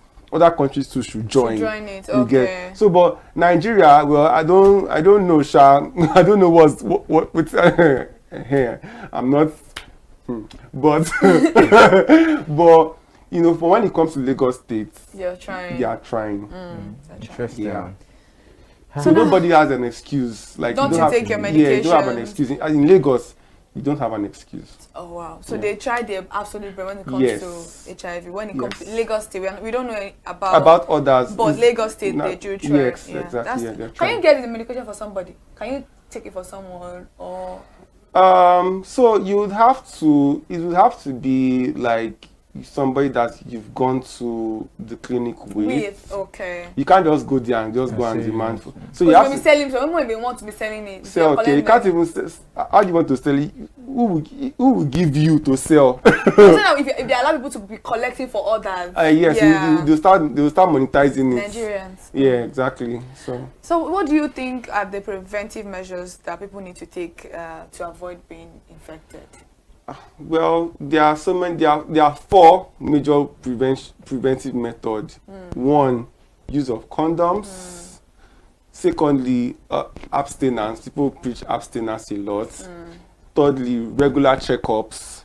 And then fourthly, you can use like PrEP and PEP. Yeah. PrEP is called pre-exposure prophylaxis. It's a drug you take if you are somebody who is sexually active and you want to prevent yourself from getting HIV. Only HIV, not sexually transmitted diseases. But just for HIV alone. Is that one is not free though? It's free. But it's free also. But it's not available like that. Yeah. Right. Yeah, because I think some agencies part of the things that affected us, Nigeria, is that's PrEP and PEP. PrEP is pre-exposure, PEP is post-exposure. So for PrEP, you take there are two different types of PrEP. There's event-driven PrEP and there's PrEP.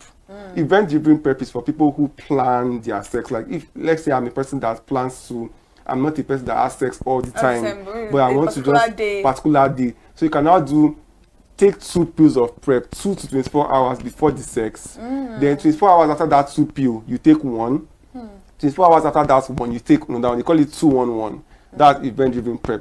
Then the normal PrEP is every day. Like as far as you're sexually active every day. Take it every day. Then PEP is post-exposure prophylaxis. I want to ask a question. If you've been exposed within 72 hours, right? Yeah, within 72 hours, if you've been exposed 72 hours after, within that time, you can go and get tested, and then they can place you on PrEP. It's a 28-day drug that you take. After 28 days, you come for a retest and gone. But then PrEP also has injectable PrEP. They call it Carb LA, right? It's an injectable PrEP, but it's not like really like common like right now. Yeah. So that's like then there's condoms, there's I think we are coming close to an era where this thing is going to be very, very low in the world. It is already because of the fact that there are a lot of research going on. Yeah. And I believe that there'll be a day where there would be cure for this particular disease. If you can actually go from 21 to almost nothing, I feel like there will be a day where they would get something that would. Because honestly, if you guys don't understand, I feel like HIV is one of the least concern of infections that you should be thinking of. They are way worse than that. Let me even talk about hepatitis B. That one. Which is worse than HIV. If HIV... And there's no stigma with that. There's no like what stigma with that. Hepatitis B is far worse because hepatitis B will not give you the symptoms. When you start to see the symptoms of that one affects your liver. Once you start to see the symptoms of that hepatitis B is when you cannot do anything about it.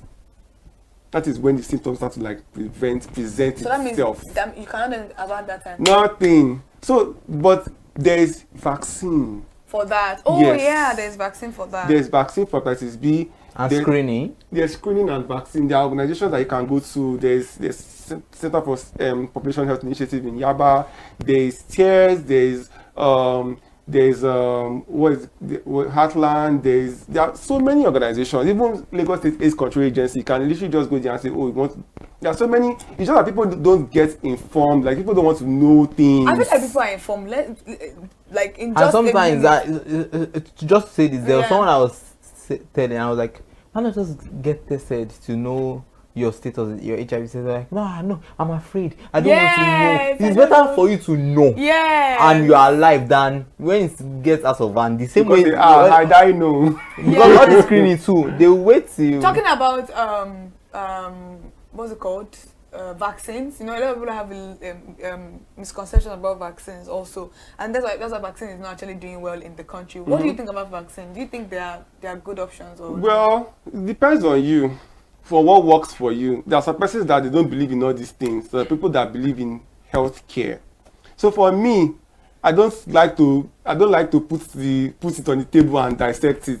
Is it available? I go collect some. Because whether you take vaccine or not take vaccine, you cannot prevent the fact that we are all everything we are doing in this life is going to lead us down to that our 6 feet that we're all out doing so much. So why not just, if it's available for you to use, why not just use it? I mean, let's even take a look at children that were vaccinated and children that were not vaccinated. You could see the difference. Yeah. So that means something is working with vaccines. Yeah. So lastly, before we round up the conversation, for those that are actually infected right now, what do you think? How do you think they can mentally be prepared for this new experience that they're going into, this new journey entirely? What I would say is that they should give themselves some grace. Acceptance is a process. Acceptance is a journey. You don't have to be strong, like, oh yeah, sharp. You can allow yourself break down. You can allow yourself cry. You can allow yourself feel bad for yourself. You can allow yourself feel all the emotion. You can allow yourself feel everything. But know that once you have felt all of that, look for a person that you can. If you cannot trust anybody in this world, it's okay. If you really yourself you can trust, it's okay. But after all of that, know that there is hope. Know that there is treatment. Know that you can survive. Know that you can live a long, healthy life after all of this. Just like disappointment, turn it into a blessing. You'll be okay. You'll be fine. Interesting. It has really been an insightful session, seriously, because now people know what the misconceptions are and the truth about HIV, and it's better to know your status than living in denial of what probably, if you had known, you would have lived even longer, because there are people who celebrate 40 years of living HIV and they are here, and just be truthful to yourself and choose to live rather than die. That's very, very Give yourself grace. You know, HIV has now become something that is a conversation that we can sit here to talk about. I can't imagine years back, you know, it's don't run. I don't know if I would be that kind of a person, because I know of somebody that actually died of AIDS, with a baby. She was pregnant and she died, and it was infected by her husband, and she didn't tell her family. You know, she didn't use any medication. She just left it like that, and you know, I think she was in denial of the fact. But the husband, he was taking care of himself. You know, when you the thing about having multiple partner is not just about the odds you bring to that partner. I think that's also one preventive measure. The thing about you cheating or sleeping with multiple people beside your partner, it's not just about the odds that you're causing them. It's about the fear of what you are going to give to that partner. The person that I'm telling her husband that she died, her husband is remarried and she's dead. So you just have to be careful out there and think of your choices. We are talking about HIV, Mr. Daisy. Talking about HIV not because it feels like it's something that everybody should be happy about. That's why he has brought a lot of times is that it's not. You don't have to be strong.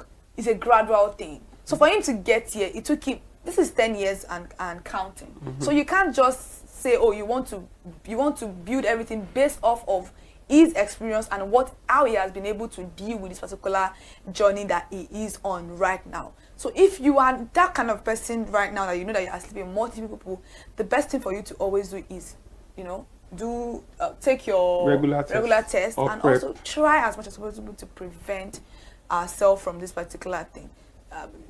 There are drugs available, but there are sometimes drugs might not help. And we don't want to be in that party. Everybody have a lot of things they want to use their life to do. And this is the time for us to understand the fact that HIV is real, it is here, and it is still here. The misconception and the truth is something that we need to keep on talking about. The awareness, even though I feel like it's enough at this point. I feel like people just choose to believe whatever they want to believe. But in as much as that, I would say the awareness and spreading the truth about what this particular program is about this morning is something that can help change some people's life and narrative towards what HIV is about. Thank you so much. Thank you for having me on the program. I learned a lot from this particular program. I thought I knew some things about this virus, but today made me understand the fact that you don't know as much as you think. Talking about it with somebody that is living that truth is something that I am very, very excited. I'm very grateful to have experienced. Thank you for coming on the program with me this morning. Tumini is not around today because you know, she's always on the program, but this morning is just hi and Iromofe and also Mr. Odeze. Thank you so much for joining me once again. Thank you for having me. On LD Living. I don't know if we are going to be having him back, but trust me, this Anytime. human being is an absolute joy. I enjoyed the conversation off the camera, in front of the camera. It was amazing. I am Kikelomo Ajibola, and we've just concluded LD Living on ConsumerHalla TV. See you again next week, Monday. Bye. Bye.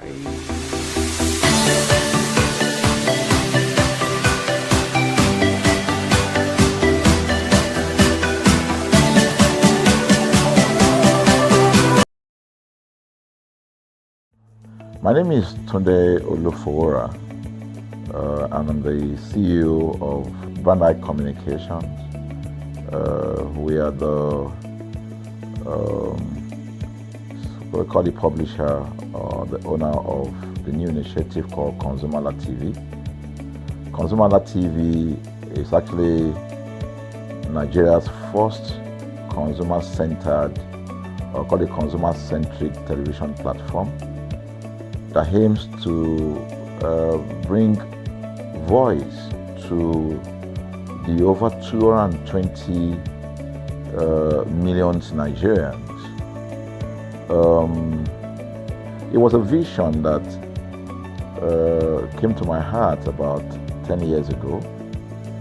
I remember that I was traveling. I traveled out of the country, on airline. And I had this unpleasant experience. It was a trip to an African country from Nigeria, and I actually went with a local flight from Nigeria.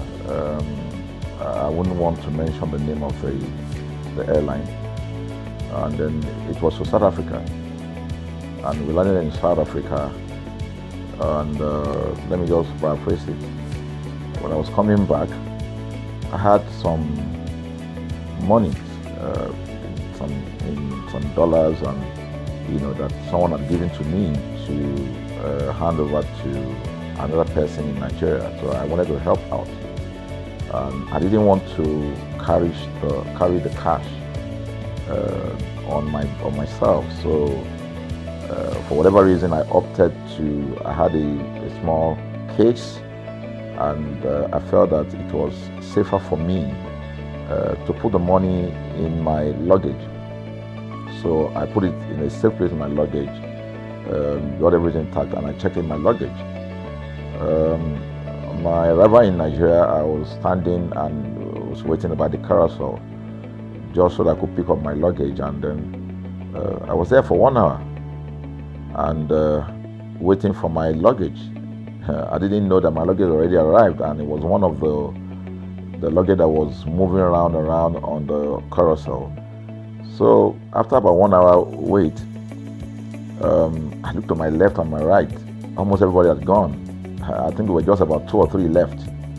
So I beckoned on the woman that was on my side, and I noticed she was really in tears. Madam, what happened? She said, her bag has just been torn and a lot of things stolen. So I said, well, I've also been waiting for my own. She said, you better go and check those luggages there. Maybe yours is one of them. And lo and behold, I went around there. Mine was one of them. By the time I got it, everything inside my luggage was gone. All the valuable things there were gone. To cut the long story short, we felt there was need for us to report the case, at least to the airline. It was in the night, about 8 o'clock or 9 o'clock. We went in to go and see the officer that was in charge. As soon as we got in there, the officer said, "Oh, so sorry, but you will have to go to our head office in somewhere in Victoria Island, to lodge a complaint." Okay. So the next day we went to the Victoria Island and we lodged a complaint, and that was it.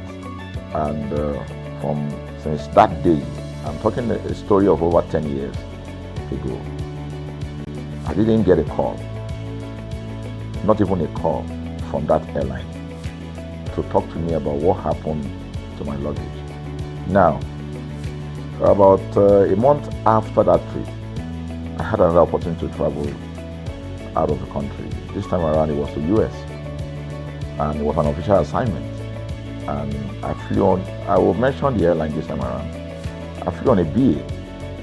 I really didn't like BA. I usually go with Virgin Atlantic and things like that. But my protocol officer convinced me and said, okay, you will love BA. Why don't you go on BA? Anyway, so I went on BA to US.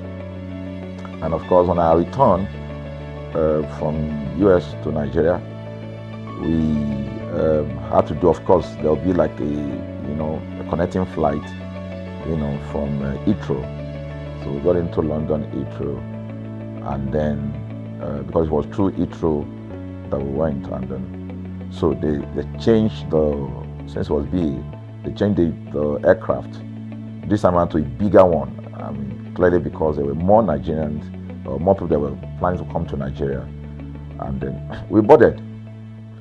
Not quite 10 minutes into the flight, in the air, the aircraft started malfunctioning. The air conditioning compartment were not functioning very well. I was on what you call business economy.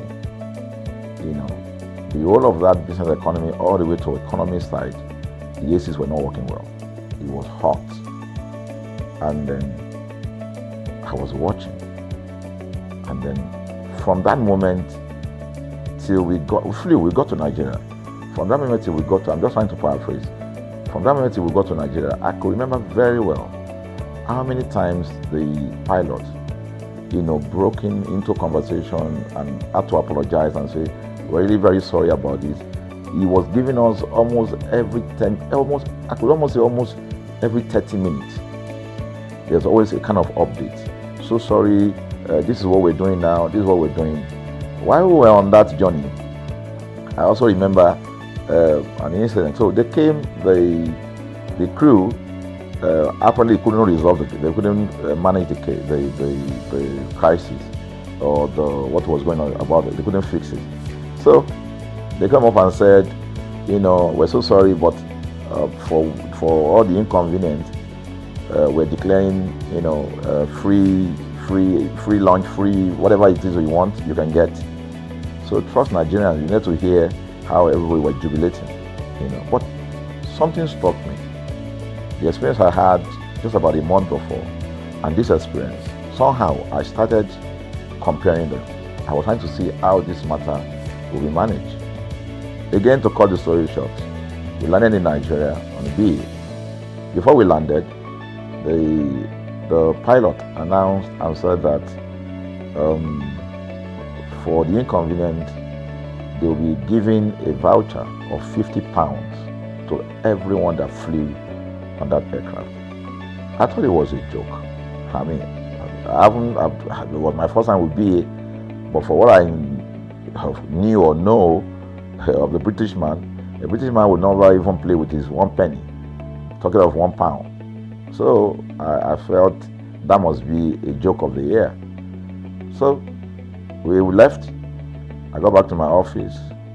I think it was just about a week after.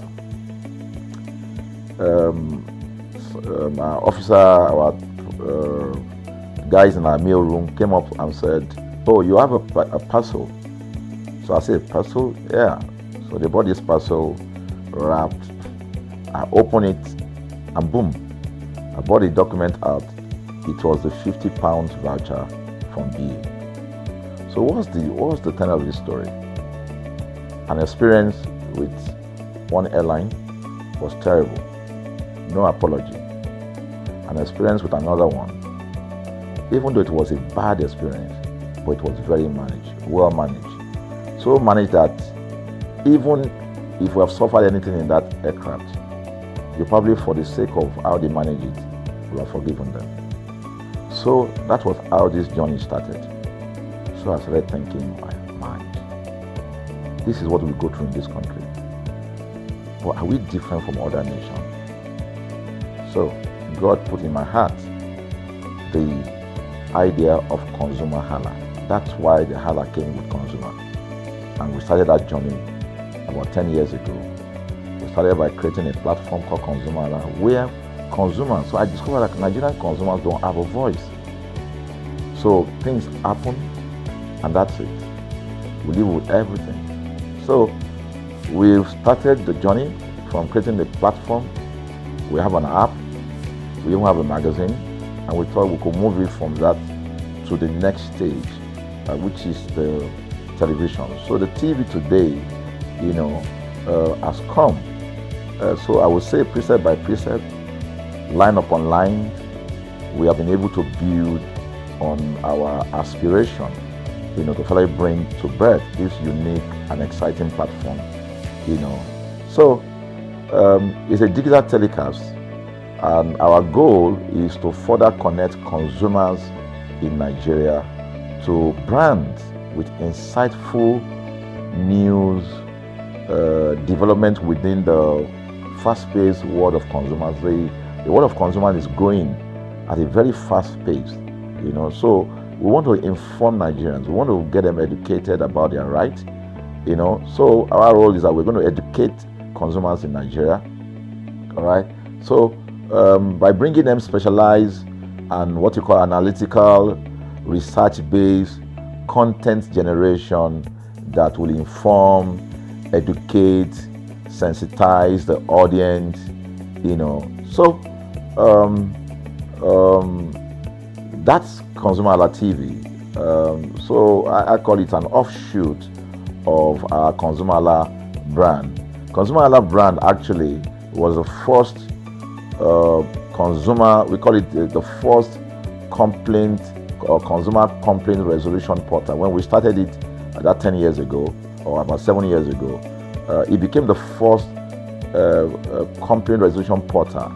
We created it so that Nigerians can actually lodge complaint on that portal. We spent a lot of resources to build a very robust platform where today, if you have any complaint, about any brand, any leading brands in Nigeria, and you go on that platform, you can actually click, just a click, you can find the brand, you can actually lodge your complaint, and once you submit it, that complaint will be routed to that organization, and within 72 hours, we will obtain feedback for you. We build it in such a way that we have connection to almost all the organizations, and it's been working. We've resolved several complaints for people without having to charge them any penny, because the idea is not to charge.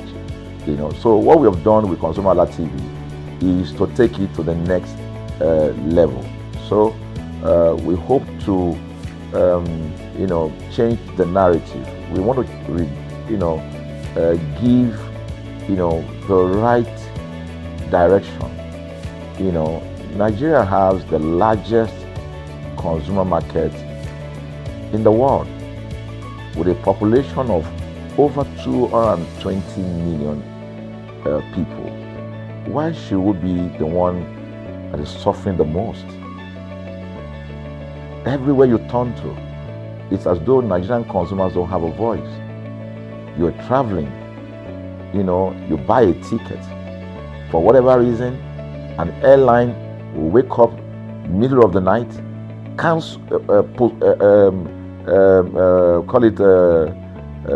delay the flight for whatever reason, and then you'll be waiting at the airport for hours. You'll be there for 2 hours, 3 hours, no any explanation.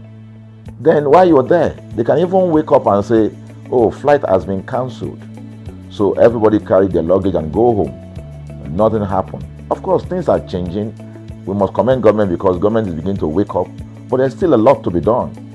And we believe that we can help to make, bring about those right changes. So we offer deliberately, part of what we do is that we also offer advocacy, all right?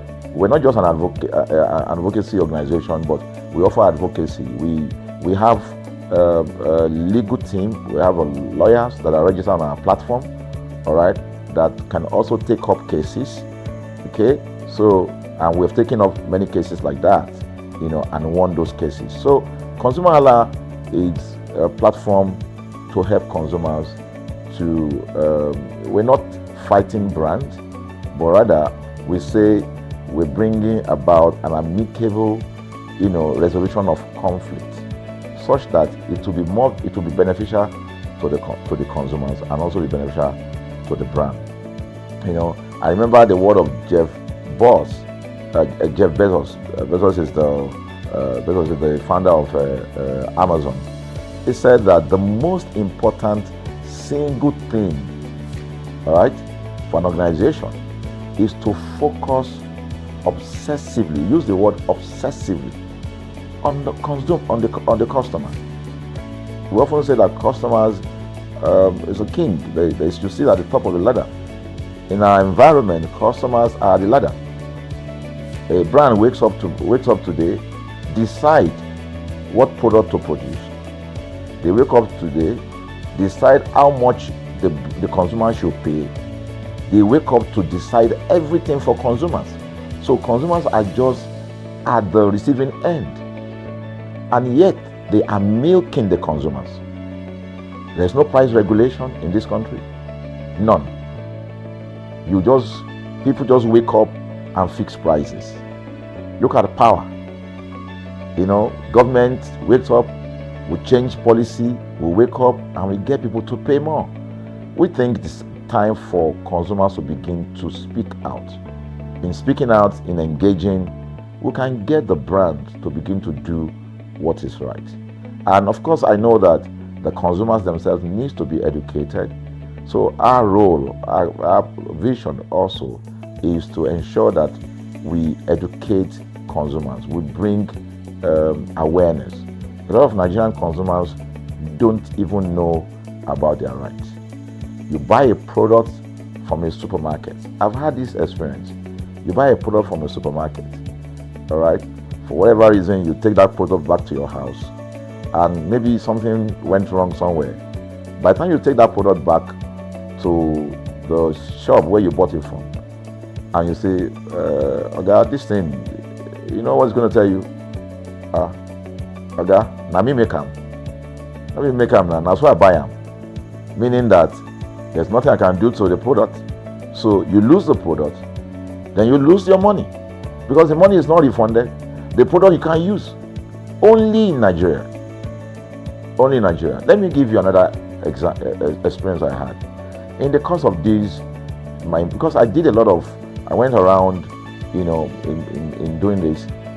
I was in US, I was in UK, I was in South Africa, I was in Germany, just because of this, to just study the environment.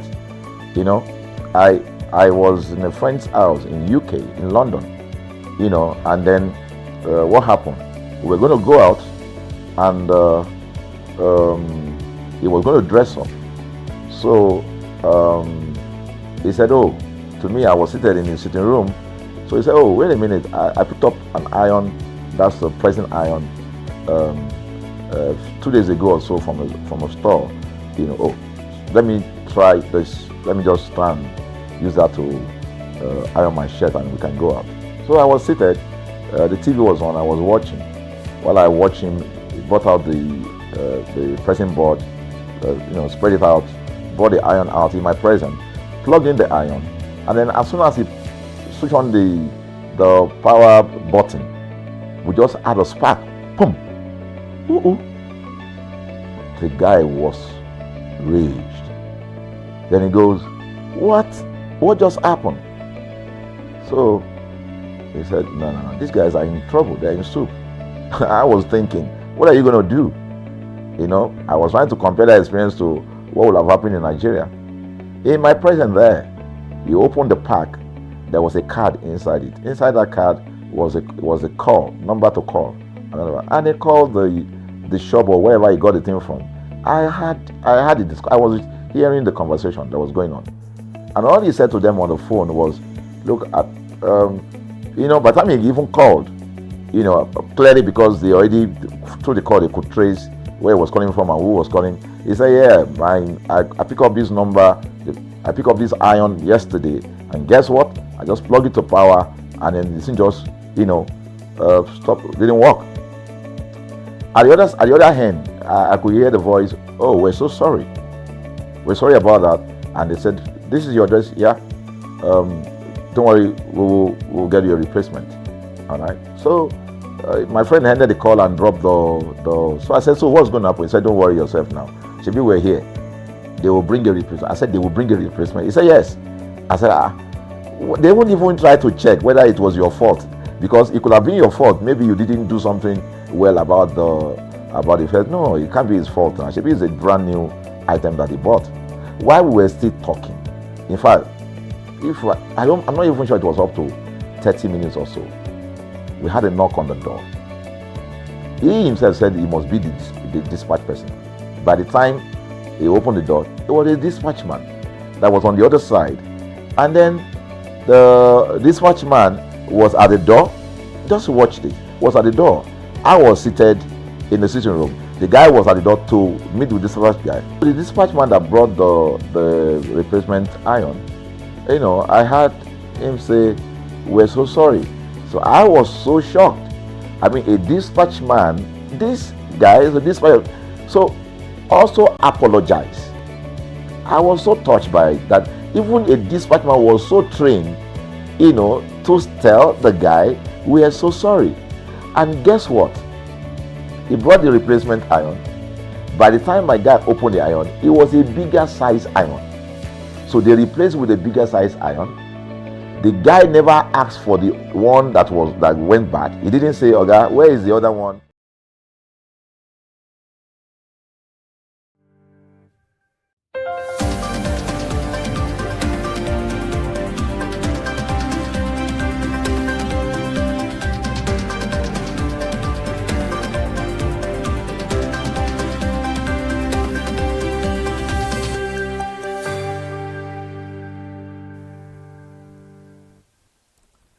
Good evening and welcome to the news highlights on ConsumerHallaTV. I am Kike Lomo at Jibola. The first highlights this evening is talking about the Kogi State Livestock Productivity and Resilience Supports project that has taken delivery of its allocated vaccines from the Air Press National Coordination Office Abuja for mass vaccination against major transboundary animal diseases in Nigeria. African companies have raised just $220 billion in equity over the past 25 years, accounting for only 1% of global equity issuance and about 0.5% of the continent's combined GDP according to new data.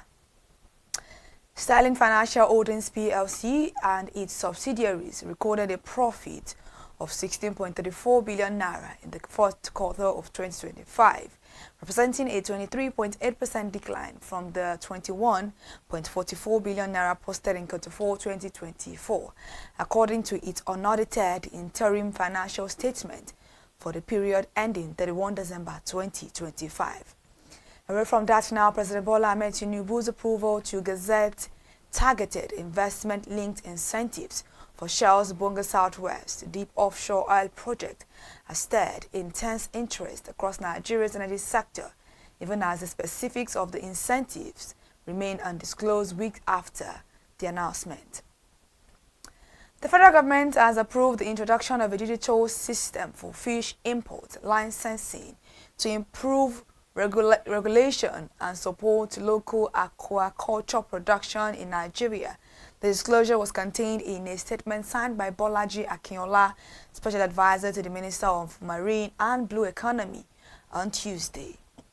Another major highlight this evening, the Minister of Foreign Affairs, Yusuf Tugar, has received the Ambassador of the State of Palestine to Nigeria. The meeting, according to a statement from the ministry on Wednesday, is part of ongoing diplomatic engagement aimed at strengthening bilateral relations and reviewing consular, humanitarian, and regular matters of mutual concerns.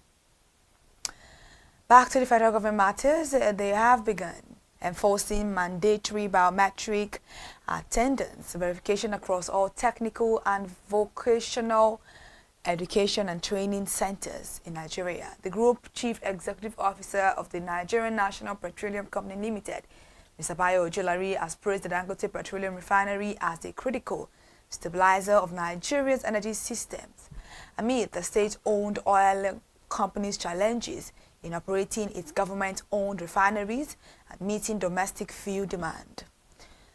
Government securities now account for about 11% of Nigerian banks' total assets, underscoring years of constrained credit extension and a sustained tilt towards lower risk sovereign instruments, according to a new banking sector outlook by S&P Global. RadTech Limited, a Nigerian financial technology startup backed by billionaire investor Tony Elumelu, is considering raising up to $100 million in fresh capital over the next 2 years. Away from that now, the completion of the 624 megawatt Abuja feeding scheme designed to significantly boost electricity supply to the Federal Capital Territory is being delayed by persistent right-of-way challenges, the Transmission Company of Nigeria, TCN, has said this. Nigeria's energy sector has staged an industrial comeback, with active oil rigs skyrocketing from just 8 in 2021 to 69 by late 2025. Speaking at the ninth Nigerian International Energy Summit on Tuesday, President Bola Ahmed Tinubu declared an end to prolonged underinvestment, citing $8 billion in fresh investment as proof that the nation's radical policy overall is paying off. African manufacturers won on Wednesday that a 1-year extension of the long-standing duty-free deal with the United States was only a temporary breather and could jeopardize long-term investment. Before we go home this evening, the Lagos State Governor, Babajide Sanwo-Olu, on Wednesday received popular American streamer and internet personality Kai Cenat at the Lagos House Marina. Gawat said Cenat, who is on his second visit to Lagos, paid the governor a courtesy visit and shared his experience during his stay in the state. Kai Cenat is in Lagos to follow up on some project and initiative he plans to execute for kids and young people in Lagos State, Nigeria. Gawat said this. All right, thank you so much for staying connected to ConsumerHallaTV. We go home now to return back tomorrow morning at 8 a.m. To see us once again on your screen, follow us across all our social media platforms, Instagram, Facebook, X, TikTok at ConsumerHallaTV. Subscribe to our YouTube channel, also at ConsumerHallaTV. I'm Kike Lomo at Jibola. Do have a lovely night rest.